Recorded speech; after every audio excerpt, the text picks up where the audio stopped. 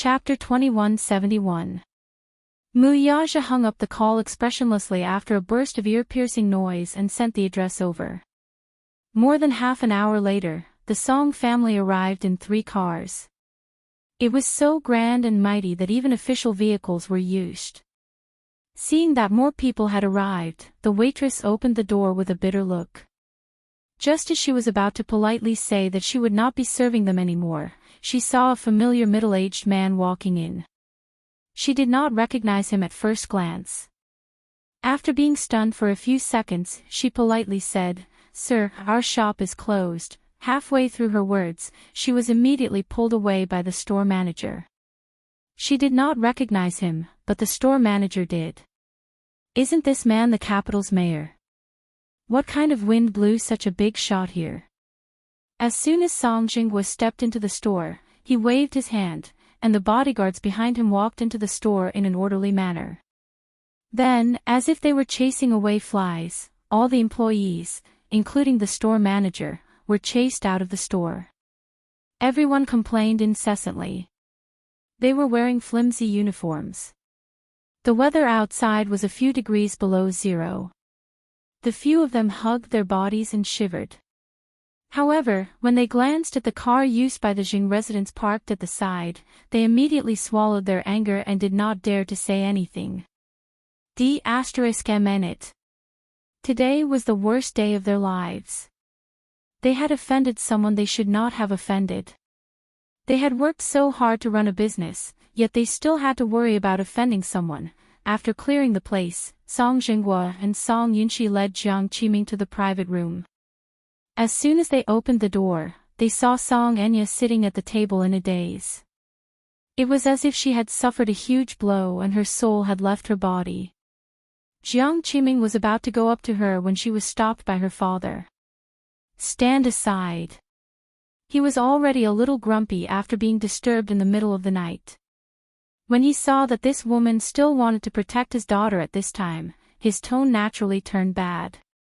The man walked straight toward the Missy and stopped in his tracks. Without calling out her name, he grabbed her by the collar and gave her a tight slap across her face. Smack! A thunderous sound was heard. So much so that the small box was filled with the resounding echo of the slap. Song Enya, who had been slapped to the sofa, sat up with a numb look on her face and raised her head. When Jiang Qiming saw this, her heart was broken, but she didn't dare to say anything. She just stood to the side, worried. Song Enya, who had been crying so hard for a long time that her throat was hoarse, finally knew to stop. However, even though she had stopped crying, she was still in a daze. Even when Song Jinghua walked in with his men, she did not notice. She still sat there in a daze without any reaction. However, after being slapped by Song Jinghua, her eyes were slightly dazed and she couldn't react for a moment. She got up from the sofa and felt a burning pain on her face. Her entire head was shaking. It wasn't until her line of sight regained its focus that she realized that Song Jinghua had come. She then realized who had slapped Rayleigh just now. Chapter 2172. You're such a disgrace. What's going on? Song Jinghua was exasperated and wanted to slap her a few more times. One slap was not enough to appease his anger, but looking at her, he pitied her. However, on second thought, Jiang Qiming said that she had returned to the capital, but she was carrying a child in her stomach. How could an unmarried girl from a prestigious family get pregnant before marriage? Most importantly, they still didn't know whose child this child belonged to. He did not know what this bastard daughter was thinking. She went missing for no reason and came back pregnant. Did she think that his life was not short enough and wanted to anger him to death? He was the mayor. Although he doted on his children, he had always been strict in educating them. If such a thing were to spread, not only would it be offensive to public morals, but it would also affect his status. He was going to run for re-election next year, and he was aiming for a high position. Now, she had inexplicably caused him to lose his life. How could he smooth things over? Song Yunxi did not dare to interrupt, but Jiang Qiming could not help but feel sorry for her daughter when she saw that the situation was getting out of hand. "Shenghua, let's talk this out," she said in an exasperated tone. "Shut up."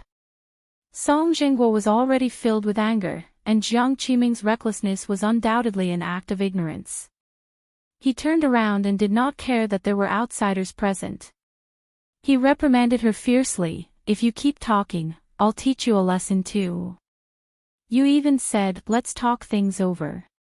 If you hadn't spoiled her and let her do whatever she wanted, would she have done such a ridiculous thing?" Jiang Qiming's eyes reddened at his words. She was already worried to begin with, and now that she was reprimanded in front of outsiders, she felt that she had lost all face. She covered her face sadly and turned to the side. When Song Yunxi saw this, she also blamed Jiang Qiming for being nosy. Seeing that her daughter was being reprimanded by Song Zhenghua, she felt sorry for her and immediately comforted her in a low voice. "Mom, we're outside. You're a woman, so don't interrupt. You have to give Dad face. Don't interrupt what your father is saying. What's the matter? Can't we talk at home? Aren't you making things difficult for Dad?" When Jiang Qiming heard this, she could only suppress the grievance and sadness in her heart. She nodded helplessly, but her eyes were wet. When Song Enya saw how angry her father was, she cried even louder in fear and trepidation. She had always been in awe of Song Zhenghua. This father of hers was usually gentle, but once he got angry, he was extremely terrifying. "What right do you have to cry here? Tell me, how did the child in your stomach come to be?" At such a young age, she didn't have any self-respect at all. She was pregnant, and all she knew was to cry when she came back. "Now you look so pitiful. What were you doing before?" Song Enya's eyes became even more swollen after the stern reprimand. From the beginning to the end, Song Zhenghua did not even look Mu Yaja in the eye. Mu Yaja sneered inwardly. Was this Song Zhenghua very powerful? When he was still the heir of the Mu family, whenever he saw him, no matter how big the matter was, he would always greet him warmly. Chapter 2173.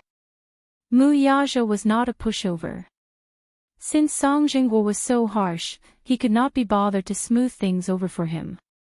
In front of everyone, he said in an extremely humiliating tone, "I don't know what's wrong with your daughter. She stole my sperm from a sperm bank and secretly ran overseas to undergo IVF. She got pregnant with a child."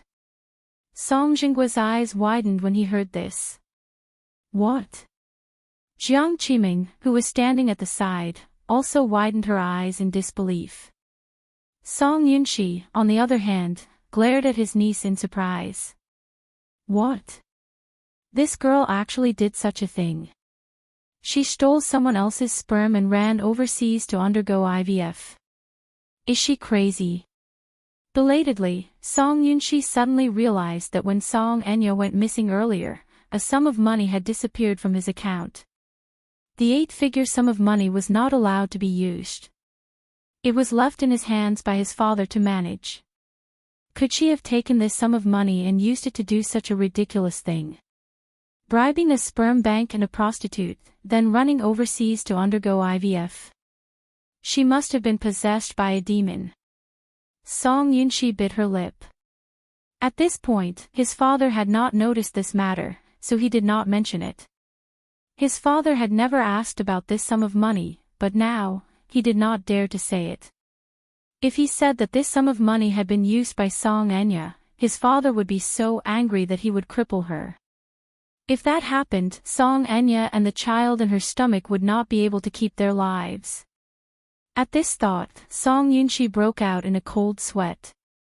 She could not help but feel worried for Song Enya. Song Enya covered her face in a daze as she sobbed. The side of her ear that had been hit was buzzing, so she could not hear anything at all. She could only vaguely see Song Zhenghua's increasingly angry face, which was terrifying to the extreme.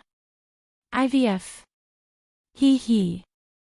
She probably wanted to steal my sperm and get pregnant with my child so that she could blackmail me into marrying her. She stole the wrong sperm, so I didn't manage to conceive a child. Instead, I got pregnant with Mu Yanqing's child.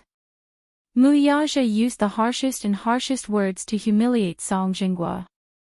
Song Jinghua's body swayed, and his face almost fell. His gaze was gloomy and his expression was complicated. Then, he clenched his fists. Impossible.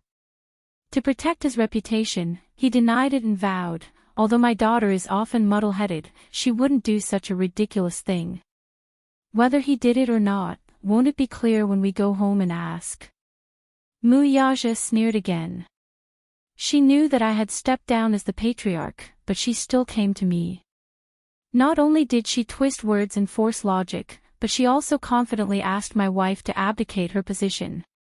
She even asked me to marry her and return to the Mu family to continue to wield the power. She even said that she would use all the power of her mother's family to support me. How ridiculous. Brother Mu. Song Anya could not listen to it anymore. She covered her ears and screamed. It was extremely ear-piercing. With tears in her eyes, she begged pitifully, "Stop talking. Stop talking, just take it that he took pity on her and did not force her into a corner. All right, I won't talk about it anymore. However, don't blame me for this. Even if the child in your stomach is mine, I will never acknowledge it. I won't acknowledge my child just because it's someone else's child." These words were undoubtedly the last bit of Song Jinghua's face. Chapter 2174. Song Jinghua sucked in a deep breath of cold air. After contemplating the cold expression on Mu Yaja's face for a long time, he suppressed his indignation and finally spat out a mouthful of turbid air. Hearing Mu Yaja's frosty reply, Song Jinghua had nowhere to vent his anger. This lad can't possibly be lying. Still, no matter what, he found it hard to believe that his precious daughter would actually say such disgraceful words. Using her maternal family's influence. Supporting Mu Yaja in his bid to become the family head again. Using her warm face to stick to his cold butt. As a result, his status as the mayor of the city had been degraded. This woman had been doted on and protected since she was young, but in the end, she was blinded by so-called love when she grew up. Besides, was Mu Yaja someone she should love? She was so blinded by her so-called incestuous love that she sided with an outsider and wanted to use her family's influence at all costs to help Mu Yaja make a comeback. The point was, did he care? He did not even care. It was not as if Song Jinghua had not arranged a marriage for his daughter before. What kind of high official and noble family could not find a match for a madwoman like her? Alas, she did not want any of them and wanted to wholeheartedly revolve around an iceberg. This foolish daughter of his, did she not realize that she was like a moth flying toward a flame? He really wanted to wake her up with a loud scolding and let her see how ruthless the man she loved was to her. In front of so many people, he did not care about her dignity at all and made her lose face as well. The more Song Jinghua thought about it, the more infuriated he felt. He really wanted to slap his niece a few more times, but when he saw her bleak and dejected expression, as well as her eyes staring blankly at her knees, he could not help but feel that she was extremely pitiful. He could not bear to see her like this, so he swallowed the vicious words that were about to come out of his mouth. Forget it. He suppressed his displeasure, but he still had to maintain his poise and bearing. Hence, he waved his hand and ordered, "Let's go home." Song Anya's eyes widened when she heard her father instructing, "Yinshi, help your sister into the car and go home." Upon hearing this, Song Anya burst into tears again. Song Jinghua immediately scolded, "What are you crying for?" "I'm too ashamed to go back," she shook her head in despair and sorrow. For the sake of this plan, she had put in all her effort and even sacrificed her family's interests, all for a petty and far-fetched reason to stay by his side. It didn't matter if he couldn't see the light, as long as he could stay by her side. But now, she had seen Mu Yaja's attitude towards her with her own eyes. It could be said that she had completely given up. He had completely given up on Chu Yang. Originally, she was unwilling to give up on this man. She had tried her best to get closer to him again and again, but now, she realized that everything she had done was in vain. At this moment, she no longer had any thoughts about him. The moth threw itself into the fire without hesitation and was burned to ashes in the end, dying a tragic death. And now, wasn't she just like that moth, burned and scarred by the raging flames? She no longer had the face to return to that home. I can't go back. Everything can't go back. The past with Brother Mu and everything with the Song family can't go back. Chapter 2175. Song Enya's mental breakdown broke Jiang Qiming's heart. She walked up to her and hugged her daughter as tears streamed down her cheeks. Mom doesn't blame you. It's Mom's fault, it's Mom's fault. If I hadn't spoiled you so much, you wouldn't have done such a foolish thing. It's the father's fault for not teaching you well. It's not your fault that I didn't teach you well. Her words were deliberately meant for Song Jinghua. The reason why she said this was mainly because she did not want him to put all the blame on Song Enya. She was already covered in scars this time. If she were to return home and suffer another blow, she was really afraid that she would lose her daughter forever. As a mother, how could she not see her daughter's current state? She was broken down, hopeless, and wandering on the edge of darkness. If she were to return home, even if Song Jinghua were to say something harsh, it would be the straw that broke her back. There was another hidden meaning in her words, and it was for Song Jinghua's benefit. If not for him doting on Song Enya so much when she was young, she wouldn't be so childish and immature. Song Jinghua's face turned red instantly. He muttered a few words but did not say anything harsh. What nonsense are you saying? If you don't go home, where else can you go? Go back. Song Jinghua paused and sighed helplessly. Dad doesn't blame you anymore. As he said this, he reached out his large palm and gently patted Song Enya's head as a form of consolation. Song Enya started bawling her eyes out like a spoiled child. At the entrance of the cafe, after Song Yunxi and Jiang Qiming helped Song Enya into the car, Song Jinghua paid the bill and politely apologized to the waiters and thanked them. Mu Yaja and Yun Shishir were about to leave when Song Jinghua called out to him. Yaja! Mu Yaja turned around and saw Song Jinghua looking at him with a serious face. He said slowly, I have something to talk to you about. As he said this, he glanced at Yun Shishir as a form of avoidance. Mu Yaja's lips curled into a smile as he turned to look at Yun Shishir. Wait for me in the car, okay? Good. I will wait for you. Yun Shishir took the car keys and got in the car without consulting anyone. Song Jinghua got into another car with him. As soon as the door was closed, Mu Yaja's face turned cold. She didn't even need to think about what she wanted to say to him behind closed doors. Dirty linen should not be aired in public.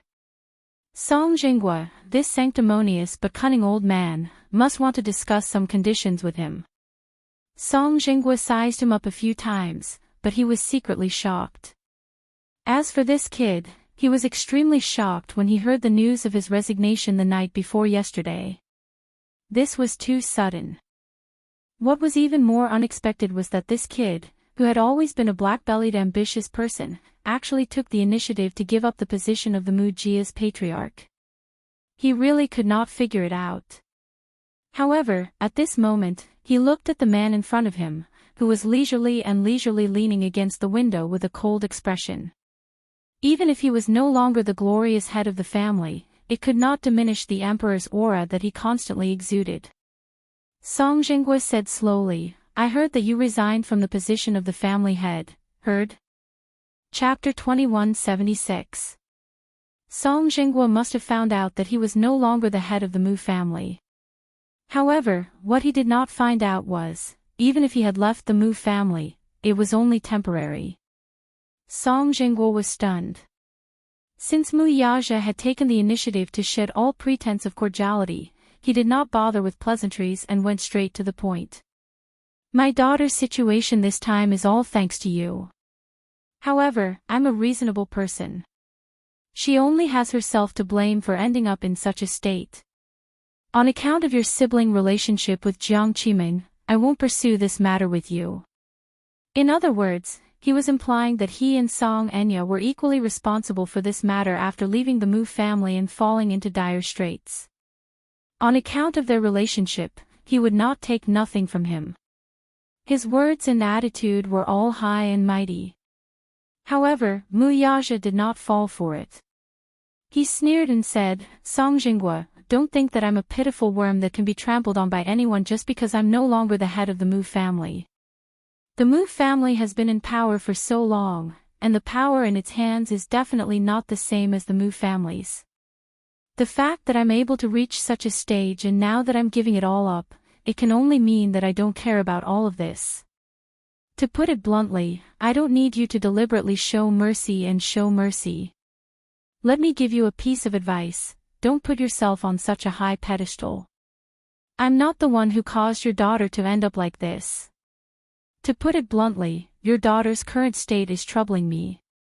When Enya was young, I used to think that she was obedient and lovely, but now, she makes me feel disgusted and disgusted. His words gave Song Jingguo a wake-up call. How could that be? Even if Mu Yaja was no longer the head of the Mu family, he was definitely not a pitiful worm that could be trampled on by others. After all, he had offended many enemies when he was still in power. If he did not have absolute confidence, he would not have stepped down from his position and put himself in a passive position. This could only mean that this fellow still had a few trump cards that he had yet to play. At this thought, Song Jingguo's arrogance and haughtiness finally subsided a little. He nodded and smiled. All right. It's my fault. I was too harsh with my words. Mu Yaja coldly snorted, his expression arrogant. When Song Jingguo saw this, he couldn't help but be glad that he had 2 holes in his nostrils. If he didn't have these 2 holes, he would definitely be angered to the point of hypoxia. He gritted his teeth and suppressed his urge. Suddenly, he made a request. Yaja, there's something you must promise me. No matter what Enya has done to bother you, I will definitely keep an eye on her in the future and never let her do such foolish things again.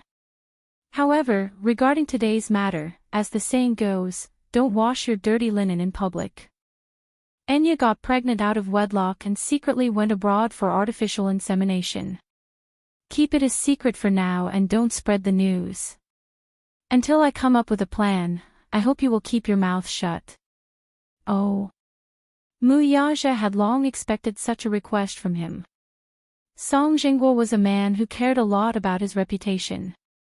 Given his niece's behavior, it was nothing more than a disgrace to the family's reputation. If she alarmed that powerful old man in the Song family, he would most likely chase her out in a fit of rage. Chapter 2177. Although Song Jingguo scolded Song Enya harshly on the surface, deep down, he was still concerned about his daughter's reputation.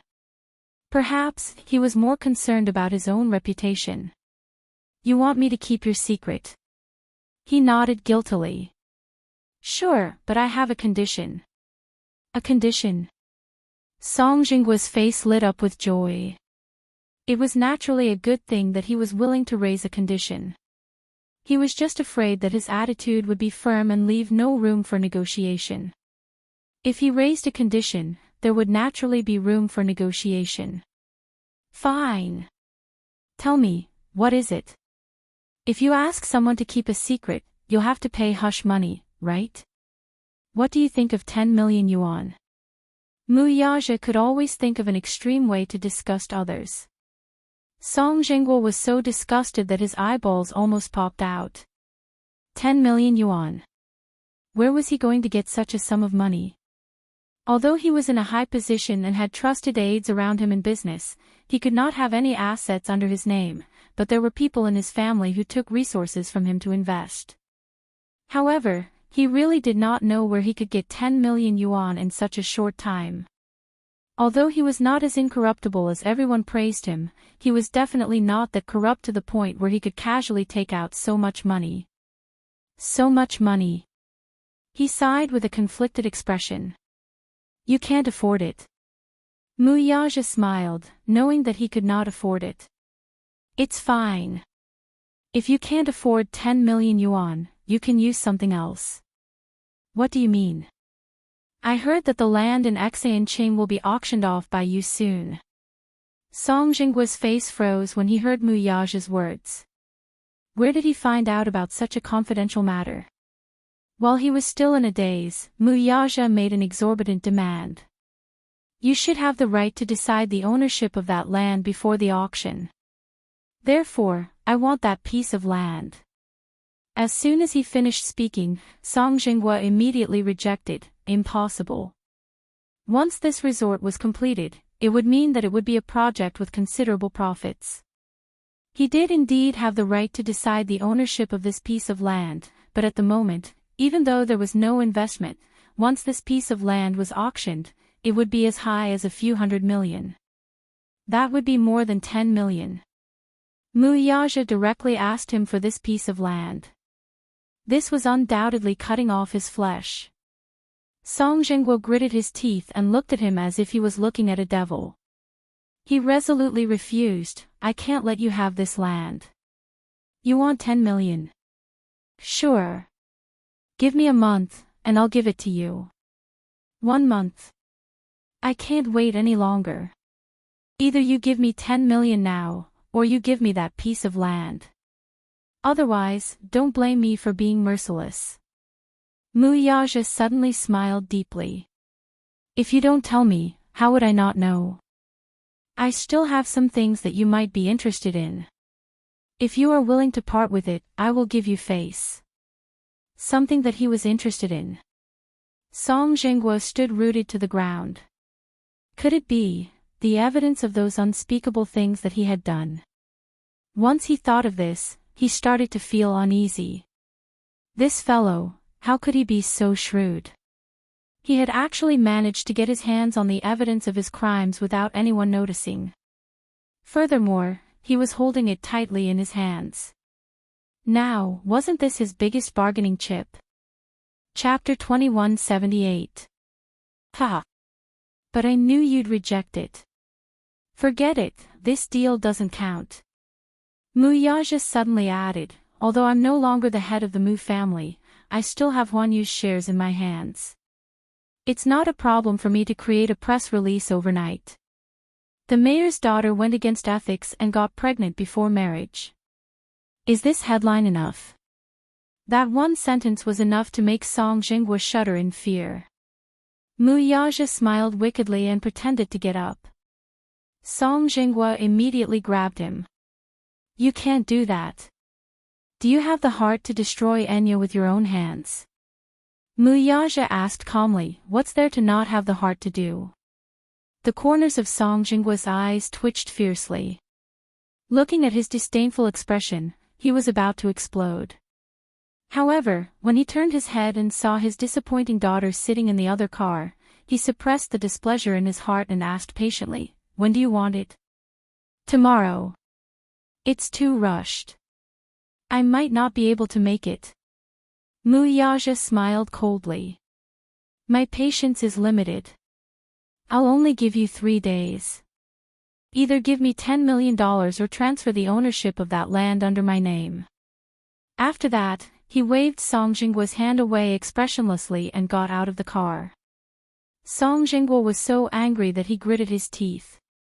He felt as if his flesh was being sliced apart by this fellow. In just a few minutes, a few $100 million worth of land was in his pocket. How could he not be angry? On the way back, Yun Shishir asked curiously why Song Jinghua had called him over. Mu Yaja told her everything about their conversation. Yun Shishir was so shocked that she couldn't close her mouth. Isn't this blackmail? She spat out, flabbergasted. Mu Yaja argued, I got this land based on my own abilities. It has nothing to do with blackmail. Yun Shishir stuck out her tongue. It would be strange if it wasn't blackmail. However, Mu Yaja was also capable. He targeted Song Jinggua's weakness. If the scandal of Song Enya's premarital pregnancy was exposed, it would have a deep impact on Song Jinggua's future. On one hand, it was a project worth hundreds of millions. On the other hand, it was his more than 10 years of career. After thinking about it, Song Jinghua naturally knew how to weigh the pros and cons and could only compromise. Although this was only one step of compromise, this deal was a huge loss. Regardless of whether Song Jinghua gave him 10 million yuan in the end or gave him that piece of land, it would be a solution to his desperate situation. Now, the Xingyu Financial Group was short of funds. Without capital investment, many projects had stopped operating, and the company was losing money every minute. Perhaps Mu Yaja did not care about such a small loss. But if they stagnated, they would only grow. That was why he did not stop Song Enya from going overseas for IVF. He wanted to have a backup plan in case of an emergency. Yun Shishir's mouth twitched. This man was far more scheming than she had imagined. To think that he had already prepared a contingency plan and leeway for the future predicament so long ago. It could only be said that this man's ambition had always been unimaginable. Thinking about it, Song Jinghua must be feeling very depressed on his way home, right? Chapter 2179. Yun Shishir suddenly found it rather interesting. She did not expect that after going around in circles, he would actually gain a lot of benefits from it. Sometimes, this man was quite evil. When he pampered someone, he did not know the immensity of heaven and earth. However, if he hardened his heart to trick someone, that person would probably lose all their temper. On the other end, in the car, Song Yunxi, who was sitting in the front passenger seat, kept her head lowered and tactfully kept quiet. In the back seat, Jiang Qiming hugged her daughter tenderly and kept comforting her back. Song Jinghua, who was sitting beside her, was so angry that his face was ashen. His pair of fierce and sharp eyes stared straight ahead, and his whole person exuded an aura of an impending storm. The temporary silence in the car was more like the calm before the storm. Jiang Qiming carefully glanced at Song Jinghua's side profile. In fact, she really wanted to know what the two of them were talking about that caused Song Jinghua's expression to be so unsightly. However, due to his unsightly expression, she could not muster up the courage to ask. However, after a long silence, she finally could not hold it in anymore. After weighing the pros and cons, she cautiously asked, "What did you and Yaja talk about? You're not allowed to mention that jerk's name in front of me again." Song Jinghua interrupted her in a thunderous rage. Jiang Qiming was shocked by his terrifying tone. She stared at him with widened eyes, seemingly unable to understand where his anger came from. However, seeing how angry he was, she did not dare to pursue the matter and tactfully kept her mouth shut. However, just because she did not ask, it did not mean that he would not talk about it anymore. He was full of anger and could not find a place to vent it. Her question naturally gave him an opportunity to vent. She saw him turn his flushed face abruptly, stared into her eyes, and roared furiously, "That good brother of yours is really arrogant." I tried my best to persuade him to keep his mouth shut about Enya's matter on account of our family's many years of friendship. Guess what he said, though? Jiang Qiming shook her head blankly and asked in surprise, "What did he say?" At the mention of Mu Yaja, Song Enya, who was originally in a daze, finally regained some vitality. Her empty eyes also regained some focus. Song Yunxi, who was sitting in the front passenger seat, also pricked up her ears curiously. He said that if you want him to keep the secret, you have to give him a sum of hush money. The moment Song Jinghua finished speaking, Jiang Qiming shook her head in disbelief. Impossible. Yaja is never that kind of person. Ha! You underestimate him too much. Now, he's no longer the Mu Jia's lord, he's relieved of his heavy responsibility. What's the difference between him and a waste? Now, because of your disappointing daughter, he has a chance to make a fuss. What did he say?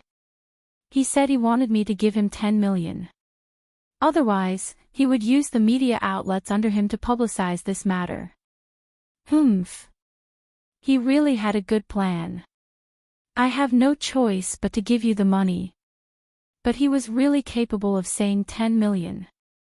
Don't you think that this kid is asking for too much? Chapter 2180. How can we come up with 10 million yuan in such a short time? Jiang Qiming muttered anxiously. At the same time, she was extremely disappointed in Mu Yazhe. How could this brat make such a shocking request? 10 million yuan. Even Song Yunxi was dumbfounded. Song Enya, on the other hand, could not help but shudder when she heard this. Why did Brother Mu suddenly become so ruthless? Could it be that he really did not have any leeway for her? 10 million yuan, she suddenly felt suffocated. Before she left the country, she had secretly transferred a sum of money from Song Yunxi's bank account. That sum of money was still empty like a black hole. If she had not done such a foolish thing, she would still be able to fork out 10 million yuan. However, if she had not staked everything on this one throw and allowed that man to take advantage of her, the entire Song family would not be in such a passive state now. Does Dad know about this? Song Enya's face turned ashen. She was worried that if her father found out that she had moved this sum of money and squandered it all for the sake of IVF, would he be so angry that he would strangle her to death? At the thought of this, Song Enya trembled in fear. Jiang Qiming's mind was full of this matter, so she did not notice her daughter's abnormality for a while. She only comforted her, "Jingguo, don't worry. I'll talk to him later. On account of our sibling relationship, he won't be so ruthless." Forget it. Song Jingguo snorted disdainfully. He has nothing now. What are you talking to him about? Sibling relationship. I think this lad has already fallen into the devil's path. He doesn't want to be the family head and actually gives up everything for a woman. Now, you're still hoping that he will acknowledge you as his sister? He doesn't care about his family now. If you talk to him, you'll only fall into his trap. After a pause, he snorted coldly with a gloomy gaze. We can choose not to give him the 10 million yuan, but he has another condition. I have a piece of golden land in my hands now, and he wants me to use my authority to give it to him for free. When Song Yunxi heard this, she immediately asked nervously, "Is it the land in the new city?" Song Jingguo pulled a long face and didn't say anything. Song Yunxi's heart skipped a beat. Seeing that her father didn't reject it immediately, she thought that Mu Yazhe must have made such a request. Tears streamed down Song Enya's face at once. She knew very well that if her father were to give this piece of land to Brother Mu for free, it would not be a matter of 10 million yuan. This piece of land was priceless. It would bring about a series of unprecedented economic benefits, and the far-reaching impact of this bidding case on his father's position was immeasurable. If everything went smoothly, it would be an unimaginable help to her father in the future. Song Yunxi asked worriedly, "Dad, are you really going to cede this land to him? What else can we do? Could it be that he could only watch as the Song family scandal was blown all over the city by this brat? I can't afford to lose face, and neither can the Song family. Your grandfather is already old, so he can't afford to lose face." Mu Yazhe knew how to grasp a person's weakness. Chapter 2181. Song Jingguo suddenly closed his eyes and exhaled a mouthful of turbid air. However, he suddenly thought of something and opened his eyelids. He looked at Song Yunxi with bright eyes and asked, "Didn't I ask you to temporarily keep a bank account for me?" Before he could finish his words, Song Yunxi's mind went blank with a bang. Even Song Enya's face turned ghastly pale at once. Song Jingguo did not notice the tacit change on the siblings' faces at all. He was focused on investigating the money in the bank account. He recalled for a moment and said in a deep voice, "I remember that there's more than 20 million in that account." Like a drowning man adrift at sea, he leaned forward and asked covetously, "Hurry up and write a check tomorrow. Do it early in the morning." "Dad," Song Yunshi lowered her head with a pale face, not daring to make a sound. Her conflicted expression seemed to indicate that she was feeling extremely guilty and wanted to hide something in a hurry, but she could not say a word for a long time. Song Enya sized up Song Yunshi and furrowed her brows worriedly. However, she gripped her skirt uneasily and bit her red lips tightly. She bit so hard that her originally pale lips were filled with blood, as if they were about to bleed. Song Jinghua, on the other hand, was extremely sharp. He could tell at a glance that Song Yunshi seemed to be feeling guilty about something and could not help but be a little suspicious. "Where did that money go?" Don't tell me that I asked you to keep it, and you squandered it on your own." Song Jinghua could not help but suspect in this direction. His voice became increasingly gloomy and sharp, and there was a sense of suffocation in it. Song Yunshi clenched her fists but did not say a word. He had been carefully managing this account, but the only oversight was fatal. He had guarded against everyone but not the mole. Song Enya, on the other hand, was the mole in the family. Song Enya sized up Song Yunshi's conflicted expression. She knew that Yunshi was protecting her and was unwilling to betray her. Therefore, just as Song Jinghua was about to fly into a rage, she suddenly raised her head without hesitation and grabbed his arm. She made up her mind and confessed through gritted teeth, It's me." Song Jinghua was stunned for a moment before he exclaimed in unison, "What? I misappropriated that sum of money." Song Enya broke down and yelled loudly. She hugged her head tightly, almost desperately revealing the truth. I want to carry out my plan, so I need a sum of money. Artificial insemination requires a lot of capital. Plus, to get those things, we need to sacrifice a lot of money. So I came up with the idea of money. I originally thought that this plan was foolproof and that I could fill in the gap very quickly. But I miscalculated." Her words were enough to plunge Song Jinghua into an incomparably dark state. He felt the world spinning around him. When he came back to his senses, he shouted in disbelief, "Song Enya! Are you crazy?" His thunderous voice even frightened the driver. His wrist trembled and he almost lost control of the car. Chapter 2182. Song Jinghua was enraged. "How dare you? How dare you embezzle that sum of money? Don't you know that it's the Gong funds?" "Dad!" Tears streamed down Song Enya's face as she begged in regret. "It's all my fault. I know my mistake now. If you hate me, you can scold me or hit me. I'll have no regrets even if you beat me to death. Anyway, I don't want to live anymore. I've humiliated you, Mommy, and the entire family. Why don't you strangle me to death? I know I'm wrong." Sob, sob, sob. She started bawling her eyes out. Song Jinghua gritted his teeth in anger. Seeing his niece in such a state, he really raised his hand high to slap her. Jiang Qiming was quick to react. She shielded her daughter in her arms and stopped her in time. She broke down and said, "Jinghua, calm down. Calm down." "How can I calm down? To have such an unfilial daughter, I can't. I can't. What's done is done, there's no point in saying all this. Enya already knows her mistake. I believe that she really knows her mistake and won't do such a foolish thing again. Just this once, give her one last chance, okay?" She pleaded bitterly as she hugged her daughter tightly and curled up into a ball. Song Jinghua looked at them in a daze.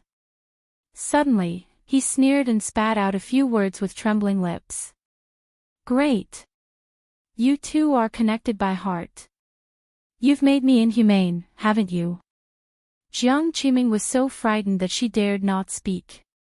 With trembling hands, Song Jingguo fished out a pack of cigarettes.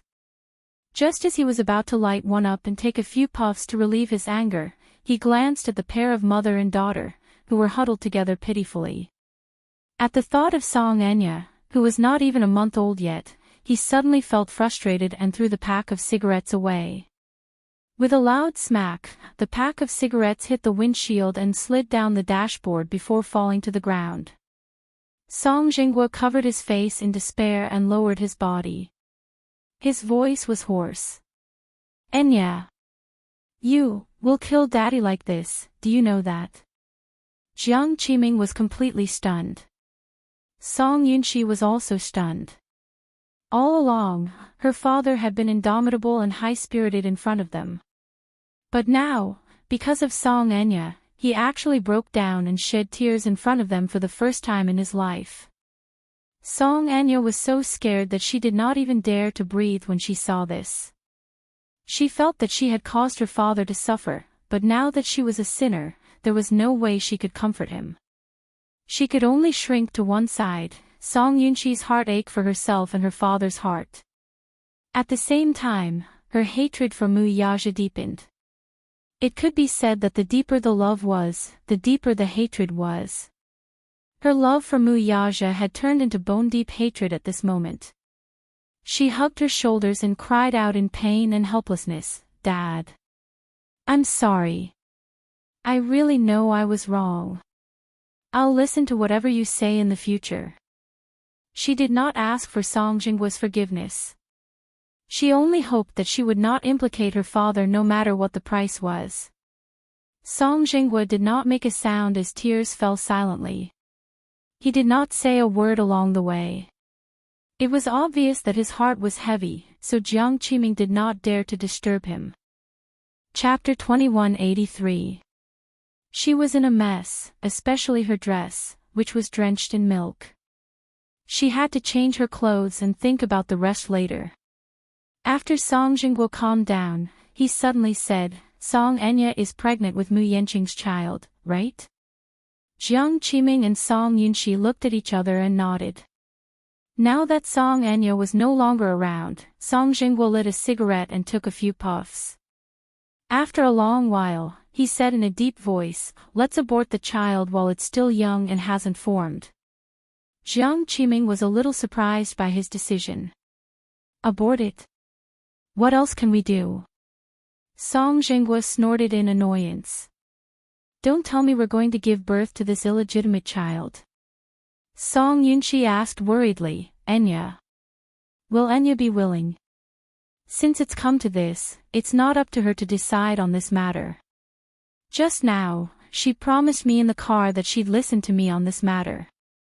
This child can't be kept. She's still unmarried. If she gives birth to this child, we won't let others make a fool of the Song family. Before the news gets out, I'll make some arrangements and find a reliable big hospital to perform an operation to abort the child." Song Jingguo's tone was so calm that it was almost cruel. At first glance, it sounded very ruthless. However, only Song Yunxi could tell that her father's tone was filled with restraint and regret. He was enduring his heartache and forcing himself to be so resolute. Indeed, if this child was kept, not only would it harm Enya, but it would also implicate the entire family's reputation. This was a step that could not be taken. "I don't think we have to abort this child, right?" Jiang Qiming suddenly said. Song Jingguo looked at her, but unexpectedly, he did not refute her words. Instead, he asked, "Then, in your opinion, what should we do with this child?" Jiang Qiming was a little surprised. In the past, she had never had a say in this family. However, now that Song Jingguo was actually asking for her opinion, she felt a little better. "I think that having Mu Yaja's child in her stomach is better than having Mu Yaja's child. Jingguo, think about it. Now, Mu Yaja has already stepped down from his position as the head of the Mu family. I heard that he has fallen out with the Mu family. It's impossible for him to return to the Mu family. In your words, I have nothing left. However, Mu Yanqing was different. He also has some status in the Mu Jia. Although he is not the Mu Jia's patriarch, if he marries Enya, with the power of the Song family, it won't be difficult for him to become the patriarch. Perhaps, he could talk to him about this matter and see what his intentions were. After all, it's his blessing that our family's Enya is compatible with him. He won't necessarily lose out. If the two families could form a marriage alliance, then when Enya's child was born, it could be said that the mother's status would rise because of her son. Perhaps, in the future, Enya can become the Mu Jia's mistress. The power of the two families balanced each other and supported each other. It could be said that both sides were seeking benefits. Mu Yanqing is a sensible child. If the situation is beneficial to him, he will definitely accept it. Song Jinghua suddenly sneered disapprovingly. Chapter 2184. Do you want me to bluntly say that this last stole the sperm bank in order to get pregnant with Yaja's child? In the end, she made a huge mistake and ended up with his sperm. Now, she's pregnant with his child due to a freak combination of factors. Isn't this a fantasy? What is Mu Yanqing thinking about the Song family? Do you think I haven't embarrassed myself enough? Jiang Qiming hesitated to speak, but Song Jinghua continued, besides, how can you be sure that Enya is pregnant with Mu Yanqing's child? What if the child isn't Mu Yaja's? Mu Yanqing's personality isn't as calm as Mu Yaja's. If that happens, won't things get even uglier? Jiang Qiming smiled. Jinghua, don't worry about this. Before that, for insurance, I'll think of a way to secretly do another paternity test. If it's confirmed to be Mu Yanqing's child, then everyone will be happy. If it's not, then according to your opinion, let's abort the child. Song Yunxi was conflicted. Is that okay? It seems like my sister is the one who threw herself at him. Song Jinghua scoffed. Do you think your mother and I want to do this? If Enya didn't ruin herself and get pregnant for no reason, would we be in such a passive position? Song Yunxi fell silent guiltily. This suggestion of yours is not impossible. According to the news, the second in charge of the Mu family seems to have the intention of supporting Mu Yanqing. However, that old man has been busy with the company's affairs recently. After that rascal stepped down, the entire Mu group is in a mess. At this time, I'm afraid he's bitterly cleaning up the mess. I wonder how the Mu group will develop in the future. Does Mu Yanqing have the ability to take on such a heavy responsibility? However, a starving camel is still bigger than a horse. No matter how bad the Mu group is, it's still the richest family in the capital. Yanqing and Enya are well matched in terms of social status. It's not a loss. Song Jinghua pondered for a moment and narrowed his eyes. I'm just afraid that we'll make the wrong bet and lose both the woman and the money. Jiang Qiming added, I've interacted with Yanqing a few times. My impression of him is that he's a humble and responsible person. He might not be as capable as Yaja, but he had a simple personality and was not as shrewd and unpredictable as Yaja. He was quite easy to control. If Enya is betrothed to him, it will be a more optimistic situation for us. The three of them suddenly fell silent. Amidst the dead silence, Song Enya changed into a new set of clothes and sat back on the sofa. Perhaps it was because Jiang Qiming had comforted her for a long time on the way home. Her emotions finally stabilized and her complexion looked better. When she went downstairs just now, she stood in the distance for a while, so she heard some of their conversation. She really did not expect that the child in her stomach would be Mu Yanqing's. But now that things had come to this, she was already disheartened. No matter what Song Jinghua suggested to her, she would not put up any resistance. Because once the heart died, it would truly die. As for her future, she did not have any expectations. She might as well go with the flow and let them arrange it. After all, she was the one who had caused this disaster. She should be responsible for it. She no longer had any thoughts about who she would marry or who she would marry. Chapter 2185. Actually, I'm not sure who the father of the child in my stomach is. Anyway, I'll listen to all of your arrangements. Song Enya stood her ground and expressed her opinion timidly. Seeing that she was so cooperative, Jiang Qiming was overjoyed. Good. Enya, you're finally a little more sensible. Don't worry, Mommy won't let you suffer. Okay, Song Jinghua suddenly said, it's decided for now. Tomorrow, find an opportunity to do a paternity test to see if the child is Mu Yanqing's. We'll discuss other matters after we get the results. Okay. Everyone reached a consensus. The next day, Mu Yanqing did not receive any calls from Meng Qingxue the entire day. Not to mention a call, he did not even receive a text message. Before he left last night, he had already made his stand clear and said that if Meng Qingxue was sensible, she would call to cater to him and agree to his arrangements. However, he did not receive any reply from Meng Qingxue until evening. He was instantly furious. He really couldn't figure out what this woman's motive was. Could it be that for a woman like her, glory and wealth were her lifelong pursuits? He wanted to give her glory and wealth. He would also allow her to give birth to the child. After the child was born, as the child's father, he would also bear the responsibility of raising and nurturing the child. If the child was well-groomed, he might have a chance to enter the Mu family legitimately. How could she turn a blind eye to such tempting conditions? He had said such harsh words. Even if she did not care for the generous treatment he had arranged for her, she should at least give him an explanation, shouldn't she? If she did not want his arrangement, she should at least report to him whether the child was staying or leaving. Mu Yanqing wanted to call her several times to question her, but when he thought of her timid expression, he could not bear to do so and suppressed the urge. As if to deliberately give her the cold shoulder, he did not disturb her until night fell. However, for some reason, the more he ignored her, the more uneasy he felt. At 9:00 in the evening, he went to her apartment uninvited. He knocked on the door for a long time, but no one answered. Just as he suspected that something had happened to her and was about to dial her number, the door suddenly opened. Meng Qingshue's haggard and gloomy face entered his sight. However, upon seeing his arrival, she wasn't as happy as before, nor did she look surprised. She only said coldly, "You're here." These three words were neither cold nor warm, and they served to accentuate her indifferent attitude. The man fumed. "You didn't call me the whole day.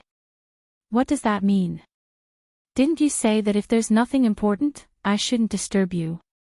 She asked curiously, but it made him fall silent. He was speechless and embarrassed. He had indeed said such words, but right now, he hated her thoughtfulness and gentleness. Like an unreasonable child, he shouted at her, "I told you not to disturb me, and you didn't even call me. How ridiculous." Meng Qingshue's face turned even paler. What, wasn't he the one who was being ridiculous? "Let me in," he ordered matter-of-factly. Chapter 2186. After he walked in, Meng Qingxue stood at the door in a daze for a long time before she closed the door desolately.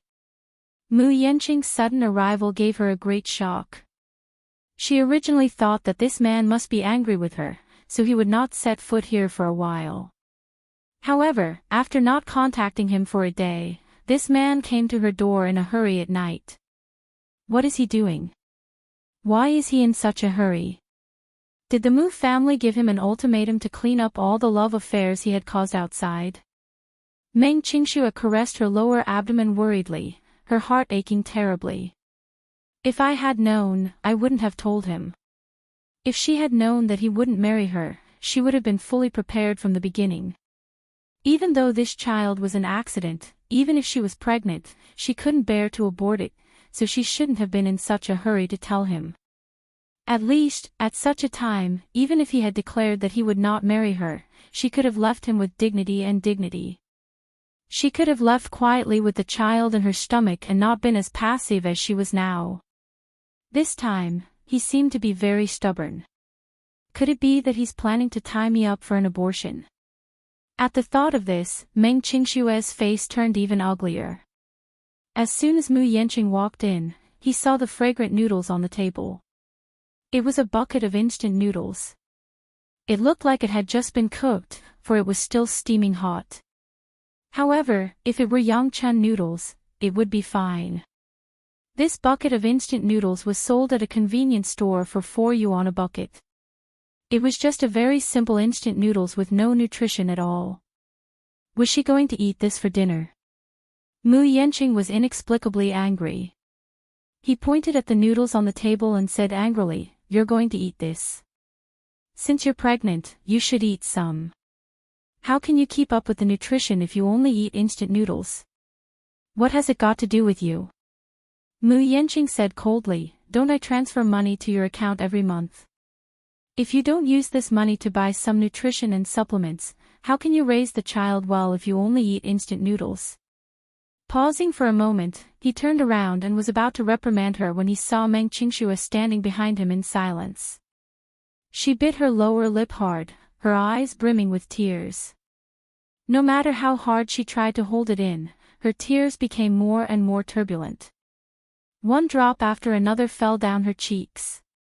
Her pitiful look. Mu Yanqing was stunned at once. When he came back to his senses, he saw her trying to hold back her tears. Feeling impatient, he yelled at her, "Why are you crying for no reason?" Meng Qingxue did not answer him. Instead, she asked righteously, "What are you doing here for no reason?" Mu Yanqing was momentarily speechless and did not know how to answer her. Suddenly, he realized how sharp her attitude was and instantly felt somewhat displeased. "Why can't I be here? I rented this apartment. Since I rented it, it's my territory. What's wrong with me coming to my own territory?" Meng Qingxue sneered. With tears in her eyes, she raised her head stubbornly and said, "Mu Yanqing, I've already returned the apartment you rented for me previously. I earned this apartment with the money I earned from my part-time job. This is where I live, not your territory. You can't come and go as you please." Chapter 2187. This woman was actually fighting with him in all seriousness. Mu Yanqing was instantly enraged. Hence, like a stubborn and willful child, he gritted his teeth and said, "I bought the diamond and necklace you're wearing, didn't I? I also got someone to get your phone made for you, didn't I? Let's not talk about the other things in this house. Even you are mine. I've engraved a seal on your body, and the child in your stomach is also mine." Meng Qingxue flew into a rage out of humiliation. Her eyes were red as she hysterically tried to stop him from continuing. Mu Yanqing. However, Mu Yanqing ignored her and her pair of red and swollen eyes as he declared arrogantly, "I even accompanied you to the mall to buy the clothes you're wearing. Tell me, other than this rental house, what else do you have that belongs to you?" Meng Qingxue bit her lower lip hard as she stared at him in a daze. She was so sad that she broke into a smile. Then, right in front of him, she grabbed the ends of her clothes with both hands. Almost immediately, she deftly took them off and threw them at his face as she screamed at the top of her lungs, "I'm returning them to you. I'm returning everything to you. All right?" Mu Yanqing was stunned by her outburst and was momentarily at a loss as to what to do. Meng Qingxue was only wearing a piece of underwear. Apart from taking off her dress and throwing it at him, she also took off the diamond studs in her ears, the crystal necklace, and the diamond anklet and threw them all at him. Finally, he saw her suddenly turn around and walk toward the bedroom. Mu Yanqing grabbed her dress and chased after her, only to see her rummaging through the drawers and drawers. Finally, she found some expensive jewelry that he had given her in the past in a few dressing boxes. Most of them were expensive, and she had been keeping them safe all this while. She could not even bear to wear them, but now, she found them all and threw them all on the bed. "What are you doing?" Mu Yanqing reprimanded. Meng Qingxue, on the other hand, seemed to be deaf. In the end, she took out a passbook, a few credit cards, and a Hermes bag that Mu Yanqing had given her for her birthday last year. She threw everything on the bed. Meng Qingxue suddenly raised her head and stood in front of him. She forced herself to be more elegant and free, like a proud queen. She suddenly said, "I'll return everything to you. Whether it's the passbook, the credit card, the diamonds, the jewelry, or the branded bag you gave me, I'll return everything to you. From now on, let's cut off all ties. Please don't bother me anymore." You. What nonsense are you talking about? I'm not talking nonsense. I'm serious. Because I've had enough.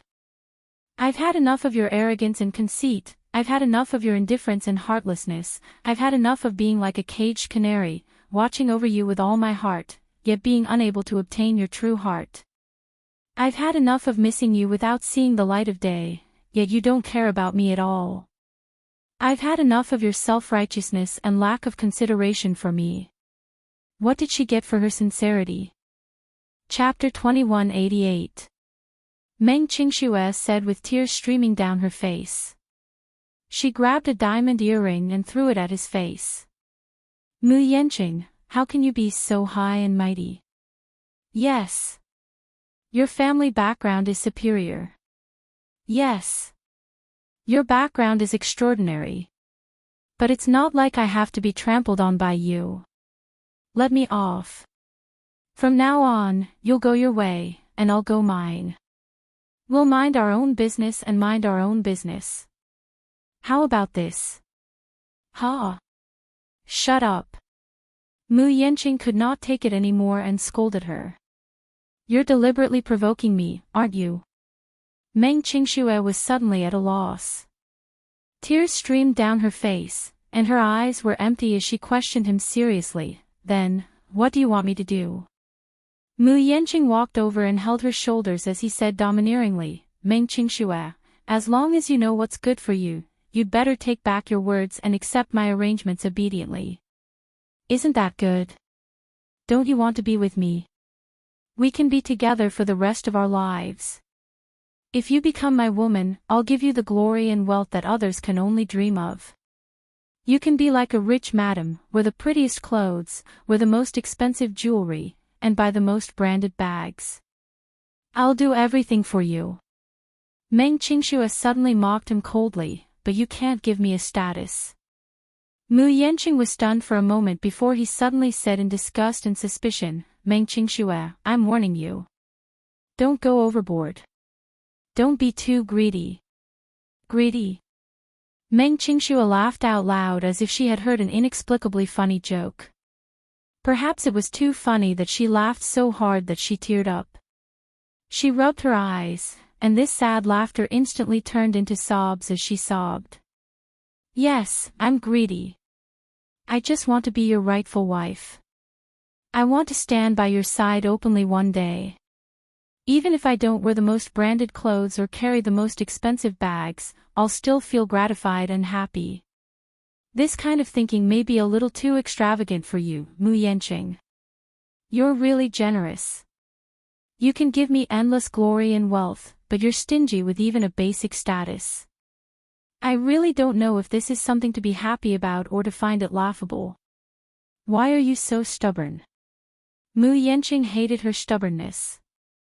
He held her shoulders tightly and forced her to sit by the bed. He then said seriously, do you know how long I've worked for this day? My second uncle said he's decided to help me, but before that, I have to agree to one condition. First, I have to cooperate with him. My power and status aren't that stable yet. If I want to sit on the patriarch's seat, I'm still a little lacking. If I were to marry a young lady from a big family, then it would definitely be an advantage for me. Why don't you SS? Tears streamed down Meng Qingxue's face as she said, Yanqing, I love you. Even if you have nothing, I'll always be by your side and never leave you. I only want you. I don't care about the glory and wealth. I only want to be with you. Mu Yanqing was moved by her words. No matter who he was, his heart would soften at her words. Chapter 2189. However, even if he was touched by Meng Qingshue's unswerving devotion, he would never give up the fight for the family head position because of this. He had waited for this day for too long. Now that he had such an opportunity, how could he give it up so easily? It was not easy for him to drag Mu Yaja down from his position. If he gave up just like that, wouldn't he be paving the way for someone else? At the thought of this, Mu Yanqing regained his rationality and flung her hand away. Impossible. I can't give up just like that. Then, let's break up. Meng Qingshuo suddenly suggested. Mu Yanqing turned around in surprise. He didn't expect that this woman would be so magnanimous and even break up with him before he did. He also didn't expect that this woman, who had always loved him with all her heart, would let him go just like that, without any reluctance at all. You want to break up with me? Don't worry, I don't want any compensation from you. Even if it's a breakup fee, I'll return everything you've given me. I only hope that from now on, we'll cut off all ties. I won't pester you anymore, and you won't pester me anymore. Okay. If it were in the past, Mu Yanqing would definitely suspect that this woman was playing hard to get with him. However, at this moment, when he saw the determination in Meng Qingshue's eyes, his heart suddenly trembled. This woman actually said such a sentence in an extremely serious manner. Meng Qingshuo continued, as for the child in my stomach, you don't have to worry too much about it. I won't cause you much trouble. Whether you get rid of it or keep it, it has nothing to do with me anymore. Even if this child doesn't have a father from a young age, as a mother, I'll definitely make it up to him and raise him up. I only ask that you give me the right to be a mother and stop interfering with us. Meng Qingshuo smiled coldly and then walked around him to the living room. She sat down on the sofa, picked up the bucket of noodles, and started eating. When Mu Yanqing returned to the living room, he saw her from afar holding a bowl of noodles and wolfing them down with tears in her eyes. It could be seen that she was starving, and her stomach was rumbling. She was no longer as fashionable and delicate as she had been when they first met. Instead, she was in dire straits. Last night, he had deliberately ignored her and left in such a carefree manner. She had not eaten anything the entire night and had cried herself to sleep. Then, she had been frightened by a nightmare and had cried herself awake. When she woke up, she kept crying.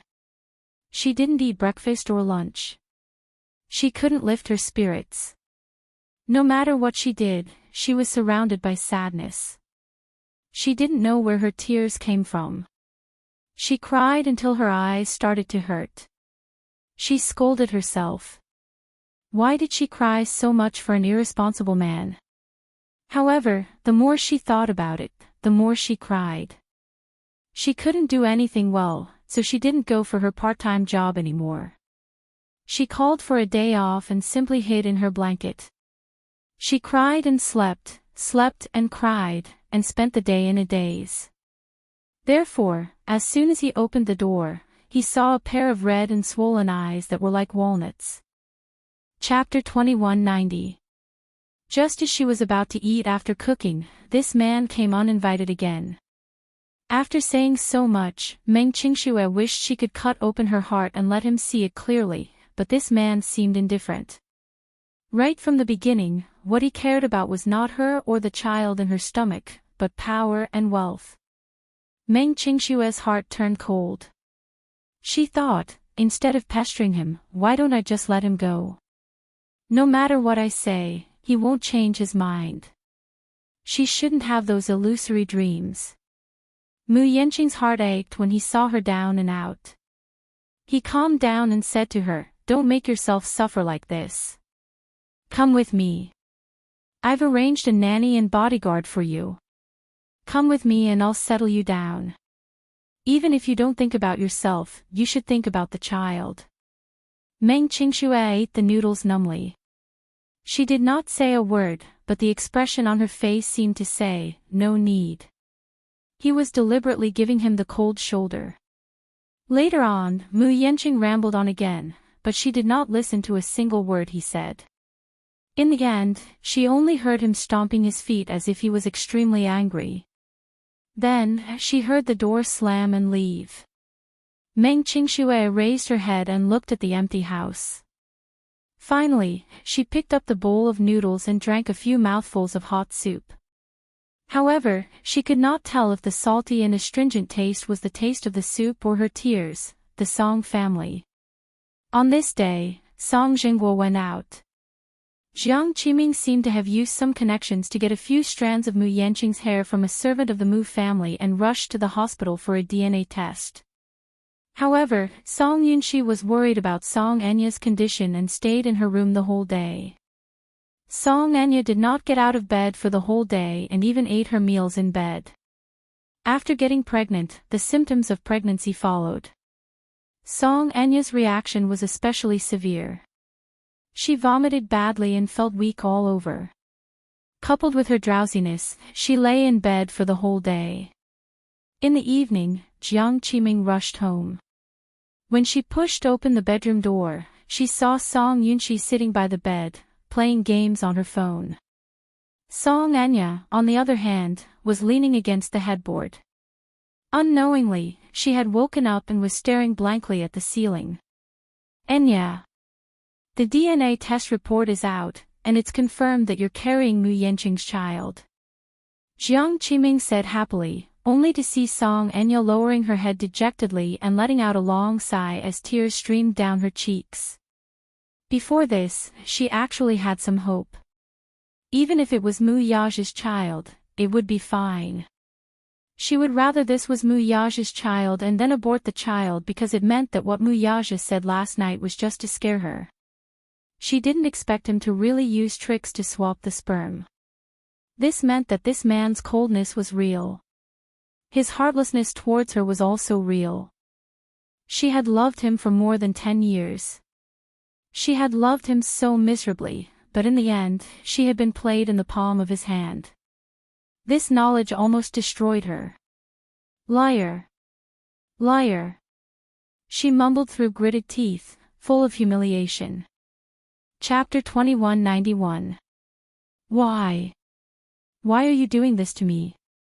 Song Enya roared as she covered herself with the blanket and cried uncontrollably. Jiang Qiming's heart ached for her daughter, but she was also angry. Her heart ached for her daughter's downfall and helplessness, but she was even angrier at her stubbornness. Enya, isn't it great that you're pregnant with Mu Yanqing's child? Compared to Yaja, Mu Yanqing is now in high demand. If this child works hard and becomes the head of the Mu family, then you'll definitely be the matriarch of the Mu family in the future. Although things are a little complicated, it's still a lucky hit. Carrying Mu Yage's child is better than carrying Mu Yage's child.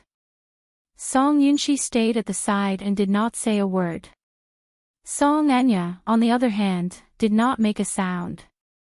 She hid under the blanket and saw a bulging figure, which seemed to be secretly crying, trembling slightly. She walked over and comforted her. Enya, don't be too sad. Think about it. It's very important for a woman to choose the right husband in her life. Marriage is a second reincarnation for a woman. As long as she's chosen well, she'll have a lifetime of happiness. Besides, Yanqing is quite outstanding. He's gentler than Yaja. If you work hard, he'll definitely treat you like a treasure and dote on you. But what about Mu Yaja? Could it be that you still haven't thought it through and are still thinking about that lad? He's no longer the head of the Mu family, so life won't be easy for him. You'll only implicate yourself and suffer if you're with him. I know that you have deep feelings for him, but can feelings be eaten? Mom also admits that Yaja is very outstanding and extraordinarily handsome, but now that he's down and out, Mu Yanqing and him are like heaven and earth. A fine bird chooses a tree to nest in. Women naturally have to be more open-minded and know how to treat themselves better. Of course, men are also accepted based on merit. Mu Yanqing isn't bad. Jiang Qiming tried her best to persuade Song Enya before she finally stopped crying and calmed down a little. This child was Song Enya's only hope. With this child in her arms, perhaps the Song family could rise again with the help of the Mu family. Song Yunqi added, Enya, just give up on Uncle Mu. By treating you like this, it's obvious that he doesn't care about you at all. He even used such a method to scheme against you. What's worse is that he even used your innocence to threaten father and the Song family. What's the point of thinking about such a vile man? I can't accept this. Song Enya gritted her teeth. I can't take this lying down. How am I inferior to that woman? Last night, she had clearly thought it through, but when she woke up and looked at the bright sun outside the window, it couldn't shine into her heart. Thinking back, she felt that Mu Yaja had done her in. Yes, she had schemed and plotted a lot. In order to be with the person she loved, she had indeed used dirty methods. But that was for the sake of loving him. She had never had any thoughts of harming him. When she thought about the artificial insemination, because her body was too weak, the failure rate of artificial insemination was too high. She would rather suffer more and use test tube babies. After much difficulty, she finally got pregnant. But in the end, what was the result? In the end, she was ruthlessly toyed with by the man she loved. This feeling was so painful that it was as if a knife was stabbing her heart and making her bleed. Chapter 2192. Right now, her hatred was bone and flesh. She loved, hated, and was infatuated with Mu Yaja, but in the end, she felt more like a lively clown. In the end, all her efforts were in vain and she ended up as a joke. She had been on tenterhooks all this while, yet she ended up in such a state. Song Enya's heart was twisted, and she could not let it go. My daughter is so outstanding, it's clearly his fault. Daughter, let it go. Jiang Qiming comforted her gently. Song Enya gritted her teeth for a while before she felt a little better. Brother Mu. Just you wait, one day, I'll make you pay for all the humiliation you've given me today. That night, Song Jinghua came back from a dinner party with a worried frown. Jiang Qiming had just coaxed her daughter, but when she saw him looking gloomy and absent-minded, she could not help feeling worried. Jinghua, what's wrong with you? You don't look good. Did you go to the hospital today? He did not answer his mother's question and asked directly. Jiang Qiming nodded. I did 2 tests, and the results showed that they're both Mu Yanqing's children. Song Jinghua was not happy about this, though. Instead, he said worriedly, today, I heard from a source that the Muse don't seem to know about this. Enya did a good job with this matter, so not many people know about it. It's only natural that the Muse don't know about it. That's not the problem. Ha! Then. Song Jinghua suddenly glanced at her from the corner of his eyes and said, Mu Linfeng intends to arrange a marriage for Mu Yanqing. Do you know about this? Jiang Qiming was stunned as if she had been struck by lightning. A marriage alliance? Yes. I heard that they've already started looking for one, but I heard that Mu Linfeng is quite interested in the Lin's 3,000 gold ingots. Lin Shuya. Yes. Jiang Qiming's expression gradually turned ugly as she said worriedly, the Lins are an impressive and prestigious family.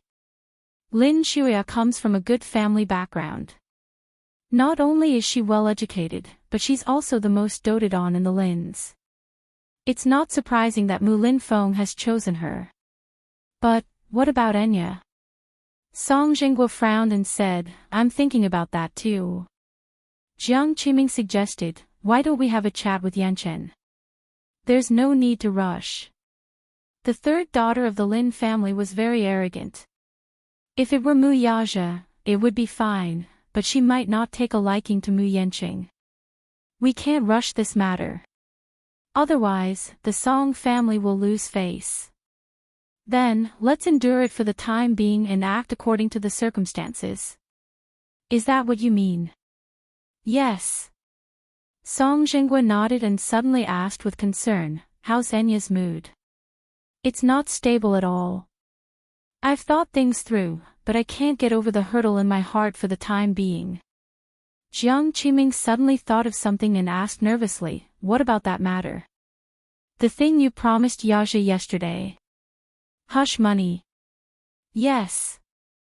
Song Jinghua's face darkened, then he sighed and shook his head helplessly. Since he wants that piece of land, let's give it to him. Other than that, I can't think of any other way.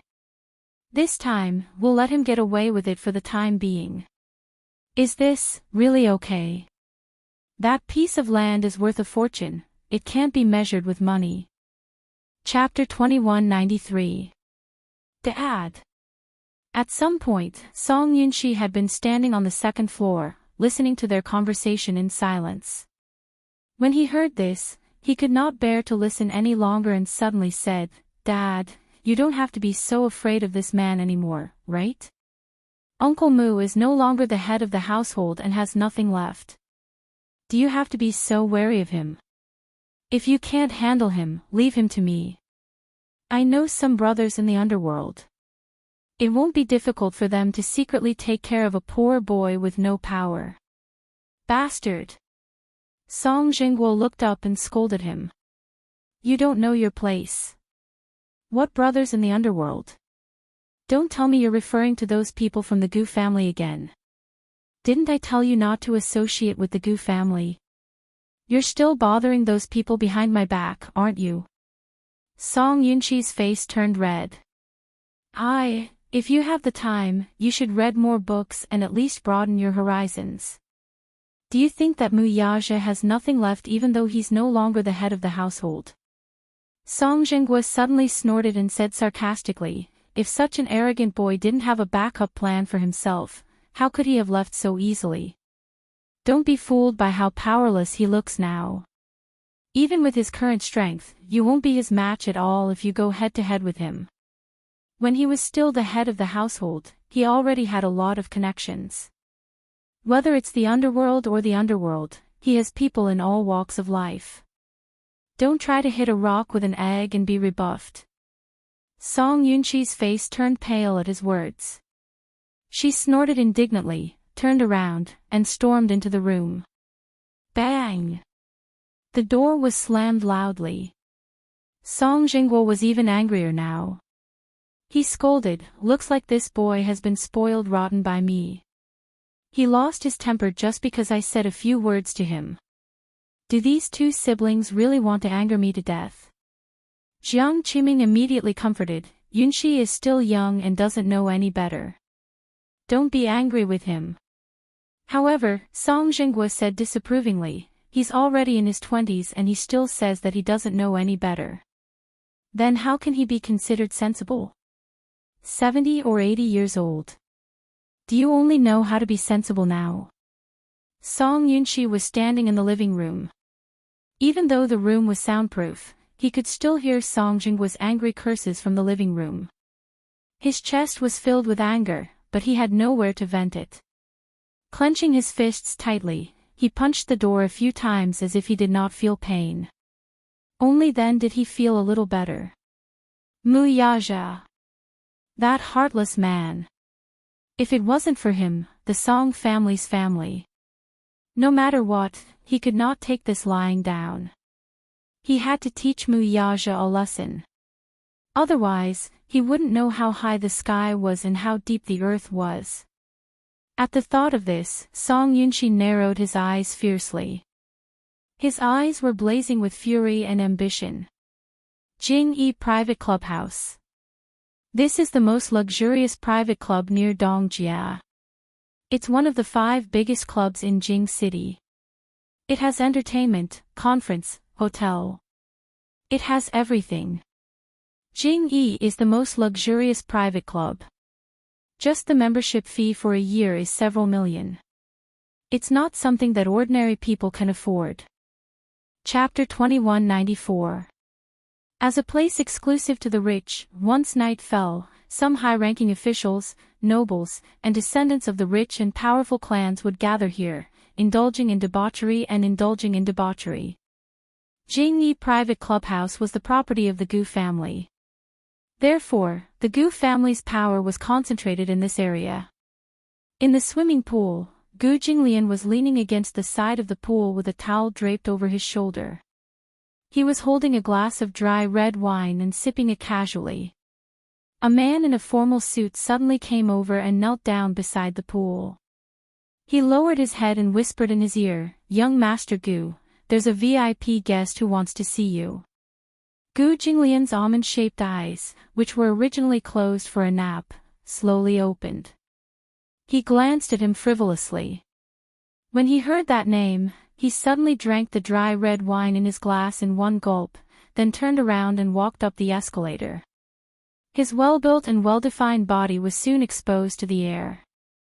Transparent water droplets slowly slid down his body. That charming and devilish pheromones, no matter how strong a woman's willpower was, at this moment, standing in front of him, she would be mesmerized to the point of suffocation, right? The moment he came out of the pool, someone immediately came forward and carefully took the wine glass from his hand. Then, another person respectfully came forward and draped a graceful and luxurious bathrobe over him. In the private room, Song Yunshi had already finished a whole bottle of red wine. At this moment, he was really annoyed. When he thought about how weak his father was and how he was willing to give a piece of golden land to Muyaja, he was so angry that he drank another glass. Just as he opened the second bottle, the door was suddenly pushed open. He raised his head and saw Gu Jinglian, who walked in like a moon surrounded by stars. He forced a smile on his face and stood up respectfully. In front of this man, even if he was proud and arrogant, he still didn't dare to relax. "Young Master Gu." He chuckled and greeted politely. However, Gu Jinglian acted as if he did not hear her. He walked slowly to the sofa and sat down gracefully. Then, he crossed his legs and looked very noble. After coming out of the swimming hall, he changed his clothes, but his black hair was still a little wet and slightly messy, but it did not diminish his heroic spirit. Song Yunshi was not embarrassed by the arrogance and disdain he had shown from beginning to end. Instead, she smiled more and more flatteringly. To him, a man like Gu Jinglian should be so arrogant and superior. The more one mingled in this circle, the more they paid attention to their status. Since their identities were different, their statuses would naturally be different as well. "Sit down. Don't stand on ceremony," Gu Jinglian said lightly, then beckoned with his finger. Soon, a waiter came up and opened a bottle of Lafite. Song Yunshi silently sized him up. She had to admit that the man in front of her definitely didn't look like a crown prince from the underworld. Gu Jinglian's mother was one of the top 10 beauties in the capital back then, and he had inherited her beauty. His facial features were between genders, and his deep-set facial features were full of heroic spirit. However, his feminine eyes and exquisite nose and lips were definitely something that women could not compare to. Her beauty had nothing to do with gender. It was so beautiful that it was suffocating and breathtaking. Chapter 2195. His eyes, in particular, were captivating. The reason was that his pupils were different from those of ordinary people. His pure amber eyes were like top-grade and beautiful colored glass, flowing with light. He raised his eyelashes and raised his wrist to look at the time, as if secretly setting a time for Song Yunshi in front of him. He had always paid attention to the concept of time. Therefore, no matter who the person was, if they came to talk to him about something, they had to be concise and comprehensive within 30 minutes. Otherwise, he would not have that kind of patience. "Why are you looking for me? Speak." Song Yunshi first rubbed her hands a little uneasily and politely exchanged a few words. Then, she went straight to the point and summarized the matter. "Muyaja, that bastard, is too much. He's going too far. I really can't take this lying down. I can't watch him trample the Song family under his feet, so I want to teach him a lesson. Oh. Gu Jinglian nodded slightly, curled his lips, and then smiled evilly. So. You came to me just to complain about these things. In other words, there was some dissatisfaction. Song Yunxi and Gu Jinglian had known each other for a long time, but the relationship between the two of them could only be considered as casual acquaintances at best. Song Yunxi had always wanted to befriend Gu Jinglian, who had a strong background in the underworld. However, no matter how she tried to curry favor with him, it was difficult for her to get too close to him. Gu Jinglian was really too arrogant. He was like a natural aristocrat. The aura in his every move was incomparable. Song Yunxi said, I came to you because I hope that you can help me vent my anger. Young Master Gu, I know that you have some tricks up your sleeve. In front of you, Mu Yaja is just a pitiful worm. Won't he be easily crushed under your feet? Not interested. Gu Jinglian interrupted her with little interest. His expression was cold, and he yawned lazily. Mu Yaja. He had also heard about his resignation as the patriarch. However, he wasn't so bored as to go against a former overlord. The Mu family was an old rival of the Gu family, so they knew each other very well. Song Yunxi was short-sighted and stupid, but Gu Jinglian could see the situation clearly. Although Mu Yaja seemed to be in dire straits now, having lost some of his status and his former glory, it was as if he had fallen from the top of a mountain to the bottom of a valley thousands of meters down, smashed into pieces. Gu Jinglian, who could see the man's ambition clearly, knew that the current situation was only temporary. Before long, this man would once again stand at the peak at the speed of light in an extremely short amount of time. His current abject state was just a cover for others. Mu Yaja was the same as him, an arrogant man to the bone. He would never allow himself to fall from a high position. Even if he abdicated, it was just a means to advance by retreating. Therefore, he wasn't interested in having any entanglements with such an unfathomable man. Moreover, the Gu and Mu families had always minded their own business and didn't have any feud. Even if they had always been against each other, it was just a competition and had nothing to do with gratitude or grudges. To outsiders, Mu Yaja and Gu Jinglian seemed to be enemies and friends. They couldn't see clearly.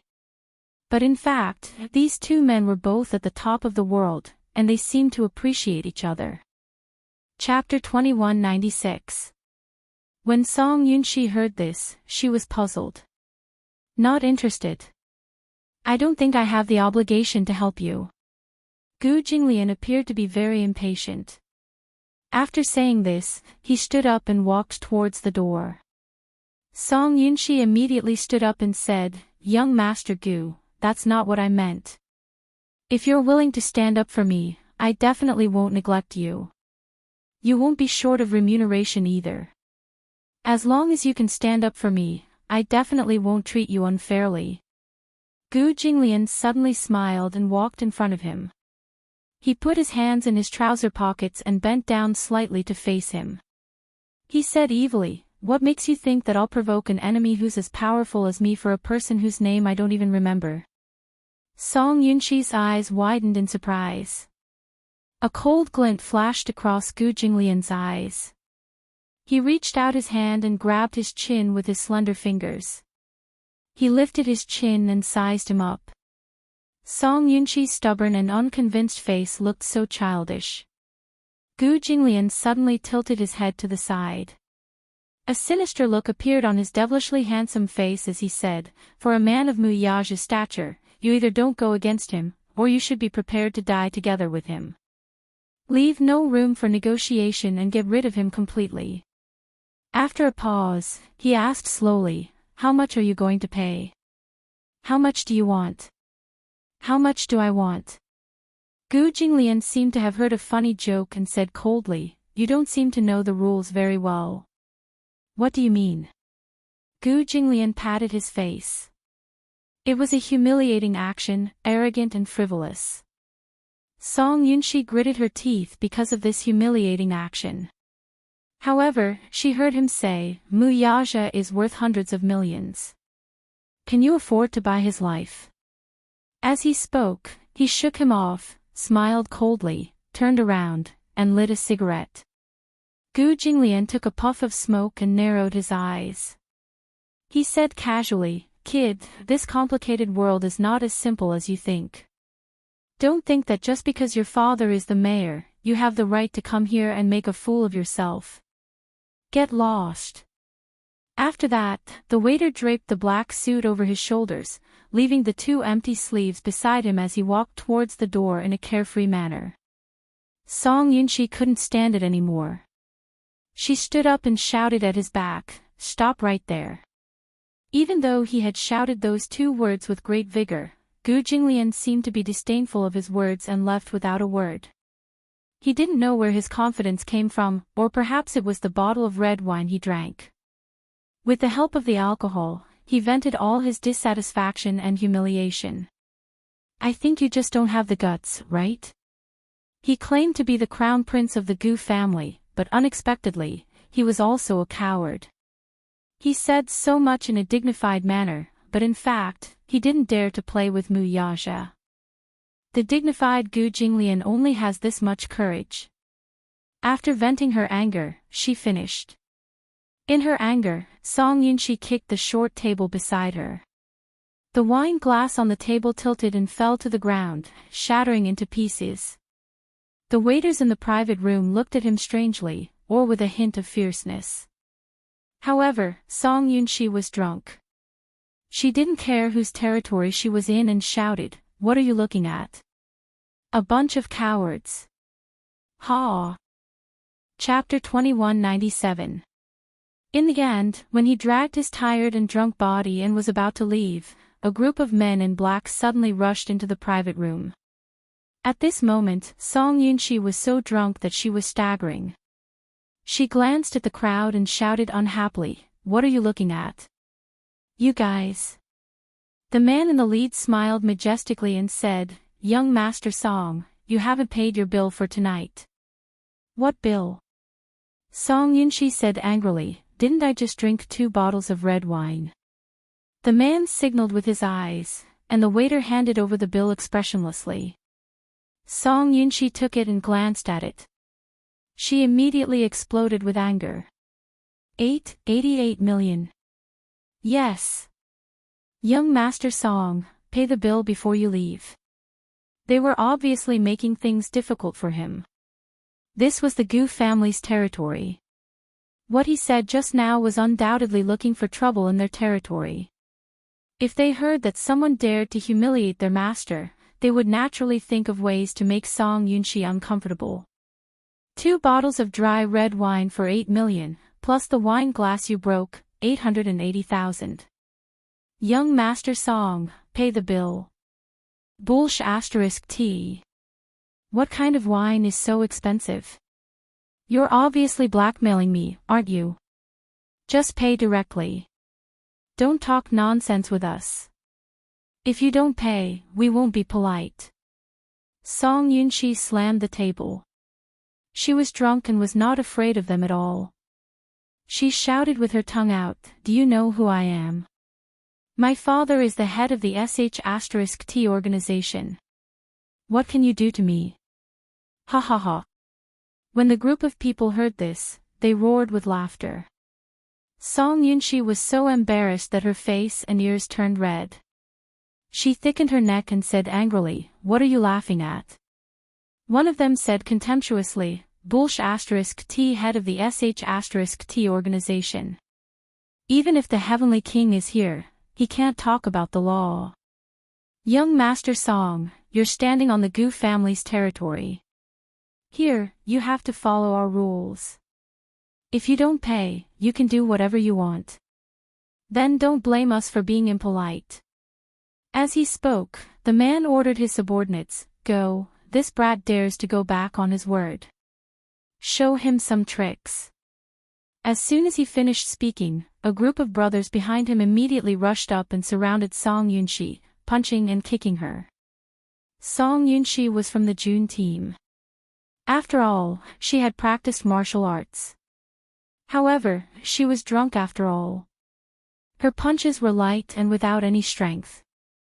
Soon, she was defeated and beaten to a pulp. 10 minutes later, at the back door of the clubhouse, Song Yunshi was kicked out like a piece of garbage. She fell to the ground with a bloody nose and a swollen face. That man mocks him, "You don't have money and you come to Jing Yi. Idiot." Everyone laughed and closed the door.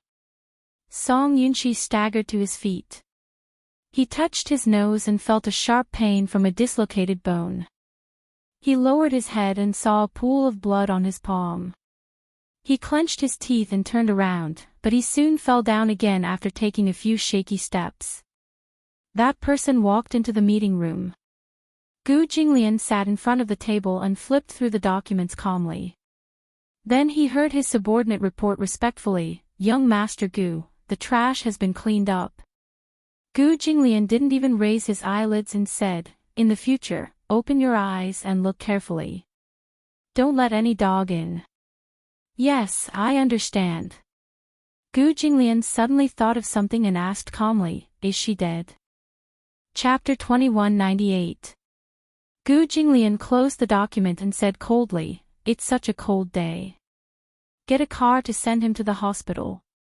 It's bad luck if he dies here." "Okay. It's Lunar New Year's Eve tomorrow."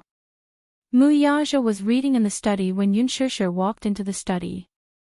She rested her head on his shoulder and smiled happily. Her eyes were sparkling and she looked very excited. After Yu Yu's reminder, she checked the calendar and confirmed that it would be Lunar New Year's Eve tomorrow night. She was overjoyed. After all, this was the first time she and Mu Yaja spent New Year's Eve together. She was looking forward to it.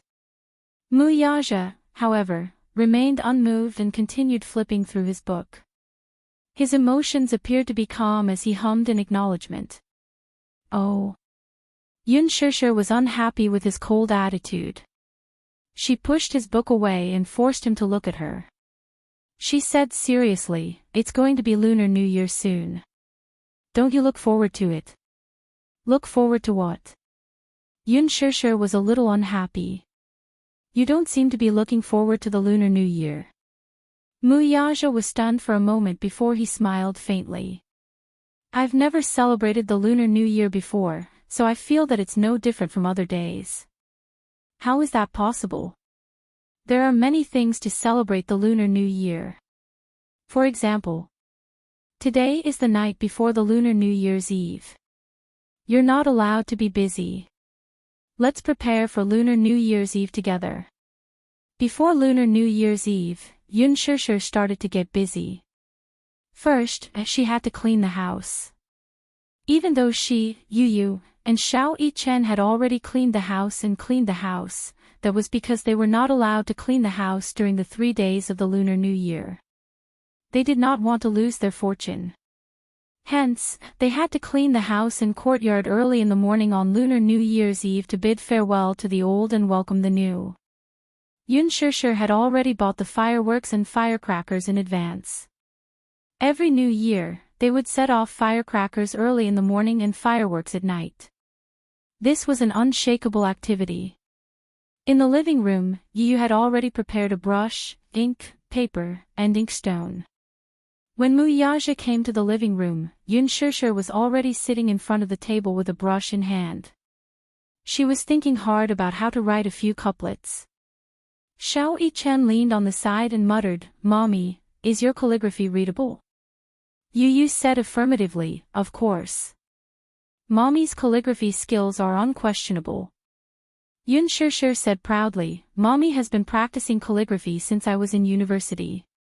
You can say that I've made some progress in my studies." Mu Yaja came to her side and looked at the 2 Red Spring Festival couplets. At this moment, they had not written anything yet, so he asked, "What couplets do you plan to write?" "Ah." Yun Shishir's mind was blank, and she didn't know what to write.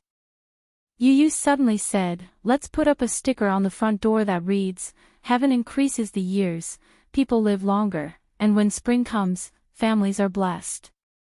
He then took out 2 portraits of door gods, Yuqi Jingde and Qin Qiong. I've prepared the portraits too. Xiao Yichen took a look and his lips twitched. What's this? Door gods. Door gods. Yu said, Yuqi Jingde and Qin Qiong. Xiao Yichen was puzzled and asked, why do you want to put up these 2 guys? Chapter 2199. Then I can do it too. Xiao Yichen flexed his muscles. Draw a picture of me and paste it on the door. I want to be a door god too. You snorted and said disdainfully, with your skinny arms and legs, you still want to be a door god. Yuqi Jingde and Qin Qiong are marshals under Li Shimin. The reason for this custom is that after Li Shimin ascended the throne, he couldn't sleep at night because he killed countless people and often had nightmares. Therefore, the officials suggested that Yuqi Jingde and Qin Qiong should stand guard at the door so that they could sleep well at night. Later, the palace sent an artist to draw these 2 people and paste it on the door. Yu. Are you an encyclopedia? You know so much. Yu said disdainfully, do you think I'm like you? Simple-minded. While the 2 little guys were bickering, Yun Shishir finished writing the couplet and showed it to them. It's done. Mu Yaja glanced at it and was slightly surprised. The handwriting was clear and elegant. It was indeed beautiful calligraphy. Mu Yichen was so shocked that his mouth opened wide. He said in a daze, Mommy. The handwriting is not bad. Yun Shishir was suddenly at a loss. What should we paste on the bedroom? Let's write birds flying happily in the sky and the earth tied together in a knot. Yu said again. Yun Shishir and Mu Yaja looked at each other and lowered their heads in shame. Their educational level was worse than a child's, shame. After writing the couplet, they wanted to paste it on New Year's Eve. Yu brought a stack of red paper and 2 pairs of scissors and said that he wanted to cut the window flowers. When Mu Yaja saw this, his curiosity was piqued and he excitedly asked Yu to teach him. Yu had been good at handicrafts since he was young. During the Lunar New Year, he cut the window decorations himself. They were as good as the ones bought outside. Mu Yaja was also interested. He looked at the 2 little guys' scissors and felt that it was a bit interesting. He took a piece of red paper and fiddled with it for a long time. Finally, he unfolded it, only to find that the cut was a mess. Yun Shishir, who was standing at the side, could not help bursting into laughter. Yu also saw her father's terrible handiwork skills. She covered her mouth and snickered. Even Mu Yichen laughed mercilessly. Daddy is so stupid. Mu Yaja glared at him in dissatisfaction. He snorted and said confidently, that's because no one taught me. Let me do it. Yu abandoned Mu Yichen and sat on Mu Yaja's lap, personally teaching him. Paper cutting was really amazing. She watched as the boy folded and cut a piece of red paper in his hand. From time to time, he would carefully make a few strokes with a knife. Finally, when the paper was unfolded, the word Fu appeared neatly on the paper. It looked very proper. Mu Yaja also learned seriously.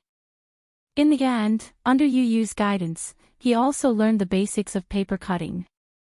At least it was pleasing to the eye. Yu nodded and commented, you've made some progress.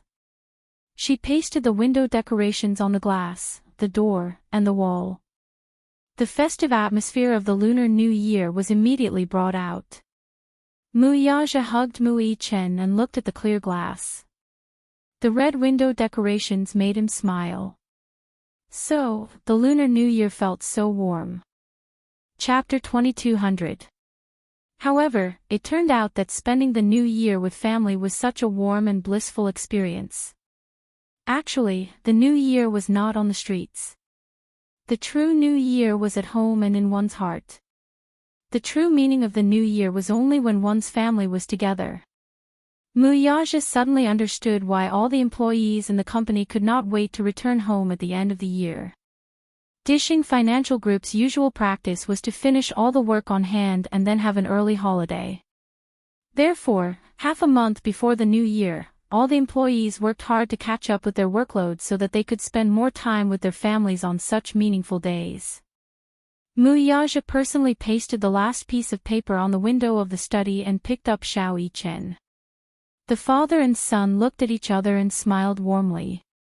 "Daddy! Daddy!" Yu ran over with 2 big red lanterns in his hands.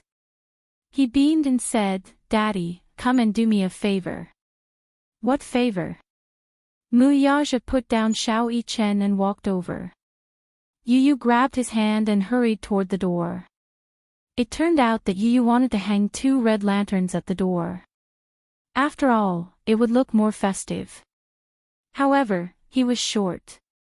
Even if Yunshishir lifted him up high, it was still difficult for him to do so. There was no ladder at home, so he went to Muyaja eagerly. At 188 meters, Muyaja lifted Yu up easily and hooked him. After Yu hung the lanterns, the festive atmosphere was immediately apparent. As it was nearing New Year's Eve, Yunshishir drove to the supermarket and decided to buy the vegetables and meat for the New Year's Eve dinner in advance. She also prepared some dumpling wrappers to make dumplings. It was New Year's Eve, after all. It was a custom for everyone to sit together, make dumplings, and eat dumplings together. After buying the groceries, Yunshishir suddenly thought of something and suggested, "Let's invite Xiao Jia to join us for the New Year's Eve dinner. It's just an extra pair of chopsticks with more people. It'll be livelier." "Okay." Yu agreed and was quite interested. Muyaja did not have any objections. It was his first time celebrating the new year with his family, so he felt that it would be livelier with more people around. Thus, Yunshishir called Gong Jia. When the call went through, she happily invited him, "Xiao Jia, tomorrow is New Year's Eve. Let's have New Year's Eve dinner together." After a while, Gong Jia then asked a question, "New Year's Eve? What does that mean?" Yunshishir she had suddenly forgotten that when she and little Jia were still young, they did not have a proper New Year's celebration. She vaguely remembered that her mother was short of money at that time. On New Year's Eve, having meat and fish was already considered a good New Year's celebration. When his mother was not around, little Jia should have grown up overseas and could be considered half a foreigner. Therefore, he was not very familiar with the customs and terms of the Spring Festival. Hence, she explained seriously, "It's New Year's Eve. Tomorrow night is New Year's Eve, so let's have a reunion dinner together.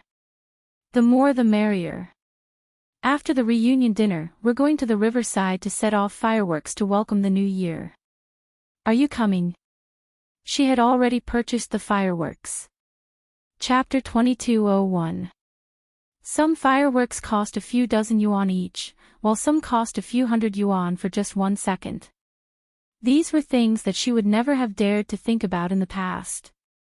In recent years, the capital had implemented a standard of strictly prohibiting fireworks in the city. However, on New Year's Eve, many people still went to the riverside to set off fireworks. Firstly, it was for the festive atmosphere. Secondly, setting off fireworks was suitable for all ages. It was also one of the children's favorite activities. Without it, it would inevitably be lacking in flavor. Setting off fireworks was an ancient tradition passed down by the ancestors. It would be a pity to lose it. Gong Jia readily agreed, "Sure."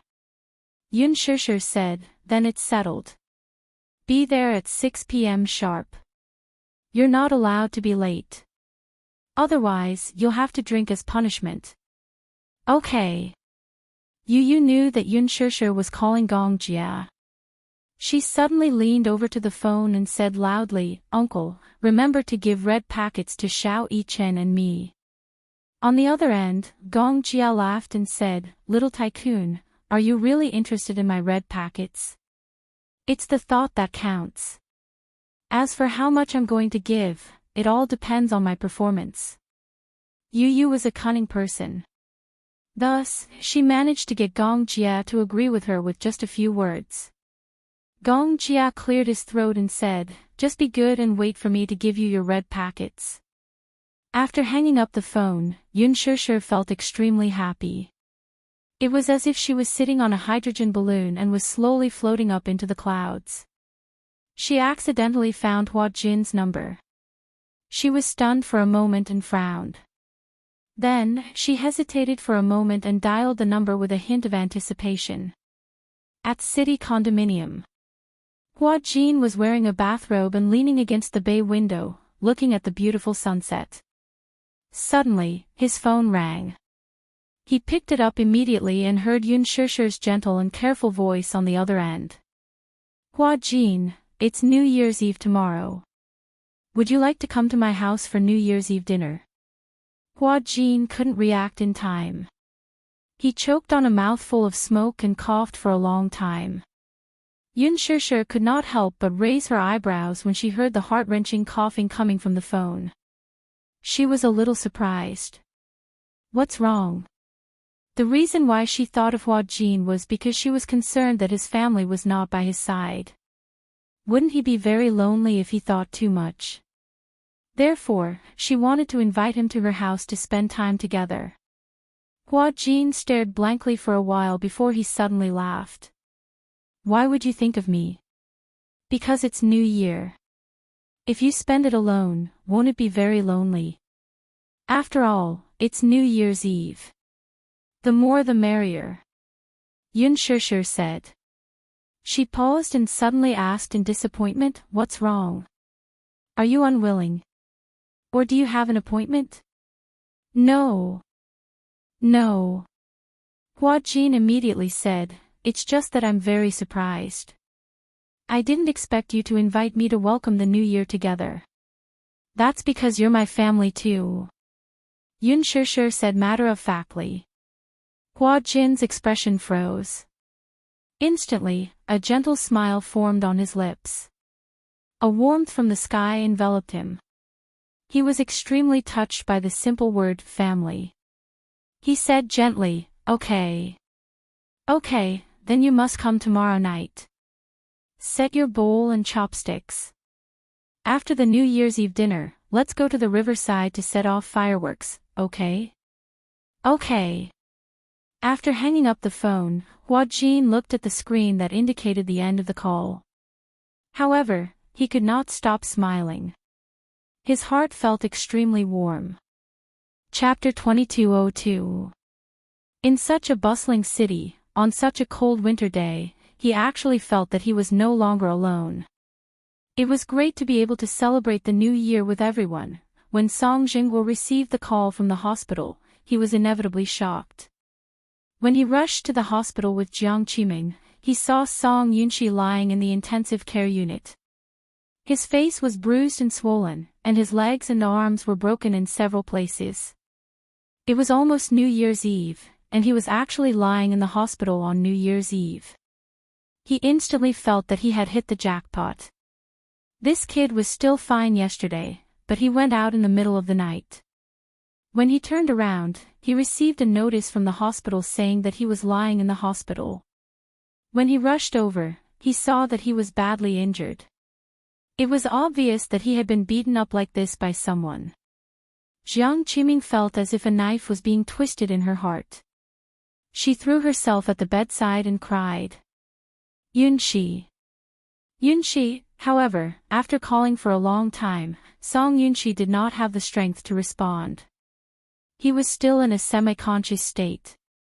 His mind was muddled, and his jaw had been dislocated. He could not open his mouth or speak at all. Jiang Qiming gritted her teeth and cursed, "Which bastard did this to our child? It's New Year's Eve. How unlucky." Song Jingguo stood by the bed and frowned as he sized up the child. He was so angry that he could not speak. Where did this kid go last night? It's obvious that he was beaten up by someone. Where the hell did he go? Tears streamed down Jiang Qiming's face and she couldn't say a word. Song Jinghua suddenly felt frustrated. He slammed the bedside table and scolded, "Cry. Cry. You only know how to cry." She only knew how to shed tears whenever something happened to her. What else can you do other than cry? How can my heart not ache when my child is beaten up to this state? Jiang Qiming retorted aggrievedly. I don't know where he went last night. If you didn't receive the call from the hospital, I would have thought that he went to fool around again. You can't take good care of your daughter, and you can't discipline your son well. As a mother, can't you be more careful? Before Jiang Qiming could defend herself, a row of medical staff suddenly walked in from the door. When the head doctor saw Song Jinghua, he said politely, Mr. Song. Nice to meet you. The doctor chatted with Song Jinghua for a while, then invited him to the office to analyze Song Yunqi's injury. Half an hour later, Song Yunqi finally walked in with a gloomy face. However, Song Yunqi was still unconscious and was sitting at the side angrily. Jiang Qiming immediately walked over and asked worriedly, Jinghua, what did the doctor say? This kid was seriously injured by someone. In addition to the fractures of his ribs, knees, tendons, shoulders, intracranial hemorrhage, and moderate concussion, the doctor said that such injuries were definitely not caused by one person. It was as if he had been ganged up on by a group of people. He wouldn't be able to recover in a short time. Even after the surgery, there will still be some residual effects. For this child, once there are some injuries, it means that he will have to retire early. Retired? Jiang Qiming widened her eyes in shock. Why? Chapter 2203. However, if he were to retire now, it would mean that all the meritorious service he had accumulated over the years would be gone. Song Jinghua appeared calm on the surface, but deep down, he was already heartbroken and depressed. He had worked so hard and paid such a high price, all for the sake of planning a good future for this brat while he still had some power. But now, look at what had happened. He had lost everything. After he retired and returned home from the BU team, it would be difficult to say that he would have a meteoric rise. This lad's great future had been ruined by him just like that. The most hateful thing was that Song Yunqi was still unconscious. Even if Song Jinghua wanted to ferociously find the culprit who had beaten his son to such a state, there was no way to find out. Song Jinghua was extremely vexed and frustrated. Be it Song Enya or Song Yunqi, they were constantly causing trouble for him. Song Enya was one thing. She was used to being pampered and noble. Because of her difficult temper, she had provoked Muyaja. However, before this matter could be resolved, Song Yunqi was in trouble again. Song Jinghua was really annoyed. Why were there so many troublesome matters? Just which deity had he offended? Everything had gone wrong this year. It seemed that he was destined to spend this new year in the hospital. At the thought of this, Song Jinghua smoked 2 cigarettes in a row. Then, he stood up and ran to settle some work matters. Jiang Qiming stayed by the bed and held Song Yunqi's cold hands with heartache. She could only cry non-stop as if this was the only way to vent some of the depression in her heart. Early in the morning of New Year's Eve, Yun Shishir got out of bed. As the grandest lunch of the year, the reunion dinner on New Year's Eve was indispensable. The family had to be complete, and the dishes had to be sumptuous. No matter where they worked, they had to return home covered in dust and sit at the table to have a reunion dinner and share the joy of family. There were also many things to pay attention to at the reunion dinner. The must-have dish for lunch was fish, which meant that there was more than enough every year. There had to be chicken, which meant good luck, tofu and cabbage, which meant happiness and wealth, fans, which meant longevity and good luck. Yu even prepared canned peaches, which meant escape from disaster and health. Yun Shishir was surprised. Even she had not thought of this. Lastly, there was good wine, which meant that life was everlasting and good. Early in the morning, Yun Shishir and Yu Yu were busy in the kitchen. In the afternoon, Yun Yeqing and Yun Yeho arrived. Yun, of course, she had not wanted to invite her mother and daughter to invite to the New Year's Eve dinner. However, she didn't want to invite them. The mother and daughter trio were all top-notch. If she invited them, it would be hard to avoid making things unpleasant again. She didn't want to bring bad luck to the family during the new year. But when he thought about it, he felt rather embarrassed. Speaking of which, one was her aunt, and the other was her elder sister. If she forgot about them just like that, it would be hard to avoid being heartless. Yun Shishir was caught in a dilemma and felt very conflicted. In fact, before this, Xiang Yu had called Yun Yeqing and told him that the family would have a meal together on New Year's Eve. Chapter 2204. Thus, she said, "It's New Year's Eve. My brother and I will just eat at home. There's no need for us to gather for a meal." His wife was displeased to hear that. "What's wrong? Do you think we're embarrassing you and embarrassing you? Now that your family is rich, you have a capable daughter, and you have a rich son-in-law, so you don't want to acknowledge us as your poor relatives anymore, do you?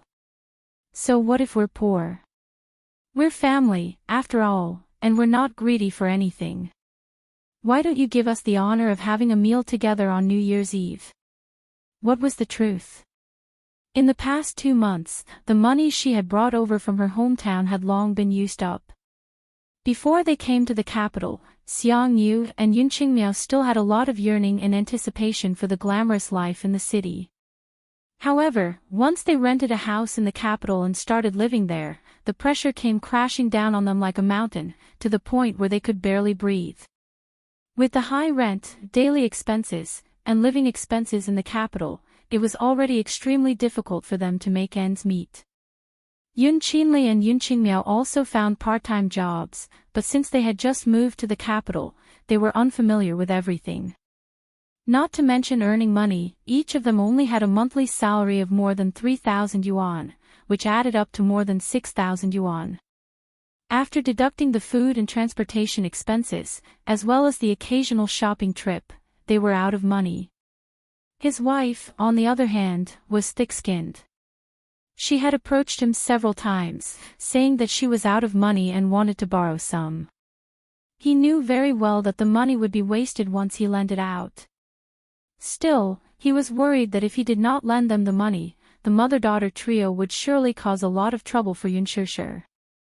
Thus, he secretly lent them a few sums of money behind his back, but the moment his wife tasted the sweetness, her greed kicked in and she could not take it back.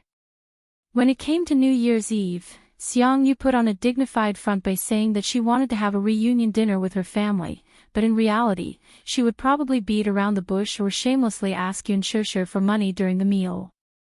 He did not want to make things so awkward, so he asked directly, "Did you guys run out of money again?" His wife flew into a rage out of humiliation when she heard that. "What? Brother, are you treating the three of us like beggars? All you talk about is money, money, money. Do you really think we're begging for food?" After all, they were a family.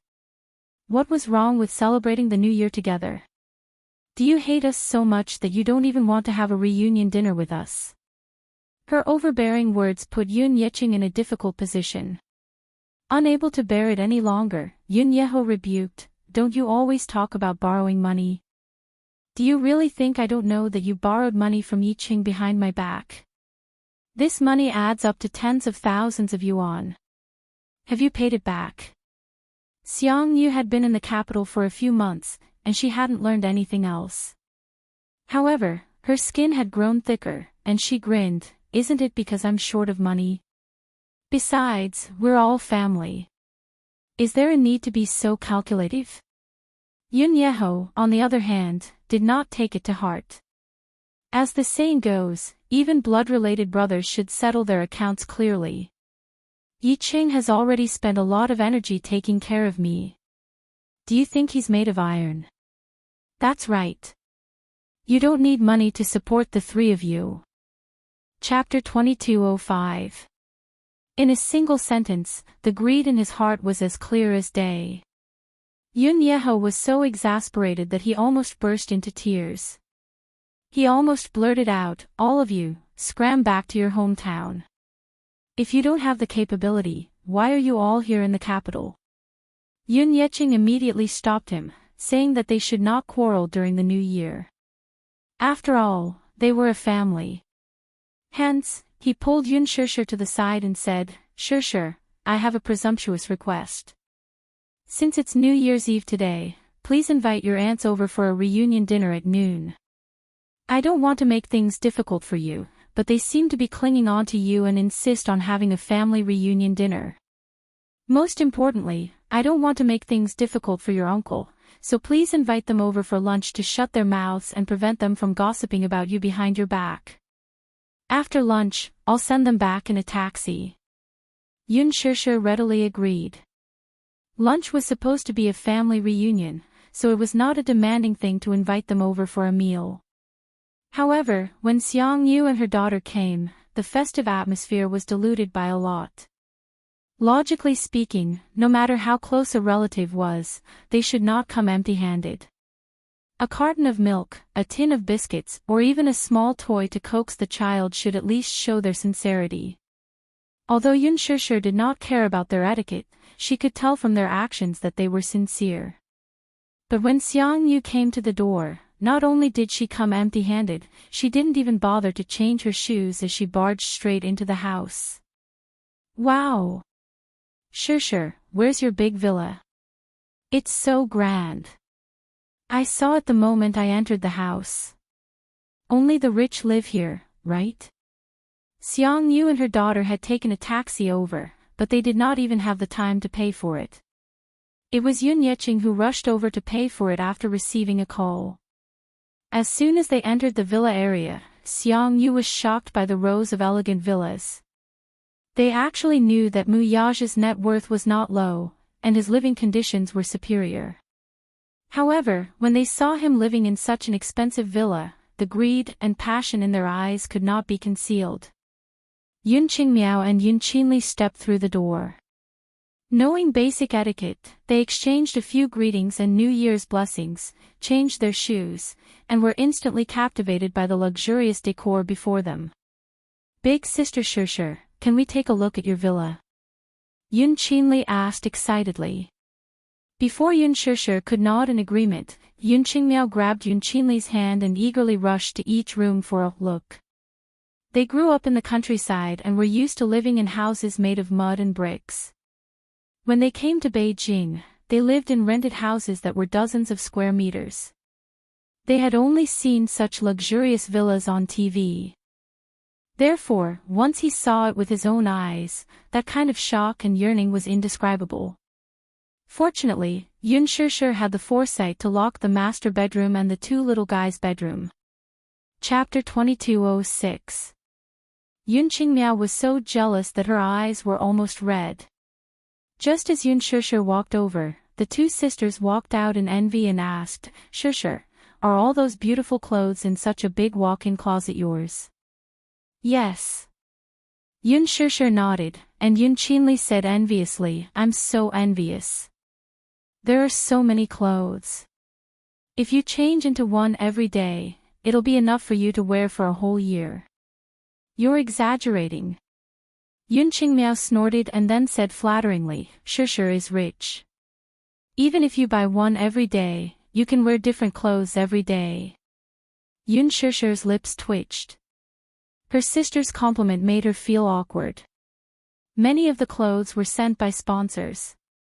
She had signed a contract with Louis Vuitton some time ago, so whenever Louis Vuitton released new designs, they would send her a few styles. There was a clause in the contract that stated that she had to wear the brand's clothes whenever she attended important events. In other words, many girls yearned to wear Louis Vuitton's clothes every day, but what about her? She clearly did not like it, but she was still forced to wear it when she went out. She could not voice her bitterness. She could not say it, though, or else the two sisters would say a few more words of jealousy. "You don't know how lucky you are.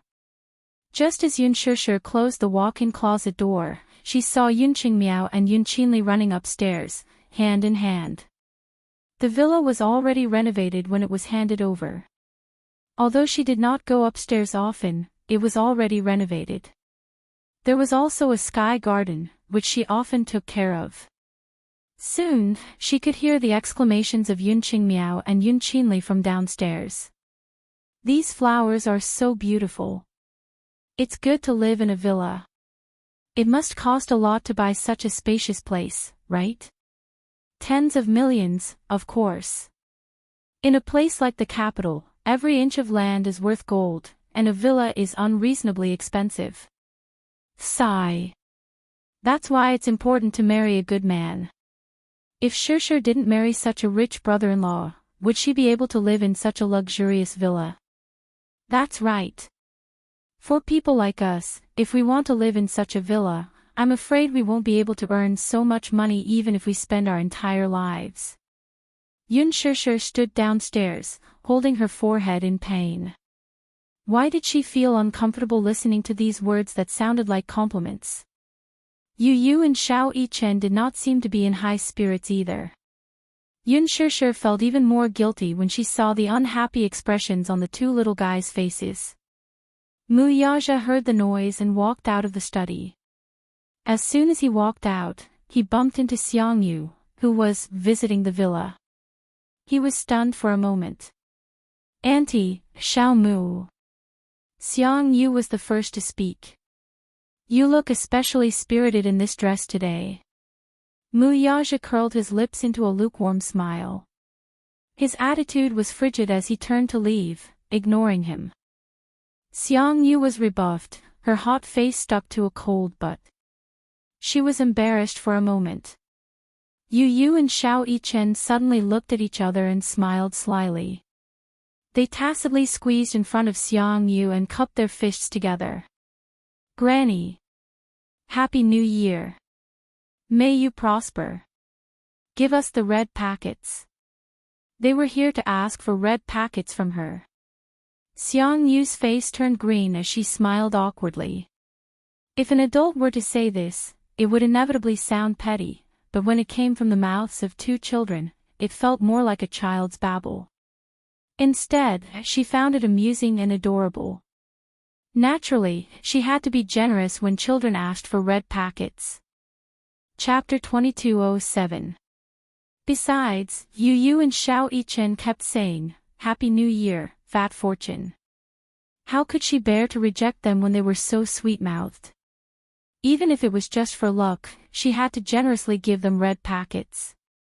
Xiang Yu, on the other hand, was stunned for a moment before her lips twitched uneasily. Who would have thought that these two children would ask for red packets in front of everyone? She originally thought that Yun Shishir and Xiao Yichen would not take the initiative to ask for red packets since they were young. Hence, she thought that she would just brush them off if she could. After all, she was already struggling to make ends meet recently. If not for the fact that she was really in a tight spot, why would she shamelessly come here to freeload on the reunion dinner? She had even shamelessly asked Yun Yeqing to pay for her taxi fare. Were these two children deliberately making a fool of themselves by asking her for red packets at this time? She was at a loss as to what to do. Yu Yu's face fell when he saw her standing there in a daze, unable to get a red packet out of her. He could not help feeling a little disappointed. Don't tell me that Grandma didn't prepare red packets for Yu Yu and Xiao Yichen. How stingy.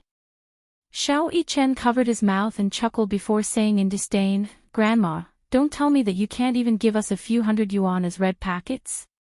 It's New Year's Eve tonight. Not only did you come empty-handed, but you didn't even prepare red packets. Don't tell me you came here to freeload." The two little fellows echoed each other, and Xiang Yu's face was completely stripped bare. If it were Yun Shishir who said such words, it would inevitably come off as harsh, unreasonable, and even mean. However, when it was these two little lads who said it, it made people laugh.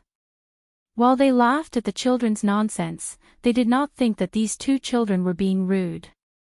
After all, Xiang Yu's every word and action were just like what these two little lads had said. It was obvious that they were here to freeload on the reunion dinner. She didn't even prepare a red packet for the child. It was inevitable that the child would despise her. Xiang Yu immediately squatted down in front of the two children and said awkwardly, "It's not that I didn't prepare anything. I didn't bring any red packets with me. There was a traffic jam on the road. They came too hastily and were not prepared. It's all your fault. Don't blame me. Tomorrow, I'll prepare it for you, okay? So you didn't bring any red packets?" "Grandma, wait a moment."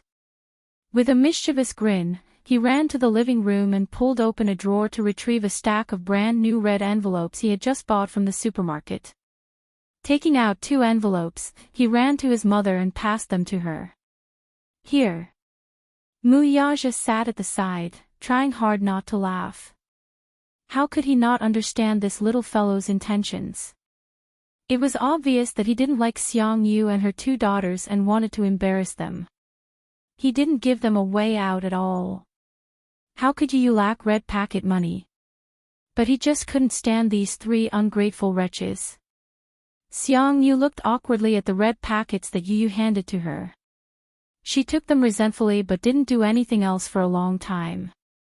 What kind of joke was this? She only had $100 with her. Was she supposed to tear the $100 in half and give half to each child? This child looked so cute and innocent. How could he be so smart? Chapter 2208. She was so embarrassed that she wanted to cry. Xiao Yichen suddenly said coldly, "Yu, forget it. It's obvious that Granny didn't prepare anything. She's so poor that she can't even fork out 200 yuan. Xiang Yu's face turned red, as if blood was about to drip out of her mouth. Yu furrowed her brows in dissatisfaction. Granny doesn't care about us at all. She didn't even prepare a red packet for us. How sad. Yun Yeqing and Yun Yeho looked at each other, feeling like crying and laughing at the same time. As for Yun Yeho, he did not know whether to laugh or cry. At the same time, he felt extremely ashamed of his wife. He could not bear to see his wife being laughed at by the 2 children, so he quickly said, "Yu, Xiao Yichen, Grandpa has prepared red packets for you too. Come." Yu and Xiao Yichen held hands as they walked to Yun Yeho. They saw him sitting in his wheelchair and taking out 2 thick red packets from his canvas bag. He had secretly packed them beforehand. Ever since he came to the capital, his hometown would regularly send him subsidies despite his physical disability. Plus, he could not stay idle. When Yun Yeqing went to work, he would do some handicrafts at home or do some simple chores. Thus, he managed to save up a small sum of money. The 2 red packets did not look thick, but they were a token of his sincerity. It was the new year, after all. Red packets should be given for the festive occasion. When Yun Yeqing saw this, he immediately stopped him. "Yeho, forget it. You don't have much money on you. Save it to buy something for yourself. It's enough that the 2 children know your sincerity." "Oh, dear. Brother, it's the new year. Giving red packets to the children is more or less for the sake of happiness. It won't save much money." Yun Yeho insisted on giving them a red packet. He pulled Yu and Xiao Yichen over and stuffed them into each of their hands with a smile. Yu glanced at Yun Yeho's rough fingers, some of which were still wrapped in bandages. She didn't even need to think about how Yun Yeho had earned all this money. Xiao Yichen was a little embarrassed to accept it, but Yu smiled and said, "Thank you, Grandpa. I wish Grandpa good health and a happy new year." As he spoke, he naturally stuffed it into his trouser pocket. When Xiao Yichen saw that Yu had accepted it, he accepted it as well. He smiled and gave his New Year's greetings. Since Yun Yeho was the first to give a red packet, Yun Yeqing naturally could not be left behind. He also gave the two kids a big red packet each. Yu Yu and Xiao Yichen rushed to say their New Year's greetings and received the red packets. Xiao Yichen was the most adorable of them all. He even opened his father's red packet and stole a peek inside. Yu Yu leaned over to take a peek. Xiao Yichen immediately covered his mouth and asked warily, "What are you doing?" "Take a look." "It's not like I'm snatching it from you, petty fellow." Xiao Yichen smiled slyly and reached out to snatch his red packet. "Let me see yours first." "No way." The two kids were in a mess. Yun Yeqing and Yun Yeho burst into laughter and immediately said in unison, "You two little fools, we gave you the same amount of red packets." The atmosphere gradually warmed up. The awkwardness was finally resolved. However, after this display of strength, Xiang Yu finally restrained herself. She sat at the table and pretended that nothing had happened while munching on sunflower seeds. She finally knew her place. Yu Yu could not stay idle for a while longer. He ran into the kitchen and prepared the reunion dinner with Yun Shishir. Chapter 2209. The doorbell rang all of a sudden. Yun Yeqing immediately stood up and was about to open the door when Mu Yaja pressed on his shoulder. "Dad, take a seat, I'll open the door." "Oh, okay." Feeling flattered, Yun Yeqing smiled and sat down obediently as he was told. Mu Yaja walked to the entryway and opened the door, only to see Gong Jia standing outside. "Brother-in-law." Gong Jia was a little surprised to see him opening the door. He raised a brow and greeted him naturally. Mu Yaja hummed in acknowledgement. Surprisingly, Gong Jia did not wear his trademark white windbreaker today. Instead, he wore a red shirt inside and a black coat outside.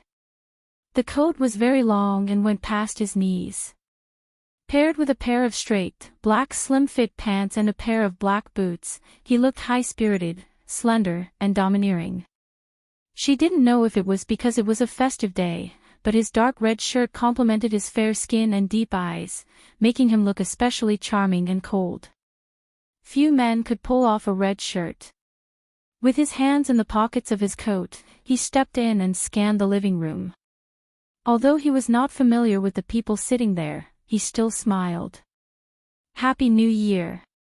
This is Shishir's younger brother, right?" Yun Yeqing smiled. He had seen this young man once at Shishir's engagement party. As he looked too similar to Yun Shishir, he had a deep impression of him. When Gong Jia saw him, he greeted him with a standard British gentleman's etiquette and smiled. "Hello. Uncle, hello. Hello, hello. Come, have a seat." Yun Yeqing greeted him. "The reunion dinner isn't ready yet. Have some melon seeds and peanuts first." When Xiao Yichen saw Gong Jia, he immediately went up to him like a happy little bird. He jumped around him and chirped, "Uncle, Happy New Year. May you be prosperous. In other words, give me the red packet." Gong Jia was stunned for a moment. Then, he slapped his forehead heavily and lowered his head guiltily. He said in a remorseful tone, "Xiao Bao, Uncle forgot to prepare the New Year's money. What should I do?" Boom! Xiao Yichen's face crumbled as if the sky and earth had split open. He pursed his lips, looking very unhappy. What he was looking forward to the most today was Gong Jia's red packet. Last night, Yu had secretly told him that Gong Jia was a super rich man. He was filthy rich and had a net worth of hundreds of millions. During the New Year last year, Gong Jia had sent Yu a red packet. The way he sent the red packet was simple and crude. This guy had directly transferred $10 million to Yu's account. Yu was taken aback at that time. 10 million, and in pounds. This was even better than winning the lottery. Xiao Yichen's eyes widened. Oh, God! He had never seen such a sizable red packet before. The biggest red packet he had received during the New Year was from Mu Yaja. A few million was already an astronomical figure. Therefore, Xiao Yichen had been looking forward to Gong Jie's red packet. He had even prepared his bank account for it. In the end, Gong Jia told him that he had not prepared his New Year's money. Mu Yichen's face darkened at once. Uncle is so stingy. Chapter 22:10. Gong Jia could not help but laugh as he carried the boy from behind and placed him on his lap. Mu Yichen, however, did not want to bother with him. Crossing his arms, he turned his face away in a huff, refusing to look at him. Gong Jia deliberately teased him by kissing his rosy cheeks. Seeing that Mu Yichen was not in a good mood and did not want to bother with him, he carefully squeezed his little hand and frowned slightly. Xiao Yichen, are you angry? Uncle, you're so petty. Why should I bother with you when you didn't even prepare a red packet? Xiao Yichen grumbled matter-of-factly. Coincidentally, Yunqing Miao and Yunqinli were coming down from upstairs. The two of them toured the villa, chatting as they went downstairs. However, just as they reached the living room, they saw Gong Jia sitting at the table with Xiao Yichen in his arms. Their faces turned cold as if a basin of ice water had been poured over them. Yunqing Miao, in particular, looked extremely ugly. Her memory of this man was still fresh in her mind. During Yun Shishir's engagement ceremony, she had wanted to get close to Gong Jia to inquire about his identity, but all she did was lightly touch his sleeve and this man mercilessly splashed wine all over her. This had practically become a shadow in her heart. The moment she saw this man, she shrunk her shoulders in fear and did not dare to go to the table. Instead, she hid in the living room like a coward. Yun Qinli, on the other hand, was natural and unrestrained as she went to the table and sat down beside her mother. Mom, shut up. Be quiet and don't talk nonsense. Her mother immediately warned her. Yun Qinli was naturally obedient. She obediently shut her mouth and didn't say anything more. On the other end, Gong Jia was still trying his best to coax Xiao Yichen, but Xiao Yichen seemed to be deliberately arguing with him and ignored him. Gong Jia was at his wit's end and could only take out a small and exquisite gift box from his pocket. He did not prepare a red packet because he felt that it was tacky. He had carefully prepared gifts for each of them. She had originally planned to give them the gifts after midnight on New Year's Eve. However, seeing Xiao Yichen's sullen face, she had no choice but to coax him. Little Yichen was sulking when he suddenly felt the man behind him raise his head and move his hand. The next moment, the man opened his palm in front of him, revealing an exquisite and small gift box. Yes. It's a New Year's gift for you. He coaxed gently. Little Yichen raised an eyebrow in surprise. He was clearly surprised. New Year's gift. Red packets are so tacky. The man's lips curled into a smile. I've prepared it for you. I think you'll like it. Xiao Yichen's eyes lit up slightly. He took it curiously and couldn't wait to open it. However, from the corner of his eyes, he caught a glimpse of Gong Jia's playful gaze. Then, he cleared his throat and pretended to be reserved. What gift is this? Open it and take a look yourself. You'll know.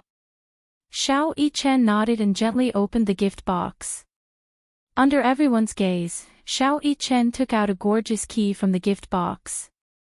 The key ring had a retro design and was carved with the texture of a luxurious yacht.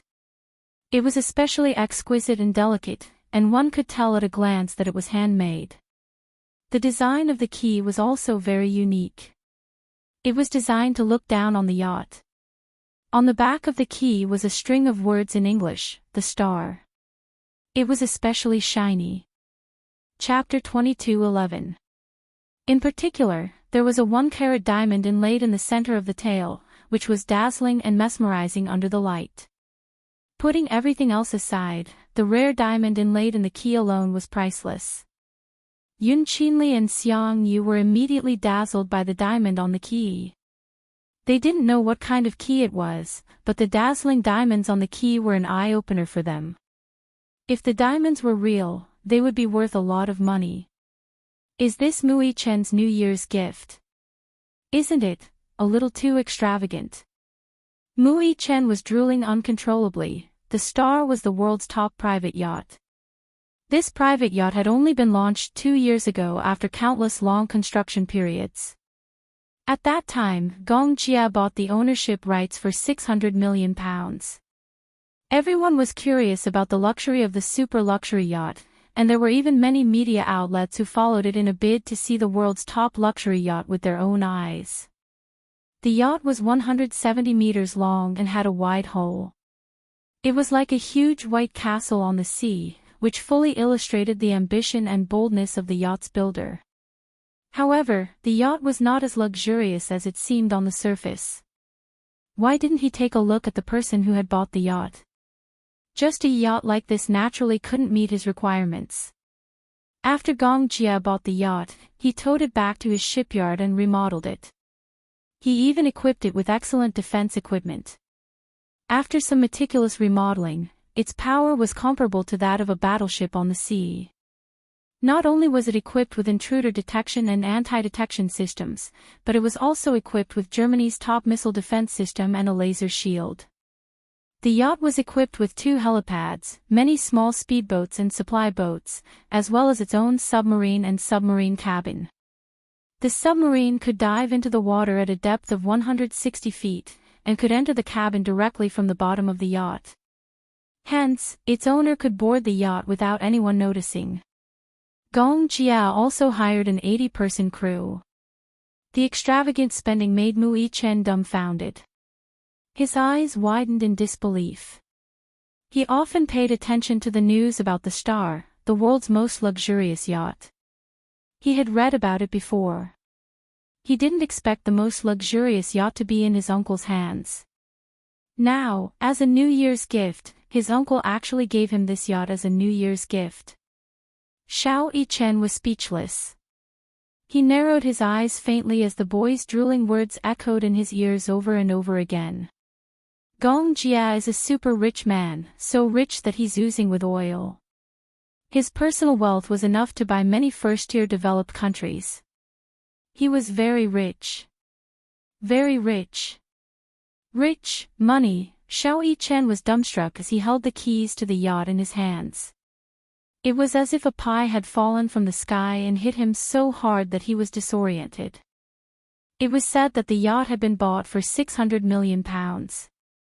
Including the cost of the modifications and equipment in the later stages, it would not be difficult to double the price. Even if it was £1 billion, how much would it be in RMB? Xiao Yichen did some calculations in his mind. Chapter 22:12. Why? You don't like it? I like it, I like it. Xiao Yichen nodded profusely as though he was afraid that Gong Jia would regret it and take it back. He quickly hugged the gift in his arms and giggled. He no longer looked cold and aloof as he hugged Gong Jia's neck and rubbed his handsome face intimately. Thank you, uncle, for the New Year's gift. I like it very much. As long as you like it. But, uncle, don't regret it. Since you've given it to me, you can't take it back. Xiao Yichen said cautiously. Gong Jia's lips twitched. He couldn't help but pinch the little guy's cheeks and said unhappily, "Do I look like such a petty person?" "You do." Gong Jia was speechless. He suddenly reached out to snatch the gift back. "Since you're saying that uncle is petty, then give it back to me." "No." Xiao Yichen quickly protected him and jumped down from his body. He ran toward Muyaja and climbed onto his body. He hugged Muyaja and complained, "Daddy, you have to protect me. Don't let uncle take my gift away." Gong Jia's eyebrows twitched violently as he gritted his teeth. This rascal. He didn't know how to be grateful at all. Didn't he know that this yacht was very expensive? Giving this yacht to this rascal was like cutting off a piece of his heart. He gave it to him, but he didn't even say a word of thanks. He even complained to his father. He just wanted to hear him say, "Uncle is so generous." In the end, he said that he was petty. How could he not be angry? Muyaja face-bombed and didn't know whether to laugh or cry. "Xiao Yichen, your uncle has plenty of money. He doesn't care about this yacht. Don't guard against him like he's a thief, okay?" Gong Jia was speechless. Thief? His brother-in-law wasn't cute at all. Why were his words so unpleasant? What did he mean by guarding against a thief? When Yu heard the commotion in the living room, half of her head popped out from the kitchen. When she saw Gong Jia sitting at the table with a gloomy face, she exclaimed in surprise, "Uncle Gong, you're here." As soon as Xiao Yichen saw Yu, he waved the yacht keys in his hand and flaunted, "Yu, look. Uncle gave me a luxurious yacht as a gift."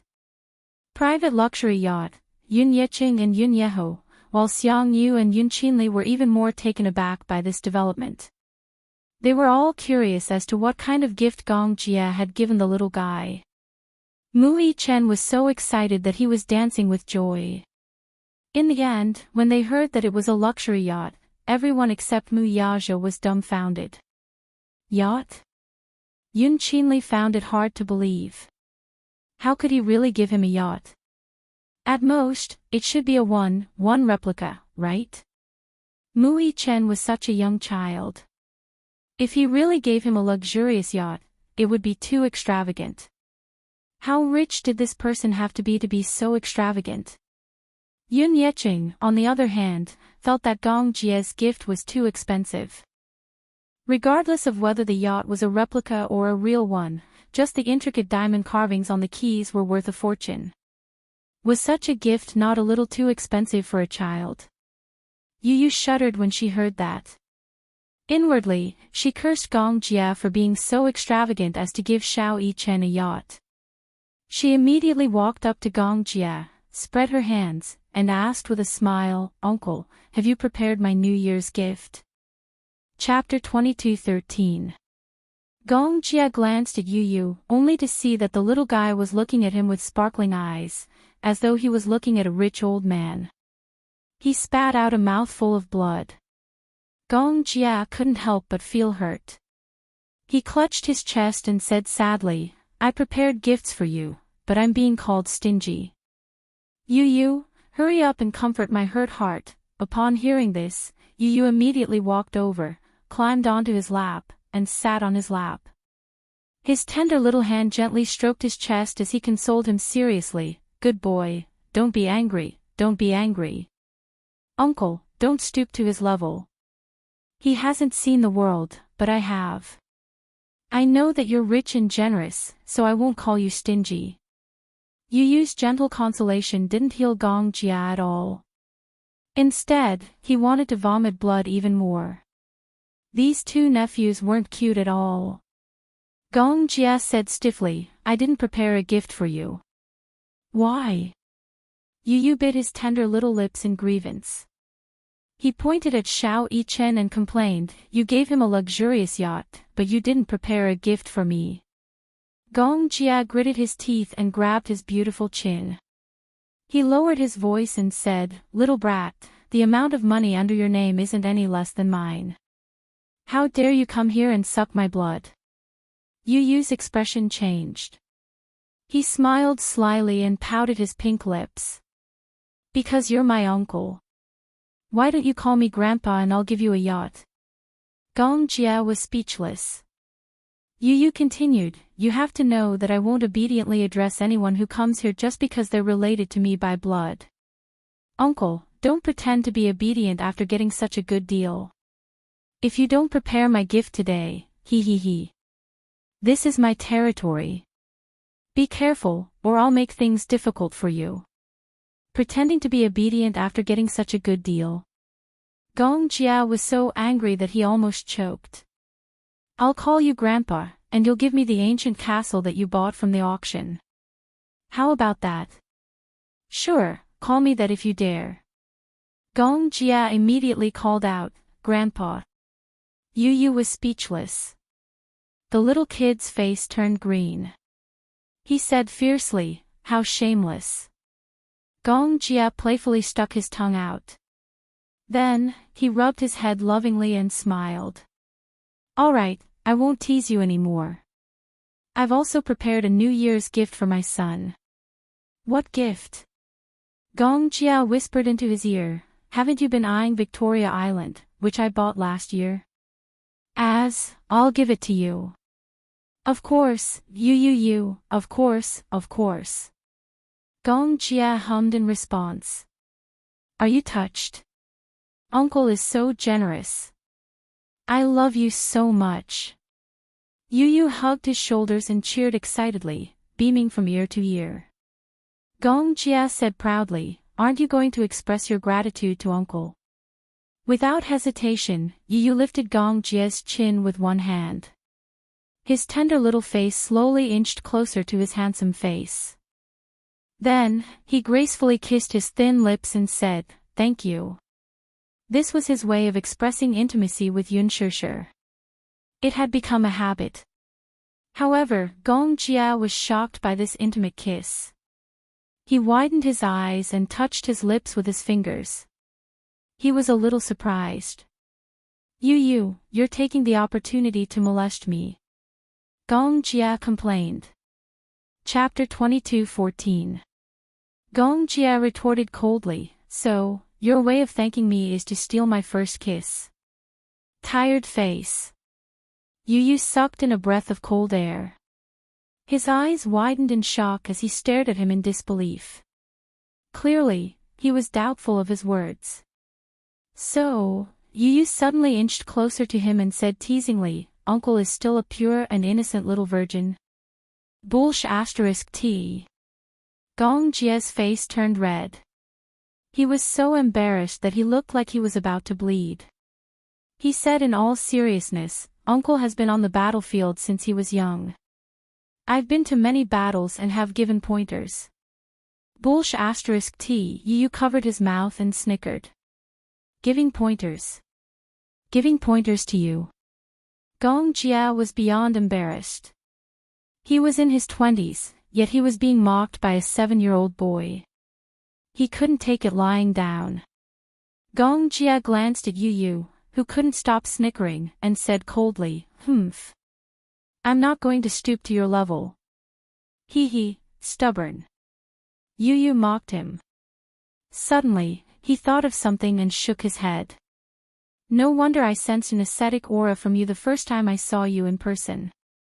It turns out that Uncle is so pure. Come, do you want me to teach you how to kiss? Go away."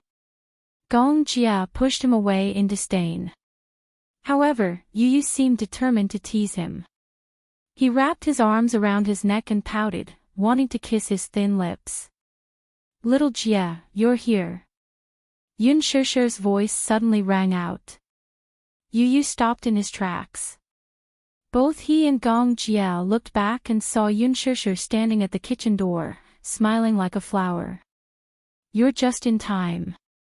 Dinner is about to be served." With that, Yun Shishir went back into the kitchen. Yu shot him a look. "Why aren't you helping mommy?"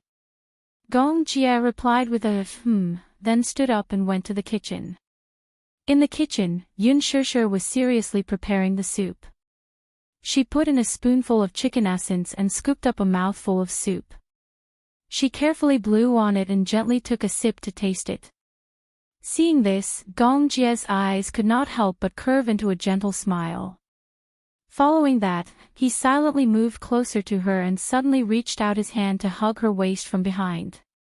He gently rested his chin on her shoulder. Yun Shishir was startled.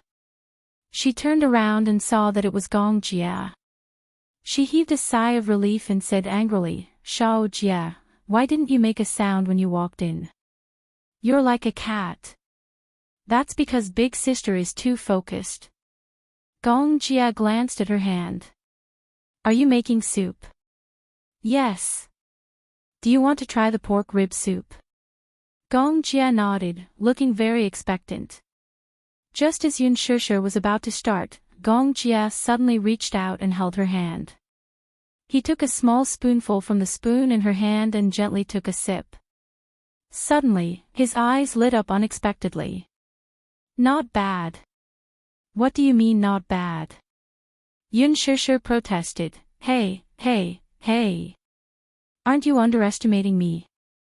Is my cooking as bad as you think? I've never tried your cooking before. This is probably the first time, right? Yun Shishir was the most annoyed. What do you mean by the first time? I used to cook noodles for you when we were young.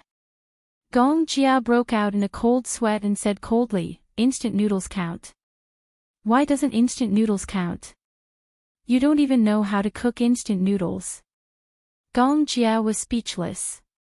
Please, that was because he was lazy. Gong Jia said again, give me a piece of pork rib to try. Chapter 22:15. Yun Shishir nodded and carefully picked up a piece of pork rib with her chopsticks. She carefully held it in her hands and blew on it gently, afraid that the pork rib would scald him. Be careful, it's hot. Gong Jia was envious and was about to take a bite out of it. Suddenly, a broad palm appeared out of nowhere and pushed him to the side. Before Yun Shishir could react, she saw a tall figure slowly approaching from the corner of her eye. Mu Yaja had entered the kitchen and pushed Gong Jia aside. He calmly held Yun Shishir's wrist and naturally put the pork rib into his mouth. Yun Shishir's lips twitched. Gong Jia came back to his senses and looked up. He saw Mu Yaja holding Yun Shishir's shoulders.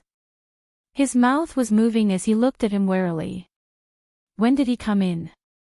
Recalling the push just now, it must have been this fellow. Mu Yaja saw Gong Jia enter the kitchen and quickly followed him. When he reached the entrance of the kitchen, he saw a certain man openly holding his woman's waist and leaning his head on her shoulders. Although this man was his legitimate brother-in-law, he found this scene extremely annoying no matter how he looked at it. Hence, just when Yun Shishir was about to feed him the pork rib, Mu Yaja walked over and pushed Gong Jia away. He leaned forward and pulled Yun Shishir into his arms as if declaring his sovereignty. When Gong Jia saw this, he narrowed his eyes slightly and snorted coldly. Brother-in-law, what are you doing? Mu Yaja said righteously, I'm here to help. Help? Who would believe that? He obviously didn't want to see him being too intimate with his sister. Gong Jia gritted his teeth. This was the reason why he didn't want his sister to get married.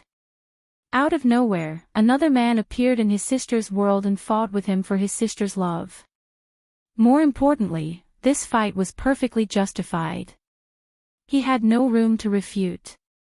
Gong Jia felt particularly unbalanced. He glanced at Mu Yaja, only to see him sizing him up as if he was looking at an invader. The two men glared at each other like tigers eyeing their prey. In the air, electric currents couldn't help but collide.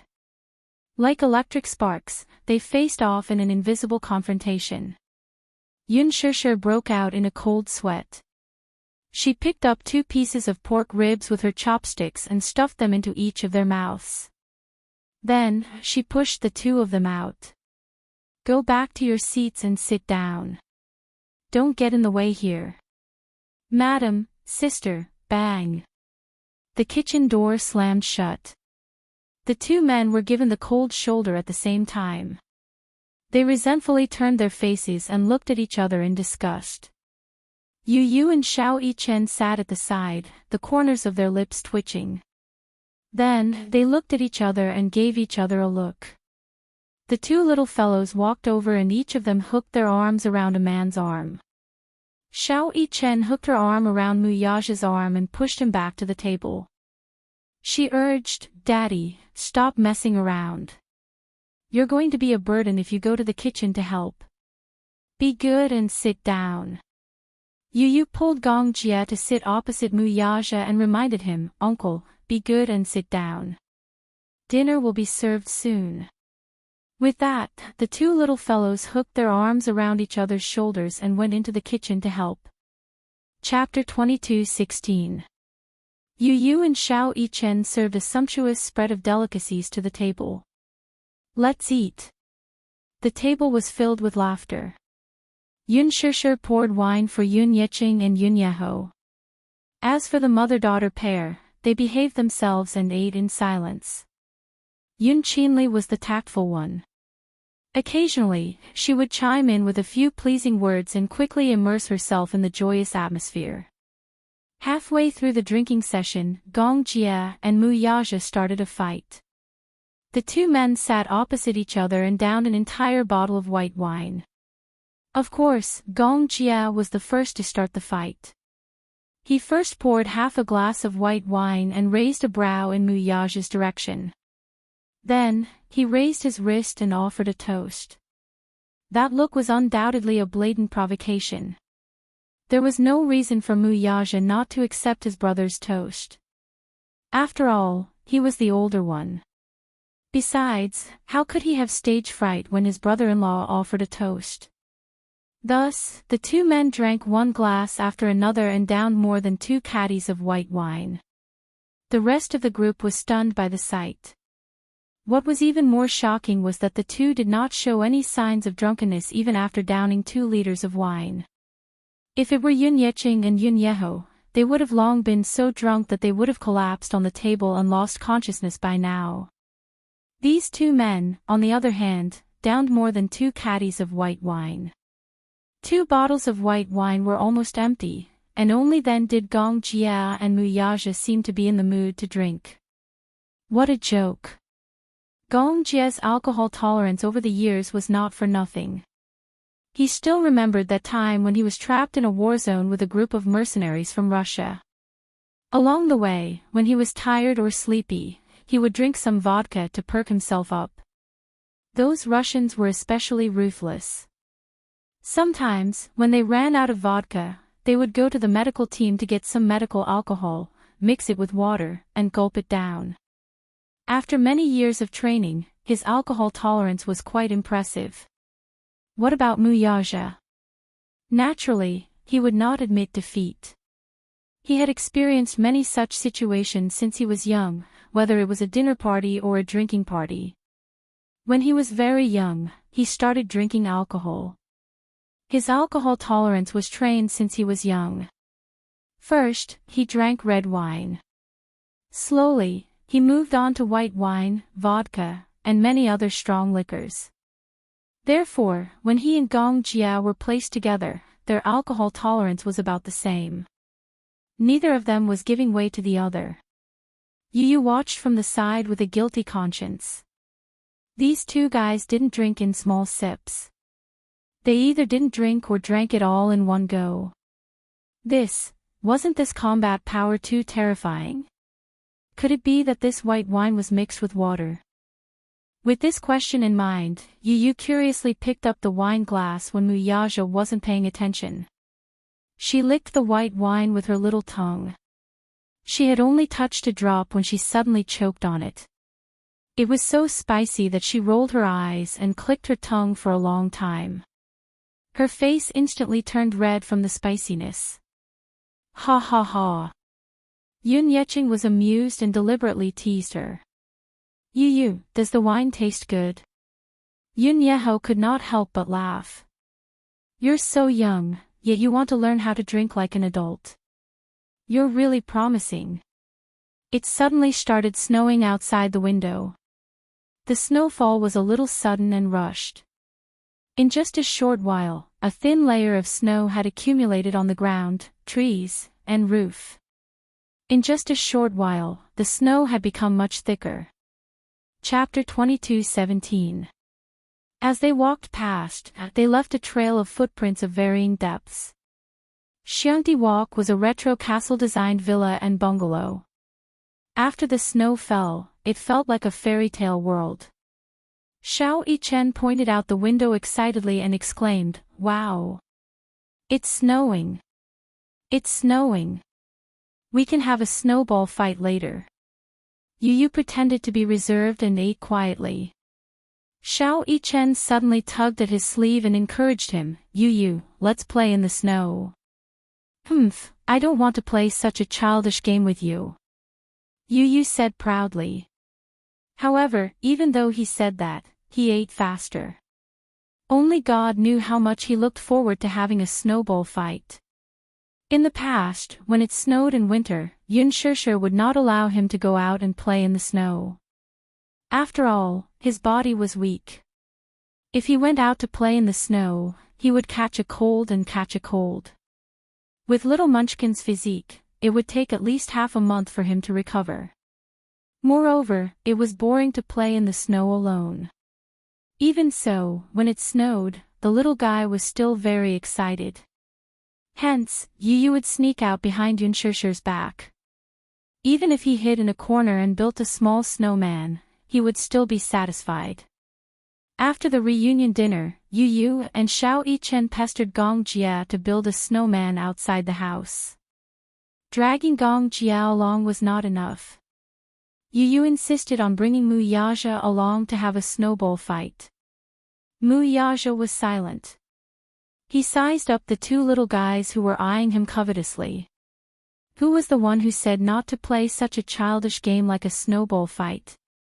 Sensing Mu Yaja's teasing and playful gaze, Yu, who had just put on his gloves and hat, glanced at him. Then, he blushed and cleared his throat. In a serious tone, he said, "Xiao Yichen wants to play. I'm just accompanying him." This seemingly perfect excuse was met with disdain from Gong Jia and Xiao Yichen. Xiao Yichen said in disdain, "Yu, I think you want to have a snowball fight too. If you want to play, just say it. What do you mean by playing with me?"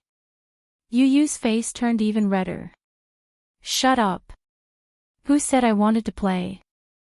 Weren't you the one who kept encouraging me to have a snowball fight? Didn't I do it to accompany you? What a pretentious excuse." Xiao Yichen blurted out an idiom. "You obviously want to play. Who said so? I'm just playing with you. It's you who wants to play." Just like that, the two little guys bickered and led Gong Jia and Mu Yaja out to play in the snow. Yun Shishir couldn't help but worry. Yu and Xiao Yichen knew their limits. Mu Yaja and Gong Jia wouldn't turn a simple snowball fight into a bloody war, would they? She couldn't help but shudder. Yun Yecheng and Yun Yeho were already half drunk. Yun Shishir helped them up to the guest room on the second floor to rest.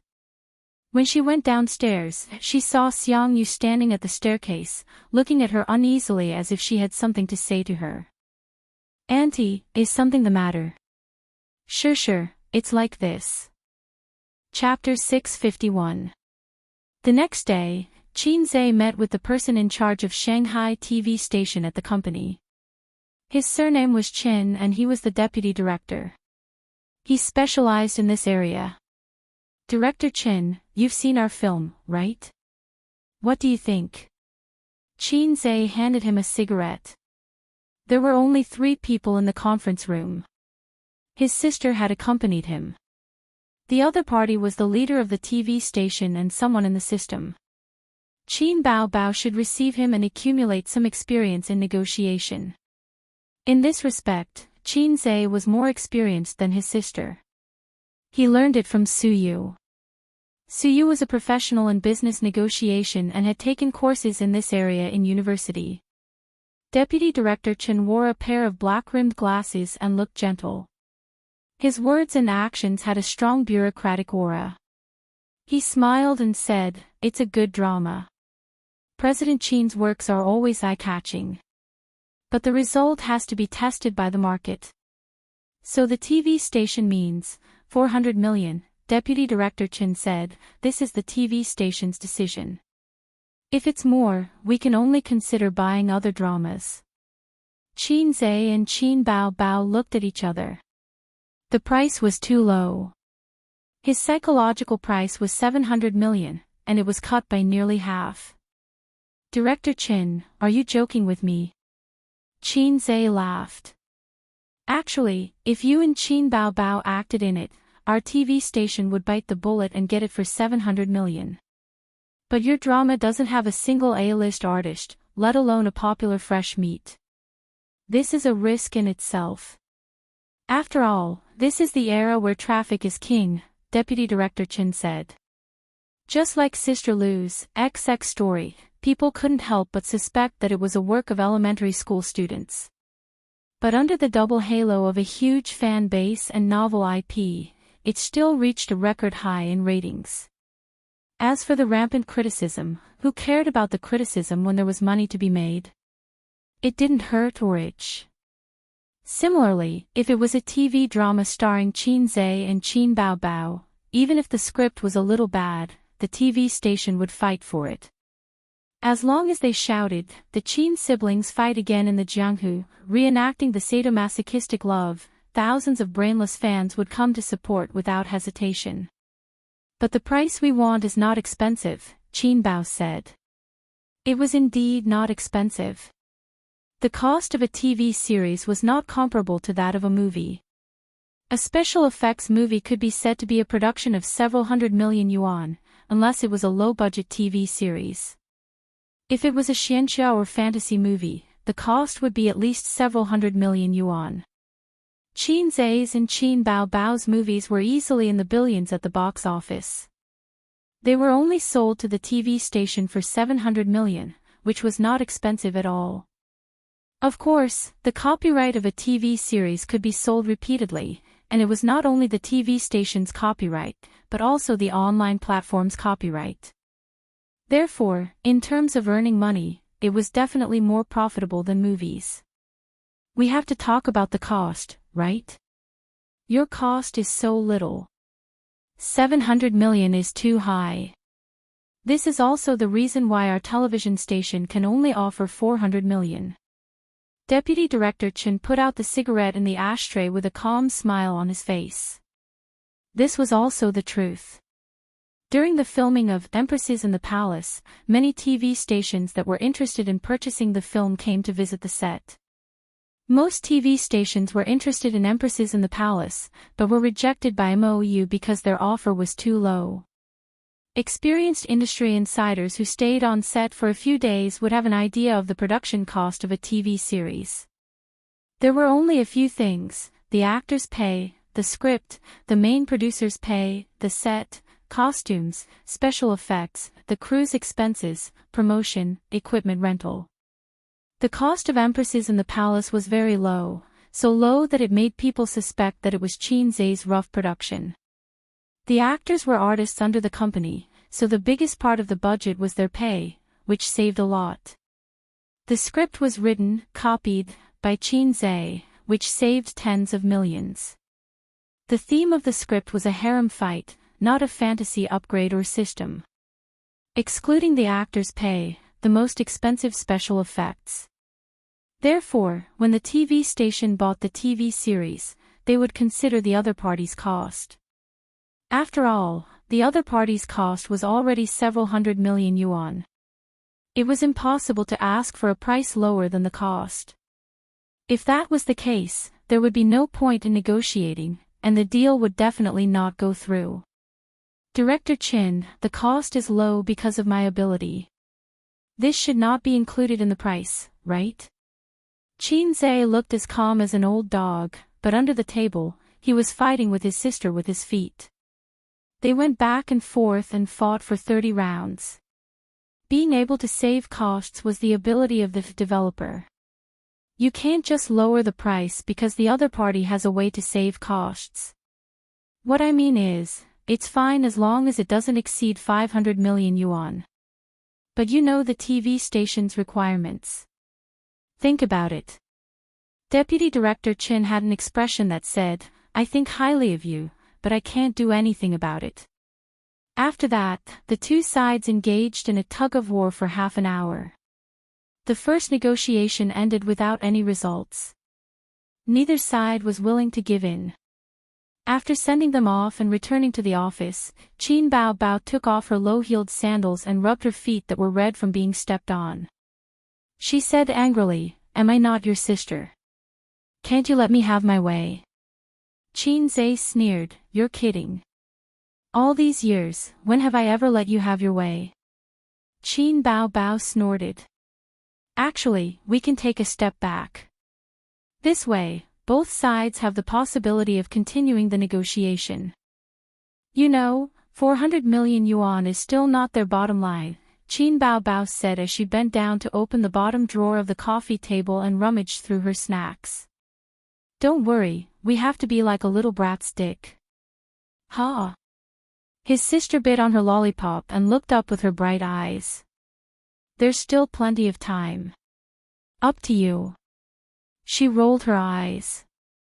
Her left arm was on her chest, and her right arm was supporting her left arm. She licked the lollipop with relish. This action made her breasts feel even heavier. What a perverted breast. You just said you want to lose weight, and now you're eating sweets. Sweetness can make people feel happy. No wonder so many girls like to eat deoxyribose. It's the taste of happiness. Brainiac Bao knew what deoxyribose was. She happened to take off her shoes, so she waved her feet and kicked them hard.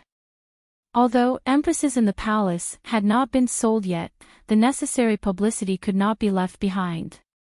Qin Zhe called the public relations department and asked them to start preparing. He and his sister had also done publicity on Weibo, and all the artists in the TV series had to promote the new series. It could be considered as sharing the workload of the public relations department. The two deputy managers who quarreled over the goddess were both fired.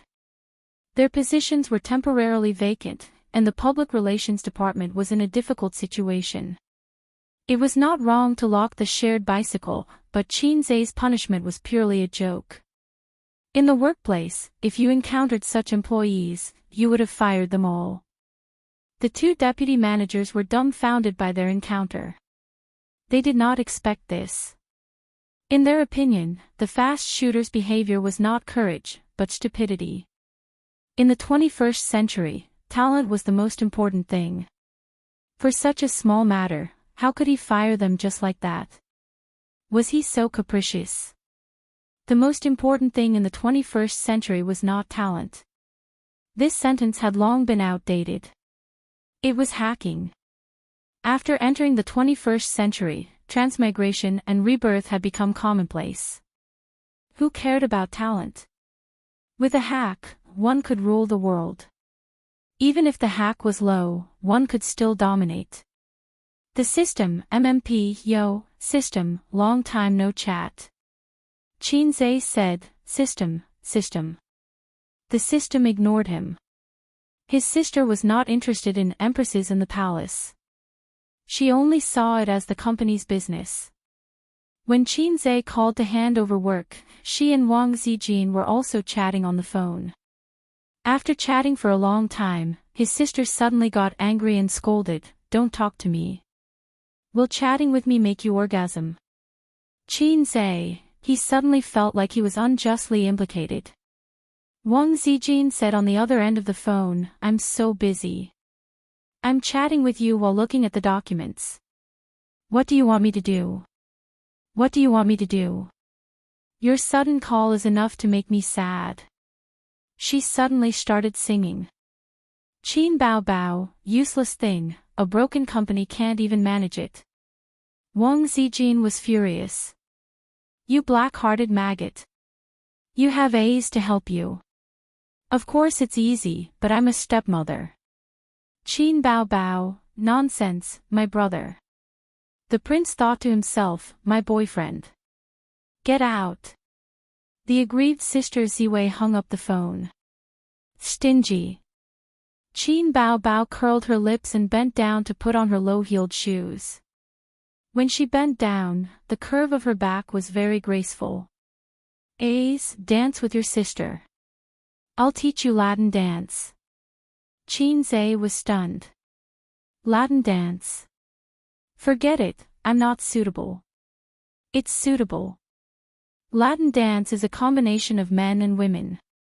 Qin Zhe thought, my penis is long enough. It's 18 centimeters. If I pull it again, Siyu and Sister Ziwei will wake up crying in the middle of the night. Dancing was a daily exercise for his sister. She was now a dancing master. There was almost nothing she couldn't dance. She could even dance well. But she rarely danced ballet, which was known as the Queen of Dance. This kind of dance was very harmful to the feet. Women who practiced ballet for a long time would have their toes deformed. His sister's next concert was approaching. Qin Zhe took advantage of his free time to open the point store alone in the office and search for songs suitable for her to sing. His sister sang so many songs, but there seemed to be very few ancient songs. Qin Zhe searched for them. After a preliminary trial, he found that many ancient songs were very good, but the central theme was not very serious. Chrysanthemum is full of wounds, your smile has turned yellow, how could it not turn yellow? What was the original author thinking? Didn't he prefer chrysanthemum among flowers? When the flower bloomed, there would be no more flowers. My reputation as a fast shooter was ruined.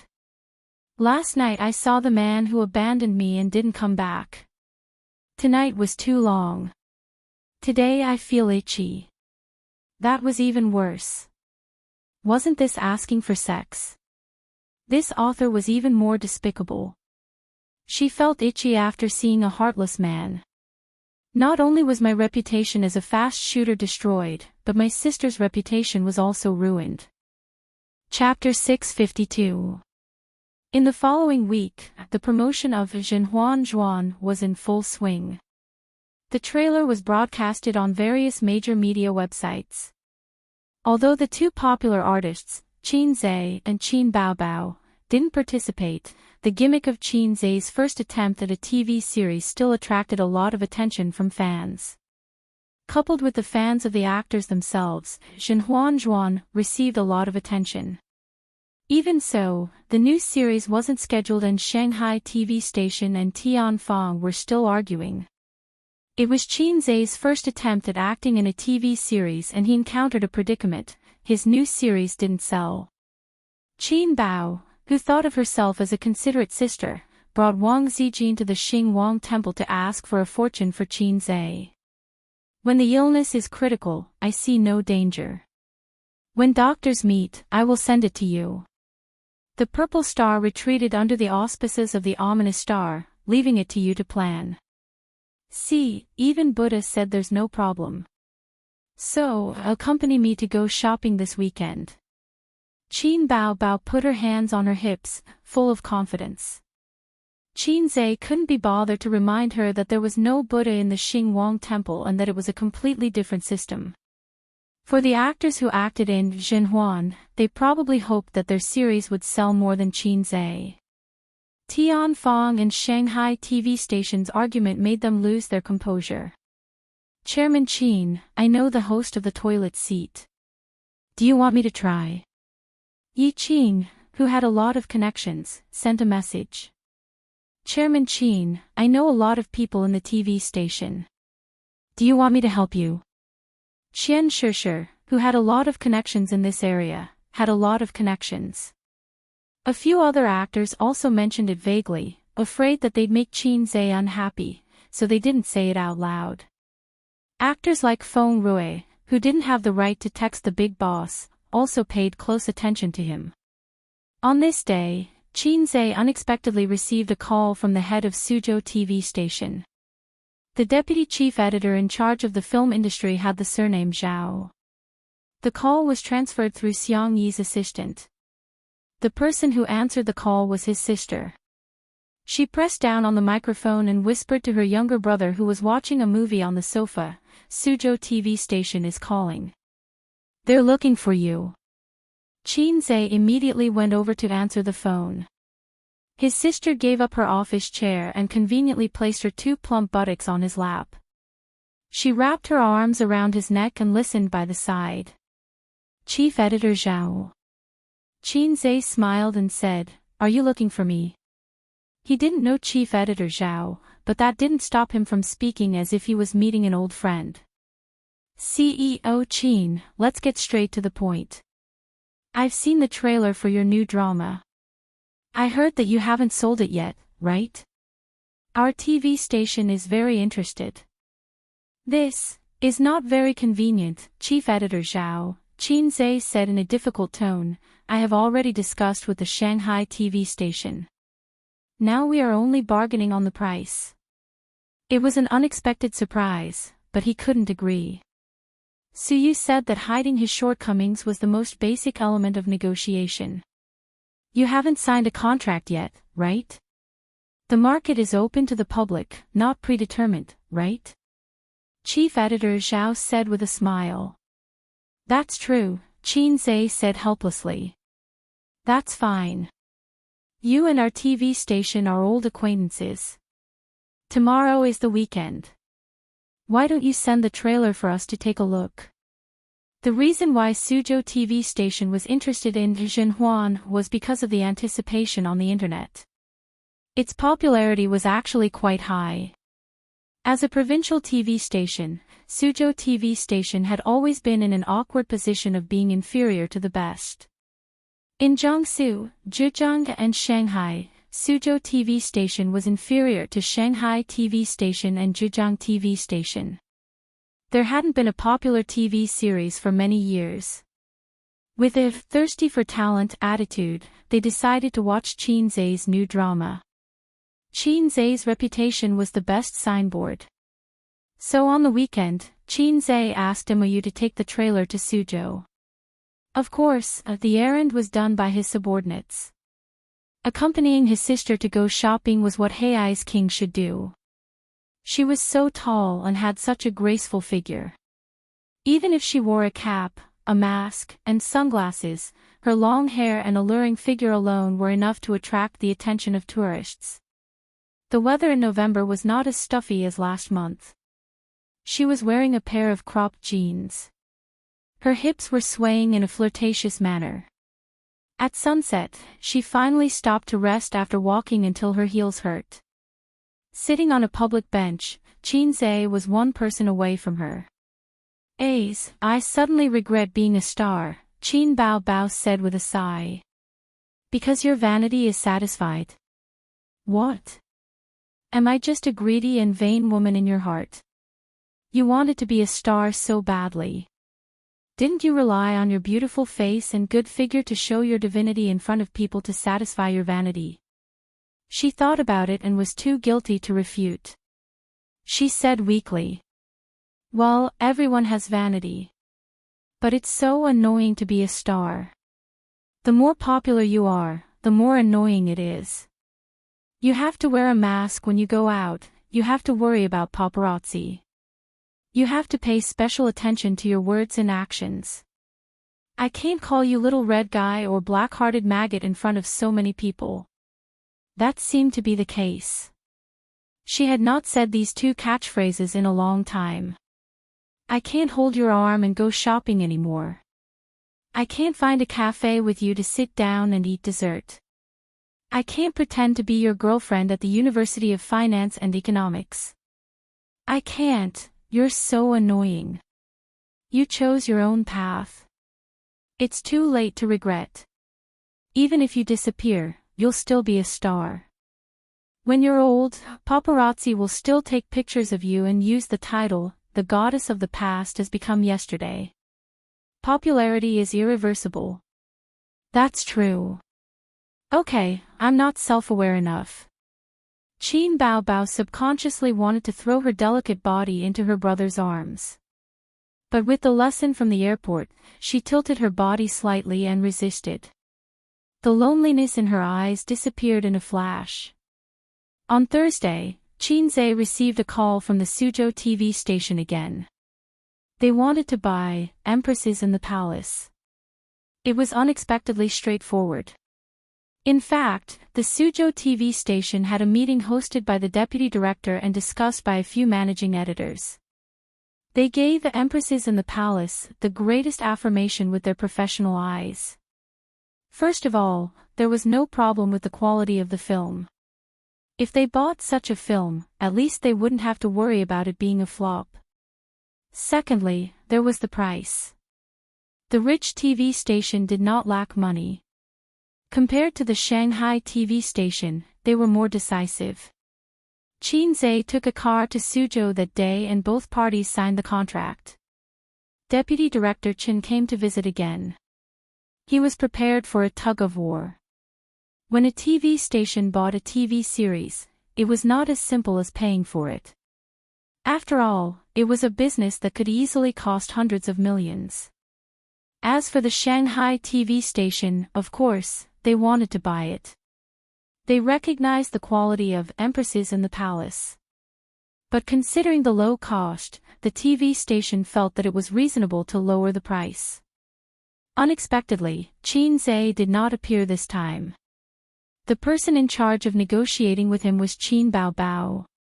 Is CEO Qin not here today? Deputy Director Qin asked. Yes. Qin Baobao asked her assistant to serve tea. She smiled and said, he's busy. Also, he doesn't need to appear for this matter. Deputy Director Qin did not catch the meaning behind her words. He nodded and said, CEO Qin, after returning to the TV station, I'll try my best to fight for you. The TV station will agree to increase the price by 20 million at most. In terms of time, they could afford to waste time. The one who could not afford to waste time was Tianfang Entertainment. However, they could not really insist on not giving in, because the other party did not only have the TV station as their only choice. Therefore, after wasting some time, the Shanghai TV station chose to take a step back. It seemed that the pressure on Tianfang's side was much heavier now compared to the first negotiation. Qin Baobao smiled. We really hope to cooperate with the Shanghai TV station.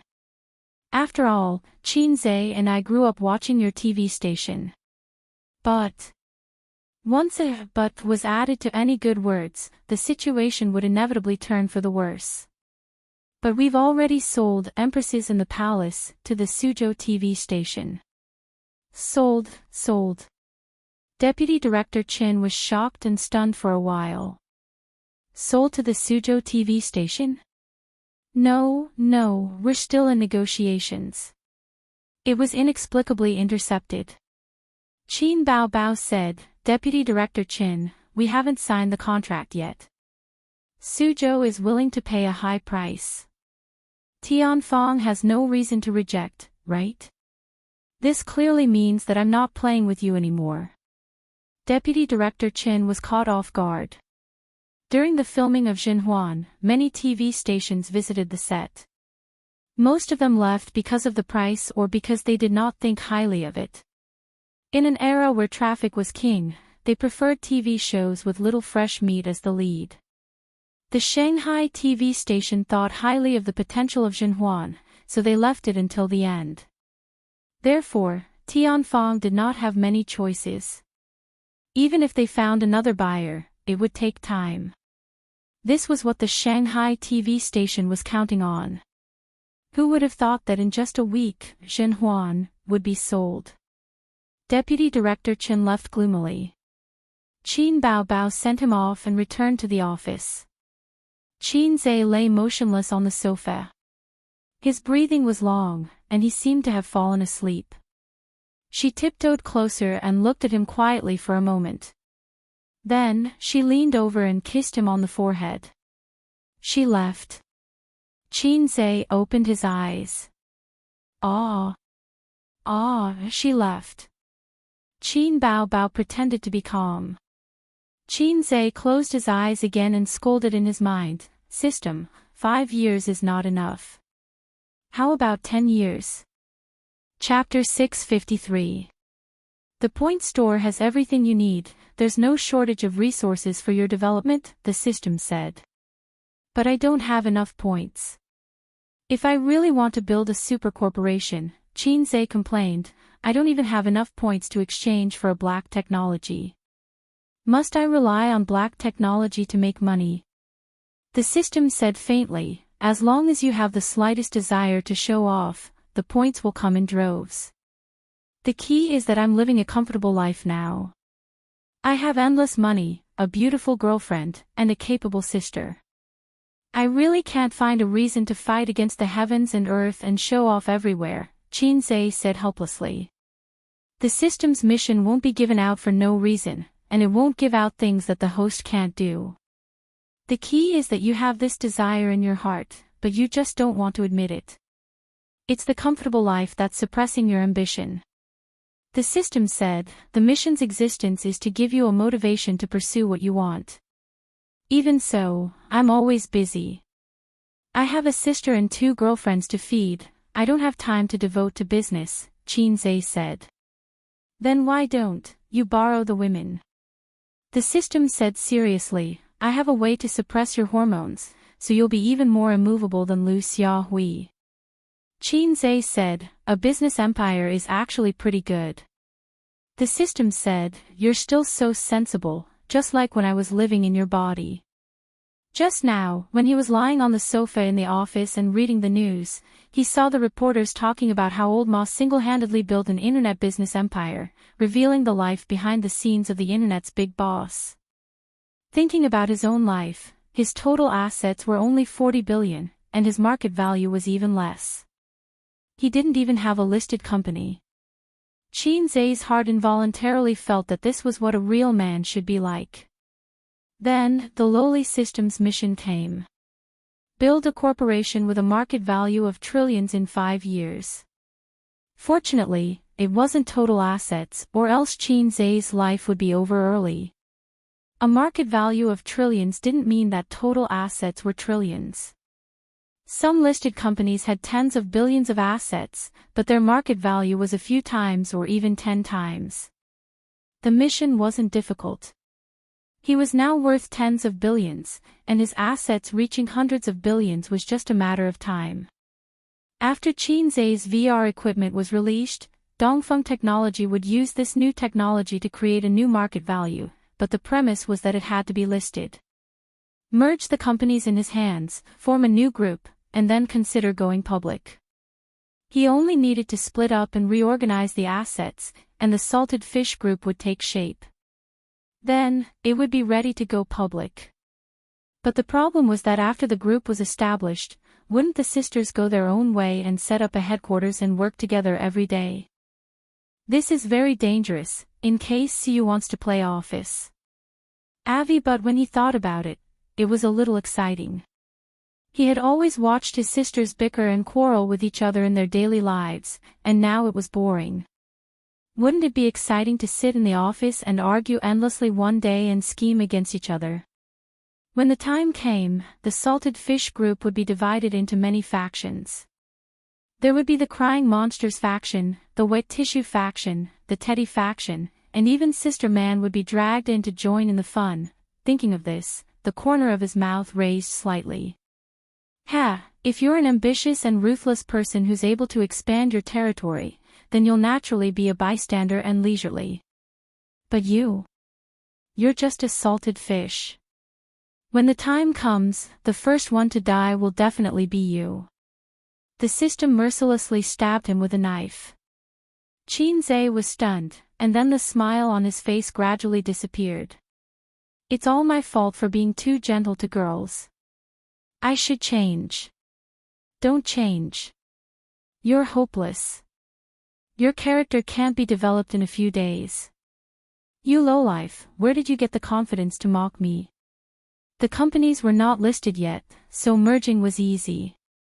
After forming the group, the listing could be left to Suyu. He could slowly discuss with his sisters about the transfer of manpower and other matters.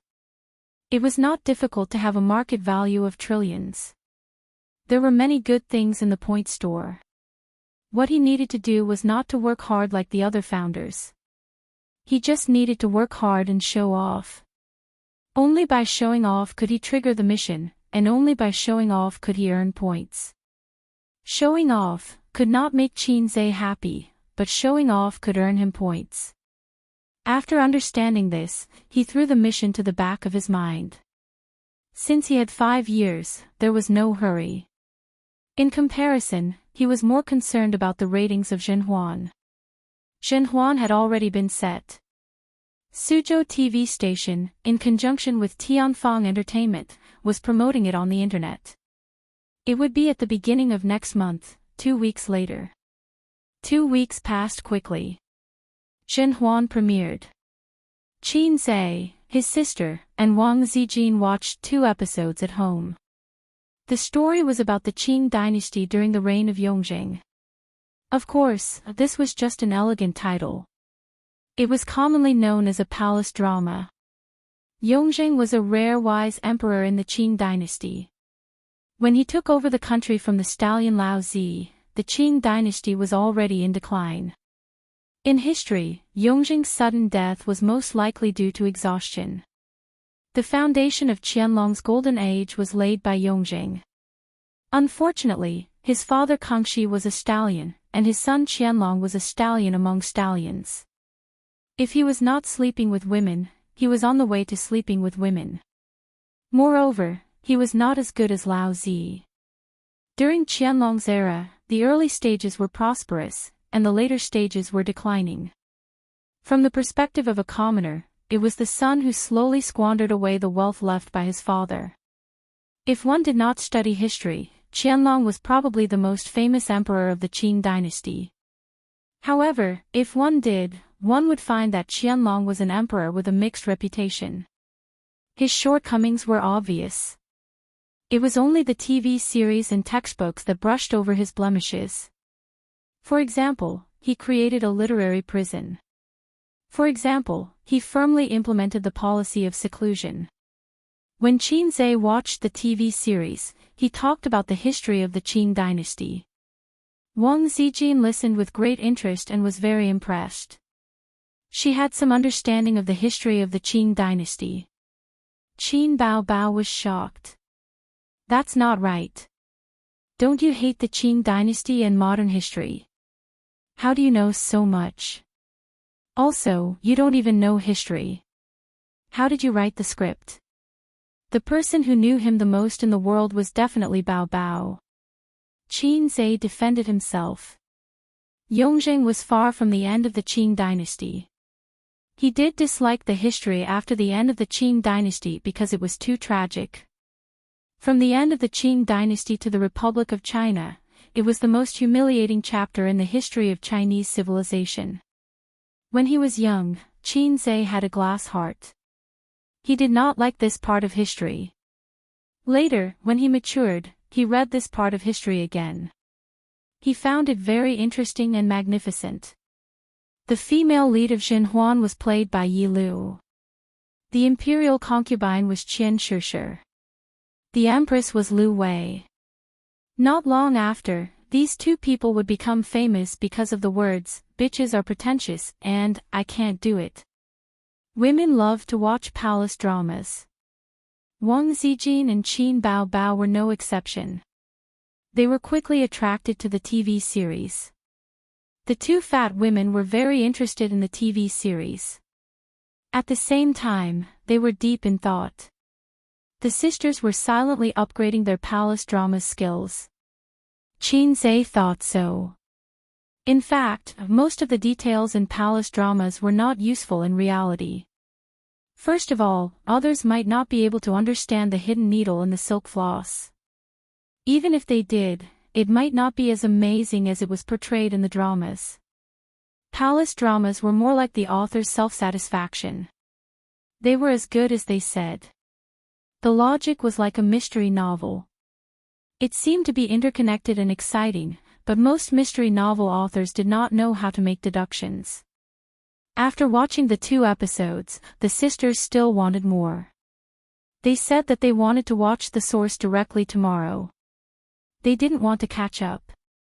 Qin Zhe was actually quite bored. Men would never understand women's palace dramas. Just like how women would never understand men's adventurous feelings. In men's eyes, wasn't it tiring to fight and scheme all day long? In women's eyes, wasn't it boring to fight and level up all day long? Will it become popular? Qin Zhe asked. Of course, your work will become popular. Wang Zijin was the same as Su Yu. She was very confident in Qin Zhe. Because ever since she knew him, this man had always been outstanding and talented. He rarely failed in the things he did. No, he never failed. Whether it was his songwriting or the company's profits, he had no precedent of being defeated. It's not our business whether it's good or not. It's already sold. If it doesn't become popular, I'll make you laugh to death. Qin Baobao bared her teeth. In her impression, no matter how talented Qin Zhe was now, the figure of that loser had always been imprinted in the deepest part of her heart. Which one did Hei's king or Salted Fish Lake prefer? Qin Bao herself couldn't tell. She used to complain that he was useless in her heart because Salted Fish Lake could only bow to fate.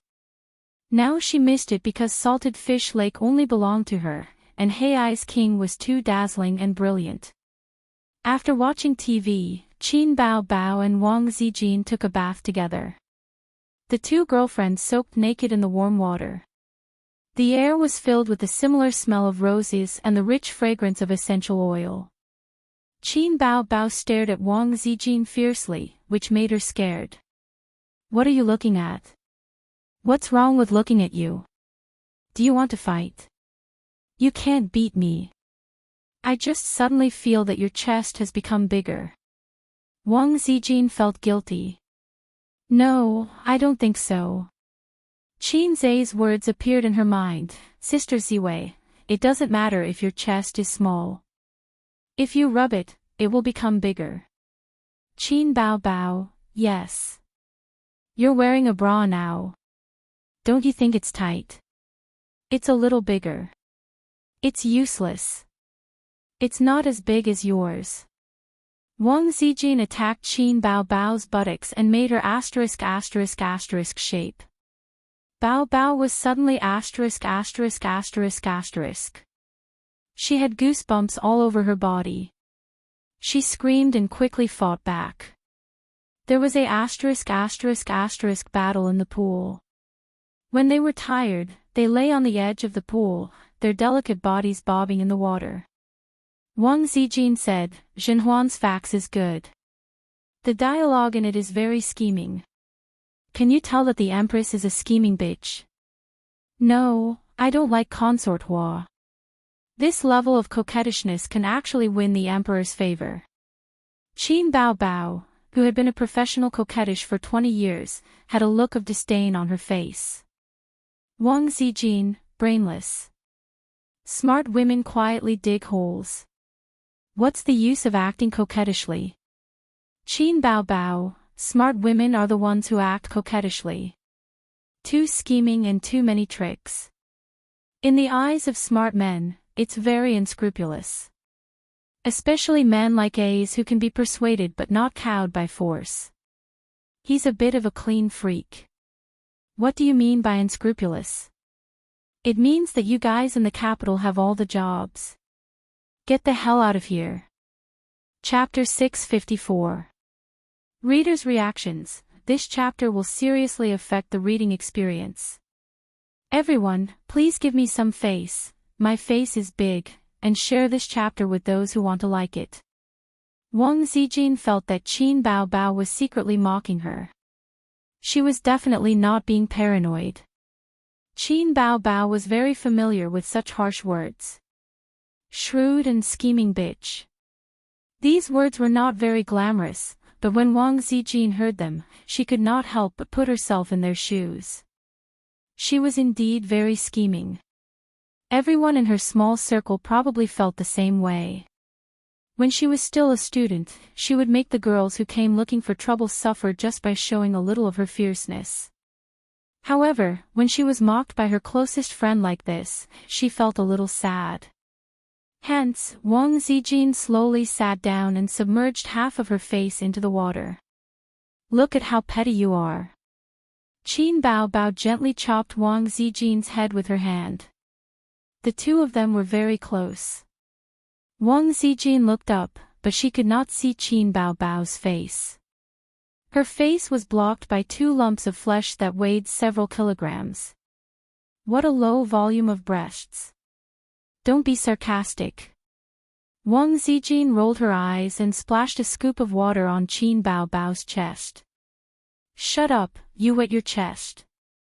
"I'm not being sarcastic." Qin Bao patted her head. "Scheming bitch, green tea bitch, what a good word. It's an affirmation of your IQ. Silly and sweet women will never amount to anything in life. It's fine if you meet a domineering CEO, but if you don't, you'll be bullied for the rest of your life." Wang Zijin, that made sense. Qin Bao Bao changed the topic. But sometimes, I do feel that you're quite annoying. You're too scheming. Wang Zijin, when we were in high school, a lot of girls talked about you in private.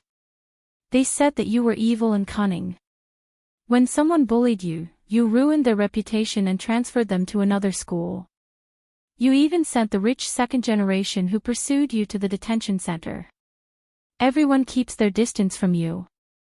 Qin Bao Bao said, but do you know why I like to make friends with you? Wang Zijin, in any case, they can't be desk mates. Do you know what other girls are saying about me in private? I know, vixen, slut. Qin Bao Bao snorted, she's just a pretty face with good grades. What's there to be proud of? Were these words used to curse people? That's a compliment. I'm so happy every time I hear it. Isn't she just relying on her looks? Isn't it just a good figure? This shameless big-breasted vixen is destined to be a mistress in the future. Qin Bao Bao said proudly, how sour. But this is all recognition of my face and figure. Why wouldn't I be happy? But I really think that scheming bitches have no future. This is not the era of 3 wives and 4 concubines. What's the use of learning so many harem dramas? You have the dragon-slaying technique, but there are no dragons in this world. As a woman, it's enough to be self-reliant and know how to act coquettishly. Only then will your husband dote on you. No, no. Before you change your brother complex, I think harem dramas are still very useful. Wang Zijin scratched her head in distress. She couldn't explain it to her best friend. She also knew Qin Bao Bao very well. Since high school, this best friend often told her that she had a younger brother who was very good at fighting. If he hadn't transferred to another school because of his bad grades, no one in high school would have dared to talk bad about them behind their backs. In the 3 years when Wang Zijin was in high school in Shanghai, Qin Bao Bao had never gone shopping with her on weekends. Firstly, in that era, people didn't have much money in their pockets, so it was not popular. Secondly, she always talked on Fridays about where she wanted to go with her brother on weekends. It seemed that her spare time was all about her brother. This was a brother complex, and a deep one. At that time, she didn't think there was anything wrong with it, until later she met Qin Zhe. To be honest, when she first flirted with Qin Zhe, she thought that it was easy for single people to control each other. She flirted with Qin Bao Bao because of Qin Zhe. As long as she made Qin Zhe have a good impression of her and started to pursue her, it would be fine. Think about it, when the two of them were in private, Qin Zhe would say, Sister, sister, I like Sister Ziwei very much. Help me pursue her. After a long time, Qin Bao Bao understood the reality that a grown brother couldn't be kept at home. Naturally, she changed her brother complex habit. That was her initial thought. Later. She never thought that she would be the first to fall into this relationship. A handsome man was not enough to make her like him. There were too many handsome men, and they were like chives that grew again when the spring breeze blew. However, a handsome and talented man couldn't be compared to those men who were inexperienced and worked hard to make a name for themselves. But can you imagine? A man like him had a good personality, wasn't straight, wasn't arrogant because of his talent, was humorous and witty, and liked to flirt. He fulfilled almost all the criteria that most girls had for a partner. When Wang Zijin came to her senses, she had already fallen in love with Qin Zhe. Zijin, since we're so close, when we have children in the future, wouldn't it be interesting to make an arranged marriage or become sworn siblings? Qin Bao Bao sat down in the water and sat side by side with Wang Zijin. That wasn't good. They were cousins after all. Becoming sworn siblings was superfluous, but an arranged marriage was too much. Was it an inherited sibling complex? Didn't you say that you won't marry in your life? Wang Zijin squinted. She didn't fall into Qin Bao Bao's trap. If she refused, wouldn't it be obvious that she had an affair with Qin Zhe? If she agreed, the reward would be unreasonable. Who knows what will happen in the future? Maybe you'll find someone pleasing to the eye and get married in a flash. Qin Bao Bao sighed. If you're always single, you'll become a pervert, Wang Zijin probed. After all, after knowing everything about Qin Zhe, she didn't want to live a single life anymore. As a teacher, it was important to impart knowledge. In this aspect, Qin Zhe was her teacher. It's not bad to be alone. There's nothing bad about it. Qin Bao Bao said in a matter-of-fact tone. See, I told you. You don't look decent, but your personality is cold. Wang Zijin chuckled. Get lost. You're different. Wang Zijin said in her heart. We're different, we're different. Under the water, she gently rubbed her legs. On the first day of the premiere of Legend of Empresses in the Palace, there were a lot of good reviews. There were many palace dramas on the market, and many of them were popular. Legend of Empresses in the Palace was different from the other palace dramas in the market. Its lines were very strict, and there was intrigue everywhere. Awkward lines were a common problem in current TV dramas, but Legend of Empresses in the Palace was different. Its lines were imitated from Dream of the Red Chamber, so it had a kind of immersive charm that made people feel comfortable watching it. The strict plot made it even more unconventional. The characters were well drawn, and the actors' acting skills were generally good. However, since it was the premiere, the good reviews online were limited to Suzhou TV's official website, official Weibo, and the audience's word of mouth. There was no phenomenon of an instant explosion on the internet, but to Suzhou TV, the ratings were extremely gratifying. Ratings 0, 314%. The ratings for a single episode were about the same as the ratings for the day. Because there were only 2 episodes, 0. 314 was the average rating for the 2 episodes. For Suzhou TV, whose TV ratings did not exceed 0. 2, this rating was heaven-defying. Even the deputy station head was shocked and called chief editor Zhao to ask about the situation. At this time, chief editor Zhao was in his office. The smile on his face had not faded. When he received the call from the deputy station head, he was very proud. A rating of 0. 3 broke our TV station's 3-year record. After a series of inquiries, the deputy station head's mood improved when he received a confirmation. This is something that Qin Zhe filmed. It can't be bad. Chief editor Zhao was full of smiles. Old Zhao, you have a good eye. The deputy station head praised. The smile on chief editor Zhao's face became more obvious. Before they decided to spend money to buy Empresses in the Palace, the department in charge of film and TV series had a short meeting. A deputy station head, 2 chief editors, and 3 deputy chief editors had a short meeting. At that time, a few of them had clearly expressed their opposition. They felt that Suzhou TV's ratings were only so-so and were not worth the money. But now, Chief Editor Su and Deputy Chief Editor Zhang, who had objected at that time, were smiling so widely that their mouths almost reached their ears.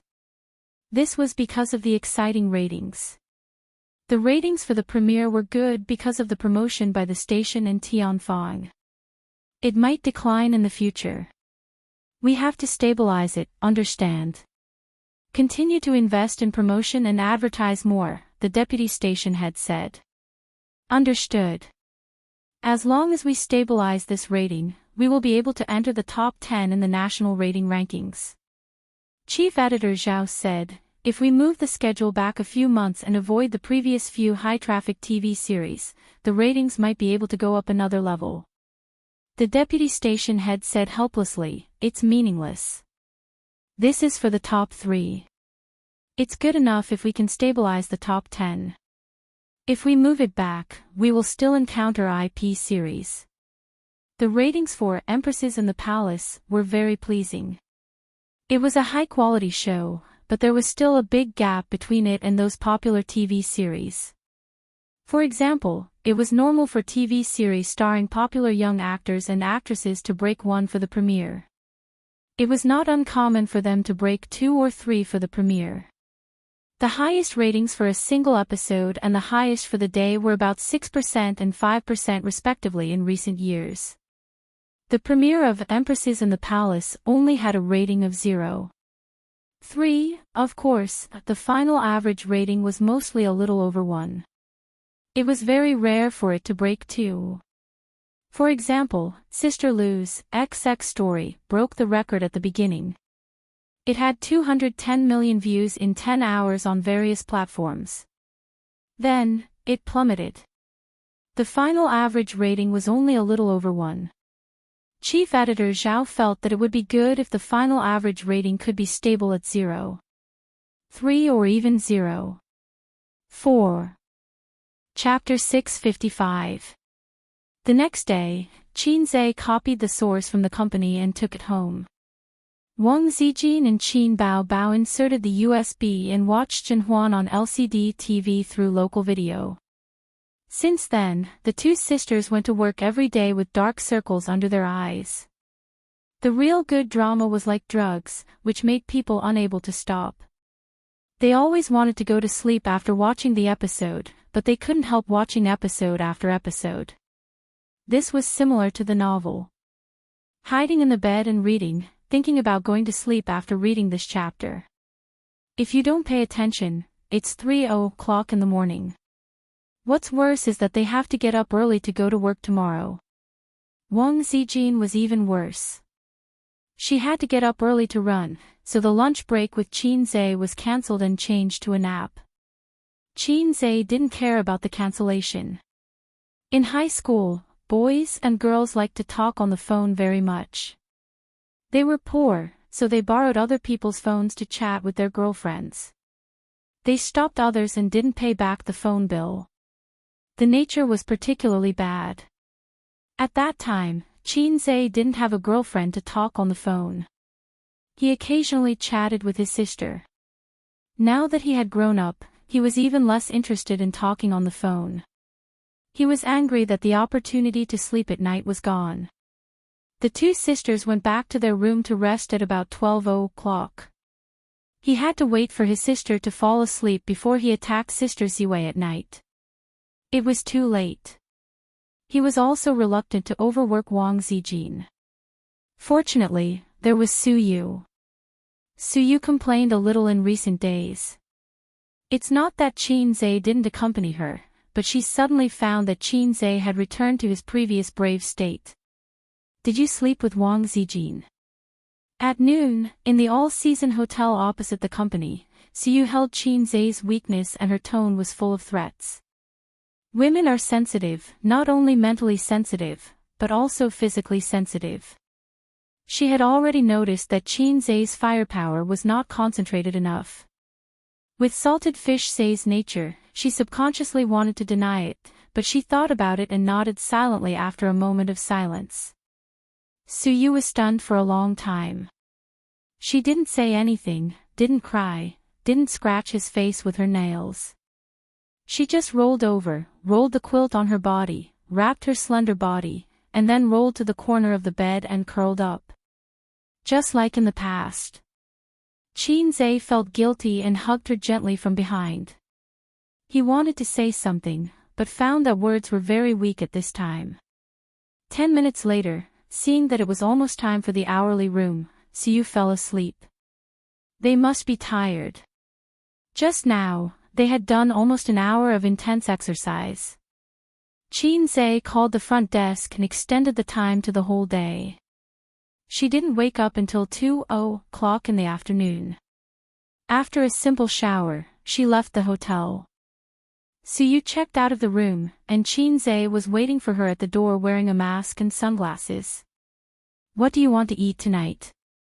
I'll make it for you, Qin Zhe said softly. Su Yu looked at him. Is this compensation? Without waiting for him to answer, Su Yu retracted his gaze, lowered his eyes slightly, and said lightly, No, I have an appointment with Sister Man tonight. She was still angry. She forced herself to pretend to be calm, but her disguise was too clumsy.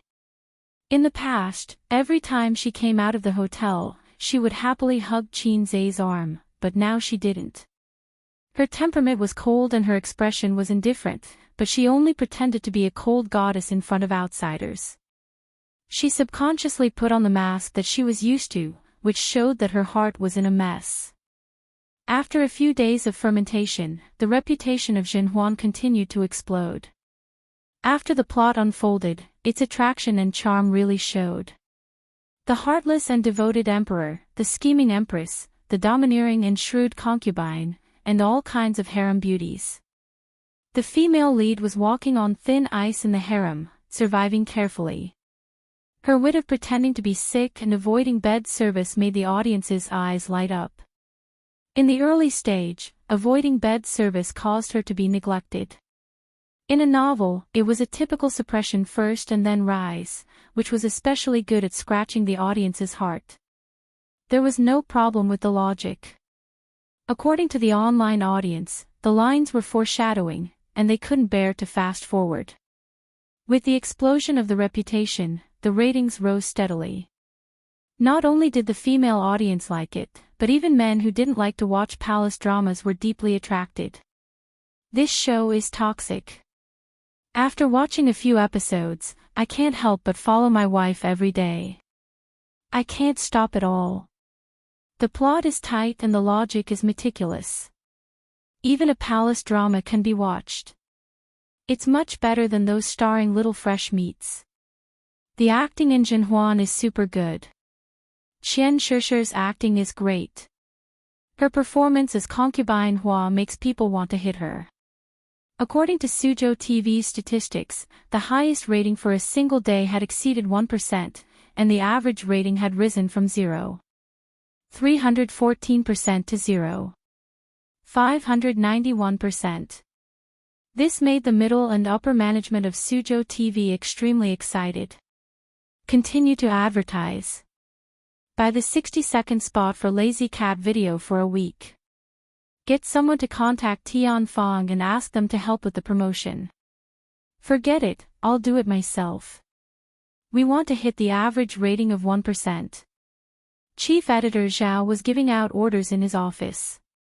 The popularity of Jinhuan was beyond many people's expectations. When they bought it, they had a hunch that it wouldn't be buried, but they didn't expect it to be so popular. The original target of 0.3% was overturned several times in the past few days. 0, 4, 0, 5, 0, 6, and now it was expected to hit 1%. If the average rating of 1% and above, it would be ranked in the top 3 in the country. Suzhou TV hadn't had such a TV series for many years. When chief editor Zhao called Qin Zhe, he had just separated from Su Yu. He was at Tianfang Entertainment, negotiating a contract with the head of a Shanghai branch of an online broadcasting platform. After Jinhuan became popular, the other party immediately came to buy the online broadcasting rights. Few young people nowadays were willing to watch TV. Online copyright was the king. This era was slowly entering the internet era, and the TV series industry was not spared. A few years ago, TV copyright was more important than online copyright. But now, many new TV series chose to premiere online. The contract was signed smoothly. The online copyright of Jinhuan was sold at a price of 3 million per episode, for a total of 75 episodes. However, the speed of the online version could not exceed the broadcast speed of the satellite TV. At present, the satellite TV had broadcast 12 episodes of Jinhuan. Even if the online version was released, it would not lower the ratings. Instead, it would become a second hit on the internet, which would drive the ratings up. If it was in the past, the TV station would have to stop the online copyright from being sold. But times were different now. The era of the TV station's dominance was over. Countless precedents had proven that it was mutually beneficial for both the online and satellite TV to be broadcast together. The popularity of Jinhuan also made Tianfang Entertainment very excited, especially the artists who participated in the show. Their anxious hearts finally relaxed and were replaced by great joy.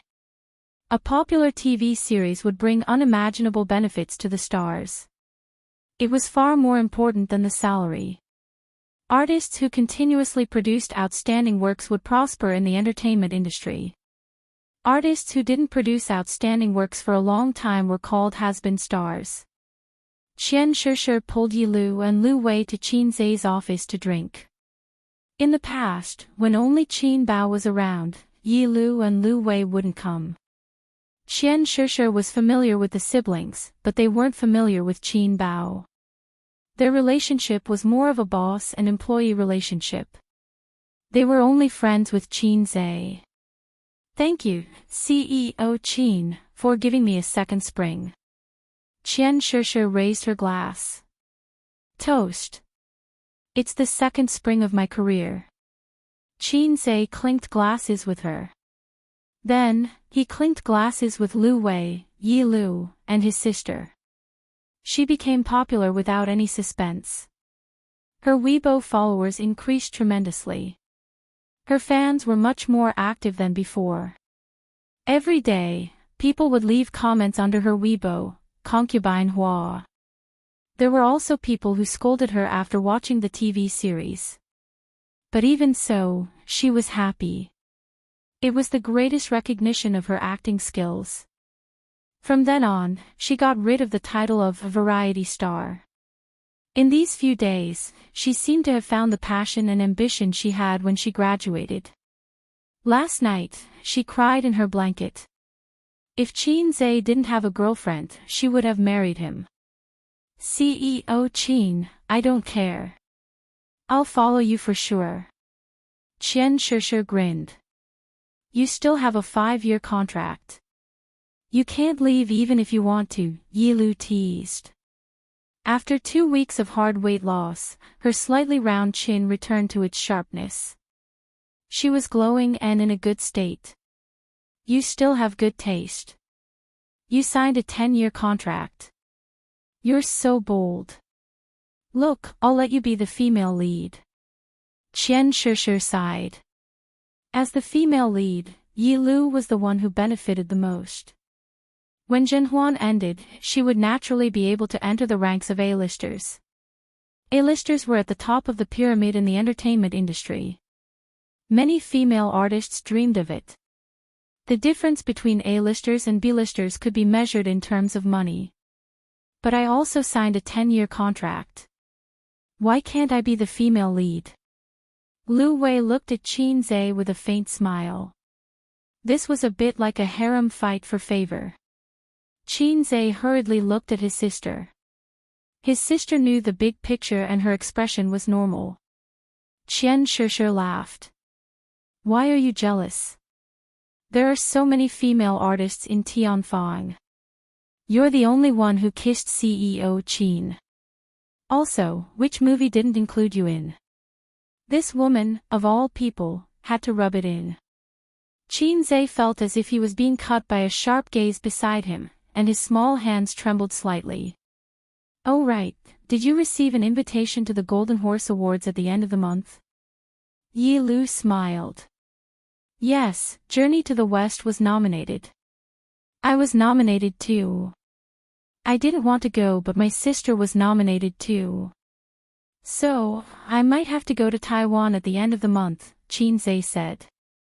You'll definitely get the Best Actor award, Lu Wei said. Not necessarily. Qian Shishir analyzed. CEO Qin entered the industry too late.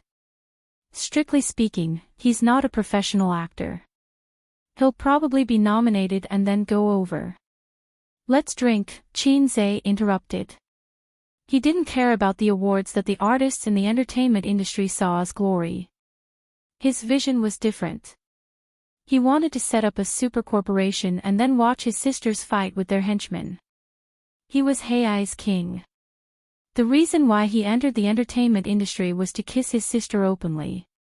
He could touch her butt and breathe in her cleavage while filming a bed scene. Zhen Huan became popular.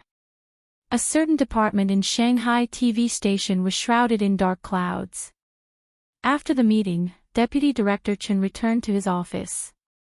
His expression was terrible. You guys pushed the blame faster than anyone else. You guys were the ones who decided to lower the price.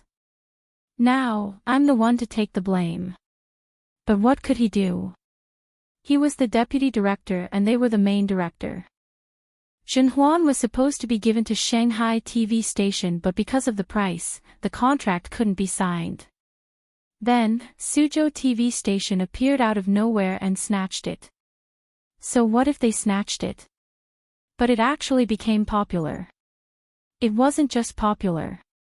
It was already November. Based on the results, Zhen Huan would definitely be one of the hottest dramas of the year. There was news on the internet that Zhen Huan was supposed to be given to Shanghai TV station, but because they couldn't agree on the price, it was snatched by Suzhou TV station. The director of the TV station mentioned this in a meeting and criticized it.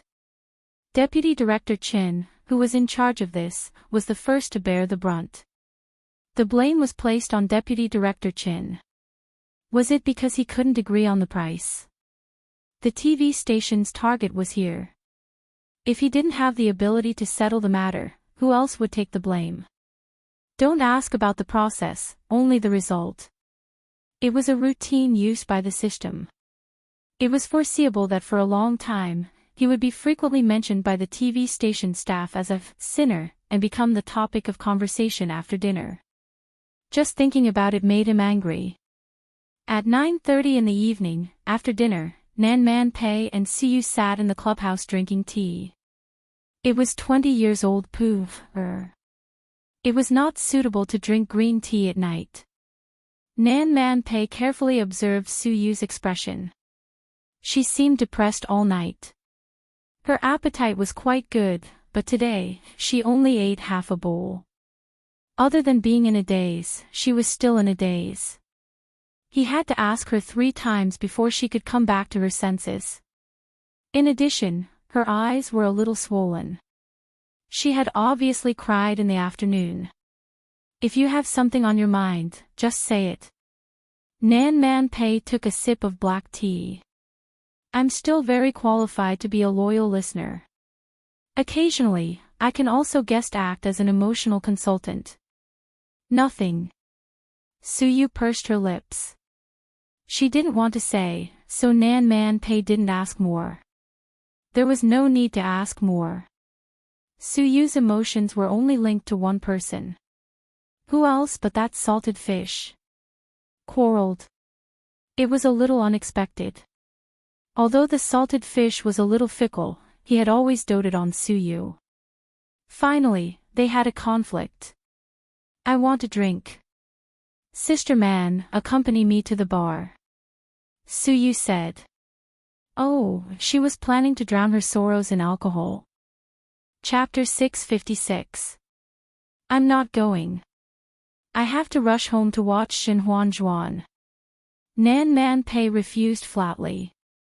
After that, she saw her best friend's absurd and unruly expression and said with a smile, "What's so strange?" Suyu's mouth twitched. Nan Man Pei would watch palace dramas. No matter how he looked at it, it didn't seem like her style. You never watch these things. Suyu said angrily, I know you're a loyal viewer of news simulcast and follow it every day.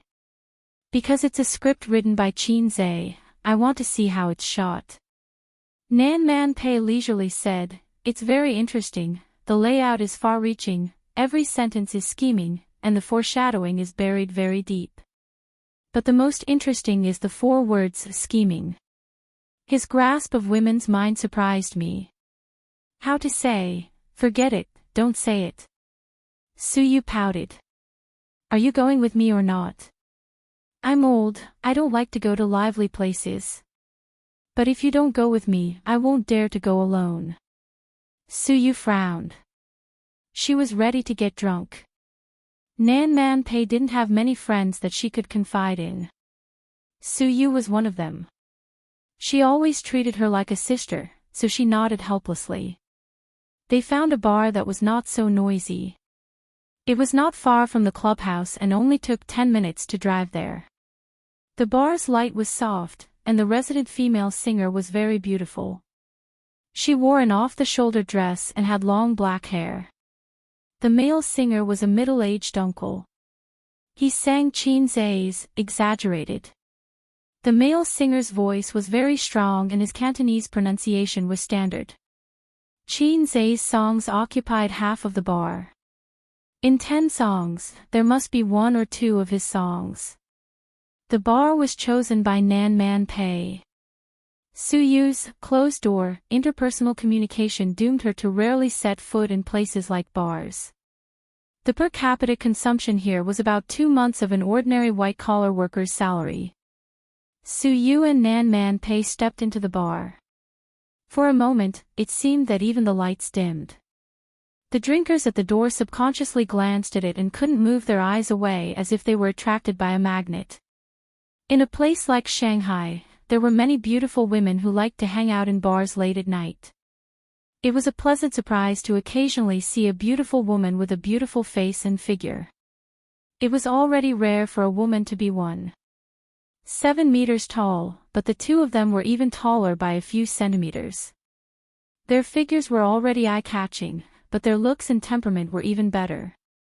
In the eyes of outsiders, Suyu has always been a cold goddess. With her beautiful and refined face, she is like a snow lotus floating into the chaotic crowd. She is beautiful, but there is a sense of contradiction. People like her should not come to the bar. If it was Qin Bao Bao who hung out in nightclubs and bars, there would be no sense of disharmony. The men would be extremely excited. Look, here comes a top-grade vixen. Nan Man Pei's sense of contradiction is even stronger. She has long since faded away from the girl's liveliness and bright charm.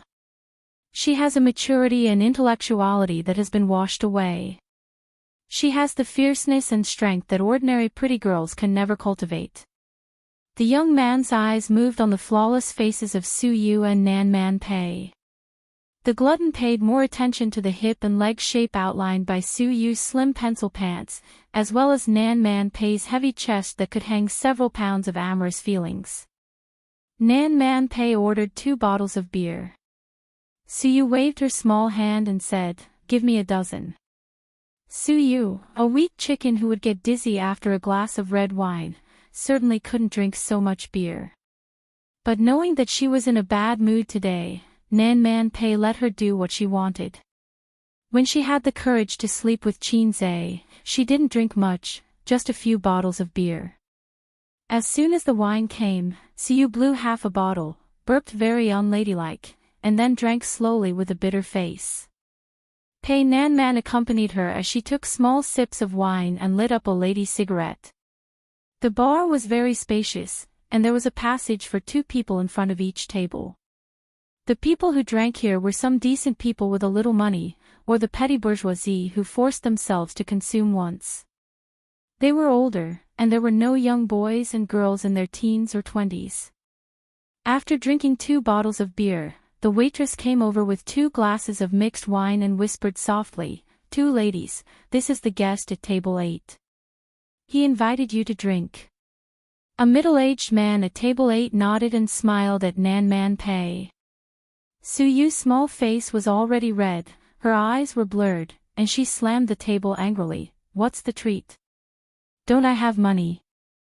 Do I need to be invited to drink?" The waitress suddenly looked embarrassed. Nan Man Pei waved his hand, "Thank the gentleman for me, but there's no need for the wine." The guest said so, and the waitress had no choice, so she put the 2 glasses of wine back on the tray and turned away. In fact, there were not many gallant phenomena in the bar. It could be seen occasionally, because most of the women who came to drink were accompanied by men. Maybe they were husbands or boyfriends. If you send wine to someone's girlfriend, wife, in front of them, do you want to fight? Only when they meet a single woman, or a few women, and one or several of them are particularly beautiful, the men will send wine. Then they will look for opportunities to chat. The middle-aged man at table 8 didn't mind at all and continued to chat and drink with his friends. Siyu drank one glass of wine after another, trying to extinguish the depression in her heart, and Nan Man Pei accompanied her to drink. Not long after, another person came to chat. It was a young man, who looked at most 30, and was very handsome. "Can I sit here?" He smiled. His dress was very ordinary, but the watch on his wrist was very good, 6-digit. After he sat down, he inadvertently pulled up his sleeve to reveal his watch. Naturally, he did not hide from Nan Man Pei's shrewd eyes. Nan Man Pei glanced at Siyu, who was drinking by herself, and smiled. "Sorry, we want to drink quietly. Drinking is bad for the body. Drinking and chatting is the best way to send away troubles." The man smiled and said, "Do you mind if I'm a listener?" He said and sat down. Siyu was annoyed and squinted. "If your annual income is less than 10 million, don't come to chat." The man was slightly stunned. It seemed that he didn't expect her to be so straightforward. His tone was proud. "Then I seem to be qualified to chat." Nan Man Pei thought it was very interesting. The man in front of her was about the same age as her. He should be a rich second generation. Nan Man Pei smiled. "Young man, her man is worth tens of billions a year. Go back to your seat and drink." The man immediately felt a sense of frustration. It was not the tens of billions that shocked him. It was Nan Man Pei's straightforward, young man tone that was very much like the tone of an elder caring for the younger generation. But she looked young and beautiful. He felt that she was younger than him, but the vicissitudes of life she exuded were stronger than his father. There was low laughter all around. The gluttons looked at the young men as if they were looking at a hothead. They were still too young. Just by looking at their temperament and appearance, the two women were not common things. Such women were either the daughters of rich families or had big bosses behind them. In short, they were not girls without a master. He was in a hurry to chat, but he hit a wall. After sending the young man away, Nan Man Pei sighed, "An old woman, but someone still came to chat." Siyu said, "A 32-year-old old woman. In 2 years, won't I also become an old woman?" 32 was not the golden period for women. Nan Man Pei exercised and maintained well. If you ignored her too fierce temperament, she looked only 25 or 26. But her life experience was more vicissitudes and magnificent than most middle-aged people who had experienced the ups and downs of the business world. Nan Man Pei shook the wine in the glass. "Say, what happened today? Did you quarrel with Qin Zhe?" Siyu shook her head. "How can I quarrel with him? I always do what he says." Nan Man Pei said, Siyu poured a glass of wine, resisted burping, looked at her best friend with tears, and said sadly, "He and Wang Zijin went to bed." It turned out to be the case. Nan Man Pei knew that Siyu had always been proud of taking away Qin Zhe's blood, and looked down on his real girlfriend Wang Zijin, thinking that she was a bitch. At the same time, this was also her only psychological comfort. Now that Qin Zhe and Wang Zijin had also come to this point, Siyu's only advantage was gone. Siyu whispered, "I love him so much that I don't care if he has a girlfriend. He feels sorry for Wang Zijin and can't give up. Well, I never force him. I just want to be good to him silently. If he has a little conscience, he should have left Wang Zijin and followed me. I bought the uniform he liked. I did whatever he liked. He transferred Bao's shares to me, but I kept the money in the company's account. When Qin Bao asked for money, did I not give it to her? When I acquired Dongfeng technology, did I not give it to her? Who did I do it for? But I've waited and waited. What I've waited for is indeed him sleeping with Wang Zijin. What then? Are they going to get married? What if one day they suddenly feel that they're too timing and want to turn over a new leaf? At that time, I'll have to leave. You tell me, what am I? As she spoke, she slowly cried. Nan Man Pei sighed, don't think too much. He is very good to you and will not abandon you. But I don't feel safe, not at all. After he confessed to me in the afternoon, I felt like a piece of empty space. I want to cry. Suyu covered her chest, but I can't cry. I pretended that nothing happened to me. I pretended to sleep. The more I think about it, the more unwilling I am. I should have called Wang Zijin at that time and told her that I had slept with Qin Zhe hundreds of times. She was the third party. Tell her to get out and stay away from my man. If she dares to contact me, I will break her legs, boo-hoo, Suyu said as she drank and cried, like a woman who was frustrated in love. You should have known that today would come. The sweetness of the past is the best anesthetic, or you have been avoiding it. Nan Man Pei said in a deep voice, since you are so unhappy, let's break up. I can't say it. I will call and say it for you. Nan Man Pei pretended to take out his phone. Sister Man, I can't bear to. Suyu hurriedly held her hand, crying like a pear blossom in the rain. Her spineless appearance made Nan Man Pei want to hit her. What is good about him? If you want a handsome man, I will find you one. I guarantee that he is more handsome than him. I know a lot of talented young men. I can't guarantee that they are better than him, but they are definitely not bad. At least you can live comfortably and not be wronged. Nan Man Pei gritted her teeth. Suyu did not speak, sobbing and shaking her head. What kind of bewitching potion did he give you? Nan Man Pei poked her forehead with disappointment. I really liked him on the day I was sick, Suyu said. That day I had a fever and my head was dizzy. I felt like I was floating in the clouds when I was sleeping in bed. There was no one around me. I thought that if I died, it would take a few days for them to find me. It was empty and lonely. The world is so big, but when you need care and help the most, no one will lend a helping hand. It was like falling into a bottomless abyss, sinking bit by bit. When you were sick and wanted to eat porridge, no one would make it for you. When you were thirsty and wanted to drink water, no one would pour it for you. You didn't even have the right to call for help because you were always alone. Sister Man, you know that kind of loneliness. Otherwise, you wouldn't have brought Dong Lai and Ziki to live at home. Your cooking skills are so bad, but you are obsessed with it. No matter how busy you are, you insist on going home to cook. If Ziki and Dong Lai find an excuse not to eat, you will get angry. That is loneliness. Only cooking can make you feel that you have a home to take care of, and children waiting for you to eat. Only in this way can you fill your empty heart. Suyu's words stabbed Nan Man Pei's soft spot.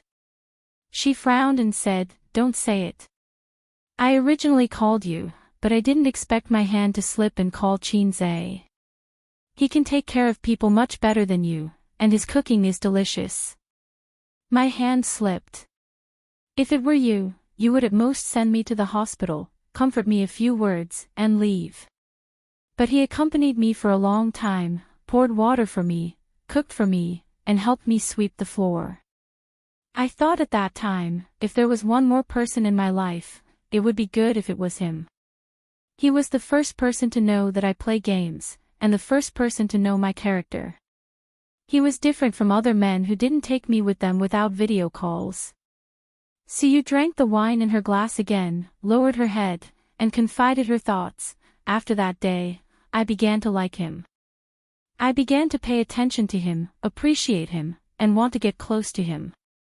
So when he asked me to start a company with him, I agreed without thinking. I knew that he just liked my ability, but so what? I wanted to get close to him at that time. The more time I spent with him, the more I liked him. At first, I didn't dare to express my feelings. I always felt that there was still a chance. Take it slow, until he and Wang Zijin got together. The sky fell down. I thought, it's not good to be so pretentious. It's rare for me to like a man, but I like him in my heart, not in love. This was hard to say. Anyway, so you bit her lip, sister man, I'm very useless, I just can't bear to leave him. What if he doesn't marry you? Nan Man Pei said, have you thought about this problem? Yes. I have thought about it. What? I don't know. She shook her head. Do you know that you're tied up by him? Nan Man Pei said, just like the emperor in the drama, there are 3,000 concubines in the harem who are scheming against each other for him. That invisible battle is the most heart-wrenching. But does the emperor really not know about the scheming of the concubines in the harem? He knows, he just doesn't care. No matter how capable he is, he's still one person. If he can't stop the mouths of the concubines, how can he not allow them to have resentment? Suyu looked at her with tears in her eyes. But the emperor doesn't panic at all, because he's the emperor and enjoys the highest power.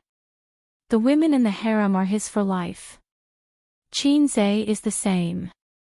He used his method to firmly tie your heart to him, so he doesn't panic at all, and you're always in a passive position. In a relationship, whoever puts everything into it will be at a disadvantage.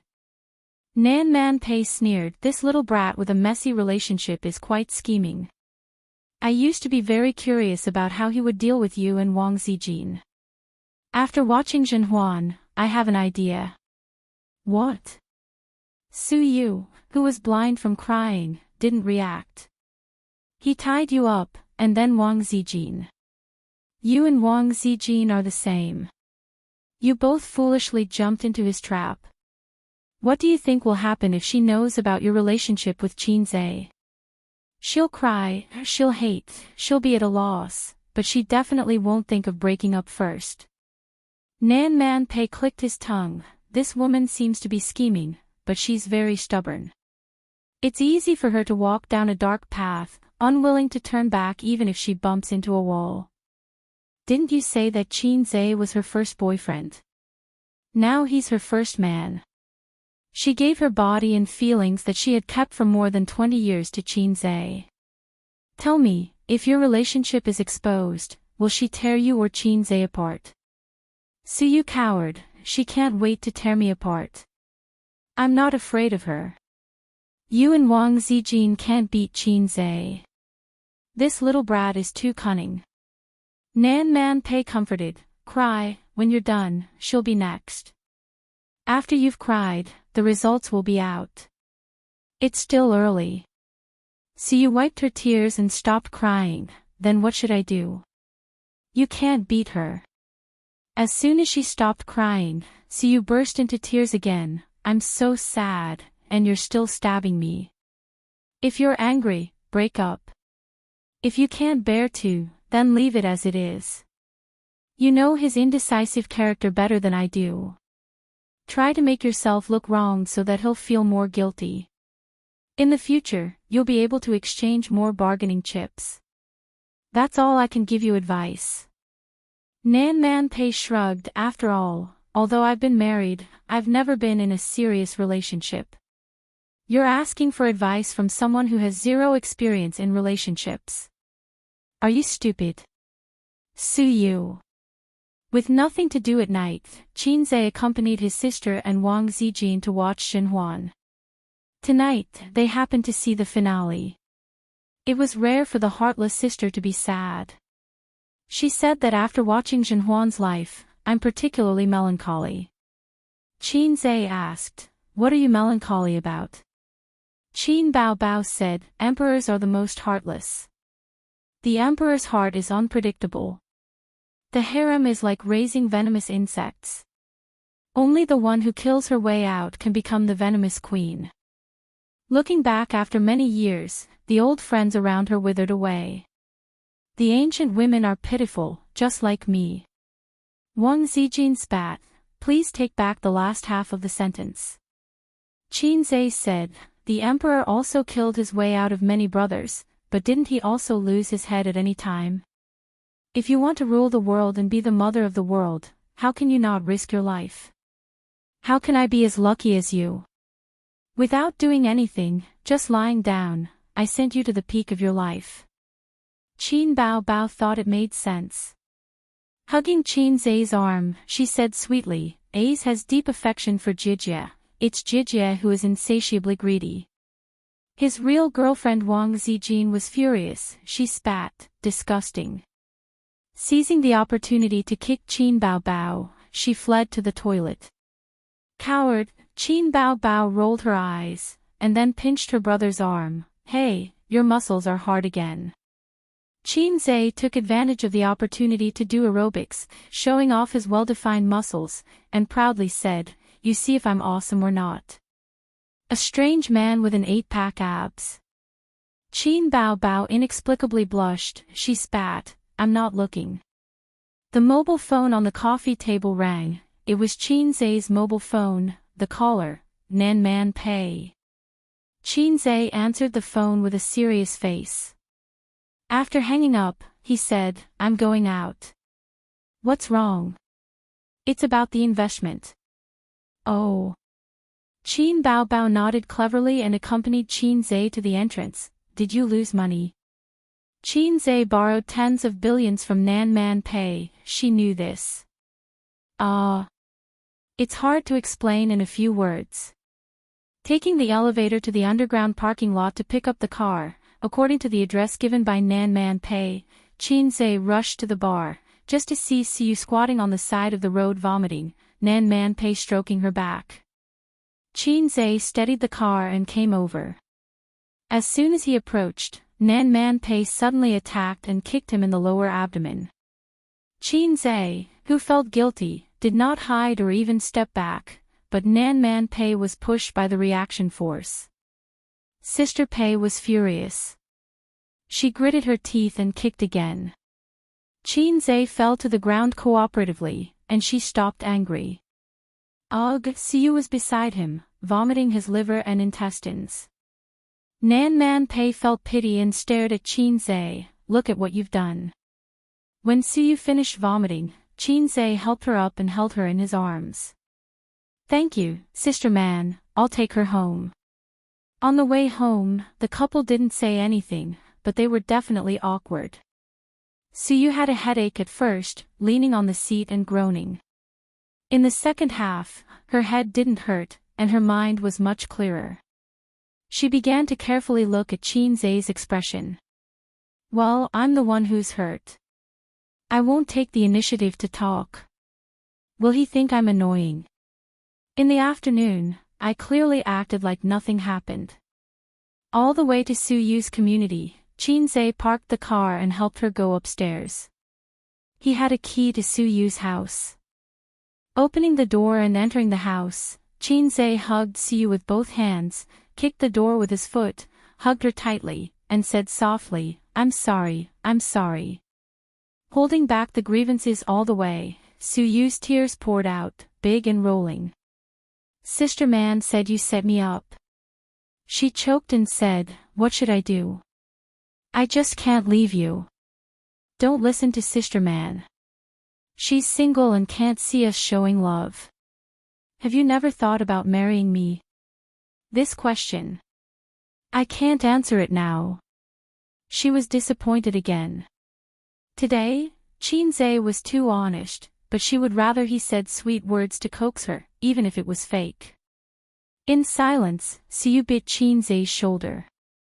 She didn't feel distressed, but she bit hard and bled. Will you break up with me? Do you want to break up with me? I don't know, I won't. So, he wanted to dominate her like this, but didn't want to let go of Wang Zijin. Su Yu was so angry that she wanted to bite him again. So she had an hour of cold war with Qin Zai. Su Yu didn't want to see him, but she was reluctant to let him go. Her mood was very complicated. When the drunkenness was almost gone, she went into the bathroom to take a shower. The shower head splashed and washed her body, but it couldn't wash away her messy thoughts. Pei Nan Man was right. She should have thought about today's situation. However, at that time, she thought about how she had sacrificed so much and how Wang Zijin was so pretentious. It would not be difficult for her to steal her man. In fact, she was anesthetizing herself. She didn't want to share a man with Wang Zijin, but she couldn't leave Qin Zhe. She was afraid that if she forced him to choose, she would be the one who was abandoned in the end. Are those women who are willing to be mistresses also have feelings that can't be cut off? Are those wives who forgive their husbands for having women outside also have feelings that can't be cut off? Suyu didn't understand this question. She was not married, and Qin Zhe was not married, so she was neither a wife nor a mistress. After taking a shower, she put on a bathrobe and went to the living room. Seeing that Qin Zhe was still there, she was happy in her heart, but at this moment, she couldn't squeeze out a smile. She said, "Why haven't you left yet? You just drank wine. You will be thirsty and have a headache at night. I have to accompany you." Qin Zhe said. "See, Sister Man is right. He is setting a trap for me. He knows my weakness." Suyu said coldly, "My girlfriend at home will explode." Qin Zhe said, "You are important. Too much." He chose to say what people like to hear. In the evening, Qin Zhe didn't leave and slept here. Suyu was still angry and drew a line to divide the world with Qin Zhe. She was sleepy and had something on her mind, so she couldn't sleep. In the second half of the night, she couldn't help but turn over, hugged the sleeping Qin Zhe tightly, and secretly wiped her tears. "I'd rather you bite me again than see you like this." Qin Zhe sighed. It turned out that he didn't sleep either. Suyu choked and said, "I'm so scared." "What are you afraid of?" "I'm afraid that in the end, I'll be alone again." "Don't be afraid." Suyu grabbed Qin Zhe's shoulder tightly, and her knuckles turned white because of the force. "Give me a child. No matter what happens in the future, I will accept it." Chapter 657. On the weekend, Qin Zhe and his sister went back to their parents' house. No, they went back home. After all, he and his sister had not started a family yet, and their household registration had not been moved out. It was not appropriate to describe it as going back to their parents' house. Wang Zijin also came. When she first came to Shanghai, the old man and Qin Ma were very polite to her. During that period, because of her relationship with Qin Zhe, there was an awkward period. A daughter's best friend came to the house as a guest, and a son's future daughter-in-law came to the house as a guest, were two completely different things. Fortunately, Qin Ma had a gentle temperament and liked this daughter-in-law. Wang Zijin was also very reasonable, scheming and black-bellied. The two sides easily changed their mentality and their relationship became more intimate. The old man was particularly melancholy. He liked Suyu. Wang Zijin came to the house as a guest every 3 to 5 days, but Suyu rarely came. She came once on New Year's Eve last year, and never came again. Fortunately, the two had been communicating in private and occasionally called. Every time the country had a new policy or big news in the financial industry, Suyu would call the old man to have an academic exchange. She continued to make a good impression on her future father-in-law. Even though Wang Zijin gave people a good impression, even their own children, salted fish say Ying monster, were biased, let alone their daughter-in-law. The old man had been holding back a sentence in his heart to say to Suyu, "You should be more careful. If you don't come to the house, how can you compete with Wang Zijin?" When he said those words, he always felt that his father was boasting.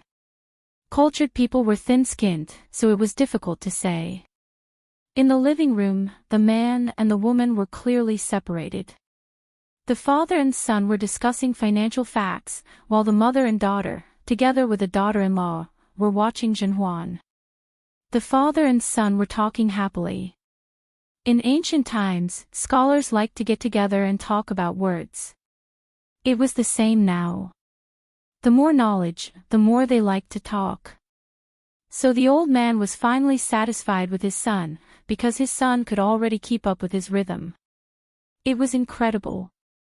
If it was a year and a half ago, he and his son would talk about macroeconomics, and his son would be confused and add a caption, "What are you talking about?" As for Qin Ma, they were watching Zhenhuan in the palace. At her mother's request, her sister brought home the USB with the film source. This drama was too popular. Ever since it was broadcast, it had quickly captured the hearts of countless aunties. Other than square dancing, watching TV at home to catch up on Zhenhuan had become an essential entertainment activity in their lives. Nowadays, the aunties held up half the sky for the television station's viewership ratings. The only discordant thing was Qin Bao's constant spoilers, saying that this Enlingrong would be bad in the future, saying that Zhenhuan would cuckold the emperor in the future, saying that in fact, the Chenyuan empress was also killed by the empress. Qin Ma couldn't bear it any longer. She grabbed her daughter's earlobe and said angrily, "You finished telling me everything. What am I supposed to watch?" Ouch, ouch, ouch. Mom, please be gentle. Qin Bao bitterly begged for mercy.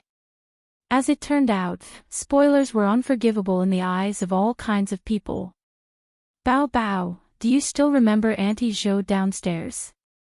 Qin Ma asked casually while watching the drama. What's wrong? Her daughter is married, and she married well. The man's family has 3 or 4 suites, and it's a state-owned enterprise. Qin Ma said with an envious tone. A state-owned enterprise. Qin Bao said angrily, he works himself to death, but he's not as good as your sons. How is she married well? This kind of unconsciously comparing her brother with other men made Wang Zijin and Qin Ma frown slightly. She's married anyway, and she's 1 year younger than you. You haven't heard from her until now. Wang Zijin is better than you. Qin Ma said. Bah, Qin Bao was displeased with her mother's belittling remarks and snorted, she doesn't have a boyfriend, how is she better than me? Qin Ma, oh, then Zijin should work hard too. Wang Zijin felt goosebumps all over her body. Auntie Qin was a scheming person. She was just testing Qin Bao to see if she knew about her relationship with Qin Zhe. This kind of question could be asked directly to her daughter, there was no need to test at all. This meant that her previous guess was right. Auntie Qin also knew about her daughter's brother complex. Thus, new doubts arose. Children's mental health problems could be discussed frankly and unfairly. They were not in the rebellious period of youth, and everyone was an adult. Moreover, Qin Bao's brother complex was obviously very serious. It would take a long time for it to be fixed. Then, what was Auntie Qin afraid of? Wang Zijin couldn't understand, and she couldn't figure it out. She just felt that there was something strange about it. Because it was difficult to talk about the matter, she didn't even have the thought of asking Qin Zhe in private. When do you and your sister plan to stop controlling each other? Your mother seems to know about it, but she chose not to say it. What was she afraid of? She couldn't ask at all. They chatted until 9 o'clock, and the old master returned to the study. Qin Zhe lay on the other side of the sofa and stretched comfortably. I've finally satisfied my father's appetite. I've finally become a qualified son. In fact, it was quite boring. In Qin Zhe's knowledge, the things he and his father talked about were too shallow. It was like a university student and a primary school student talking about the multiplication table. The old master's level was at most a third-year middle school student. Qin Zhe relied on the skill books he got from the system and was already a glorious university student. That was why he could earn a lot of money in the financial world, and the old master could only be a university professor. In order to not disappoint his father and become an outstanding son, he endured a lot of beatings and brainwashing. Under his father's whipping, he studied hard and opened up new ideas. He suffered a lot. Every time he thought about it, there was only one sentence that could describe it: Memories make me want to cry. Go, move your smelly feet away.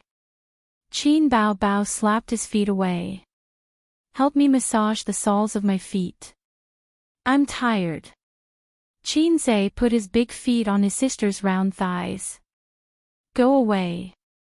Qin Bao Bao sneered and waved her small hands to block his feet. Qin Zhe kept teasing his sister with his feet.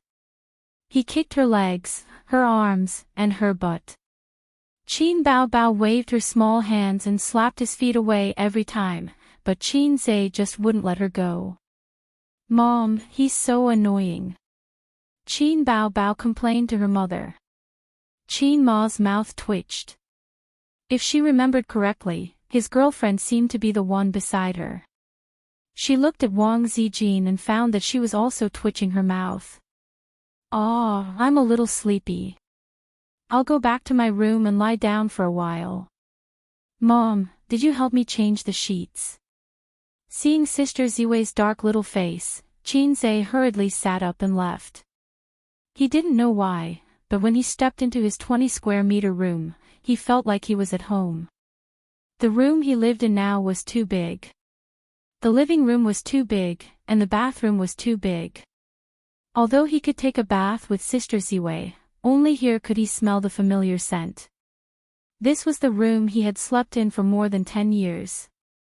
Although he and his sister hadn't lived at home for many years, Qin Ma still cleaned their children's room every day, changed the sheets and quilts from spring to autumn. He lay on the bed, thinking about the recent mission issued by the system, thinking about Su Yu. Su Yu's mental state wasn't very good at first. Although she was comforted by Qin Zhe, what happened couldn't be quickly healed by words. Instead, it took time to settle and accept. But when Qin Zhe told Su Yu his thoughts, her fighting spirit suddenly rose. Previously, the few companies were independent and each did their own thing. Even if Qin Zhe abandoned any of the companies, it wouldn't be enough to hurt them.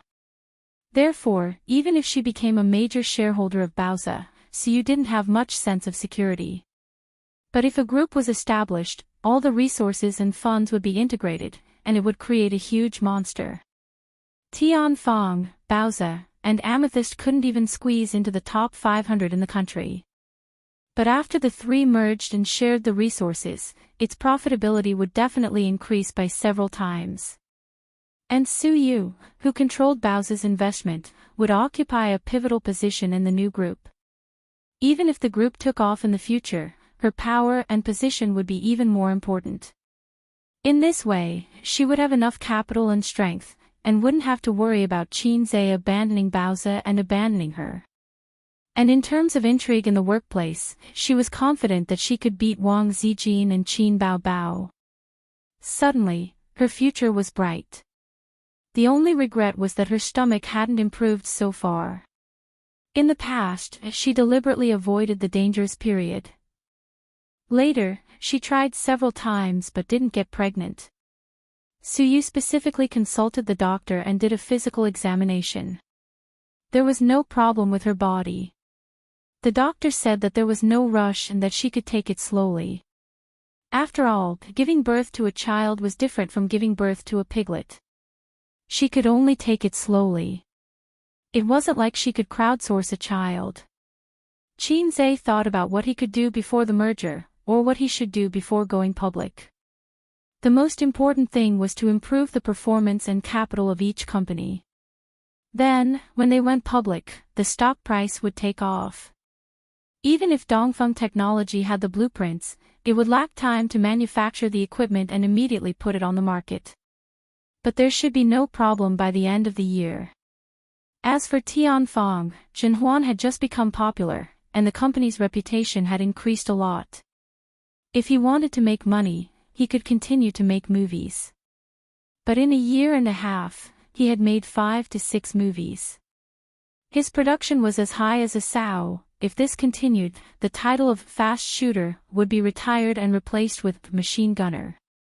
Relying on the fact that there were people in Shanghai's Guangming Bureau, his movies had been cutting the queue. This was the only way to achieve high production. On the other hand, Baozi could use his connections to convert private placement to public placement. This was a bit difficult, and public placement would be subject to more supervision. If it was converted to public placement, it wouldn't be suitable to merge into the Salted Fish Corporation. But if it was just private placement, its potential wouldn't be as good as public placement. Opening the chat software, Tian Fong Entertainment's artist group happened to be discussing the Golden Horse Awards at the end of the month. If Shen Huan was a movie, the Best Supporting Actress award would definitely be mine. Qian Shishir's fame had skyrocketed recently and she was a bit arrogant. Basically, all the artists in the company had acted in Zhenhuan and they all expressed that it was a pity. There should be a place for us in the Fei Tian Awards, Starlight Awards, and Golden Eagle Awards. Then I'll be the best actress, Yi Lu said. Lu Wei, you're thinking too much. Not to mention the other artists, just President Qin alone is enough to suppress you. A B-list artist, at Lu Wei President Baozi, please distinguish between the two Qins. Otherwise, it will feel weird when you think of Qin Zhe winning the Best Actress award. Chapter 658. Lu Wei, can CEO Qin get Best Actor? There are a lot of good films this year. Most importantly, I remember that there were a few films that were nominated last time but didn't get selected. Coincidentally, there are some good films this year. Yi Lu, according to the tradition of the entertainment industry, CEO Qin should be a backup. But it's hard to say. After all, the judges in Taiwan are more stubborn and the culture is better than in China. In the entertainment industry, seniority was very important. If you produced a good work, you would be nominated. But if you were a newcomer, it was almost impossible for you to win an award. This was because there were many seniors with good works waiting in front of you. Once you had been nominated a few times and had not gone silent, then it would be your turn. Of course, there were exceptions. Qin Zhe was a dark horse last year. His film broke the box office record, so he might have a chance. Qin Bao Bao was the same. But Qin Bao Bao had more advantages than Qin Zhe. Because she was a legitimate artist. Although she didn't have a professional background, she was an artist. So, in the eyes of the people in the entertainment industry, she was an insider. Qin Zhe was a bit different. He could only be considered half an artist. Looking at his past actions, he wrote songs to support his sister, sang to support his sister, and filmed movies to support his sister. He didn't do commercial performances, commercials, or concerts. His work passion and focus weren't in the entertainment industry. They were all outstanding. Of course, he would give it to us insiders first. It was hard to guarantee that the judges wouldn't consider this when they made the selection. Qian Shishir, it doesn't matter. CEO Qin doesn't care. He likes to show off. Last time, he even said in the office that he wasn't interested in the Golden Horse Award at all. Qin Zhe, do you not want to work anymore? Qian Shishir, the group went silent. System notification, Qian Shishir withdrew a message.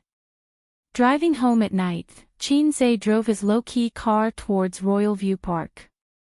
The Lamborghini that Qin Bao Bao bought for him had arrived long ago. It was parked in the underground parking lot and he had driven it 3 times. Qin Zhe didn't like to drive a sports car.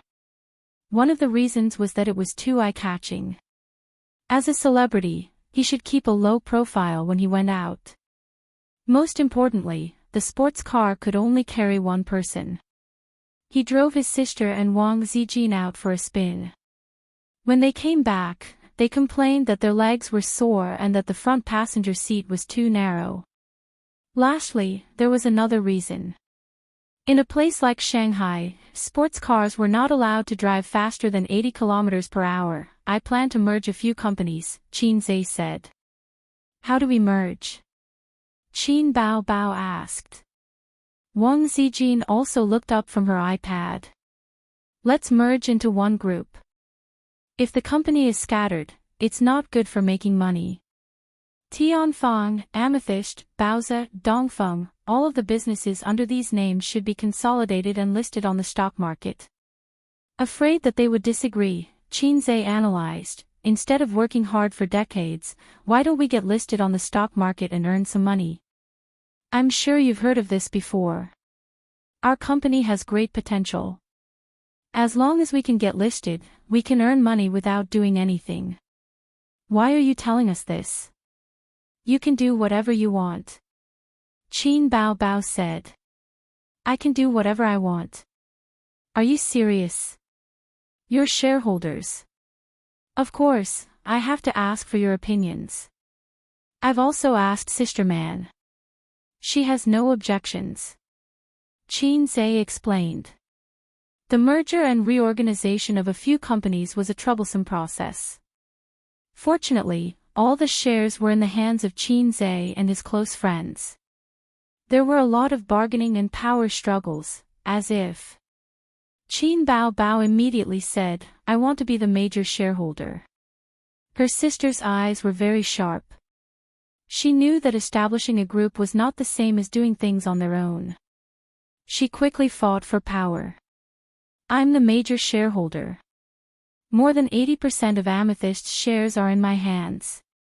You only have less than 70% of Tianfang's shares. Wang Zijin immediately said. Amethyst's shares were all in Wang Zijin's hands. Qinzhe's explanation was that Sister Ziwei's family was very influential. He paid a lot of money to get her to join the group. Otherwise, even if they were biological sisters, Qin Bao would not agree. Her younger brother's belongings were her belongings. If he had an older sister or younger sister, Qin Bao would also kick her out of the team. Salted fish could only be hers. The two sisters' eyes met.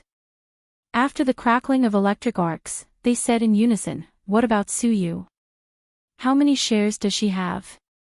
Qinzhe, this, Wang Zijin said, I remember that she doesn't have much of Baozi's shares. Qin Bao, oh right, she doesn't have much. It seems that she has a little more than me. In the early days of Baozi's establishment, Qin Bao and Suyu had a fight over shares. Qinzhe, let's talk about the shares later. When the time comes, we'll definitely hire a professional team to calculate the shares. Don't make a fuss. Although we're all family, there's still Sister Man, and Suyu. Everything has to be done properly. Oh no, how should he explain the fact that he transferred most of Baozi's shares to Suyu? Qin Bao narrowed her eyes and seemed angry. What nonsense are you talking about? Isn't there an outsider?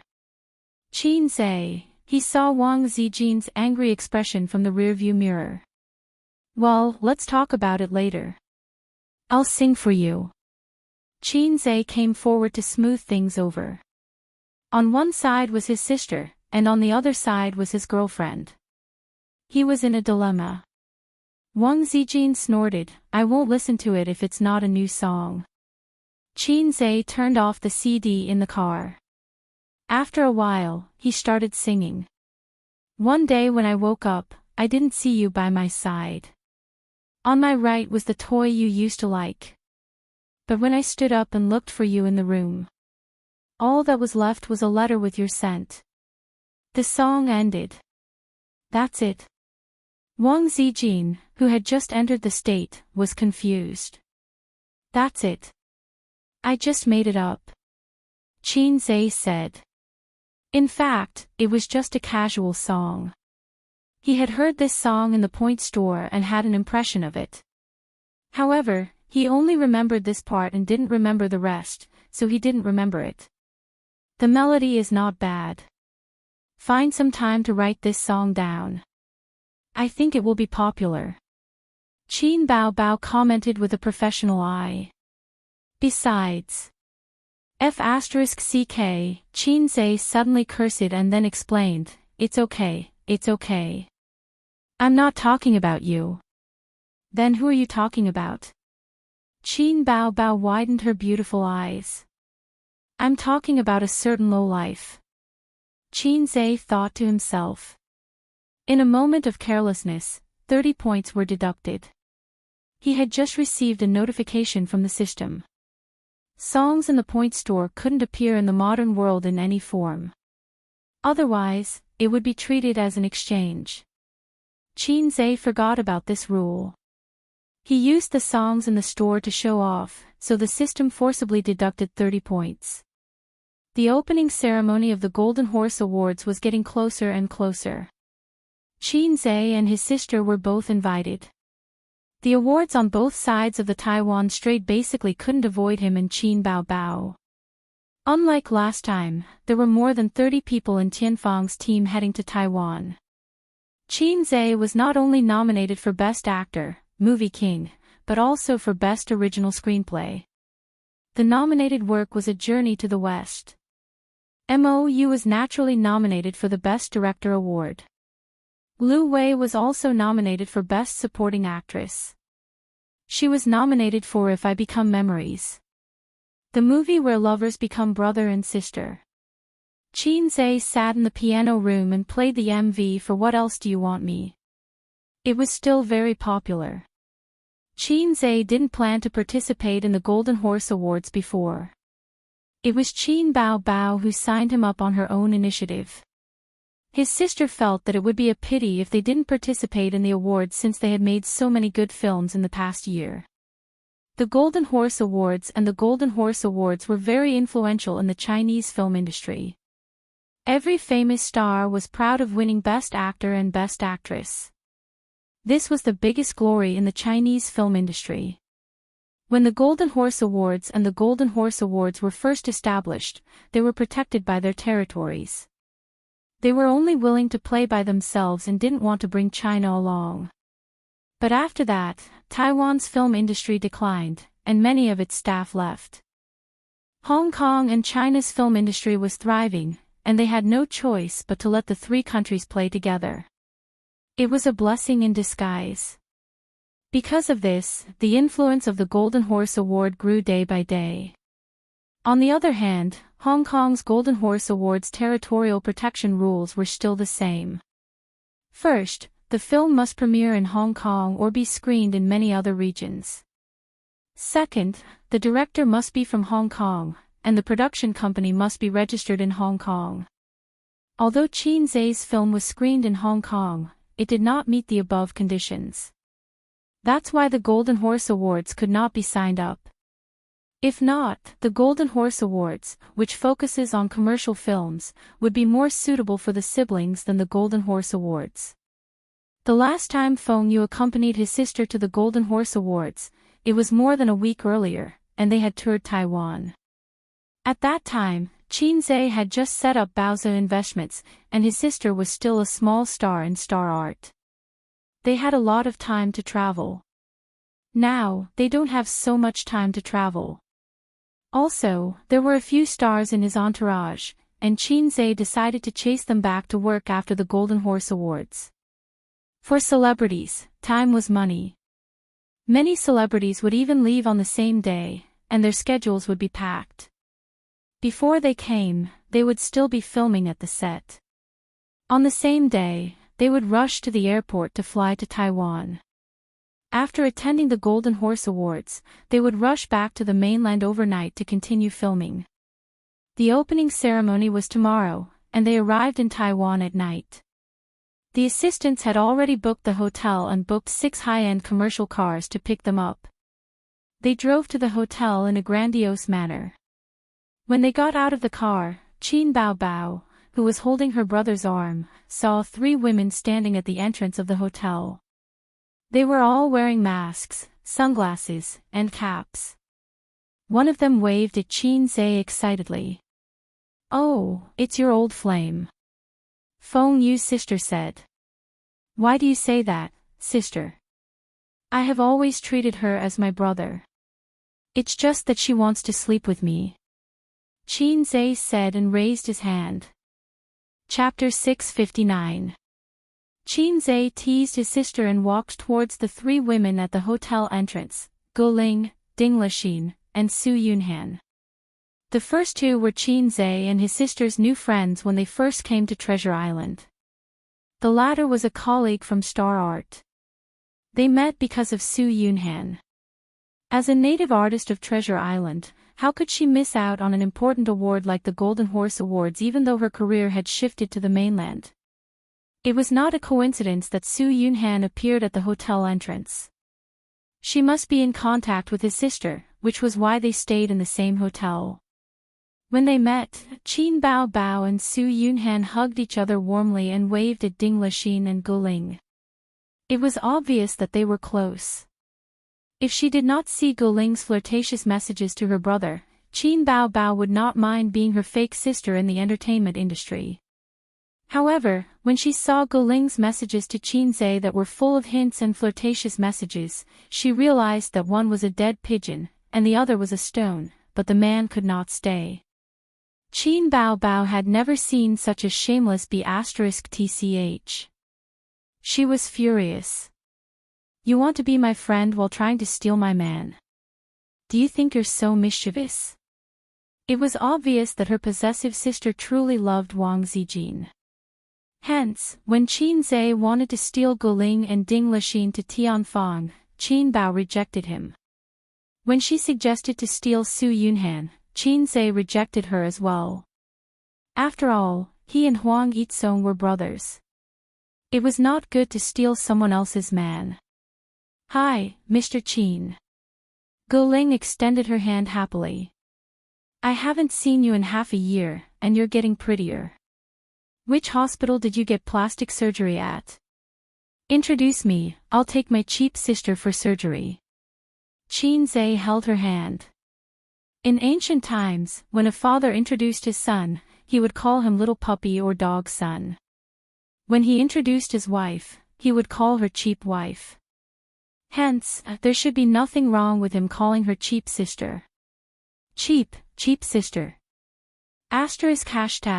Qin Bao was mad with anger, but it was not good to get physical with her brother in public. First, she rolled her eyes at him and cut him with a knife, which could be regarded as a declaration of war, and then she would go back to the room and subdue him by force. You're so annoying. There's no plastic surgery. Guling playfully hit him with her small hand. A smile bloomed on her face, and she appeared to be very happy. Hi, Mr. Qin. Ding Lixin raised her small hand and waved. Qin Zhe nodded and looked at Su Yunhan. Why are you here for the Golden Horse Awards? You're a singer, so why are you here? Su Yunhan wasn't convinced. I'm going to change my career and try to expand my career. If Boss Qin's new drama has a cameo role, remember to take me along. I don't need to be paid. Qin Bao Bao patted her chest and said, no problem. If there's a new film, you can join us. Oh right, where are you going? Su Yunhan said, there's a cocktail party. We're going to have fun and meet new friends. Qin Bao Bao looked at Qin Zhe. Knowing that his sister liked to have fun, Qin Zhe said, do you mind if we go and have fun? Guling said happily, no problem, no problem. My nanny van is over there. For the opening ceremony of authoritative awards like the Golden Horse Awards and the Golden Horse Awards, all the celebrities who were on the stage would come to participate. Needless to say, the nominees didn't need to be mentioned. Even those who weren't nominated could come to see the world and expand their connections. For example, celebrities who were popular and had a wide range of connections would take the lead to hold a small cocktail party for drinking and chatting. Therefore, authoritative awards were very important to celebrities. Small celebrities were enthusiastic about domestic awards, while big celebrities were more enthusiastic about foreign awards. For example, two famous female carpet stars in the entertainment industry shamelessly wanted to get some screen time. Their eagerness and thirst was the same as Qin Zhe's eagerness to rub himself. Xia Chu rode on the coattails of the company's seniors and was able to participate in this private party. It was held in a villa of a famous host in Taiwan. She had just debuted 2 years ago and was 24 years old this year. She was considered a very young newcomer in the entertainment industry and was young in all aspects. She had acted in several dramas, but she was only the second female lead. Moreover, they were all low-budget teen idol dramas. This was also because the company supported her because she was beautiful. She had an oval face, big eyes, delicate skin, and a youthful vibe. Her fans and friends called her Little Bao Bao. It had nothing to do with intimacy, but because her facial features were somewhat similar to Qin Bao Bao's. What Little Bao Bao? When she debuted, Qin Bao Bao hadn't entered the entertainment industry yet. Didn't she have a good younger brother? But this was something that couldn't be envied. Xia Chu Chu felt that if she had a younger brother like Qin Zhe, she would be a queen now. She wouldn't have to pretend to be polite with the company's executives and pretend not to understand their hints. Although female celebrities had to be prepared to grind an iron rod into a needle if they wanted to make a name for themselves in the entertainment industry, there were always exceptions. As long as your own strength was outstanding enough, you wouldn't be afraid of not making a name for yourself. In comparison, male celebrities were much easier. As long as they were handsome, it didn't matter if they didn't have acting skills. The company was willing to hype them up, and they would become popular very quickly. Female celebrities couldn't do it. Without acting skills, they would be given sh*t just based on their faces. A certain Jia, a certain Ing, and a certain Shanshan were good examples. Chu Chu, let me introduce you. This is Brother Zhang. The senior came over with a man's arm. Xia Chu Chu's company could only be ranked in the second tier in the country. The whole company only had one second-tier celebrity, and the senior in front of her was a second-tier celebrity, one of the company's pillars. Sister Yang.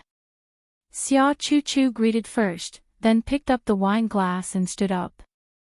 She said in a flattered tone, Brother Zhang. The man was 34 or 35 years old. His name was Zhang Yao. When he was young, he was already popular. He was a rare star in the entertainment industry with a long shelf life. He used to mainly shoot TV series, but now he was active in the film industry. He had been nominated for the Golden Horse Awards twice in a row. According to the customs, he had a high chance of winning the Best Actor award. A newcomer like Xia Chu Chu shouldn't even have the capital to strike up a conversation if she didn't attend this party. You accompany Brother Zhang for a drink. I'm going to the bathroom. He is the most likely winner of this year's Golden Horse Award. After introducing the two, the senior winked at Xia Chu Chu. Chu Chu, it's your first time participating in the Golden Horse Awards. Zhang Yao sat down beside her and took a sip of red wine. Well, yes, I haven't seen it yet. Xia Chu Chu showed a sweet smile. She had practiced how to smile naturally and sweetly. It's my first time participating in the Golden Horse Awards. I don't feel nervous. Instead, I feel that as long as I work hard and continue to produce good works, the Best Actor award will be mine sooner or later. Zhang Yao spoke with assurance, showing the confidence of a successful man in his words. That's because Brother Zhang, when you first participated in the Golden Horse Awards, you were already a big star, so you were calmer than me. Xia Chu Chu smiled and sighed, I'm just here to watch the fun. I have no idea about the Golden Horse Awards. I'll be thankful if they give me a chance to be the best actress. Good works are hard to find. Therefore, the person Xia Chu Chu admired the most was Qin Zhe. There was no way not to admire him. He was a legendary big shot in the entertainment industry.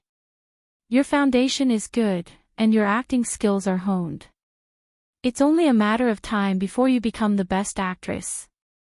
Zhang Yao's left arm naturally rested on Xia Chu Chu's shoulder. Maybe, I can provide you with an opportunity. Xia Chu Chu was stunned. She remembered some negative rumors about this big star. This guy was a Dumas. He changed girlfriends on average every 2 years, and they were all female stars in the circle. In addition, there were rumors in the circle that this person often took advantage of female stars in the crew, especially new female stars. This I haven't confirmed with you yet, and you already have a bad idea. Fortunately, she was very experienced in dealing with this kind of molesting behavior. Male stars like him were not rare in the entertainment industry. Xia Chu quietly moved to the side, pushed away his hand on her shoulder, and smiled. Brother Zhang, are you confident? I heard that Qin Zhe was also nominated. Sister Yang, who had gone to the toilet, came back. Hearing this, she flattered, Qin Zhe is at most a companion. Even if he wins an award, it won't be the Best Actor award. Brother Zhang, this is the 4th time you've been nominated. This year's Summer Sunshine is so popular. The Golden Horse Awards also focus on literary films. Zhang Yao smiled reservedly and placed his hand on Xia Chu's shoulder. Xia Chu pushed him away again. This time, Zhang Yao was a little unhappy. This newcomer didn't know how to appreciate favors. You guys chat. I'll go drink with my friends. Zhang Yao got up and left.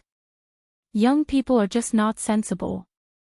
Sister Yang sighed with disappointment. You didn't even add his phone number, not to mention his WeChat. He touched me as soon as he came up, Xia Chu whispered. This is not a common thing. Which female star hasn't been touched before? Photos can be seen everywhere on the internet. If it's like this in public, don't even mention in private. I'm not happy. Xia Chu frowned. Then what are you doing here? Sister Yang rolled her eyes. Sister Yang, look at what you're saying. Not everyone is like this. We've already met a circle of people. We don't need Zhang Yao. Then who cares about you? A nod is enough to deal with you. Sister Yang's gaze swept across the villa hall. You see, even here, there are small circles. Just a nod and a few words, what kind of social interaction is this? They forget about you in the blink of an eye. Zhang Yao is willing to be close to you, so you should be the one taking advantage. Men are all like this. It's not like they'll lose hair if they touch you. Xia Chu said, Qin Zhe is not like this. Also, she named quite a few experienced seniors in one breath. It's even worse. It means that you don't even have the qualifications to get close to him. Sister Yang laughed angrily. Xia Chu glanced at the door. At this moment, the brown-painted wooden door of the living room was pushed open and a group of people walked in. She saw Qin Zhe among the group of women at a glance. Hey, Sister Yang, Qin Zhe is here. Chapter 660. Sister Yang's brain didn't react, but her body instinctively turned her head and looked in the direction of the villa's entrance with Xia Chu. 5 people came in. Although the circle of celebrities was big, the celebrities were also famous. She knew all 5 of them. Su Yunhan was her good friend for many years, and the remaining 2 were from a Taiwanese singer group.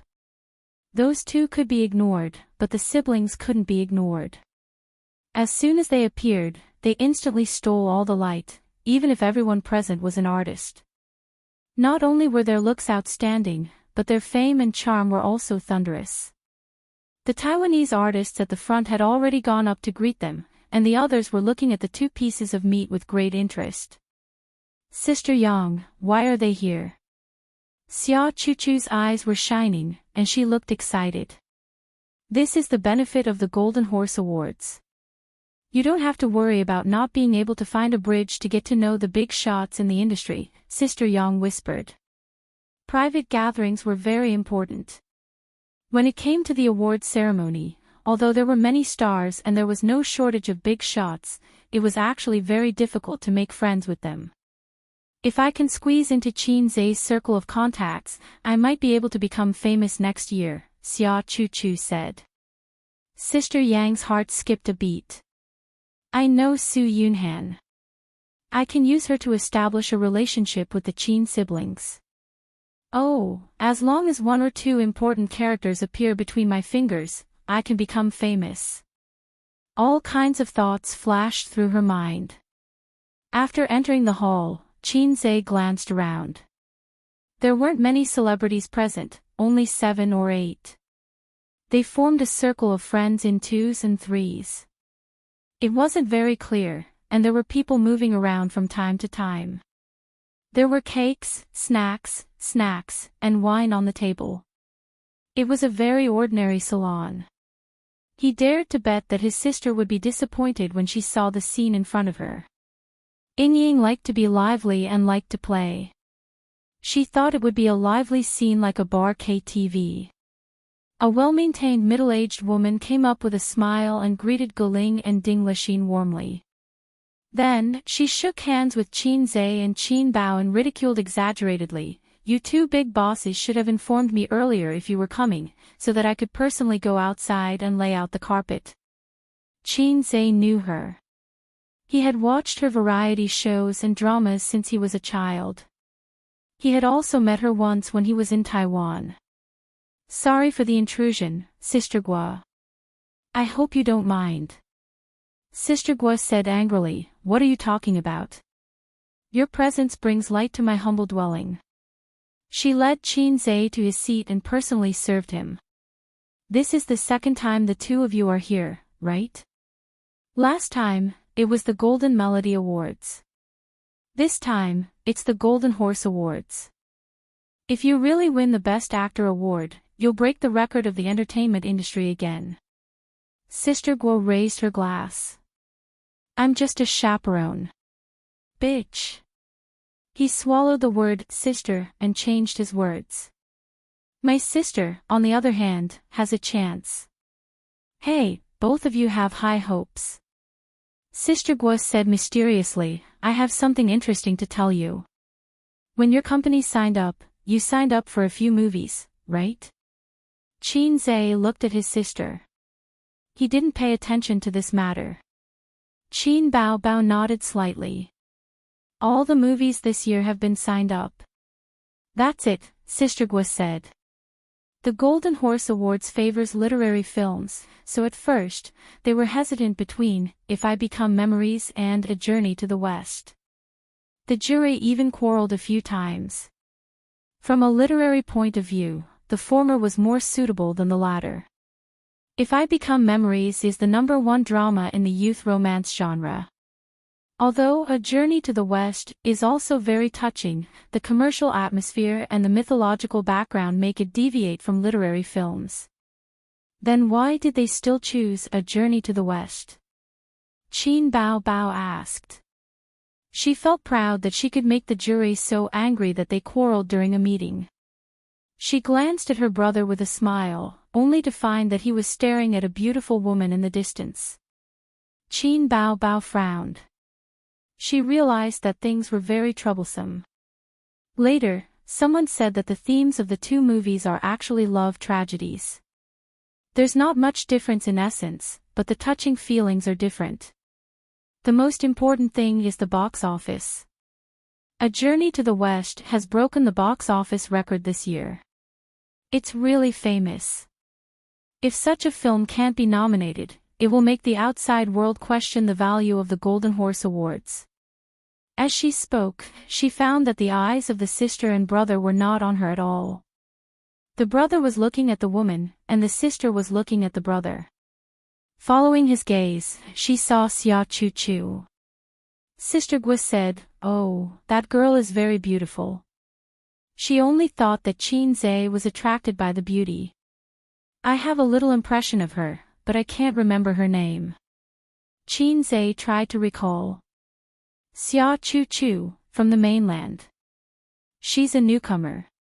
Yang Li, who brought her here, and I know her, Sister Gui said. Qin Bao smiled sweetly and said, if you like her, go and hit on her." The more the sister hid a knife in her smile, the more charming and beautiful her smile was, like a fox spirit.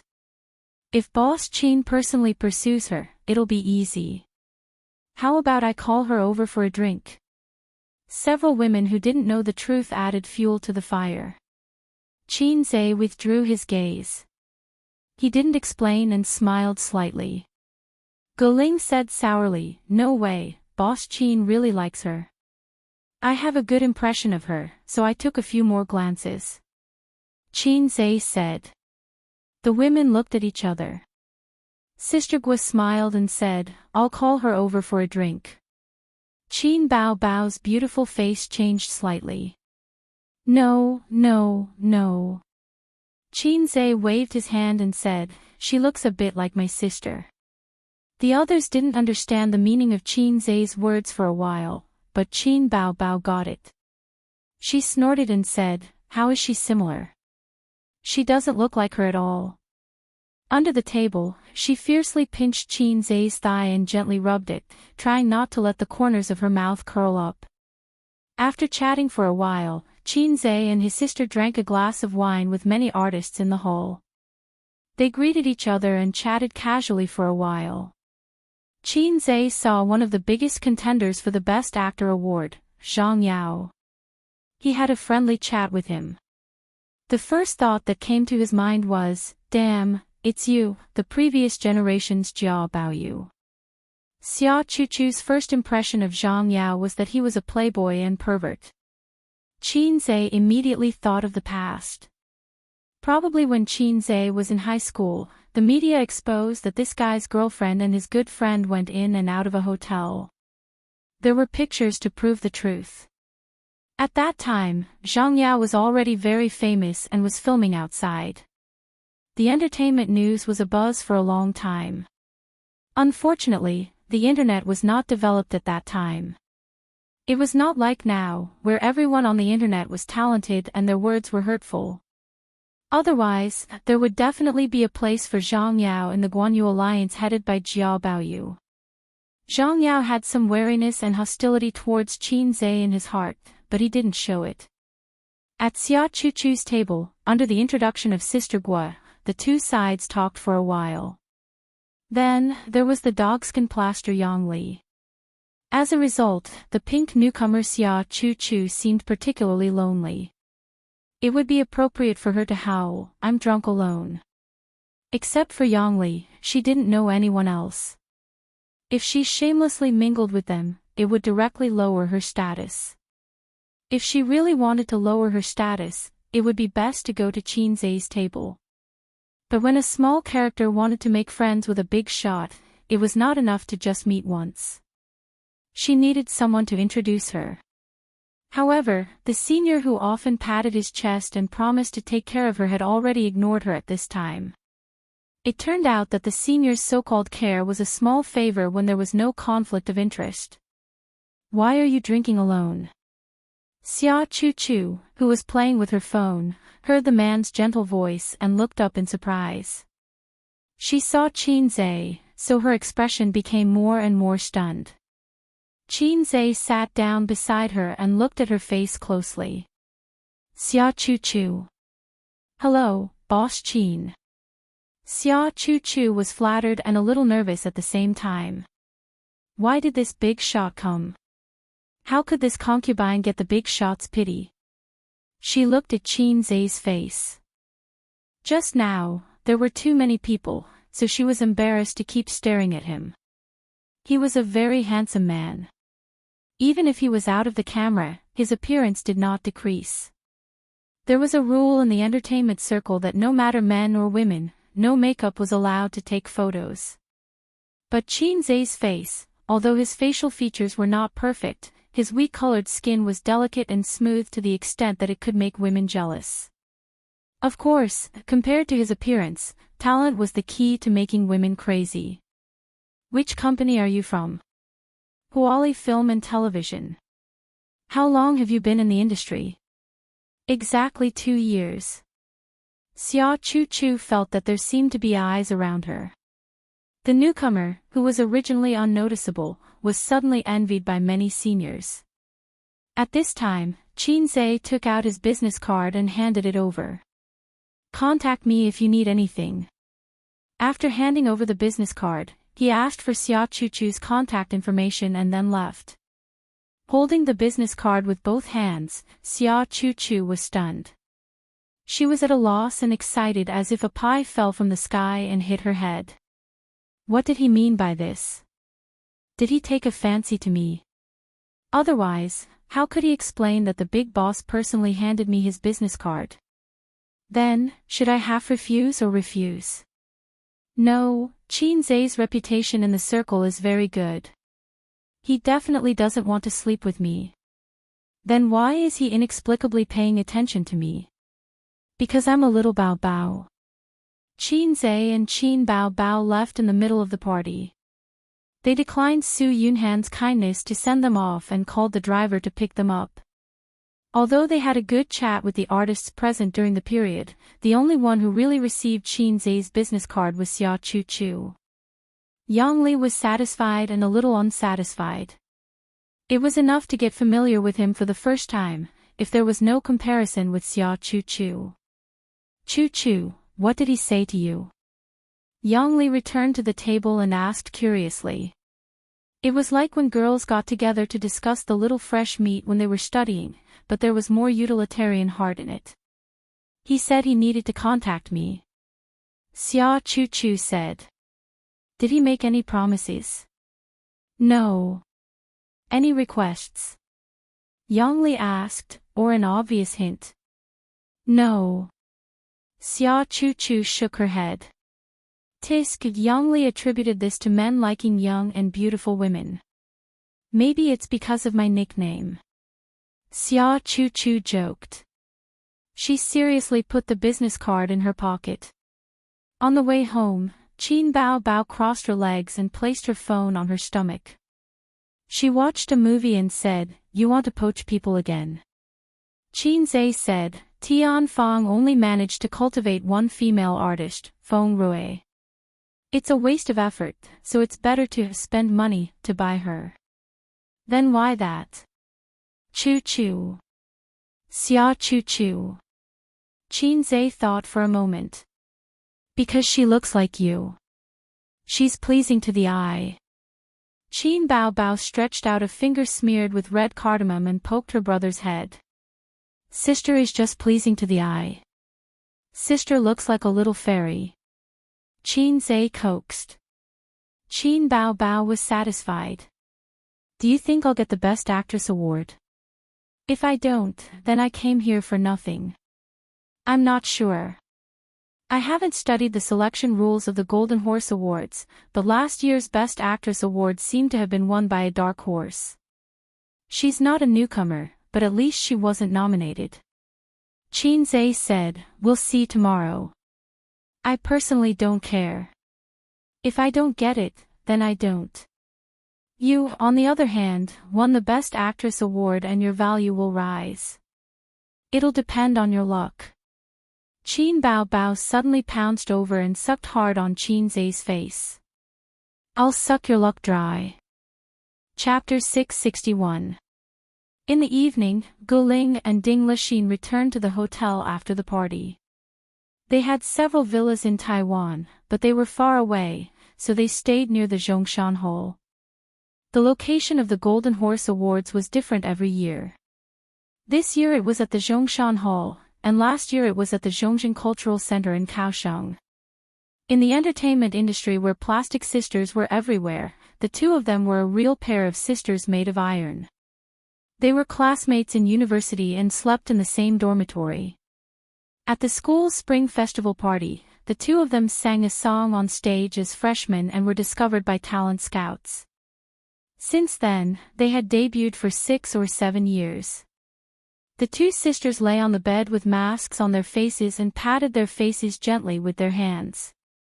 Guling clicked her tongue and asked curiously, "Did you notice that Xia Chu Chu? Does Qin Zhe have a good impression of her? There are so many female artists, but he only gave her his business card." "Maybe," Ding Lixin said. "Maybe. What does it have to do with me? I'm not the one who wants to sleep with Qin Zhe. Guling, I've been single for almost a year. What if I can't hook up with my Prince Charming? There are so many flirtatious women out there. Don't you think Qin Zhe is worried? Worry your head. He doesn't have any feelings for you." Ding Lixin rolled her eyes. "Yeah, he doesn't even give me a chance." Guling sighed and smiled bitterly. In a few years, I'll be old. Hey, don't you think that woman looks a bit like Qin Bao Bao? Did she get plastic surgery based on Qin Bao? So, you're right. Qin Zhe has a sister complex. Guling sat up straight. What a schemer. That woman must have gotten plastic surgery based on Qin Bao Bao. Do you think I should get plastic surgery? If you get plastic surgery to look like Qin Bao Bao, your acting career will be ruined, Ding Lixin said angrily. You don't understand. As long as you can sleep with Qin Zhe, who would want to be a star? Wouldn't a rich wife enjoy it more? When the time comes, I'll protect you and make you a queen. Guling winked. Using your beauty to serve others, how long will it last? Ding Lixin commented. Lu Sun said that. No, Li Bai said it. It's in Zhenhuan Zhuan, so it could also be Qin Zhe who said it. Ding Lixin said, he's obviously not a man who would be swayed by beauty. Have you ever heard any rumors about him? You have to know that the top of the entertainment industry's pyramid is very small. Those big directors, big stars, beautiful ladies, kind people, and good men, the audience doesn't know what they are like behind the scenes, but we more or less know. But Qin Zhe had never been involved in any scandals. You were wrong from the start. Last year, he wasn't so rich and famous. You thought that you could use your looks to please him, but you ran into a wall. It's even more impossible now. Even if you can really seduce him, I don't think it'll work. He's not a man you can control. Unless you're after his money. Of course, money is a very important part. Which woman would love a man who has nothing? But I really like him. Guling sighed again. Ding Lixin had a gentle and quiet personality. She was the kind of woman who only had 2 boyfriends since university. The current one was her second boyfriend. She had been in love for 6 years and planned to get married before she was 30. In Guling's opinion, life was too boring and there was no hope. She was different from her best friend. Guling was lively and not quiet. She was influenced by the barbaric girlfriend culture in South Korea in high school and was a woman with a strong personality.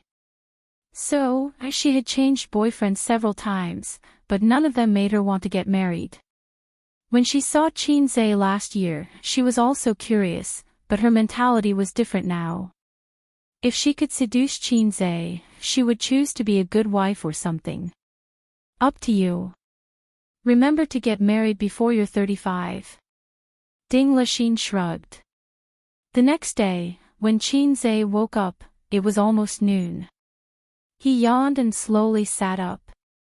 Leaning against the bed, his sister in a silk nightgown was sleeping beside him. Her black hair covered her face, and her body was slanted sideways. To be precise, her lower body was lying on her stomach, and her upper body was slanted sideways. It was difficult for her to sleep in such a position. After puberty, his sister probably hadn't slept on her stomach anymore. As Qin Zhe sat up, he pulled the blanket up as well. He glanced inside. His sister's broad bosom was like an ink painting, hazy, and he could only see a deep cleavage. Get up, go back to your room. Qin Zhe pushed his sister. His sister mumbled a few times and was woken up. She turned over in annoyance. Sleep for another hour. This is my room. Go back to your room and sleep. She mumbled a few times and ignored him. So annoying. Qin Zhe slapped his sisters but through the thin blanket and said coquettishly, "Give me the key. I'll go to your room to get your clothes. Just put them on the table. Don't be noisy. Go to sleep."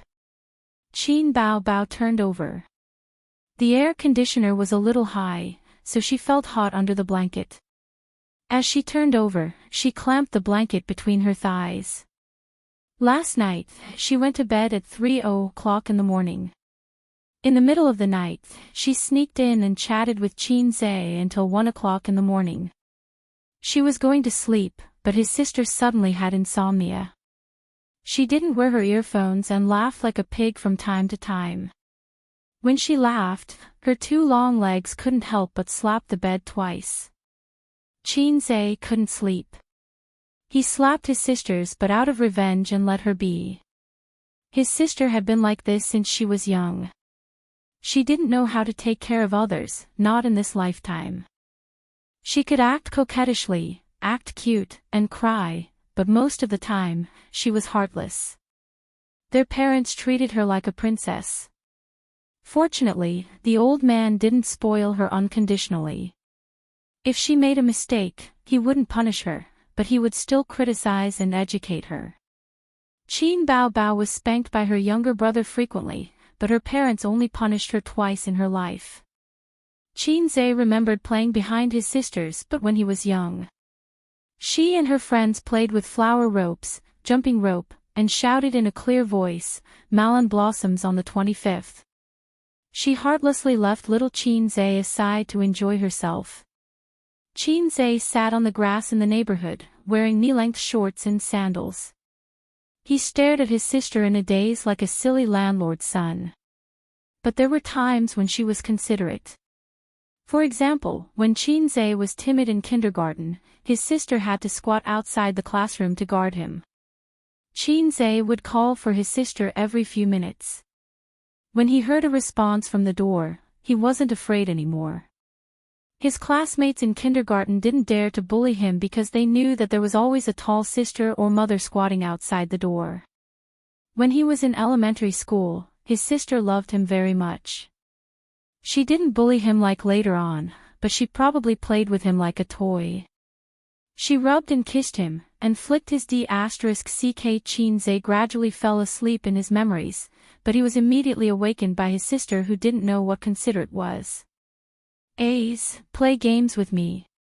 Qinze was puzzled. Didn't they say that the female protagonist would feel the warmth of home when lying in the male protagonist's arms? It was like a sailboat that had drifted for many years had found its harbor. From then on, the soul would be at rest, and the only wish was that it was spring all year long and peaceful. Could it be that he was too hard and hurt his sister's soul? Qinze moved his butt back. "I'll move back a little. Let's sleep, okay?" "I can't sleep. Let's play games." "I didn't notice you. Why are you losing sleep?" "Maybe it's because I'm not used to the new bed." After holding back for a long time, he resisted the urge. With such a tormenting vixen sleeping beside him, he didn't know his sweet dreams anymore. So the two of them played games on their phones until 3 in the morning. Qinze had a strong physique. 6 hours was enough for him. Qin Bao Bao was sleepy and couldn't get up. He took the room card, went out, and looked around. The corridor of the hotel was quiet. His sister's room was opposite his. The reason why he helped his sister get her clothes was that she had to get up before lunch. Otherwise, her assistant would knock on the door. If people knew that his sister was in his room, yellow mud would fall on his crotch. Even if it wasn't sh*t, it would still be sh*t. "My sister and I are vegetarians." No one would believe it. Beep. The room door opened. Qinze went in and closed the door. His luggage was placed in the hotel's locker. Because he was only staying in Taiwan for 2 days, he didn't bring too many things. There were cosmetics, shampoo, facial masks, and other personal products in the luggage. There were also 2 sets of clothes. There were no formal wear. Formal wear was too delicate and couldn't be stuffed into the luggage. Today, the assistant would bring Qin Bao Bao's measurements out to rent formal wear. Qinze did the same. Qinze picked a pair of slim-fit pencil pants. With his sister's long legs and perfect butt, it would be a waste to wear a skirt. Only this kind of pants that accentuated the shape of her legs but was a pleasure to look at. But in this season, she couldn't wear short skirts. Her upper body was a cute tank top with a knitted sweater. It accentuated her figure and made her look mature and sexy. As for her underwear, what should she choose? Hollow or lace? Thinking back, he didn't seem to have seen his sister wearing underwear, except for swimsuits. But swimsuits and underwear were different concepts, even though they looked similar.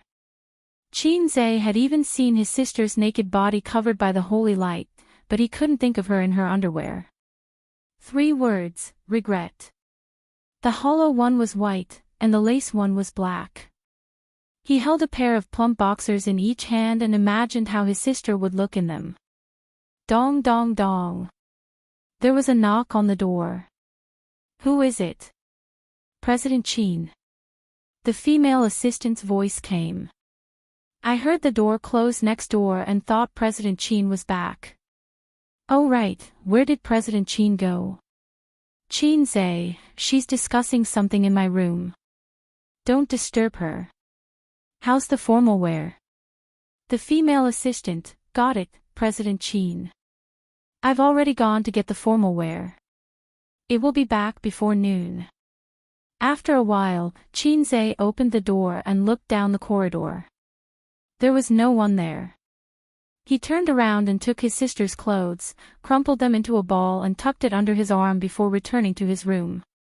He went back to his room and waited until 10:30 before his sister woke up. She stared at the light bags under her eyes and screamed loudly when she was washing up. Little red guy, I have bags under my eyes. I'm going to attend the Golden Horse Awards today. Qin replied to her, you're asking for it.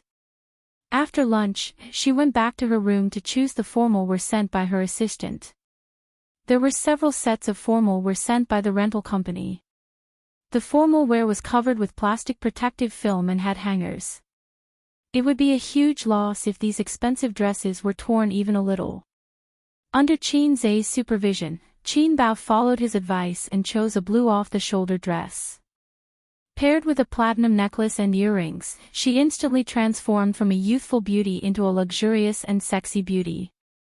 At 2:00 p.m., the Golden Horse Awards opened. The awards ceremony was in the evening, but before that, the celebrities had to walk on the red carpet. After lunch, it started to rain heavily. The last time they came to Taiwan to attend the Golden Melody Awards, it was also raining heavily. At that time, Qin Bao won the Best Female Singer Award and Qin won the Best Composer Award. His sister, who was sitting in the spacious nanny van, felt that this was a good sign. She happily said, I'll definitely win the Best Actress Award. But it's hard to say if you'll win the Best Actor Award. After all, I sucked your luck last night. You can suck my luck as much as you want. If you can suck something else, I'll be very grateful. Qin looked out of the window and said unhappily. Chapter 662. Heavy rain as thick as a finger hit the windows, and the windshield wipers swayed wildly. Their vision was constantly blurred, clear, blurred, clear. Because of the heavy rain, the car drove very slowly. The annual rainfall in the eastern part of Taiwan was very rich, accompanied by strong winds. It was not a coincidence that the 2 trips to Taiwan had been rainy. It was a seasonal problem. Therefore, the good omen that his sister had mentioned was actually self-consolation. The 15-minute journey took them half an hour. As they approached the Zhongshan Hall, Qin saw a shelter set up to block the rain in the square. The organizers had obviously anticipated the change in weather and were prepared. Naturally, the celebrities did not need to be drenched in the rain, nor did the reporters. A small number of fans could squeeze into the shelter, but most of the fans who came to support their idols were not so lucky. They could only hold umbrellas or wear disposable raincoats. Because they were uninvited onlookers, the organizers only arranged for security to maintain order. It was impossible to set up a temporary shelter that could accommodate hundreds of people. The rain was strong, and the umbrellas could only protect their heads from getting wet. Most people's pants and shoes were soaked. The nanny van could not drive into the venue, so it stopped at the edge of the shelter. They would take the sponsor's car into the square and walk the red carpet. 3 assistants immediately got out of the car and opened 2 big black umbrellas to welcome Qin Zhe and Qin Bao. The last assistant was responsible for lifting Qin Bao's skirt. The moment they got out of the car, the fans around them screamed. Some screamed for Qin Zhe, some screamed for Qin Bao, but most of them screamed for Qin Zhe. In terms of fanaticism, female fans were higher than male fans. Whenever they liked a little fresh meat, they would unscrupulously scream and chase after their idols without a care in the world. However, it was different for men. No matter how much they liked baby Qin, they were too embarrassed to act too crazy or crazy. It was also impossible for them to spend too much money and energy chasing after celebrities. This was caused by the difference in social pressure between men and women. People who were not stressed often spent money extravagantly. This phenomenon also occurred among students. For example, if they liked a female streamer, they would spend all their parents' savings. Men, on the other hand, would not do this. They would think that the most they could give was 5 yuan, and no more. Moving bricks was tiring. Another classic example, not even giving me 100 yuan. Therefore, even though Qin Bao's popularity was higher than Qin Zhe's, the girls at the scene were so enthusiastic that it seemed like Qin Zhe was more popular than his sister. Qin Zhe waved at the fans, revealing his usual gentle smile. Qin Zhe is the most handsome. His smile is so warm. The internet says that he's the #1 warm man in the entertainment industry. It's true. My maiden heart is so excited. To Taiwanese fans, meeting Qin Zhe and Qin Bao is a rare thing. Traveling between the 3 places on both sides of the Taiwan Strait was just like traveling abroad. They had to apply for a pass, and it was even more troublesome for Taiwanese to come over. They needed a Taiwan compatriot certificate from the mainland, but the Taiwanese government did not recognize this kind of certificate. They only recognized a Republic of China passport. Therefore, traveling between the mainland and the mainland was fine, but it was time-consuming and troublesome just to listen to a concert or see an idol. Therefore, taking advantage of the Golden Horse Awards, it was a rare opportunity to meet their idols. Qin Bao and Qin Zhe gained an extremely large number of fans in Taiwanese. There was another wave of screams, and the crowd became more and more enthusiastic. The people at the back tried their best to squeeze forward, but the people at the front were pushed back by the security guards. It was like squeezing into a subway, and the people inside were almost squeezed out. They shouted, "This is not the bus to kindergarten, stop squeezing." But the people outside still tried their best to get on the bus. First, the billboard used to block the audience was pushed over. Then, the security guards were pushed through by dozens of times the number of people, and a large number of audience squeezed in. A girl in a bright raincoat in the front row fell to the ground with a plop, soaking wet. "What are you doing? Step back." The security guards gathered and scolded the excited and out-of-control fans. "What are you pushing for? What's so great about security? The girl fell, and you security guards still pushed her. Let's try pushing another one." The audience was not easy to deal with.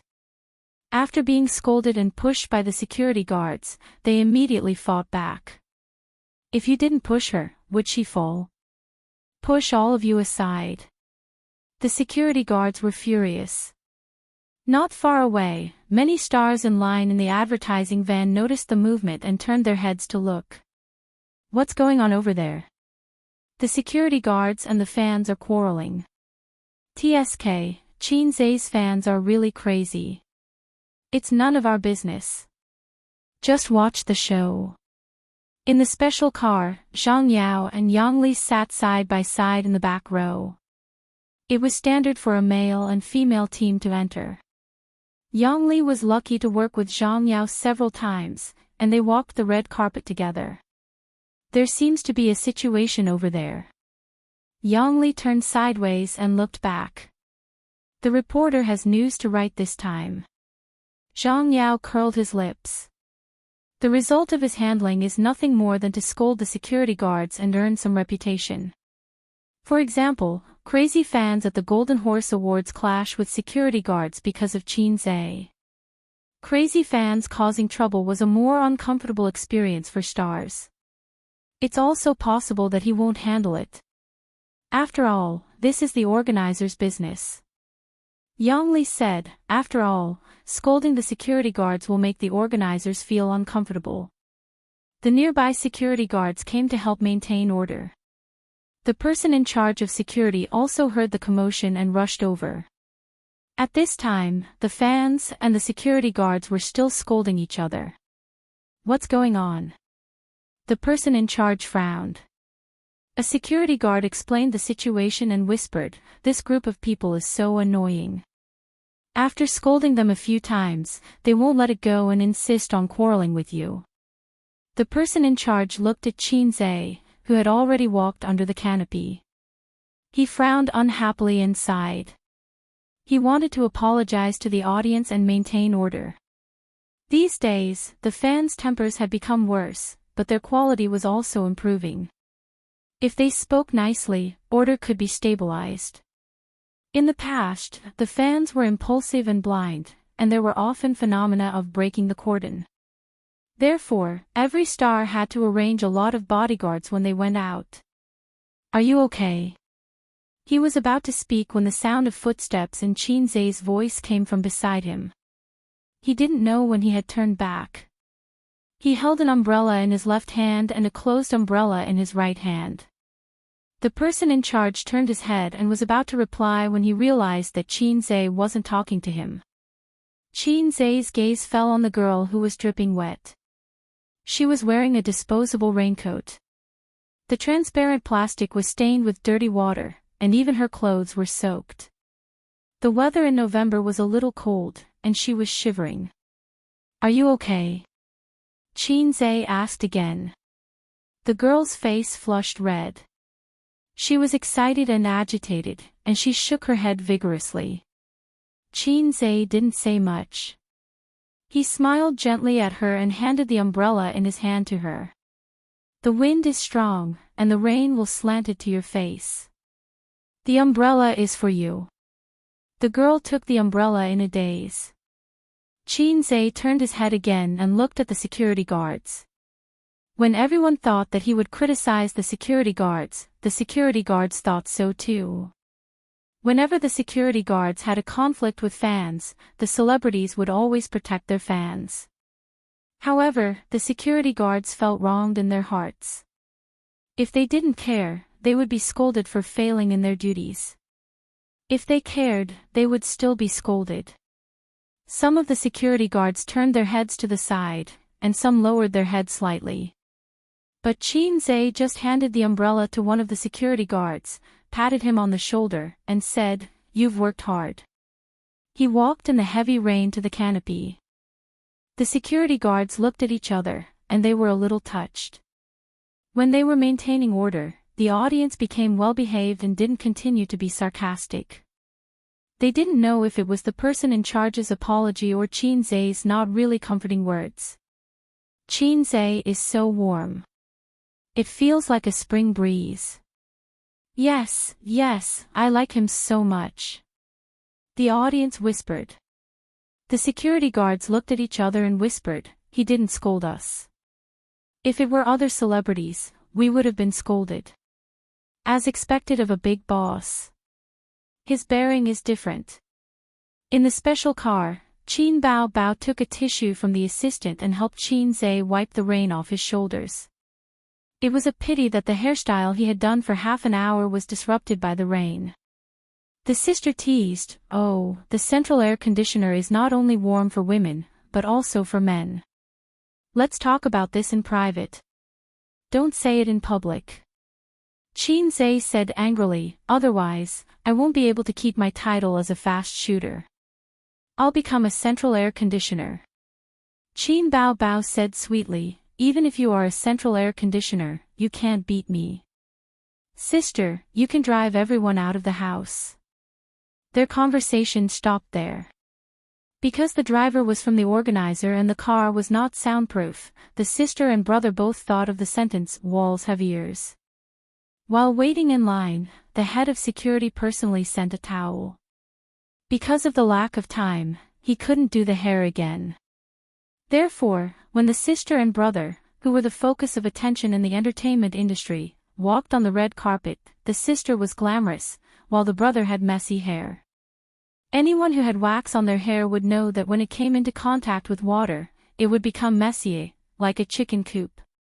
Even though Qin Bao Bao carefully combed Qin Zai's hair in the car, it was not enough to wipe off the wax. Qin Zai and his sister walked on the red carpet, which was not very long. The reporters on both sides took photos, and the fans cheered in unison.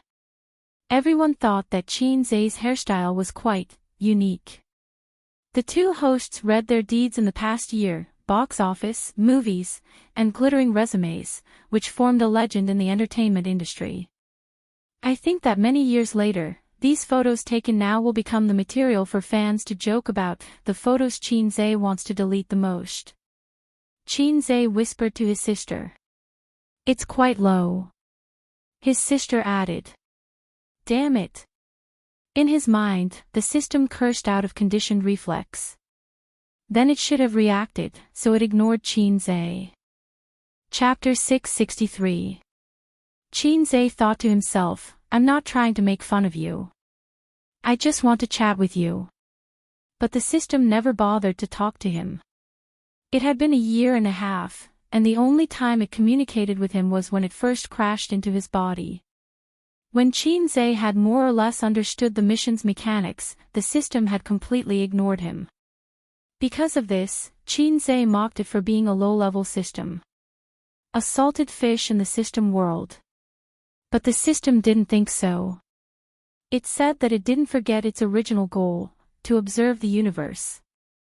And Qin Zai, the host, was just a power bank. Other systems treated the host as the backbone, but his system treated him as a power bank. If it was happy, it would chat with you for a while. If it wasn't, it would ignore you for half a month. But this was also good. It was scary to think about doing missions every day. It didn't match Qin Zai's life goals. The system later told him that when it chose a host, it automatically matched the personality of the host. Thus, it found Qin Zai. After walking the red carpet, the male host smiled and said, "Boss Qin, are you confident about this Golden Horse Awards?" Qin Bao Bao teased, "Are you asking me or him?" There was a burst of laughter. After countless stage experiences, his sister's ability to control the situation had become stronger. The female host immediately said, "Ladies first." "Of course, I'm asking you first." Qin Bao Bao thought about it seriously. As a box office gold and the female lead who broke the box office record, I'm very confident. A few celebrities laughed and clapped. The male host turned to ask Qin Zai. "Before I answer your question, I want to ask you a question." "Please ask." "Do you know who will win the Best Actor and Best Actress award?" "You're asking the wrong person." The male host said regretfully, "Although we're all hosts, only the hosts inside have seen the list of winners." The male and female hosts on the red carpet were small-time Taiwanese celebrities. They weren't on the same level as the hosts of the awards ceremony. "I'm a Buddhist actor, so I'll leave the Best Actor award to fate," Qin Zai said modestly. The host was not satisfied with this answer and said, "That's true. The people who came this time are all big shots, and the nominees are all big shots among big shots. The competition is strong, and even our chairman Qin is not confident." The difference in the atmosphere between the two places was obvious. Taiwanese celebrities liked to tease each other and tease each other. This was a habit of theirs, Taiwanese humor. On the mainland, as long as it was a public occasion, they would never say anything bad. They would either flatter or follow the rules. A variety show like the roasting convention was considered a weirdo. When they first came out, the audience was curious and felt that it was inconceivable. How could a program be recorded like this? Wouldn't celebrities fall out with each other? When in Rome, do as the Romans do. Chinze pondered for a moment and smiled. Who dares to call themselves big shots in front of me? It was true that even directors had to give way to celebrities like them. But no matter how good a director was, he couldn't be compared to Chinze. Not only was he a capitalist in the entertainment industry, but he also had connections in the imperial court. The stars on the stage didn't think there was anything wrong with his words. They knew in their hearts that Chinze was different from them. We're different. Different. Even so, such sharp words still left them stunned for a moment. But as they saw Chinze's teasing smile, they relaxed. The audience didn't think that his tone was arrogant. Instead, they found it interesting. Chinze's achievements outside of the entertainment industry and his thick resume were another reason for his fans to worship him. Rational fans' worship of celebrities came from their looks and the roles they had played. This was a typical on-screen worship. Chinze's fans were slightly different. They were more inclined to worship him personally. They worshipped a legendary figure. Even the Little Fresh Meats fanatics, girls, generally agreed that Chinze was different from the other Little Fresh Meats. Amidst the laughter and applause, the host said happily, "Then let's wait and see." When the sky turned dark, the awards ceremony began. The Golden Horse Awards was an important award in the film industry. It could increase a celebrity's value and was also an honor. This year's Golden Horse Awards was particularly lively. The lineup of stars was very luxurious. There were many artists from the Hong Kong area who were active in the 80s and 90s. They had traces of time and memories of their youth. Just looking at them made people feel touched.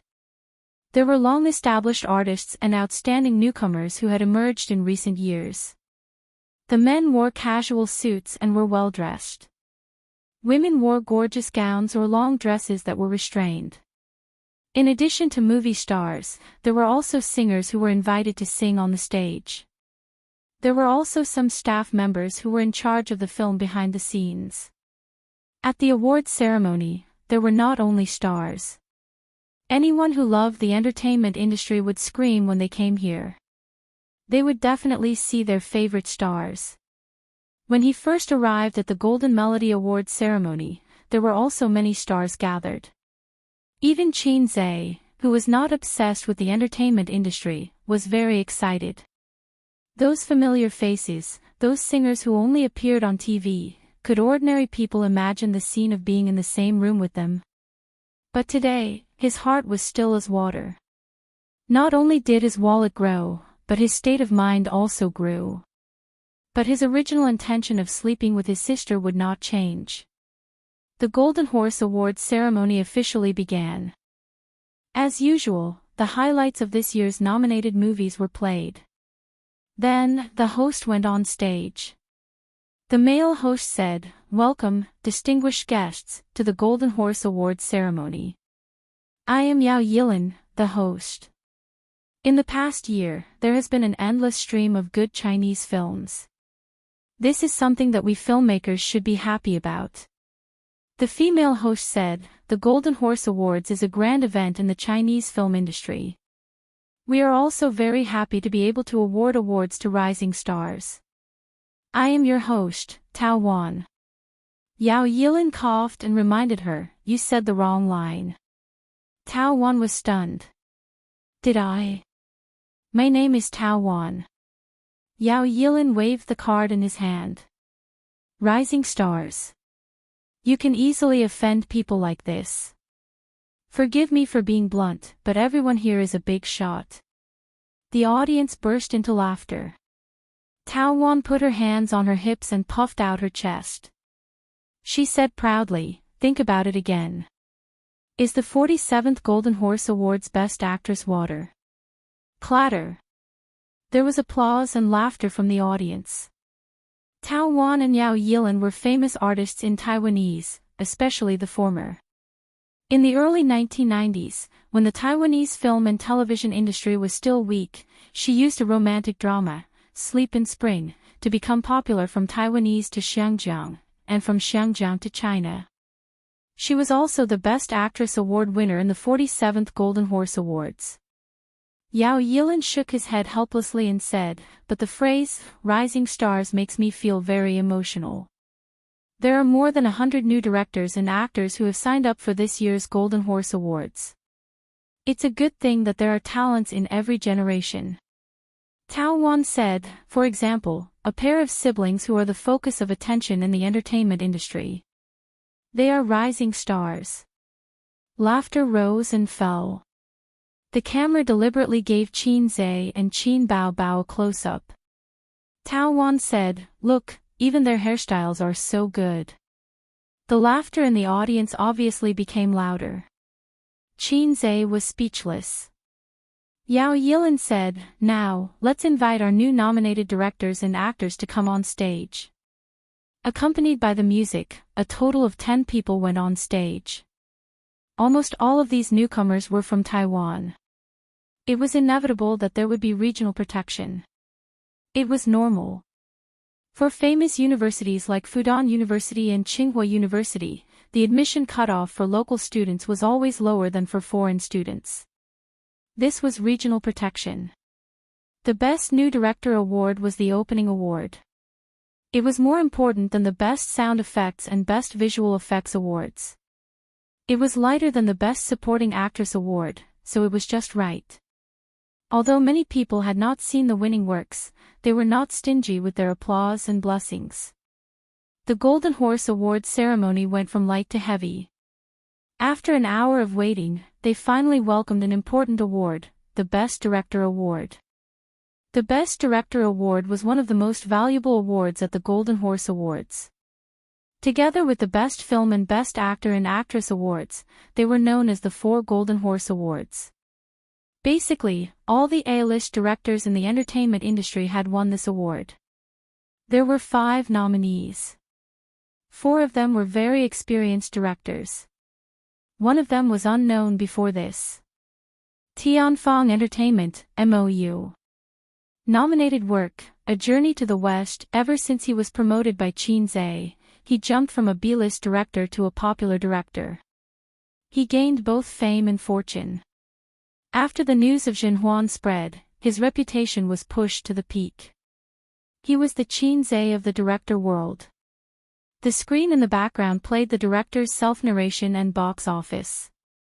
Compared to A Journey to the West, the other movies paled in comparison. But box office did not mean everything. The Golden Horse Awards were different from the Golden Horse Awards. The former preferred literary films with depth and thought. The Golden Horse Awards did not care about purely commercial films. Therefore, A Certain Wolf 2 was not even qualified to be nominated. It was not that the Golden Horse Awards thought highly of themselves. It was just that the profession did not match. As for A Journey to the West, it was actually between commercial and literary films. You could say that it was a commercial film because it was very commercial. You could also say that it was a literary film because it was different from the brainless commercial films. Tao Wan, I've seen all the movies nominated for the Best Director Award. They're all worth watching. There are many things that a movie wants to express. You have to watch it a few times to understand it. Especially A Journey to the West. I watched it as a comedy at first. Yao Yilin, but what I saw was a tragedy. Tao Wan, this movie has an indescribable charm. I've watched it 3 times. Every time I watch it, the feeling is different. There are many small details in it. When you watch it for the first time, you don't get it at all. But when you watch it a few times, you suddenly burst into tears. At the same time, Qin Bao Bao said in a low voice, "White gloves. Is it the same as the white gloves that the Wangs talk about?" Among the nominated movies, there was one called White Gloves. At the end of last year, Old Master Wang and Qin Zhe had a short conversation. They had mentioned letting Qin Zhe be the Wang family's white gloves. At that time, Old Master Wang still did not treat Qin Zhe as the Wang family's son-in-law. Otherwise, he would not have said that. However, with the old man's understanding of worldly affairs and his experience, he did not want to break up a couple. Qin Zhe had told his sister about this before. When he heard this, he nodded. That's what it means. White gloves is an industry that has been passed down for thousands of years. It's also called elegant bribery. It has been around since ancient times, and our dynasty is no exception. It's one of the traditional virtues of the Chinese people. Don't spread this around. Mythical beast River Crab is watching us from above. On the stage, Yao Yilin said loudly, then, the winner of the Best Director award is. He paused and lowered his head to flip through the words in his hand. The Best Director nomination was very important. The previous awards were just appetizers. All the celebrities and film industry employees present knew that. It was only now that everyone's emotions were stirred. Who would win the Best Director award this year? Chapter 664.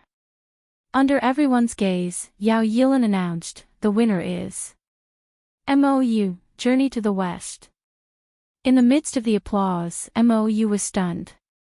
Then, he became excited and his hands trembled slightly. He won the award, he won the award. Can you imagine? A small director struggling in the second or third tier, trying his best to get to know big directors, ask for advice, and learn from them.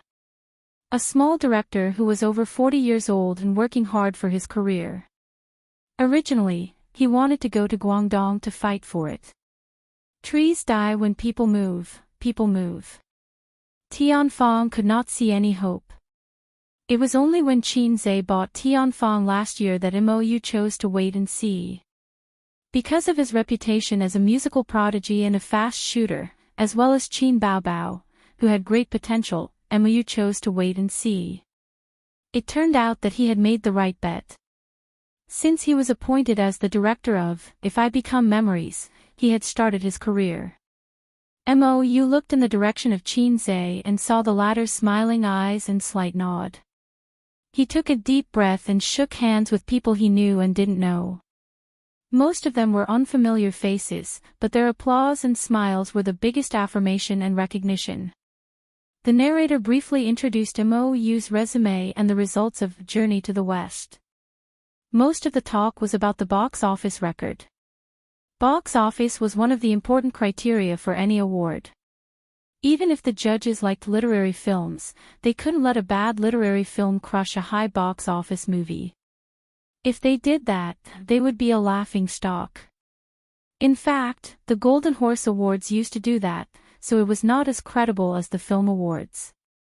However, it had gradually changed in recent years. Walking down the red carpet, he went up the stage and took the trophy from the host. There was a microphone in front of him, and the lights shone on him. Facing the envious and well-wishing gazes from the audience, he inexplicably remembered the scene in Exaggerated. Everywhere is like a four-sided stage, wearing the most dazzling clothes is very emotional. When people come to take photos, remember to put your pocket in your pocket. Therefore, he held the award in one hand and put the other in his pocket. In the eyes of the audience, this person suddenly became arrogant.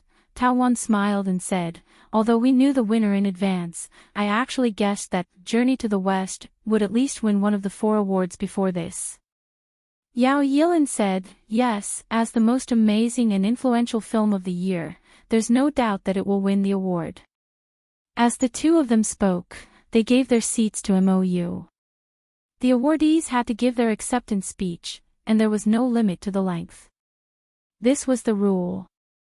MOU paused for a moment before he slowly said, I'm very happy that I was able to win the award. First of all, I would like to thank the judges for their recognition of me. I was very moved by the Golden Horse Award. Of course, I have to thank my boss the most. The camera immediately zoomed in on Qin Zhe. My boss's hairstyle changed again, MOU said. Laughter could be heard everywhere. Qin Zhe was speechless. Qin Bao Bao grinned happily. Just now, Qin Bao Bao helped him tidy up his hairstyle. His sister found pleasure in it and straightened his hair bit by bit. At this moment, Qin Zhe looked a bit like the silly son of a landlord. His hair was all stuck to his head. A year and a half ago, Emu said in a low voice, I was just a small director who had filmed some commercials, MVs, and 3 web dramas that few people watched. Everyone looked at him in silence. But a year and a half later, I'm standing here and won an award that all directors are proud of. All of this is due to my boss, a legend in the entertainment industry. He is the most talented person I've ever met. The first time he became famous was after If I Become Memories was released, and I gained both fame and fortune. But you might not know this, but at that time, I completely followed in Boss Qin's footsteps. A person who has never been in this industry has a very sharp intuition, which reminds me of the word talent. It was the same during the filming of A Journey to the West. The script was written by Boss Qin alone, and he personally supervised the filming. Although the director's name is mine, I feel that this award actually belongs to him. Everyone looked at Qin Zhe at the same time. That man with a slightly low hairstyle, but no one could ignore him sitting there. Even the experienced Hong Kong stars had to sigh with emotion that there were talents in every generation, and the younger generation would surpass them in time. It was not suitable to use the term rising star on him. Although there were many popular young men and beautiful actresses, in the eyes of the older Xiangjiang artists, they were still rising stars and juniors. In the acting industry, the rising stars still had to look up to them. No matter how popular you were, when you met the older generation, you still had to be respectful and humble. They could even look down on Qin Bao Bao, but only Qin Zhe. This young man had only been in the industry for a year and a half, but he had surpassed their achievements in almost a lifetime.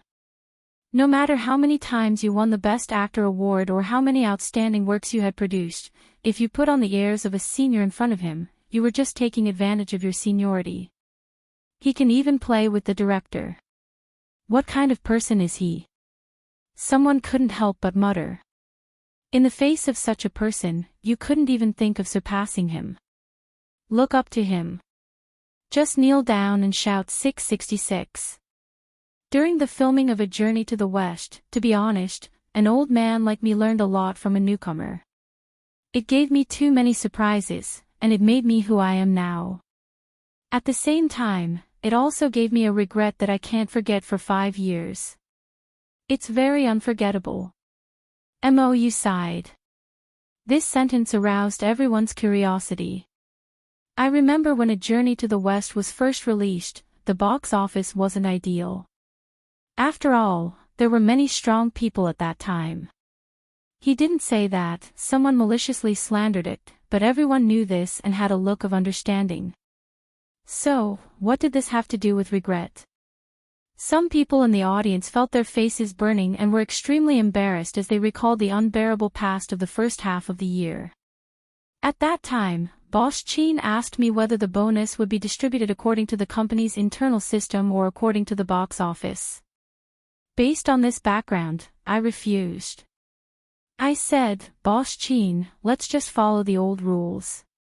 Then, A Journey to the West 2 was released and the box office broke the record. Even now, thinking back, Mou's face couldn't hide the pain. Pfft, ha ha ha. Laughter and applause, the scene was very lively. Yao Yilin couldn't help but laugh. Do you feel so heartbroken that you can't breathe? Mou shook his head. That's not the most heartbreaking. Then what's the most heartbreaking? Mou said in a low voice. He asked me twice, and I refused both times. The sadness on his face almost couldn't be maintained. This time, the laughter was even louder. Even the veteran artists couldn't help but shake their heads and laugh. His psychological quality is not bad. I thought he would stutter. Qin Zhe lowered his head and whispered to his sister's ear. Ears were Qin Bao Bao's sensitive spot. Her face was flush red, and her exposed snow-white arms were covered in goosebumps. He's not a newbie.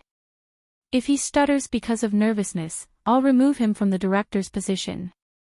Qin Bao Bao rolled her eyes. Speaking of which, were you nervous when you first sang on the stage of Singer? Of course, but I got used to it very quickly. When I was your guest partner, I was so nervous that my legs were shaking. Useless thing. After that, both of them left the stage at the same time and were invited to the backstage. Next, they were going to sing a song together as entertainment during the intermission. This was held before the awards ceremony, and even before they came to Taiwan, so it was convenient for them to invite them. Singing a song together was just to liven things up, and both of them were experienced big stars. So, Qin Zhe and Qin Bao Bao rehearsed in Tianfang Entertainment's dance studio for 2 days to get the feeling of the song. They did not rehearse in Taiwan. Qin Zhe went backstage to touch up his makeup and restyled his landlord's silly son hair. After a new round of award ceremony, Tao Wan said, "Now, let's welcome Qin Zhe and Qin Bao Bao to sing Love of a Lifetime." The stage lights turned soft, and the blue light shone on the two men on the left and right of the stage.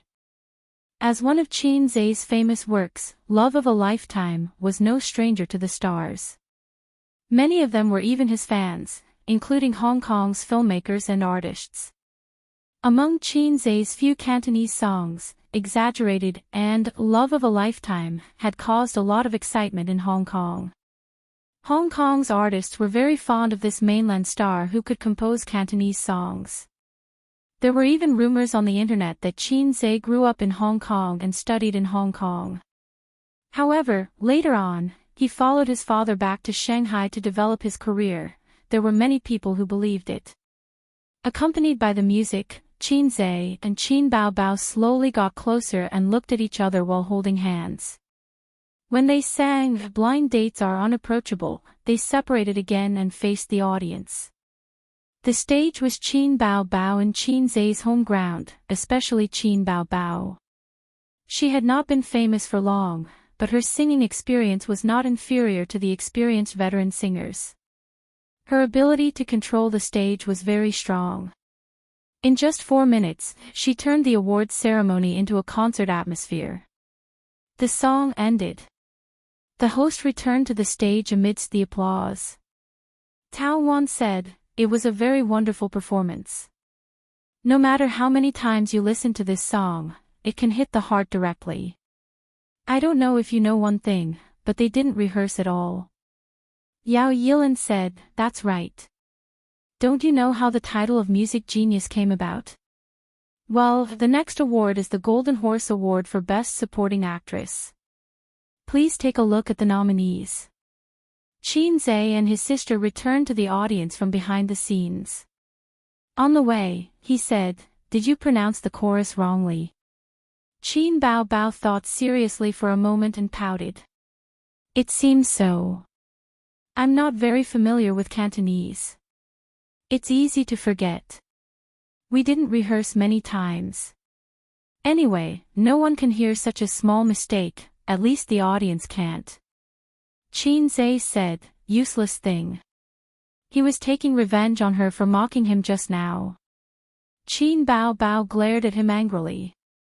Qin Zhe happened to see the toilet sign and said, "Sister, you go back first. I'm going to compete." "Ha!" Qin Bao Bao blinked, not understanding. Going to the toilet, Qin Zhe said and turned to walk in the direction of the toilet. Qin Bao Bao was puzzled. What did going to the toilet have to do with competing? Wasn't the purpose of men going to the toilet to compare their strengths? Chapter 665. When men go to the toilet, other than to relieve their bladder, there are 2 other things: to become sworn brothers and to compare their strengths. 99% of men will secretly look at the weaknesses of the same sex and compare them in their hearts. Qin Zhe had not done this since puberty, because being invincible is so lonely. It was the awards ceremony, and there were only a few people going to the toilet. Even if they wanted to go to the toilet, they would hold it in and wait for the award ceremony to end. Qin Zhe came out of the toilet and saw his sister standing at the same spot, waiting for him quietly. "I told you to go back first." He walked over. Qin Bao held his arm. Sister is always so patient while waiting for you, and you only know how to complain." Qin Zhe said, "How can it be the same? There is never a queue in the men's toilet, and the queue in the women's toilet is outside the toilet." Qin Bao said, "Do you want to smoke?" "Oh, is there something wrong with your brain?" Qin Zhe looked at his sister in surprise. "Don't you hate me smoking? What's wrong with you today? You did not get the Best Actress award." "No." Qin Bao said, "I sat for 2 hours, and my butt hurts." He, let me help you rub it." "Get lost, there is a CCTV." "No, there is no CCTV." Qin Zhe smoked a cigarette in the toilet cubicle.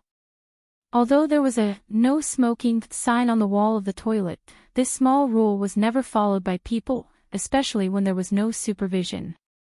Even the government officials openly smoked next to the "no smoking" sign, not to mention Qin Zhe, who was not even a party member. The entertainment industry is full of smokers, and both men and women are heavy smokers. He found a lot of cigarette ash beside the toilet bowl, but did not see any cigarette butts. It should have been flushed away. After smoking, he returned to the venue with his sister. The awards ceremony was still going on. The winners were Hong Kong's animation team, and they were all very young. They were so excited that they stuttered when they spoke in Mandarin. Under the host's suggestion, they switched to Cantonese, and it became smoother. Qin Zhe noticed that one of the newcomers' legs was shaking, and the other hand kept hitting the base of the trophy, showing their nervousness. "Do you see that? This is the normal psychological quality of a newcomer. Everyone is like that," Qin Zhe said in a low voice. "I won't do that," Qin Bao said proudly. Her sister's strong mental fortitude stemmed from the fact that she had been the center of attention since she was young. She was the apple of the Qin family's eye, the little cutie of her relatives and friends, and the goddess in the eyes of boys. She was already used to being the center of attention and could easily adapt to the same stage. The Golden Horse Awards lasted for 4 to 5 hours, and there were all kinds of awards. Not only were the awards given to celebrities, but they were also given to all filmmakers, film industry staff. After the Best Director Award ceremony ended, another 40 minutes passed before the Best Supporting Actress Award was taken away by Lu Wei. The Best Original Music Award, Best Special Effects Award, and Best Original Screenplay Award were all won by Qin Zhe. It was common for a movie to win multiple awards at the Golden Horse Awards. However, it was unprecedented for a movie to win most of the awards to be won by the same person. "I've been on stage so many times that I don't know what to say, so I'll just say something else." He pointed at his hairstyle. "Everyone saw that my hairstyle was a mess just now. Actually, when I entered the venue, a fan fell down and the fans had a conflict with the security guards. I gave my umbrella to them, and I hope the organizers can help me mosaic it." Laughter erupted. "I'm not saying this to show off my close fans, but to remind everyone here that no matter how famous or influential you are, don't forget to maintain a normal heart. It's not necessarily a good thing to become famous at a young age. It's easy to become arrogant and forget how conscientious you were, how hard you worked, and how hard you worked. Times have changed, and the career lifespan of an artist is getting shorter. If you don't maintain your original heart and don't work hard, you'll soon be forgotten by the audience and replaced by others. That's all for now, and I'll encourage you." Smart people could tell that he was mocking or warning a very common phenomenon in the entertainment industry, acting like a big shot. At this time, everyone remembered his identity as a capitalist, and those who were observant silently remembered it. The message Qin Zhe revealed was very simple.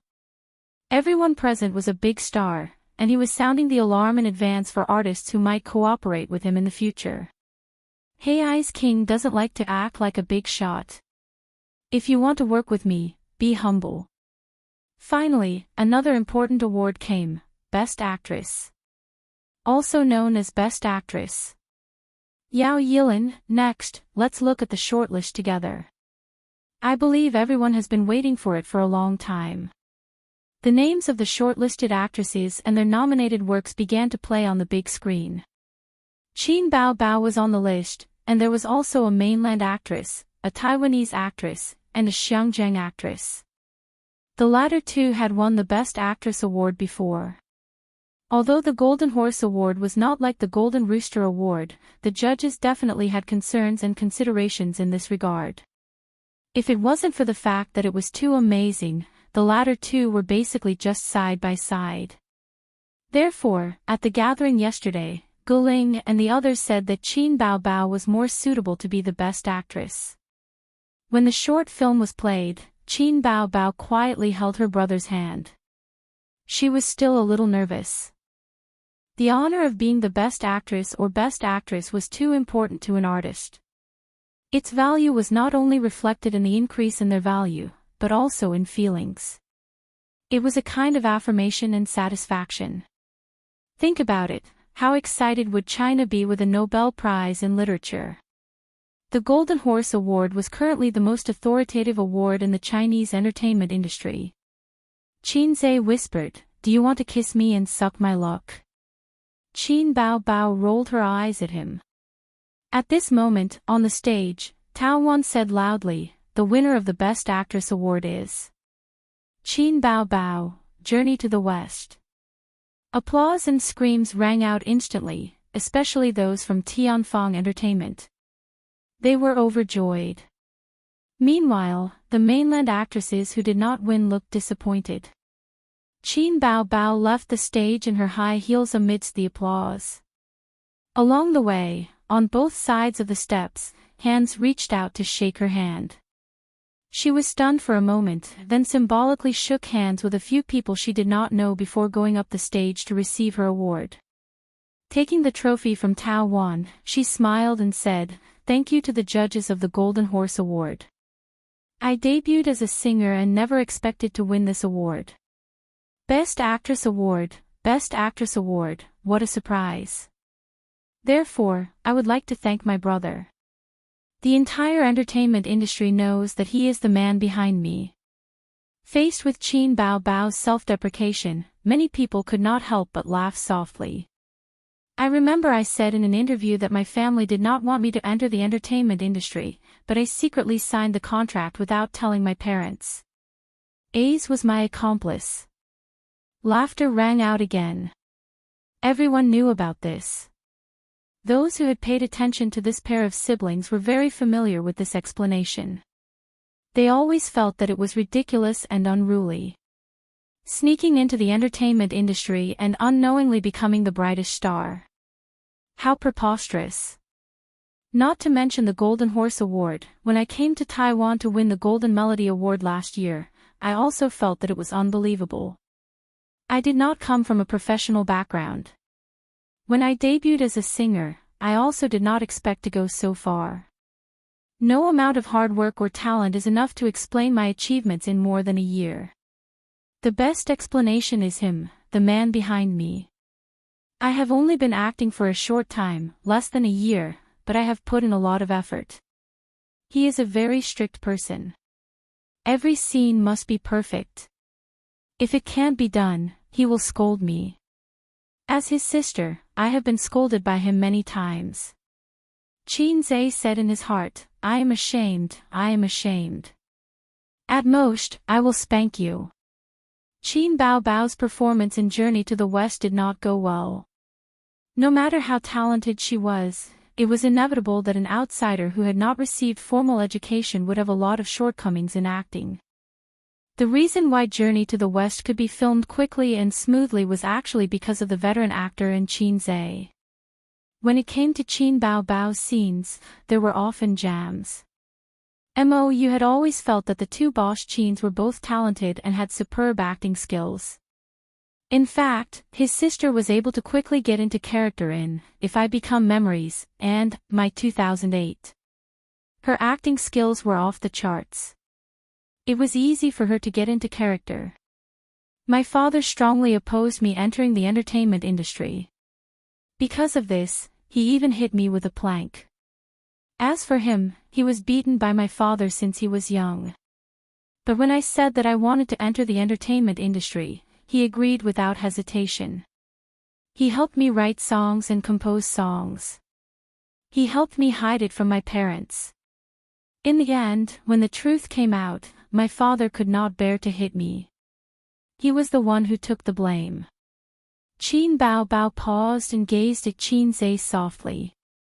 Sister loves you. After saying this, she bowed amidst the warm applause. The relationship between the siblings is very good. They have always been very good. They are the movie siblings. I also want to have such a brother. This brother of mine is spanked every day. Are you scared? Qin Zhe, who had sharp ears and eyes, heard the whispers behind him amidst the applause. I love you too. Qin Zhe said silently in his heart. Qin Bao Bao returned to her seat. On the stage, the entertainment program began. The singer sang. She proudly raised the trophy in her hand at her brother. Isn't this awesome? 666, also, I have the Best Actor award, Qin Zhe said. You are so confident. Of course, if you can win the Best Actress award, then I will definitely win the Best Actor award. Sister, it's a sure thing. Qin Bao Bao pinched him and smiled happily. That's good. After the 5-minute song, the Golden Horse Awards came to an end. The Best Actress award was followed by the Best Actor award. There was a common understanding in the entertainment industry that the Best Actor was more important than the Best Actress. This was the case for the Golden Horse Awards, Golden Film Awards, and Golden Rooster Awards. The nominees were very nervous and expectant, including Qin Zhe. Among them, the most competitive was Zhang Yao, who had been nominated 3 times. But Qin Zhe did not panic at all. He had used the Advanced Acting Proficiency Skill book. In terms of acting, even his poor sister could win an award. He would definitely have no problem. Although it was easy to get the Acting Proficiency Skill book and snatch the award of other nominees, he used his own ability to use the skill book. Why couldn't he win an award? Qin Bao Bao held Qin Zhe's hand. Best Actor, congratulations. Monkey Blocks Thunder. Qin Zhe, same to you, Best Actress. You are also very Monkey Blocks Thunder. The siblings looked at each other and smiled. On the stage, Yao Yilan shouted, Zhang Yao, Summer Sunshine. Qin Zhe, Qin Bao Bao, in the burst of applause, the siblings' smiles gradually disappeared. Chapter 666. Sigma, degree winky face. I'm not the best actor. Hey, did you take the wrong card? There must be something going on behind the scenes. I've taken the Advanced Acting Proficiency skill. Did I take a fake skill book? If my sister can win the Best Actress award, why can't I win the Best Actor award? I'm going to report the Golden Horse Awards and Zhang Yao for their dirty dealings. At this moment, Qin Zhe's inner thoughts were exploding.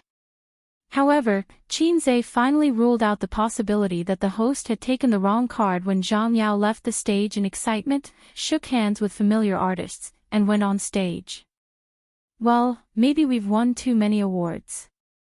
Qin Bao Bao said awkwardly, Journey to the West has won too many awards. The judges must have the mentality of balancing the awards.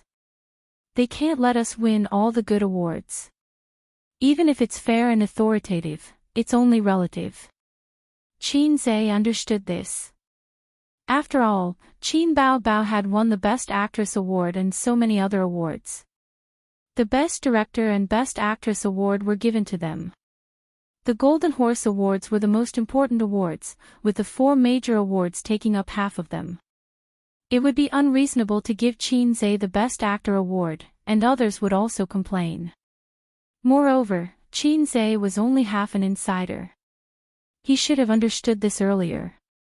However, it was the Best Actor award, the biggest honor in the domestic entertainment industry. No matter how stable Qin Zhe's mentality was, it was inevitable that he would yearn for it. I understand, but my face is a little hot. Qin Zhe silently covered his face. Just pretend that I didn't act cool just now. Even if we're siblings, I'll still be embarrassed. Me too.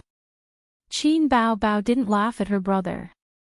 She patted him on the shoulder. I'm also embarrassed. It's just the Golden Horse Awards. It's no big deal. Today, it doesn't care about you. Tomorrow, it won't be able to reach you. Qin Zhe. Thank you, sister. After hearing what you said, I suddenly feel like I'm a loser. Zhang Yao, who was on stage to receive the award, was very excited. He held the trophy and thanked the judges as usual.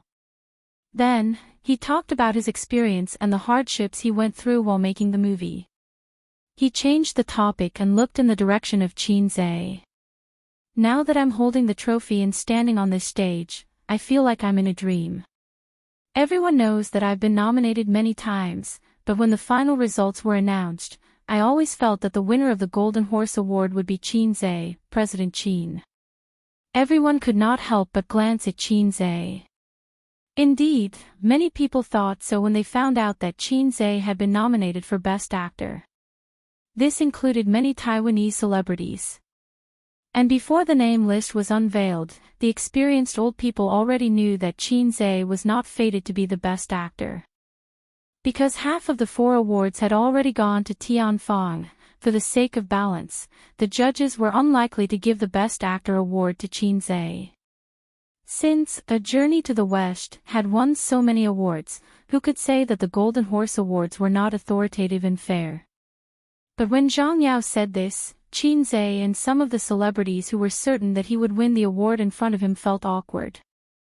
I've watched A Journey to the West. It was very exciting. I believe that President Qin's acting skills should be recognized. I'll take the award this time first. I hope that I can see President Qin again when I have the chance to be the presenter next year. Zhang Yao said this in the tone of a senior. He was very pleased with himself and was proud of his success. Qin Bao frowned and muttered, "Look, he's so proud." Qin Zhe smiled. There's nothing wrong with what he said. You can't find anything wrong with it. Of course, he was unhappy. If you want to win the award, so be it. Why do you have to drag me into it? You're stabbing me with a soft nail. Who are you trying to show this victorious attitude to? The next award was the Best Film Award. It was the last major award. A Journey to the West was one of the nominees, but it did not win the award. This was expected. The nomination was also a form of recognition. In the end, the award was won by a Taiwanese movie. The director's acceptance speech on stage was very interesting. There's a type of script called a desk script. It means that once it's written, it can never be used as a book or a movie. It can only be placed on the desk. Bodhi Blood is such a script. It's not a positive movie. In this era where positive energy is advocated, it couldn't be released in the mainland. But I feel that only by exposing some of the darkness in society can we wake up the world and make progress. The theme of Bodhi Blood was to expose the collusion between politics and business. Its box office sales were not high, but its content was definitely high. It was loved by the Golden Horse judges, who were fanatical fans of literary films. Almost all the mainland celebrities present had never seen this movie that won the Best Film Award. Qin Zhe silently memorized the name of the movie. He would get someone to look for the source of the movie later. Qin Zhe felt that the director's acceptance speech was interesting because he agreed with the director's thoughts. This society needed positive energy to improve the atmosphere. But there was a saying that went, the intentions of the top are always good, but the people below are always adding feet to a snake. Nowadays, many people below actually had a biased understanding of promoting positive energy. Their way of promoting positive energy was to ban it. Anyone or anything with a little bit of negative energy would be banned, banned, banned. It was like the foolish son of a landlord telling the people, smile, give me all of you f** king smile. They weren't allowed to cry. But they forgot that light and darkness always coexisted in this world. Going too far was as bad as falling short. The phenomenon could be described with a serious idiom, deceiving oneself and deceiving others. For example, if Bodhi blood was not allowed to be released, would the collusion between politics and business no longer exist? If this wasn't deceiving oneself, then what was? Of course, things with too much negative energy should be banned. But things that could make people think, even if they were mixed with negative energy, were also a warning and disclosure. They shouldn't be banned. When the director was giving his acceptance speech, Qin Bao threw the trophy to her brother and lifted her skirt to go to the toilet. During the entire award ceremony, there were constantly people leaving and returning, but the audience would never see this scene. The scene on the screen was always a group of people sitting quietly in their seats, waiting for the award ceremony. Qin Bao wasn't actually in a hurry, but she knew that if she waited until the award ceremony was over, just as Qin Zhe had said, the women's restroom would be very crowded. If she took advantage of the time when everyone was focused on the award ceremony to go to the restroom, she could avoid the rush hour later. In China, which was overcrowded, and to her, who grew up in Shanghai, rush hour was a very scary word. Wearing a dress to the toilet was a very troublesome thing for women. If the skirt was too gorgeous or the skirt was too long, it would be difficult to lift it up. Also, no one would help you lift your skirt. Dresses, cheongsams, and onesies were known as the three biggest killers of the toilet. Onesies were the scariest.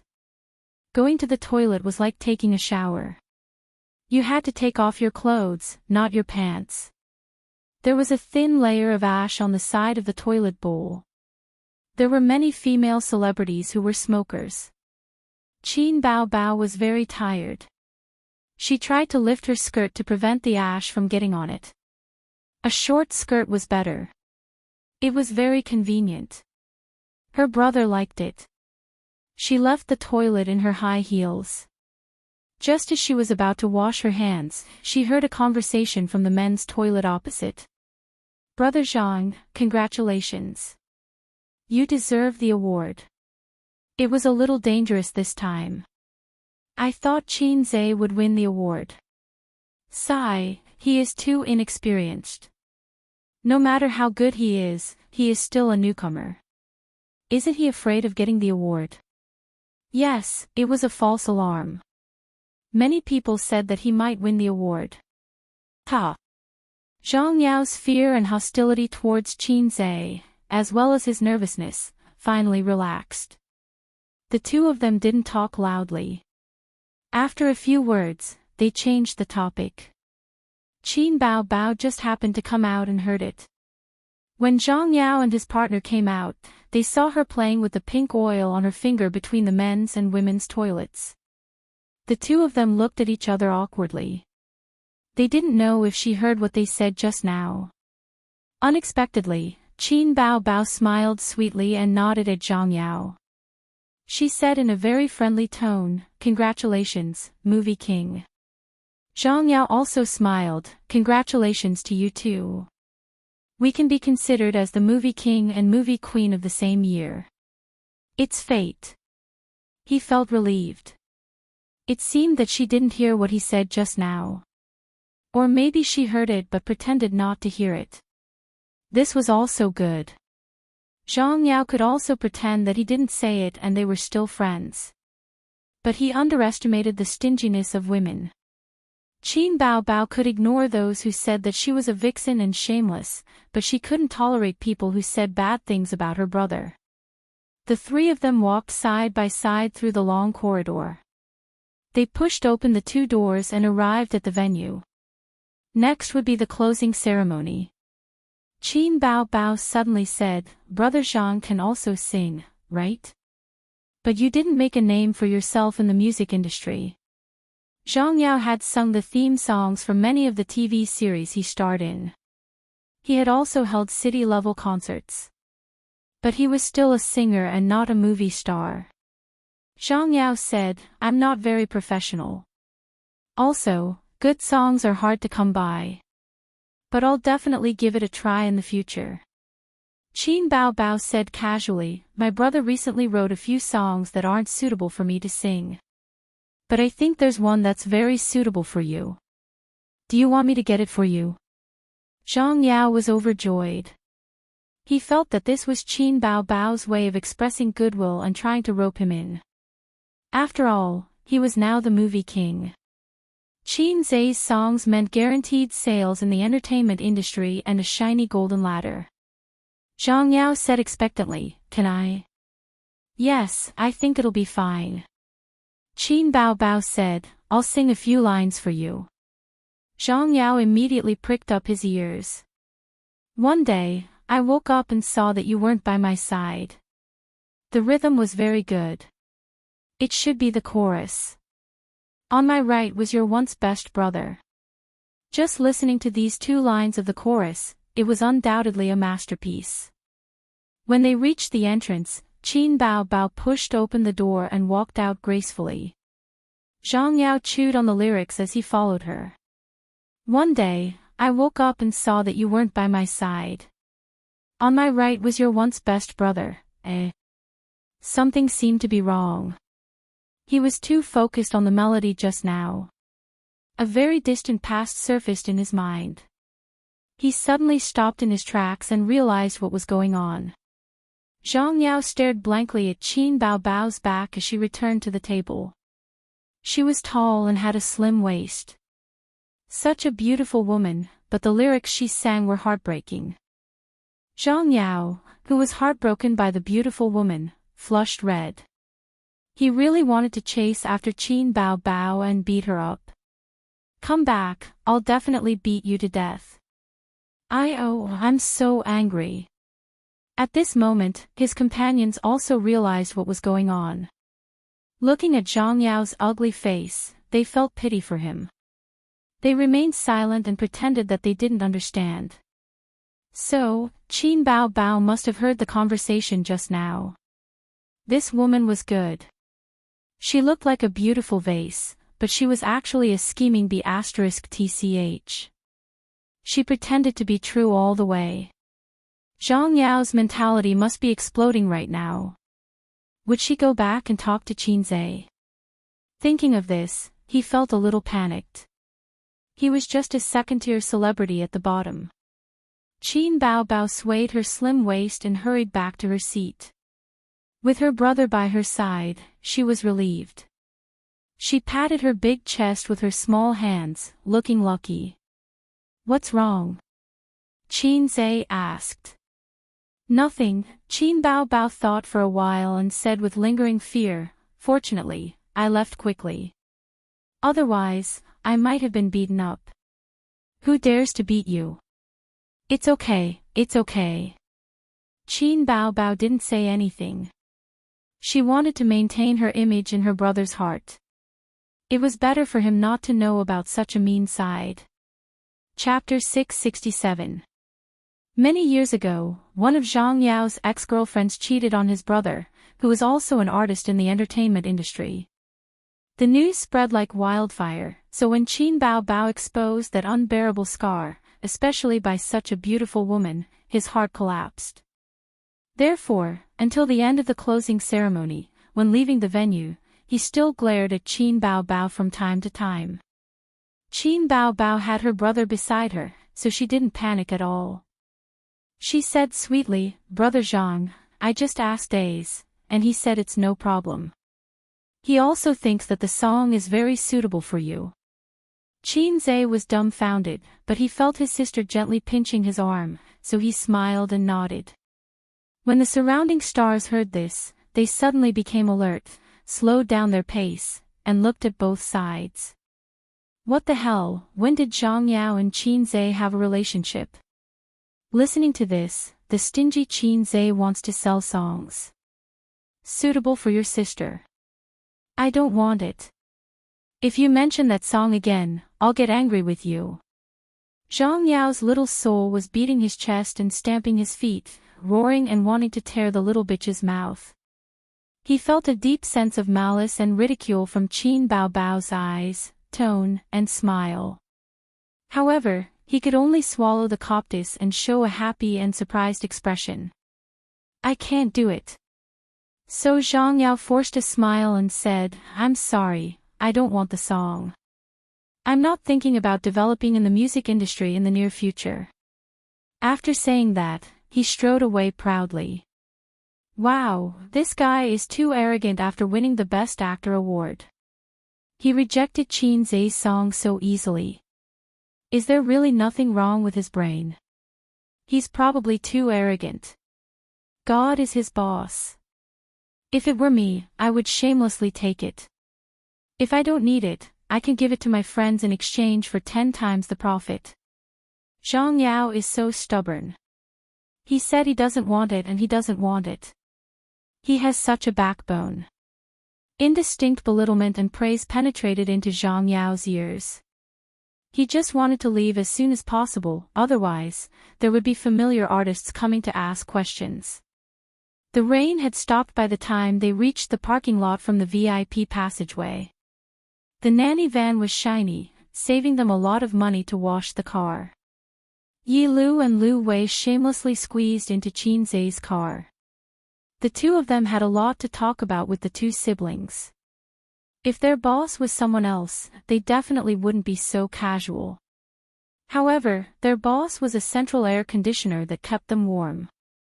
Sure enough, the central air conditioner said helplessly, I don't have a car, and acquiesced. Lu Wei said happily, Congratulations, Chairman Qin.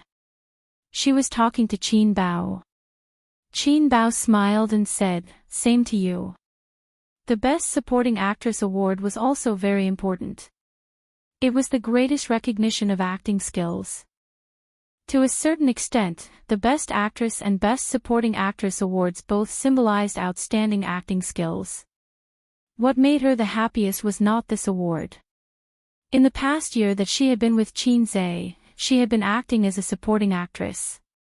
From The Bloody Battle of Shanghai Beach to A Journey to the West, a total of 4 high box office movies, Lu Wei's Best Supporting Actress award was more appropriate than Baby Qin's Best Actress award. When she jumped ship to Tianfang, she could barely be considered a B-lister. In the past year, the high box office movies deepened her resume, improved her acting skills, and increased her reputation. Today, she won the Best Supporting Actress award. Entering the A-lister industry was already set in stone.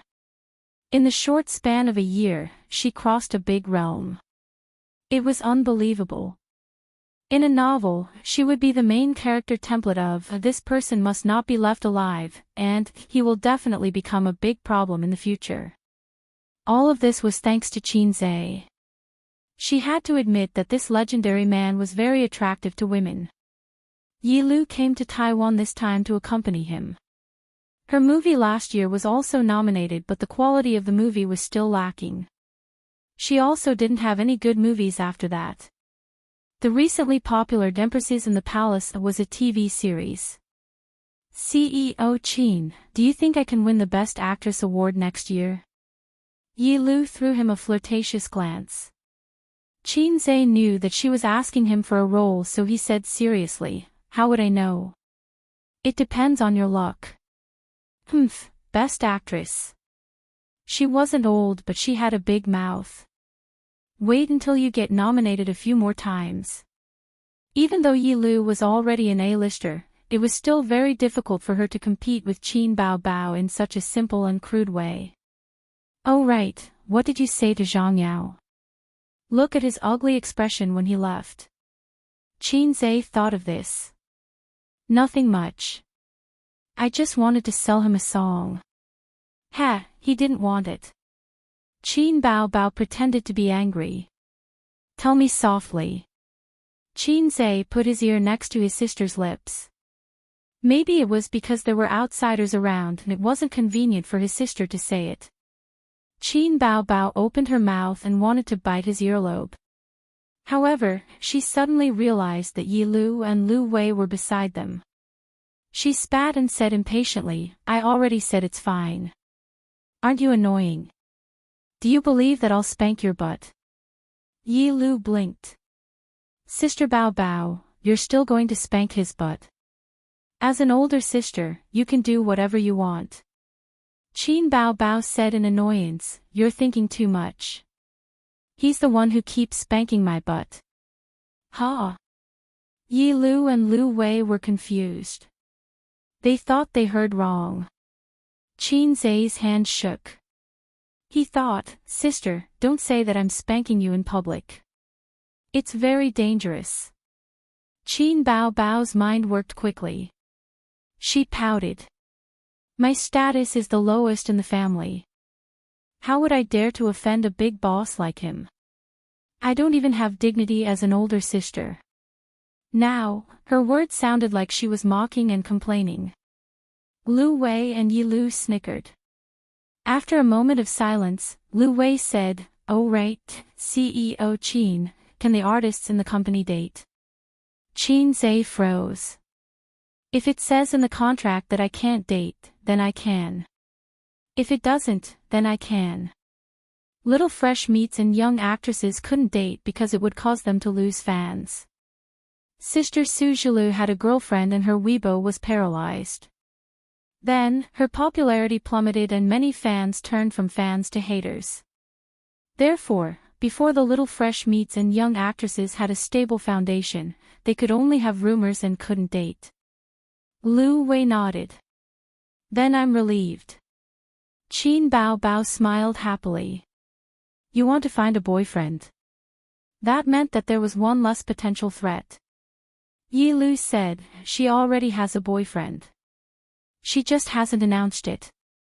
Many female artists in the company liked Qin Zhe and were even infatuated with him, including Lu Wei. However, it was like chasing a celebrity.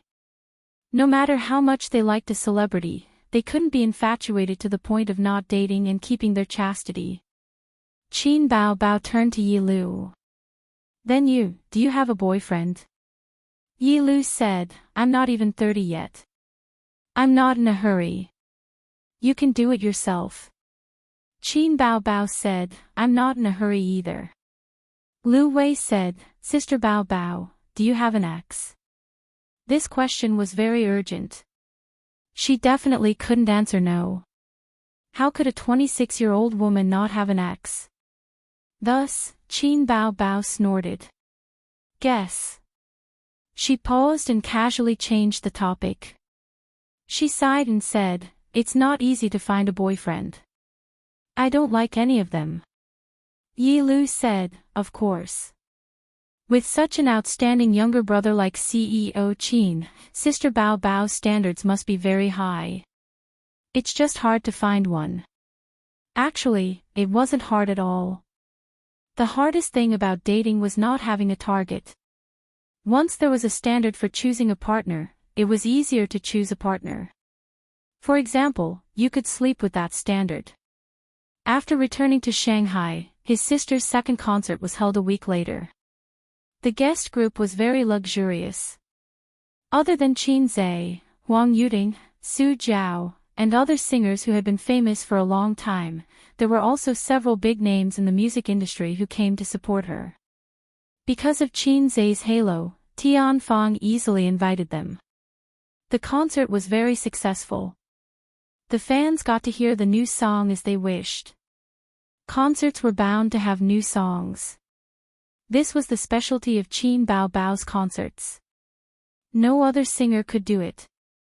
One of the songs was Pathological Changes. Later, Zhang Yao, who watched the HD version of the concert online, was so angry that he smashed his computer. The lyrics were different. He was played by Qin Bao Bao again. Qin Bao Bao never thought of giving him a song. The lyrics were also changed. It was purely to mock him. He just stabbed Qin Zhe with a soft nail to vent his feelings as a victor.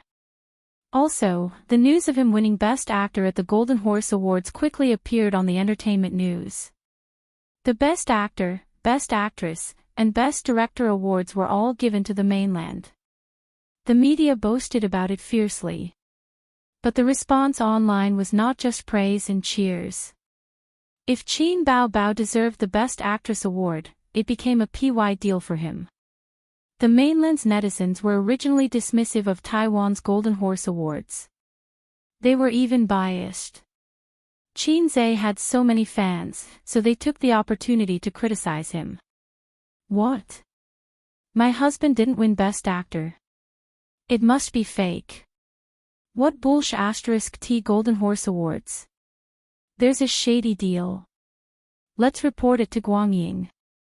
Guangying can't do anything about it. But they're both stars in the movie Journey to the West. If Qin Bao Bao can win Best Actress, why can't Qin Zhe? There must be a shady deal. Zhang Yao only won Best Actor because of the Golden Horse Awards. Tui, such a dirty heart. Zhang Yao's good mood from winning Best Actor was greatly reduced. After the concert in Shanghai, his sister could find an excuse to slack off and prepare to hold another concert in Beijing next month. At night, she sneaked into Qin Zhe's room and pretended to be tired. She whined and begged her brother to give her a massage. She was a little dissatisfied when the plan for the national concert tour was cancelled. But after returning from Guangdong, her sister did not mention the national concert tour. It was tiring enough to travel to one place. The national concert tour made her so tired that she lost 5 kilograms. However, after idling at home for less than 3 days, Tian Fang received an announcement. Hollywood invited his sister to play a supporting role. Qin Bao Bao and Qin Zhe were in the office discussing whether to accept or not. Chapter 668. Although the invitation from Hollywood was unexpected, it was not too surprising or unbelievable. Nowadays, it was no longer a dream to play a supporting role in a Hollywood blockbuster. With the development of China's economy and the prosperity of the people, China's market share in the world was getting bigger and bigger. For example, the sales of Apple's mobile phones in China even exceeded those in the US. This was not only reflected in the commerce industry, but also in the film industry. A Hollywood blockbuster could easily sell a few billion yuan or even billions of yuan at the box office in China. There was a classic saying in the Hollywood film industry, box office sales are not good. It's okay, we still have China. Due to such an environment, Hollywood commercial films were paying more attention to the China market. In order to cater to the market and open up the China market, they frequently invited Chinese stars to join them. This was especially true for disaster films. The cities were flooded, burned, and destroyed by earthquakes. Hong Kong, China, could not escape. In addition, the script for the role was sent from the other side. Qin Bao Bao read it first before showing it to her brother. The role is not bad, the third female lead. It's not considered a walk-on role. Qin Zhe said, "Do you want to go? What do you think?" Qin Bao Bao asked for her brother's opinion out of habit. "I'm asking you. If you want to go, then go." "I want to go, but I feel that the salary is too little. Although it's a supporting role, it's not even half of the salary in China." His sister was obviously arrogant. She did not care about an income of more than 10 million yuan. After winning the Best Actress award, her salary was as high as 40 million yuan, for a movie. Only TV dramas paid more than 100 million yuan. Currently, no one dared to pay 100 million yuan for a movie. A salary of 40 million yuan could be ranked in the top 5 in the Chinese entertainment industry. Among the female stars, she deserved to be number 1. It was a very scary achievement. In the past and present, in the history of the entertainment industry, female stars' salaries were always lower than male stars. The difference between the two was almost 50%. Sometimes, female stars could not even enter the top 10 in terms of salary. However, no matter how high Qin Bao Bao's salary was, it was useless. She refused to act in passionate scenes. Holding hands is the limit, which stopped most commercial films. If it was a literary film, they could not afford to hire her. If it was a comedy, she did not know how to act. Qin Bao Bao's funny sells. This was a joke in itself. Not at all. The benefits of her rising social status were not in terms of her pay, but the soaring endorsement and commercial fees. It's not a small amount. I've done my research. A Hollywood superstar's salary for a cameo is between $3 million to $20 million US.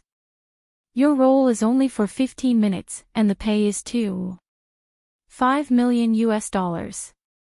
The other party is giving you a lot of face. Qin Zhe said, if there is no problem with the audition, the role will be secured. The other party invited her to an audition.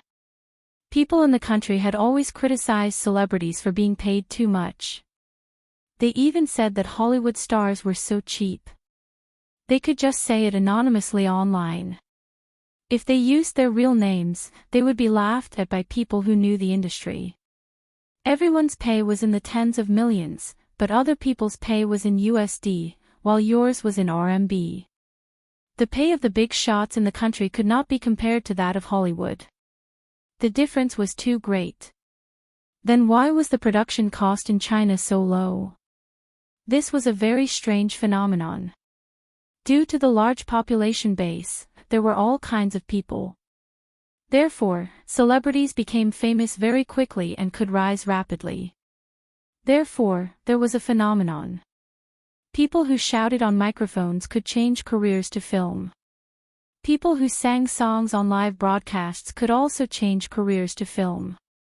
They could do a few exaggerated actions, shout a few jingles, and *ck their sisters-in-law in their free time. In short, anyone could become a celebrity. Through the operation of capital, they could increase the number of views, increase their popularity, create a bubble in their social status, and then drive up their pay. Any Tom, Dick, or Harry dared to ask for a few million USD. They found a godfather to do plastic surgery, spent some money to package them, and then became popular. This was a very rare thing in foreign countries. In the entertainment industry, celebrities who did not have any acting skills could easily become popular with packaging, and asking for sky-high pay were everywhere. For the same 10 celebrities, only the lead actor's pay was especially high. In the country, the 10 celebrities' pay was especially high, and the proportion of the celebrities' pay was imaginable. In terms of integrity in the industry, the integrity in the country was like the top celebrities' pay. It was far from Hollywood. But think about it, why could any weirdo become a celebrity? In the end, everyone had to bear the blame. Then let's go. Can you increase the price? Qin Bao Bao asked. She was conflicted. As a celebrity's professional integrity, although the opportunity to act in Hollywood was not as precious as in the 80s and 90s, it was still very helpful to one's reputation. Hollywood needed domestic celebrities to increase the audience's favorability, and celebrities also wanted to ride on the popularity of big movies to increase their fame. However, as a maggot who was not so career-minded, Bao Bao felt that she could stay at home to accompany her brother and fight the wolf in the house. Her life was quite comfortable, and she did not want to fly thousands of miles to America. Help me decide. If you increase the price too much, we might break up. If it's too little, it's meaningless. Actually, you just want to slack off, but you also yearn for the legendary Hollywood, so you're conflicted, and let me decide. Qin Zhe hit the nail on the head. Qin Bao Bao was speechless. She blinked her eyes in shock. The thing that was conflicted in her heart was said by her brother in an instant. No one knew her better than her brother. Qin Zhe said proudly, I've long known your depth. Go on, it's good to see it. She would treat it as a resume to enrich her career as an actor. 3 days later, the flight to America soared into the sky. The wings swept across the sky and disappeared into the horizon. Qin accompanied his sister to America, just like parents sending their children to school for the first time. His parents were right. In fact, the one who doted on his sister the most was Qin, since they were young. Otherwise, why would his sister rely on him so much? In addition, there was a small team of 20 people accompanying them, including 2 legal officers. International flights were much more spacious and luxurious than domestic flights. This was especially obvious in the first-class cabin. There were many foreigners on the plane. Even Qin, who grew up in Shanghai, rarely saw so many foreigners at once. He was looking forward to the trip to America and was full of fighting spirit. When he went to the toilet, he would no longer feel lonely. Let's compete, foreigners. Not only could he compete to his heart's content, but his sister would also not feel lonely with big breasts. There were Class D experts everywhere, and Class E experts were as common as dogs. Western women were all big breasts and had nice names. He really wanted to see them. Qin Bao did not go abroad many times. He was full of expectations. It would be great if this woman was not in the first-class cabin. Suyu said gently, send me to the train later. Qin said, oh, no problem. This gentle tone like that of a girlfriend made Qin Bao particularly uncomfortable. He rolled his eyes. Is this your first time on the train? Is this your first time going to Los Angeles? You're asking someone to send you. Suyu, I didn't ask you to send me. Please don't send me. Thank you. Qin Bao laughed. Be careful, don't let people rob you. Suyu retorted. I'll give you the same words. The entertainment circle here is not clean. I've been in America for so many years. Do you need to worry? When Suyu heard that Qin and Qin Bao were coming to the United States, she followed them. The reason was that she wanted to see her old friends who she had not seen for a long time.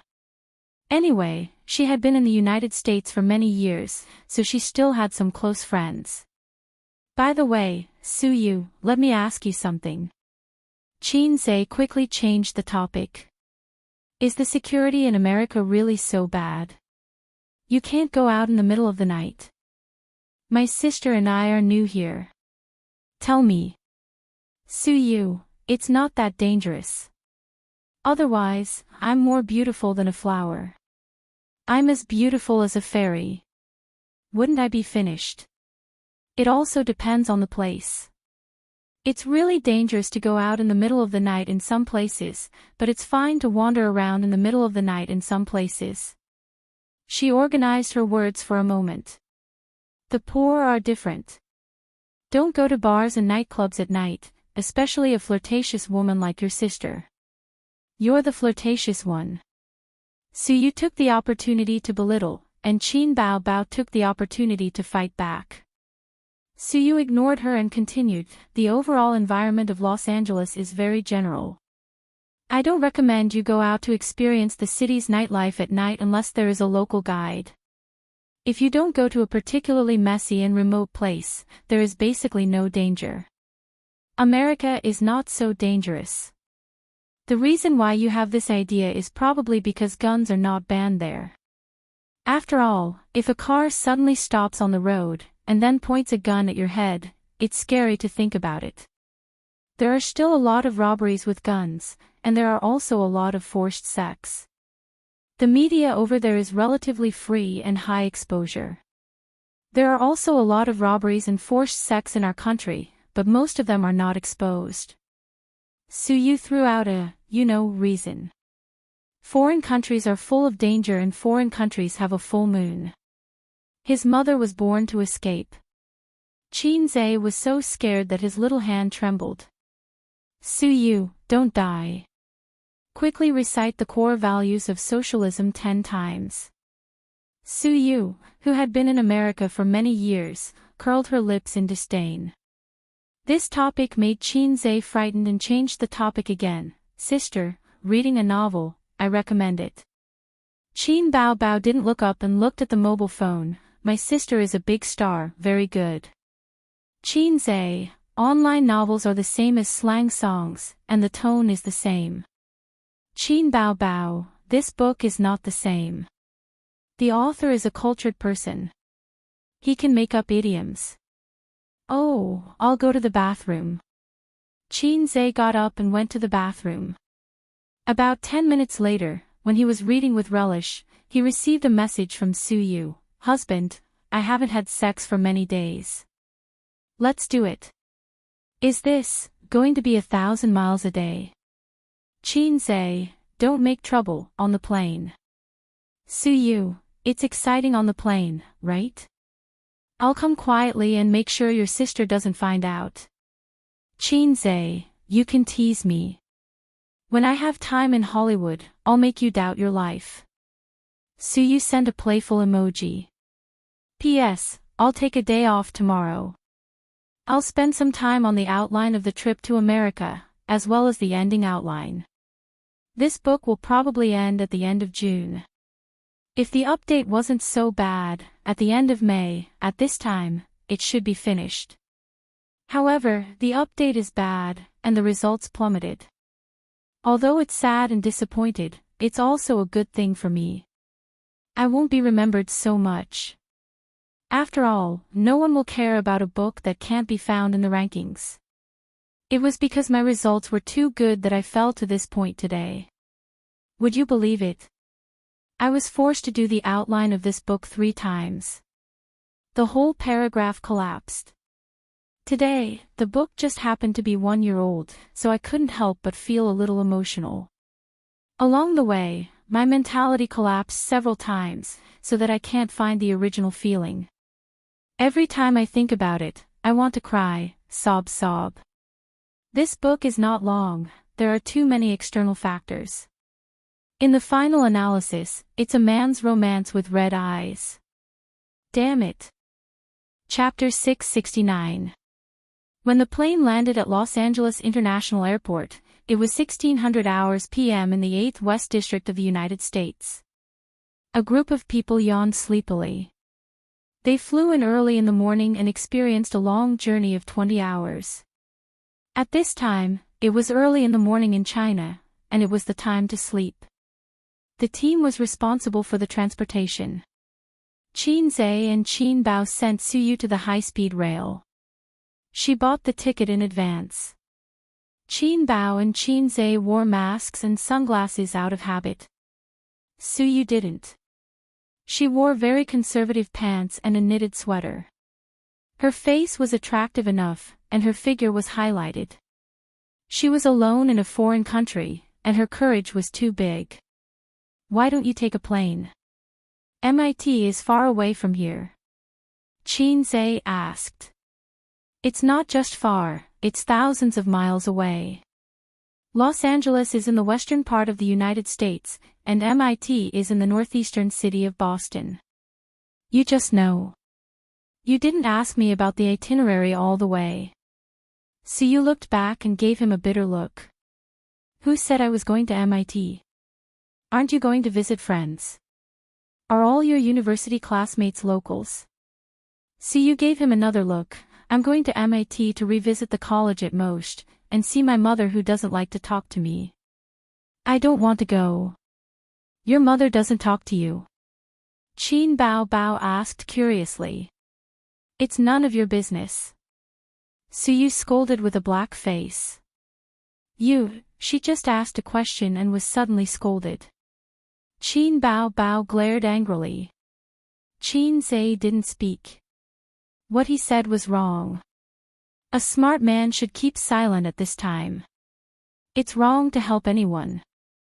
He said in his heart, Sister, Su Yu's mother doesn't talk to her, just like the system doesn't talk to me. It's a very bad behavior. Family affairs were her worries. Qin Zhe and Wang Zijin only briefly talked about it, and Wang Zijin took the initiative to ask. Even if Siyu loved him again, she would still be angry if he exposed her scars. By the way, are you going to shoot here? How long will it take? Siyu asked. If it's not long, let's go back together.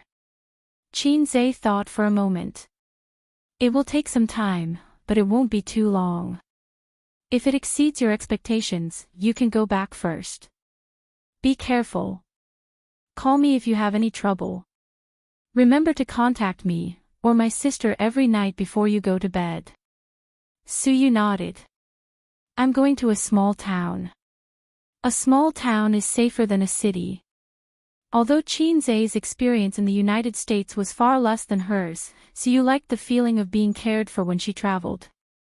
The ticketing time was getting closer and closer. After a long silence, Siyu stood quietly at the ticketing gate for a moment, hesitating, biting his lip, suddenly pointing to the glass window of the dome, and said to Qin Bao, "Look, gray plane." Qin Bao, what's so good about a plane? Siyu, hey, you dropped money. Qin Bao, no, I'm not short of money. Siyu, someone behind you seems to be calling you. Qin Bao was unmoved. I'm not familiar with this place. I don't care who is calling me. Siyu, so stubborn. When the ticketing time came, Siyu bit her lip again, looked at Qin with grievance, and dragged her suitcase into the station. She wanted to do a goodbye kiss in the movie. She wanted to peck him, but the movies were all lies, and the moves didn't work. Watching Siyu enter the station and disappear on the escalator, Qin Bao rolled her eyes and took Qin's arm. Let's go to Hollywood. Qin walked and turned his head to look at the crowded ticket gate again. Su Teddy should have wanted to kiss him in the end. From her eyes, Qin saw that impulse. With her ability to make trouble, it was indeed possible. Perhaps she was afraid of being bullied by Qin Bao in public, so she was scared. Qin Bao's serious brother complex was known by Wang Zijin and Siyu later. Both of them held the mentality that since they were siblings, there was no threat to Qin Bao. Hollywood was in the suburbs of Los Angeles. It was both a place name and the film industry of the United States. Originally a pleasant village, it later developed into the world-famous Hollywood. Countless major film companies gathered here. It was the center of the global music and film industry. At the same time, there were also many stars working here. It was a bit like an upgraded version of Dongyang Hingdian. Huanhai Film and Television. Director Davis discussed the script with the scriptwriter in the office. In fact, the movie scripts of American superheroes were the same. Adventures, growth, killing bosses. If you don't believe it, all superheroes had the same routine. Therefore, the selling point of Hollywood superhero movies was the character design and special effects. The plot was actually unwatchable. If you watch too much, you will lose the novelty. The focus was on the character design and dialogue. These details were enough to attract the audience. Even if the routine was the same, characters with distinct personalities, humorous and witty dialogue, and visual impact of special effects often made the audience ignore the routine. At present, the script had been set. The plot did not need to be modified, but some scenes and dialogues had disagreements between the director and the scriptwriter. In a crew, the scriptwriter was one of the few people who could argue with the director, especially in such a large company system. Sometimes the scriptwriter had a higher status than the director, such as Mamiyu, who had been silent for many years because of plagiarism, and Aunt Xiaoyao, who everyone was familiar with. Davis held a Cuban cigar that the big shots loved and frowned. Don't you think that many dialogues are meaningless or not exciting enough? The scenes are not perfect either. The box office of superhero movies is declining day by day. If we don't work on the details, we can forget about making a breakthrough in the box office. Brandon, the scriptwriter, said helplessly, we are too obsessed with connotation and humor. We are at a disadvantage. The company did not ask us to make a breakthrough. Davis took a hard puff of the cigar. Superhero movies had reached a bottleneck after being popular for more than 10 years. No one was willing to do something as arduous and unrewarding as a breakthrough when a certain routine could bring in a stable income. It was just like the declining quality of Japanese comics and China's online novels that followed the same routine. It was difficult for them to escape the rut. It was almost time to get off work. Davis and Brandon ended their conversation and prepared to go home or enjoy a leisurely and sumptuous dinner at the restaurant. Dinner was their main meal overseas. The pressure of a fast-paced life doomed them to not be able to enjoy breakfast and lunch. The phone on the desk rang. It was his assistant. He said that the celebrities from China had arrived in Hollywood and arranged to meet tomorrow. Davis thought for a moment and said, "Help me ask them out for dinner." "Brandon, let's go together." Brandon was puzzled. "It's just a China celebrity. Do we need to go?"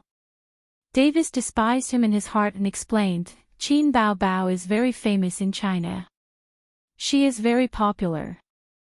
I asked someone to check. She is now the most popular female celebrity. The China market is very important. If we want to enter the China market, it is necessary to have a good relationship with their celebrities. When we go to China to promote, we will have to ask them for help." After a pause, he smiled. "Also, Qin Bao Bao is a very beautiful lady." The foreigners were especially excited when it came to women. Davis opened Qin Bao Bao's photo on the computer and showed it to Brandon. Brandon said, "Beautiful." The woman in the photo had the delicacy and grace of an Asian. Her facial features were not inferior to those of a Westerner.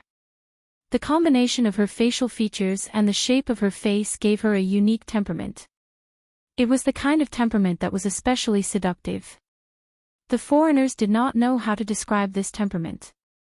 They simply felt that she was charming because they did not know the Chinese word foxy. The dinner was arranged at a high-end restaurant near the Avenue of Stars. It was pure Western food. Although they valued Qin Bao Bao, they did not go to the extent of looking for a Chinese restaurant for her. It was not easy to find one here. The siblings, whose biological clocks had not been adjusted, did not want to come. However, it was their first time here and the director asked them out for dinner to improve their relationship. They did not want to be too arrogant. They arrived at the restaurant and saw Brandon and Davis. Director Davis, whose full name was Gabriel Davis, was a middle-aged man with short brown hair. He had a smile on his face and looked very gentle. Brandon, on the other hand, had short blonde hair and sea blue eyes. He looked more serious. "Hi, Qin." Davis recognized Qin Bao Bao first. Foreigners were used to calling each other by their surnames. They would only call each other by their first names when they were close to each other.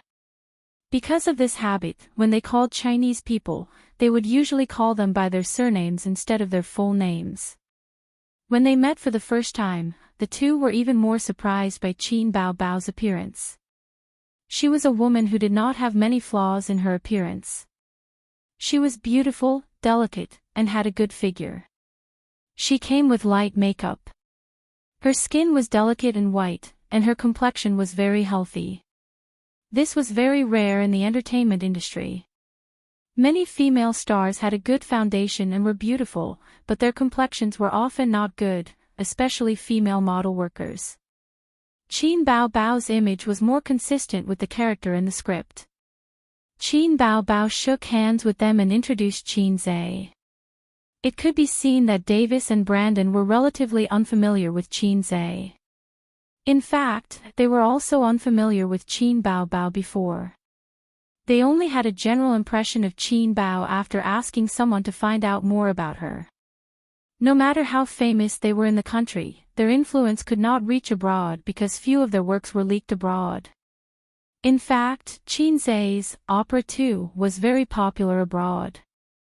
It was just that the song was popular, not the person. In 2018, mid-November, the two foreigners still did not know the name of the fast shooter. Chapter 670. My name is Qin Zhe. I'm her agent. You can contact me if you need anything during the shooting. Qin Zhe introduced himself in fluent English. Before he came to the United States, he deliberately took an advanced English proficiency book, and his spoken English was better than his sister, a top student from Fudan University. Although there was nothing wrong with his sister's English, she spoke slowly and stuttered from time to time. This was a common problem for most non-English major students in China. They could read an English article without hindrance, but they couldn't read it in fluent spoken English, which was especially obvious during communication. This is our first cooperation. Is there anything to avoid? Davis appeared to be very gentlemanly. The requirements have been stated in the email. Except for that, there are no other taboos. Qin Zhe answered for his sister.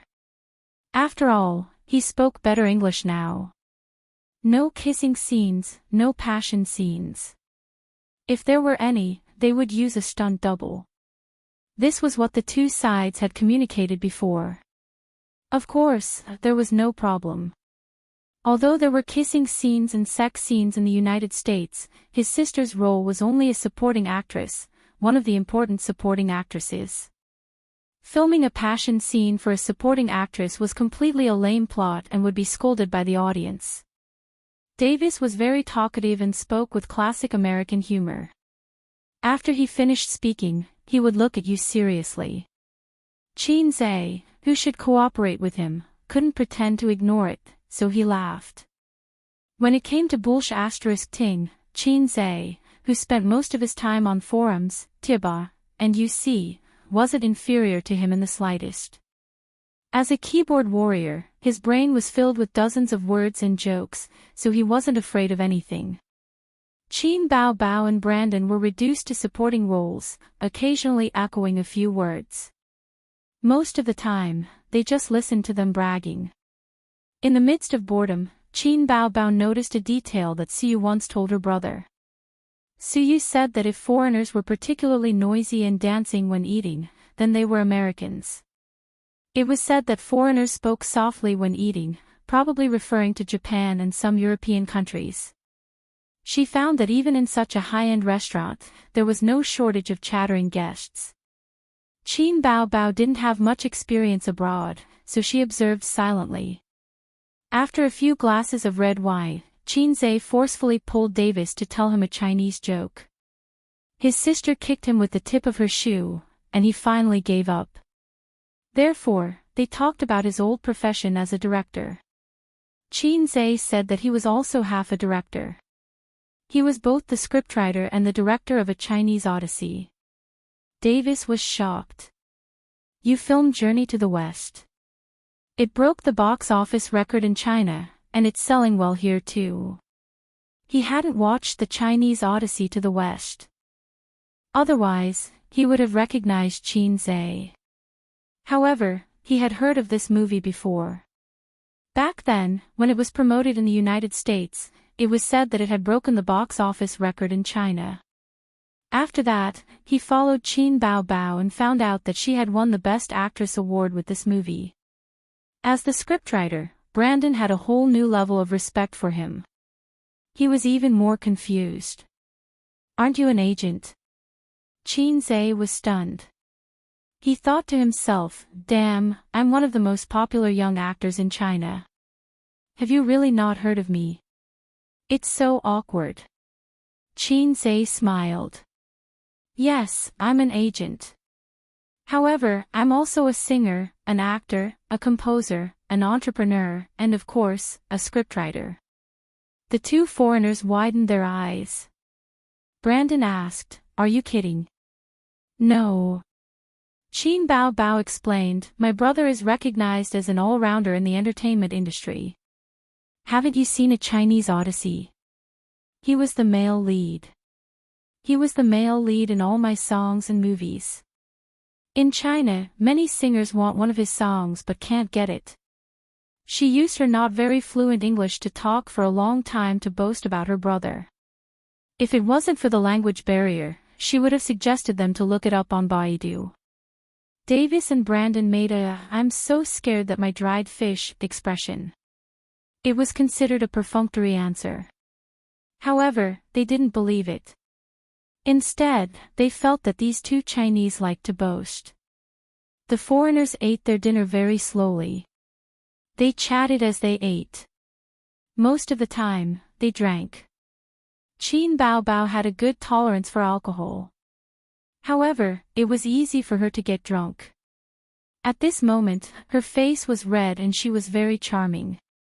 After chatting more, she asked the director for the script. "Tomorrow is the audition, right? I want to read the script today." "No, there's no audition tomorrow.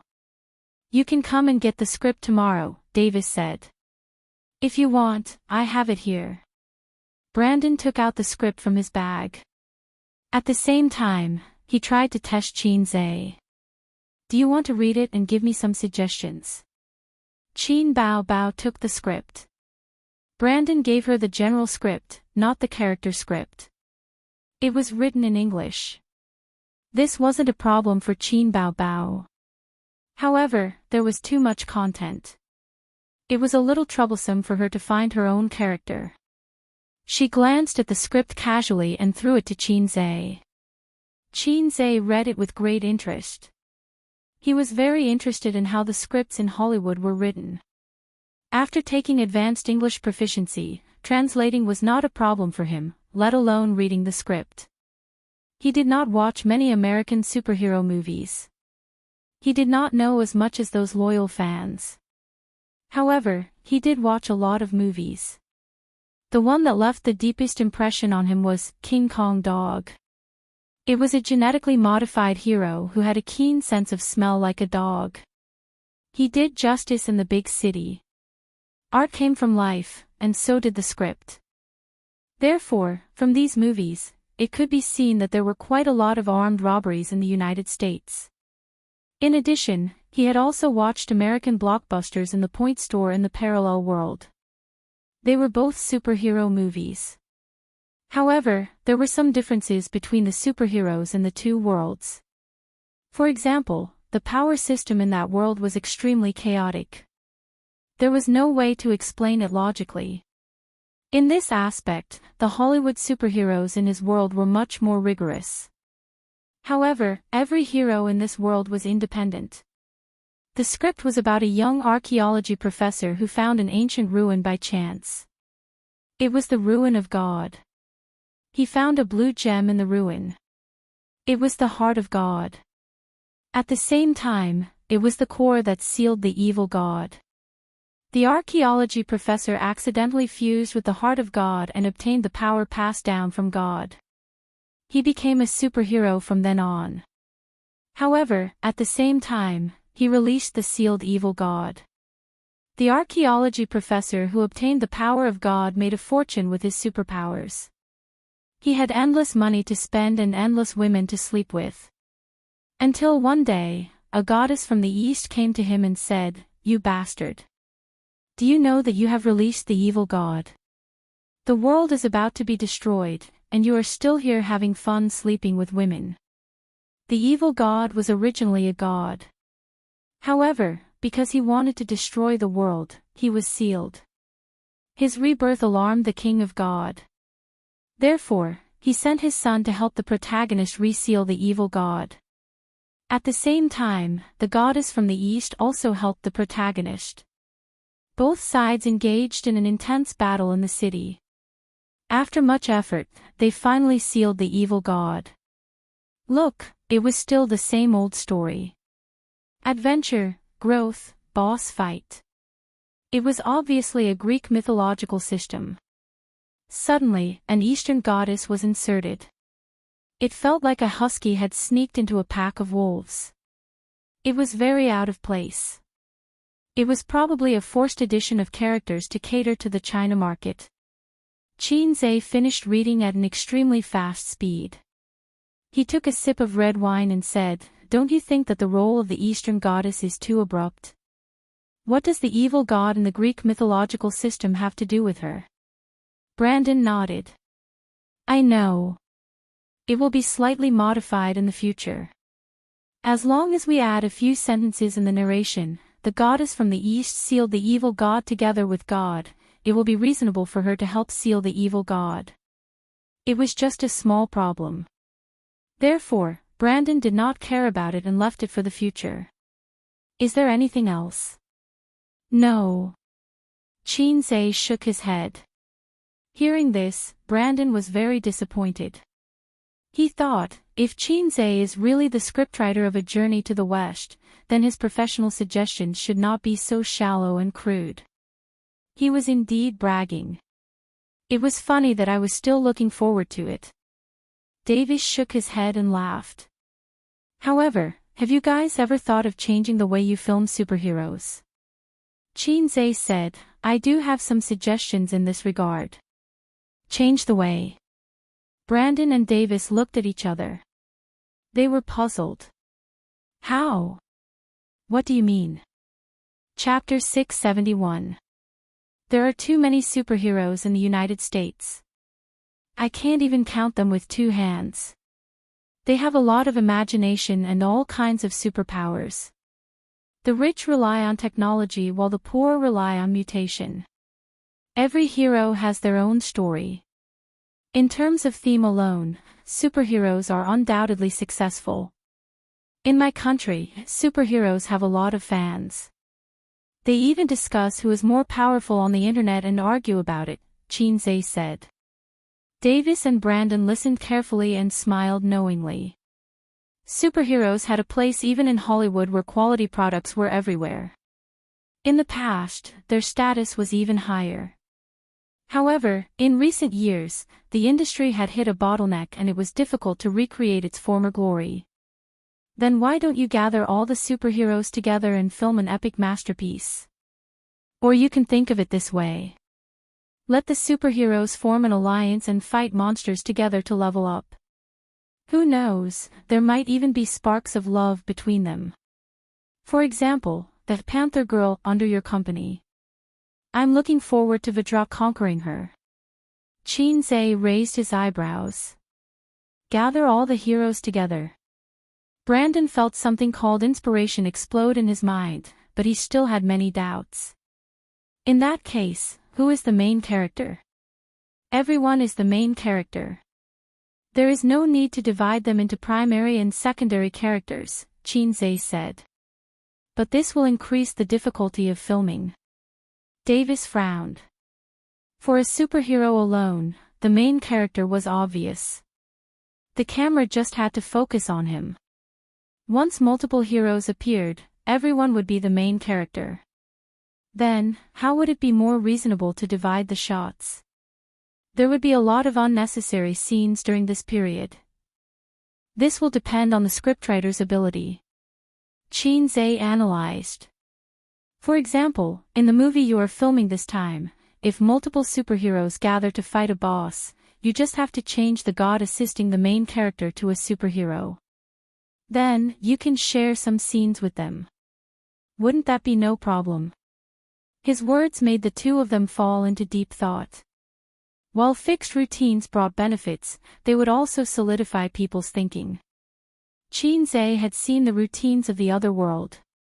He could easily use their strengths to make up for his weaknesses.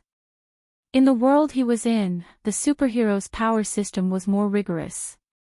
This was an advantage, but it also made it difficult to integrate.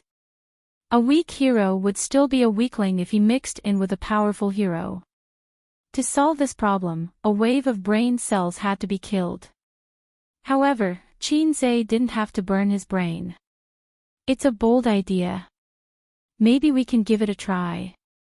Davis smiled. But it's inevitable that we'll have to take some risks. There's no need to take risks. Chinze said, superheroes have their own fans.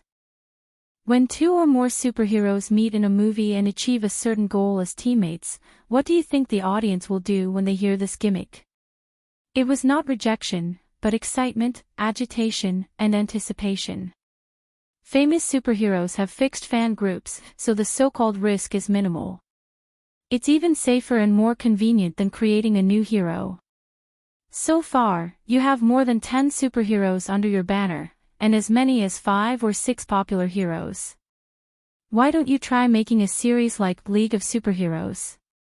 Scattered heroes not interfering with each other was a great waste. Although there was an obvious difference in strength between heroes, every hero had their own characteristics. A reasonable arrangement of the hero's abilities could make the plot rich and interesting. Some fans like this hero and hate that hero. When they watch a movie, they would choose to watch the hero they like. If all the heroes were gathered, wouldn't this be a movie that would explode at the box office? Have you thought about this problem? The air suddenly froze. Brandon and Davis looked at each other. In the past few years, superhero movies have started to go downhill. No matter how effective a formula is, the human brain will have aesthetic fatigue. Under the same formula, you need to keep changing skins, but your skins are just creating heroes. In our country, there's a game that makes money by selling skins. The same character keeps creating new skins, and the daily turnover can reach tens of millions or even hundreds of millions. Only by constantly changing skins can the audience's desire to consume. The image of a superhero is the source of consumption, and you have been profiting by selling the same skin. Brandon muttered words like hero and league in a low voice. Davis, on the other hand, was imagining the possibility of a few heroes gathering in one place. With his rich experience as a director, although he had never tried it, it was not impossible.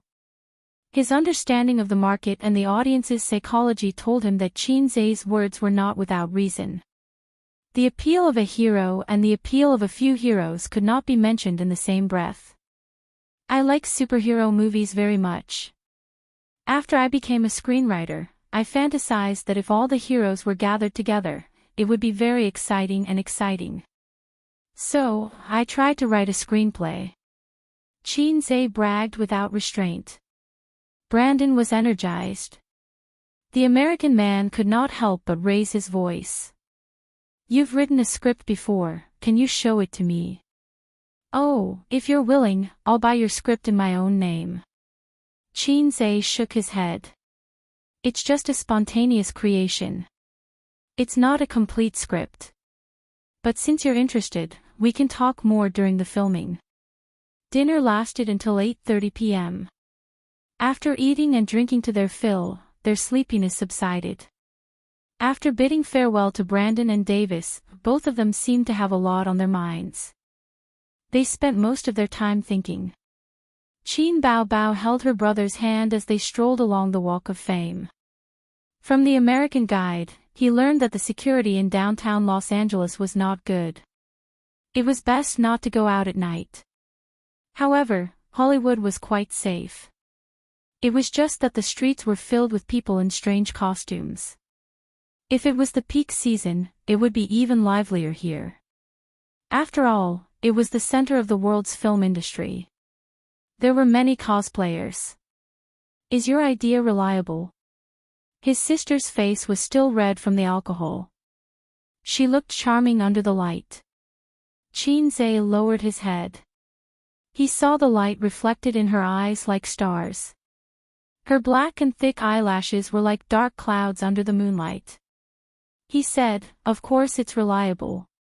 It's worth tens of millions. You're bluffing."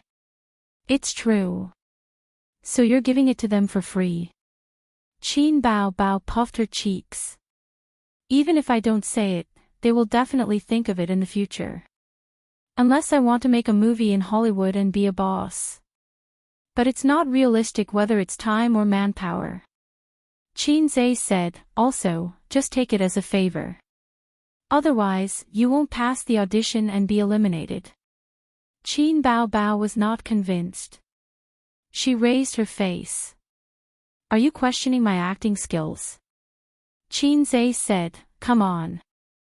You can play the role of a sister and a younger brother well. Are you sure you can handle the other roles?"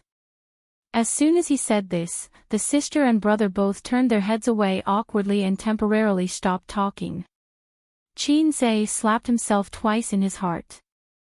Why was the role of a sister and a younger brother so good? He should know in his heart why it was so good. Please don't say it out loud. Qin Bao Bao was not like him who could use skill books. She was not a professional and had not been in the film and television industry for a long time. It was not wrong to say that she was the worst movie queen. My sister's water is my water. I have to help her cover it well. Even if there was no dinner tonight, Qin Zhe would still find a chance to talk to the director and give his sister a heads up for the audition. There were many attractions in Hollywood that were worth visiting, but after Qin Bao Bao landed, she only rested for a short while in the car. She was not in a good state of mind, so she contacted the driver and planned to go back to the hotel to rest. At this time, there were a few greetings from the side of the road. Qin Zhe and his sister turned to look. It was a group of young people dressed in hip-hop style. They gathered on the side of the road and were smoking. They might have even been drinking.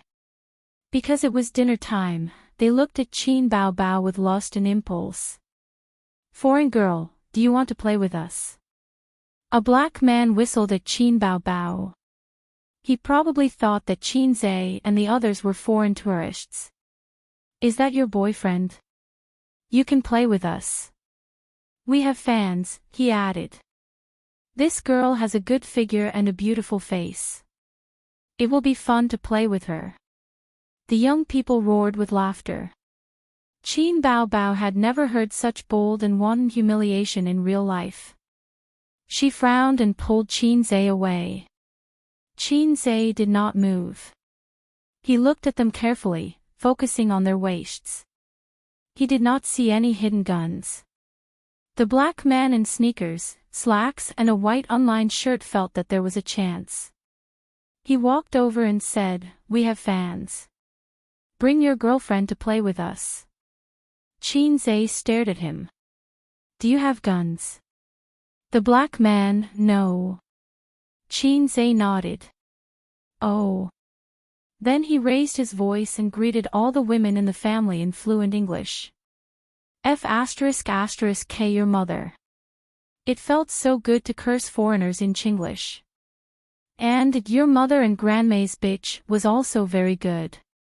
He wanted to show them the horror of Chinglish. Your son has no D***K, he did not know how to translate it for the time being. There was no D***K in English. There was one in Steelgate, but they probably did not think it was a curse. The young people could understand the words, but the grammatical combination made them a little confused. Everyone was speaking English. Why were they different? But at least they could understand that it was a curse.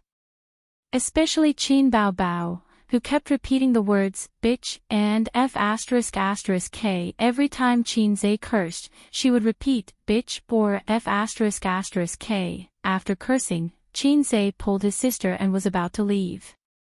But after thinking about it, he felt that he had to do something since they were out. So he turned his head and cursed, Baka. Then he signaled his sister with his eyes. Qin Bao Bao understood tacitly and scolded as well. If we were in China, I would definitely beat them up until their mothers couldn't recognize them, Qin Zhe said. They won't shoot us from behind, right? Qin Bao Bao was a little scared and kept looking back. It's okay. I saw that they didn't bring guns, Qin Zhe said. If they chased after them, Qin Zhe would teach them a lesson. But those guys just stood there and cursed. It was obvious that not every American would pull out a gun and shoot at them. Qin Zhe had seen a video online before. Two American girls were fighting on the side of the road. As they fought, they pulled out their guns and continued to fight. Were they not afraid that they would accidentally fire? How bold! Because of some intentional propaganda online, Qin Zhe, like most netizens, was very wary of America, which did not ban guns. After all, no matter how good one's martial arts were, one would still be afraid of a kitchen knife, let alone bullets. If someone pulled out a small pistol from their pants and aimed it at you, even 10 Qin Zhe would be dead if they were not close to him. Moreover, there was a Bao Bao following him. It was inevitable that the siblings would be a little nervous. Qin Bao Bao felt that it would be safer to bring a group of people with them when they went out to play in the future. Actually, bringing a group of people with them could avoid such situations. But this pair of pretentious siblings liked to pretend to be a couple in other places. It was inconvenient to bring people with them. Chapter 672. At 9:00 the next day, Qin Zhe and her sister arrived at Huanhai Film and Television as promised. They brought 2 assistants, 3 security guards, and 2 legal staff. Davis arranged for an assistant to greet them at the entrance of the company. It was a blonde woman with blue eyes. It was hard to tell her age. Foreign girls were already charming when they just entered puberty, but Chinese girls looked like country bumpkins when they were 12 or 13. Because of this, they aged very quickly. She might be in her 30s, but it wouldn't be strange to say that she was in her 40s. The female assistant led them to a lounge and smiled politely. The director is having an audition. Please rest here. Everyone had a cup of coffee. Qin Bao Bao took a sip. The bitter taste made her frown. It was pure coffee with a little sugar and no milk. She preferred soft drinks like Starbucks. Do you mind if we go take a look? The assistant walked to the door, and her sister stopped her. Sure. The female assistant nodded and made an inviting gesture at the door. The location of the audition was in China. Most of the auditions were done in a quiet room. Other than the actors and directors, there weren't many other people. But sometimes, in order to test the actor's mentality, they would deliberately let the audience watch. The 2 followed the assistant to a large lounge. Through the huge floor-to-ceiling glass, they saw an actress auditioning. Davis sat beside her and carefully studied the expression on her face. There were a lot of people outside. They didn't know if they were the crew members or artists who were also auditioning. The female assistant said that there was an audition inside. Please wait a moment before entering. I'm auditioning here too, right? Qin Bao Bao asked. Yes. About 20 minutes later, the audition inside was over. The female assistant opened the door and whispered something to Davis. Davis stood up happily and went out to greet them. The 2 Chinese people didn't look like ordinary people to make the director act so warmly. The people around them looked curiously. Brittany, who are they? Someone asked the female assistant who stepped out. Chinese stars, the female assistant said. They're very famous in China. Are they the Chinese stars invited by the crew? They're very beautiful. There was a lot of discussion. The aesthetics of foreigners were slightly different from that of Chinese, but they were mostly the same, with only slight differences. It was impossible for an ugly woman to be worshipped as a goddess in a foreign country. A woman with a delicate face and a voluptuous figure would be a beauty wherever she went. Even in China, aesthetic standards were different. For example, how can one conquer the world if one's chest is not big, and how can one gather people's hearts if one's breasts are not big enough?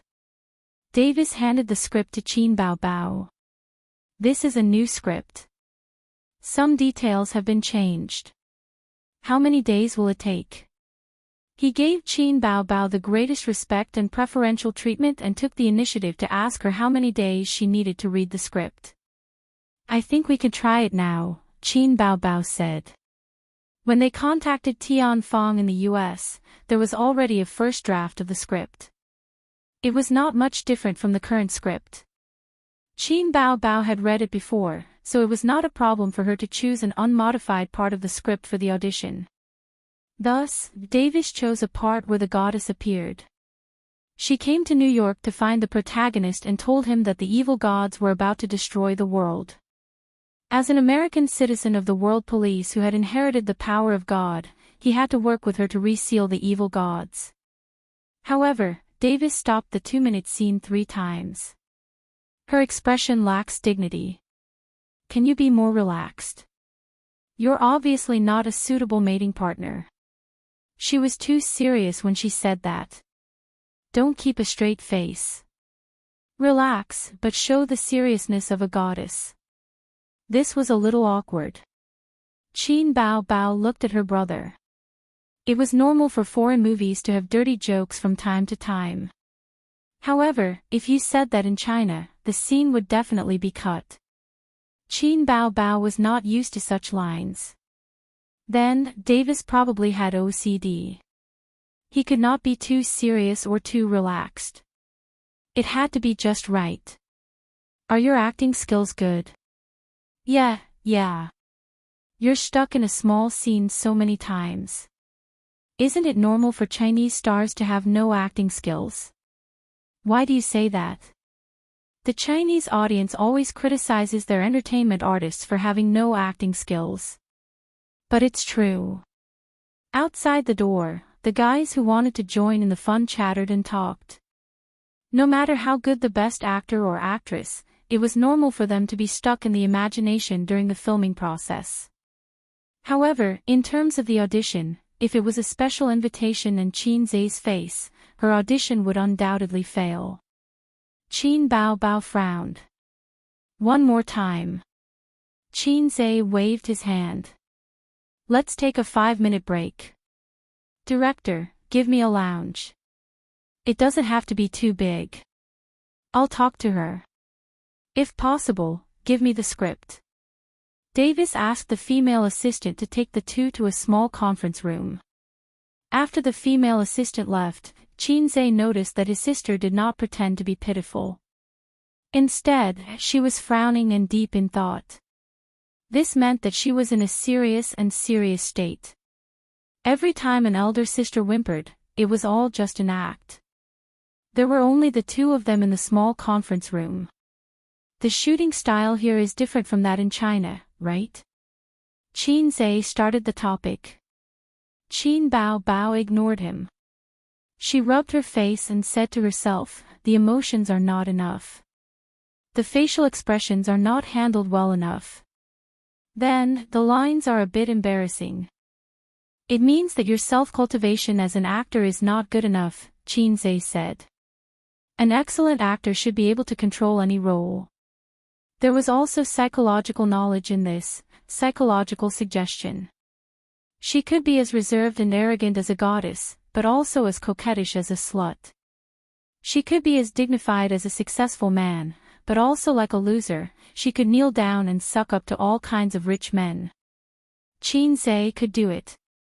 Obviously, his sister could not do it. Why don't we act together? I'll be the male lead and act together with you. I'll give you pointers while I'm at it, Qin Zai said. The words, give you pointers, made Qin Bao Bao feel that her sister's dignity was gone. She wrinkled her nose unhappily and said in a sweet voice, okay. During the rehearsal process, Qin Zai corrected a few of his sister's mistakes. When a goddess appeared, she must be dignified and solemn.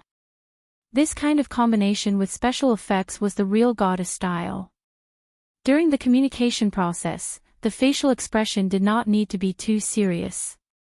Qin Bao Bao's acting skills were good, but the analysis of the role was still a bit lacking. You came from the East. Back then, you joined forces with the gods to seal the evil god. A curious face. Yes. A serious face. I almost thought that you were a little girl who liked to play cosplay. The kind that doesn't even have a boyfriend.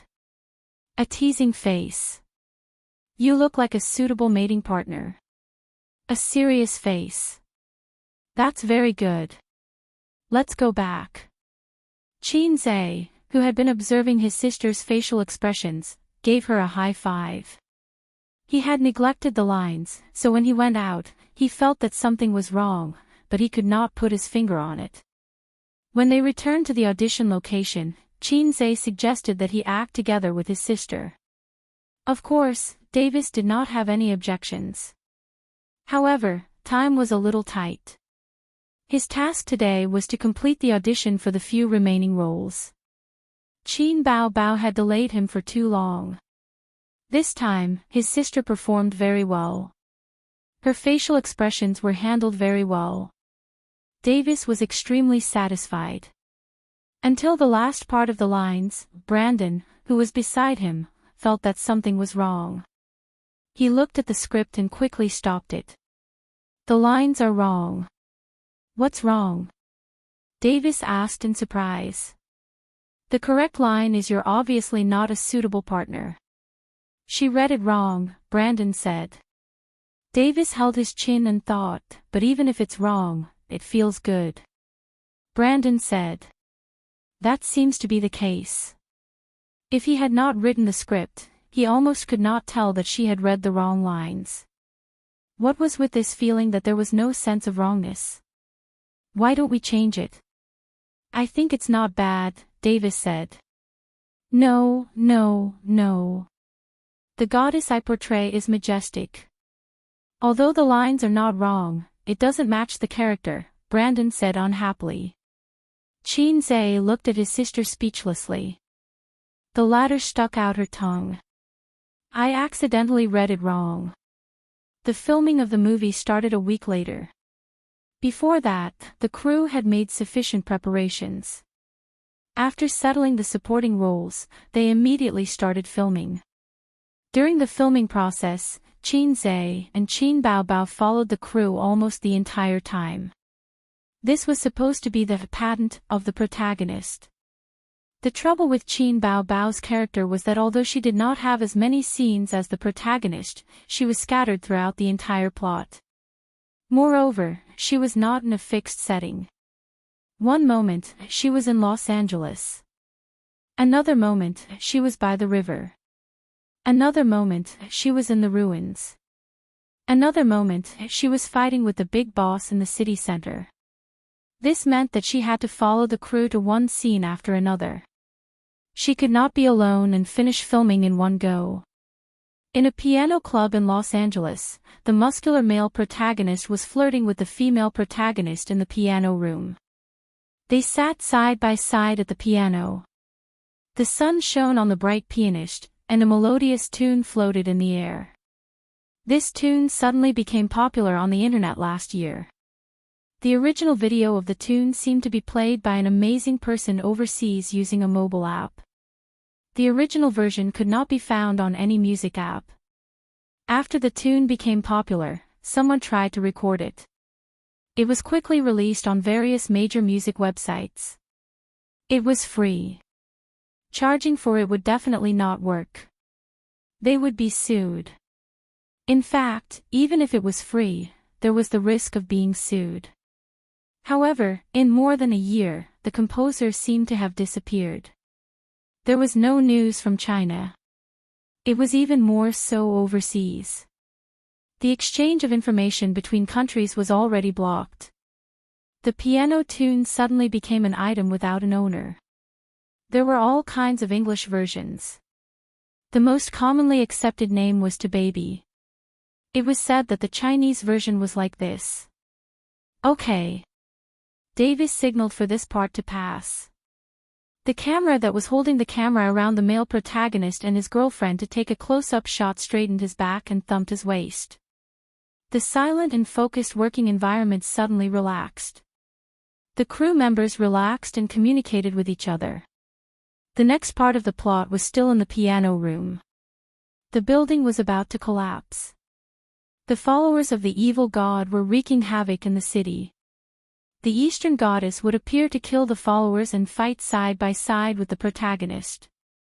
Therefore, Qin Baobao and Qin Zhe also followed. Director, I have something to say.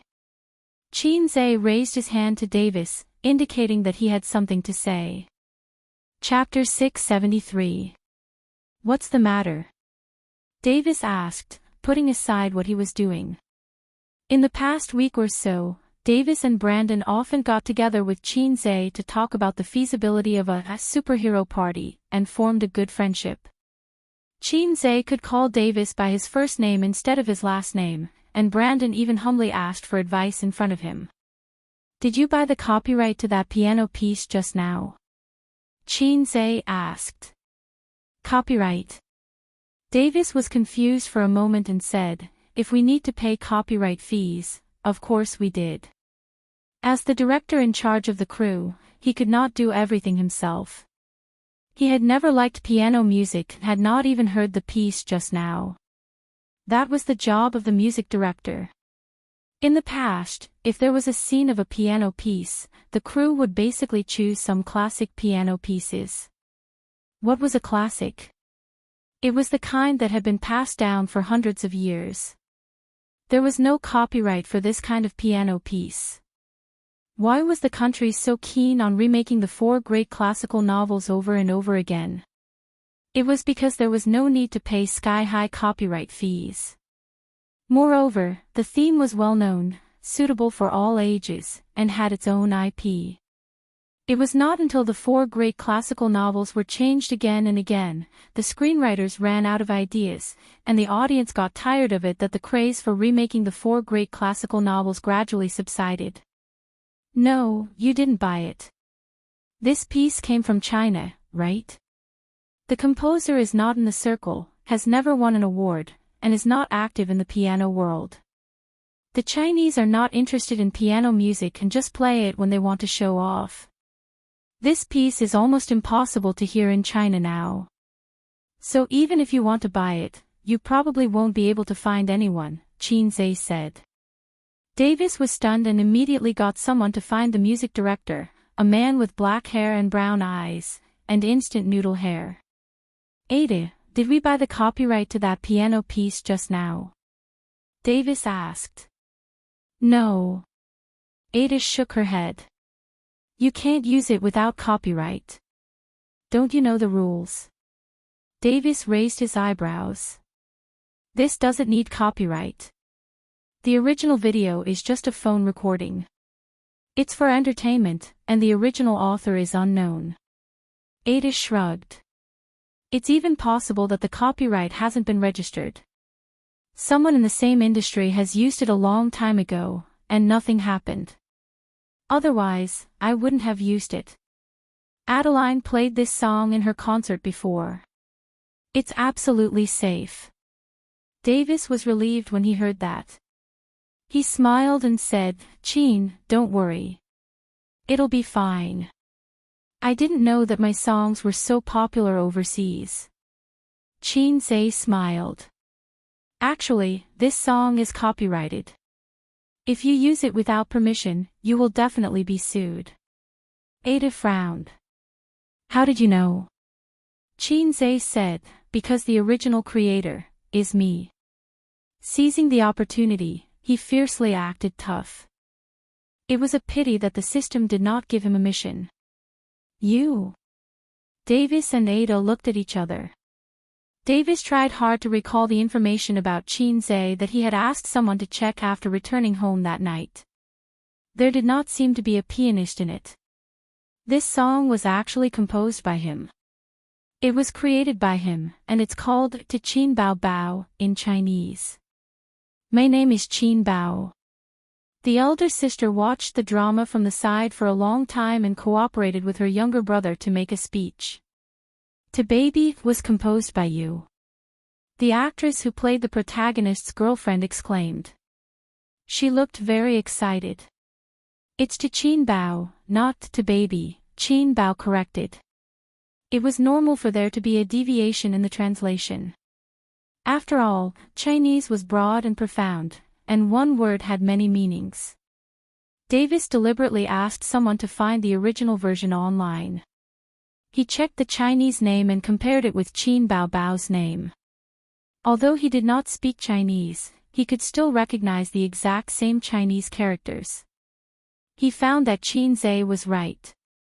After repeated confirmation, Davis accepted the fact that Qin Zhe was the original creator. This attracted the attention and discussion of many crew members. There was no lack of surprise, such as the female star. Hello, I like this piano piece very much. The female star sat on the side and chatted with Qin Zhe with a smile. I can see that. Qin Zhe smiled. During the filming, she really played this piano piece. It was obvious that she had practiced hard. You can call me Elizabeth. she said. Qin Zhe was stunned and looked at her carefully. Her facial features were very delicate. She had wheat-colored skin, foreigners liked this kind of skin. There were no freckles on her face. Her dark blue eyes were bright.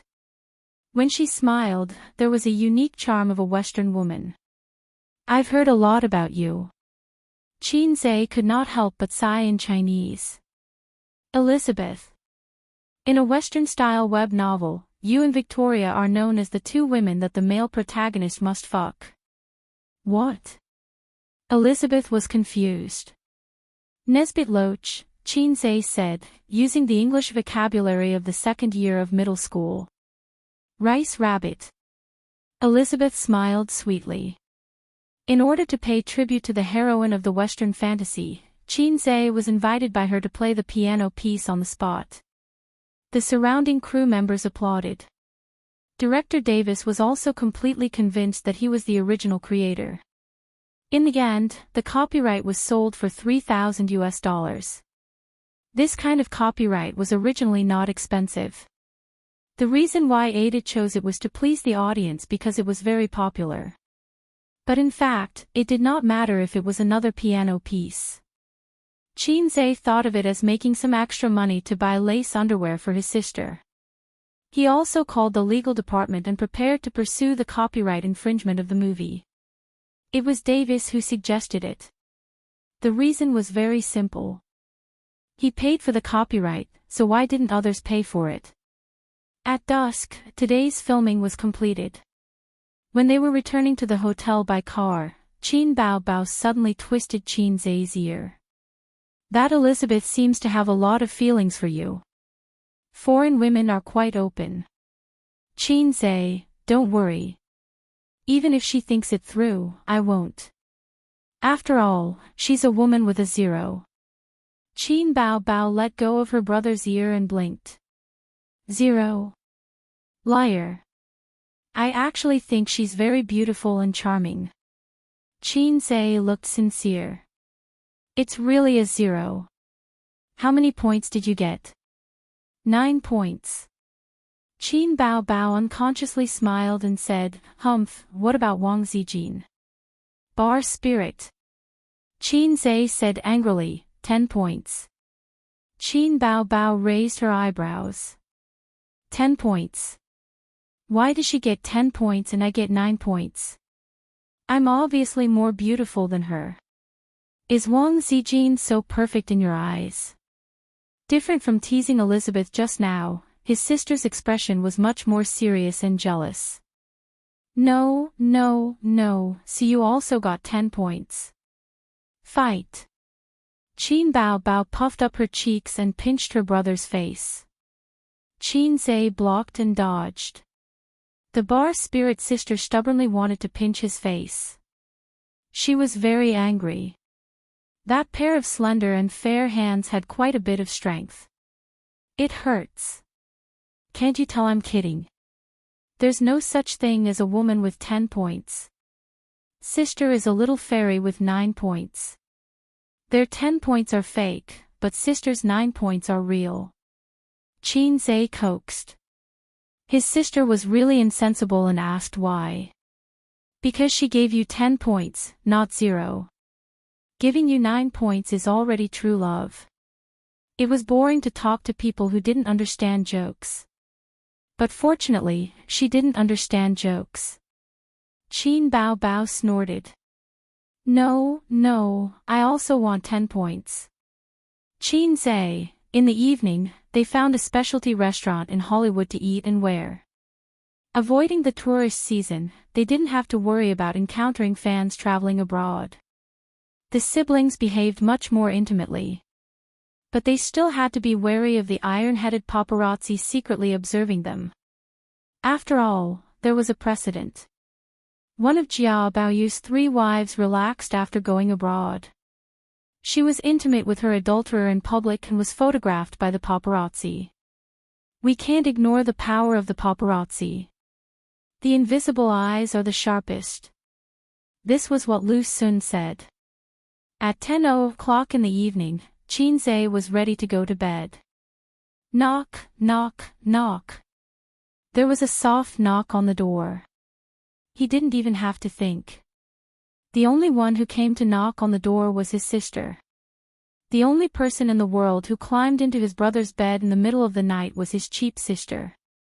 Qinze wore a pair of big pants and went to open the door. At the door stood a tall beauty, elegant and refined, with a smile on her mouth and eyes, mixed with longing and joy. "Sir, do you need service?" Suyu said. "Refuse the big sword, start with me." Qinze said with a straight face. "Oh, you played with me. If you don't give me money, it's not a big sword." Suyu said. "That's good." Qinze pulled Suyu into his arms, kicked the door with his foot, and kissed her for a long time. They kissed from the door to the bed. When he took off his pants, Qinze asked, "Do you want to take a bath?" "I've taken a bath. I got a room next door." This was good, he could drive straight in. "You didn't even inform me when you came." "I came to check the room to see if you have a mistress in a golden house." Suyu endured the moisture of the rain and dew on the flower buds back and forth, and her eyes were like silk. "I miss you."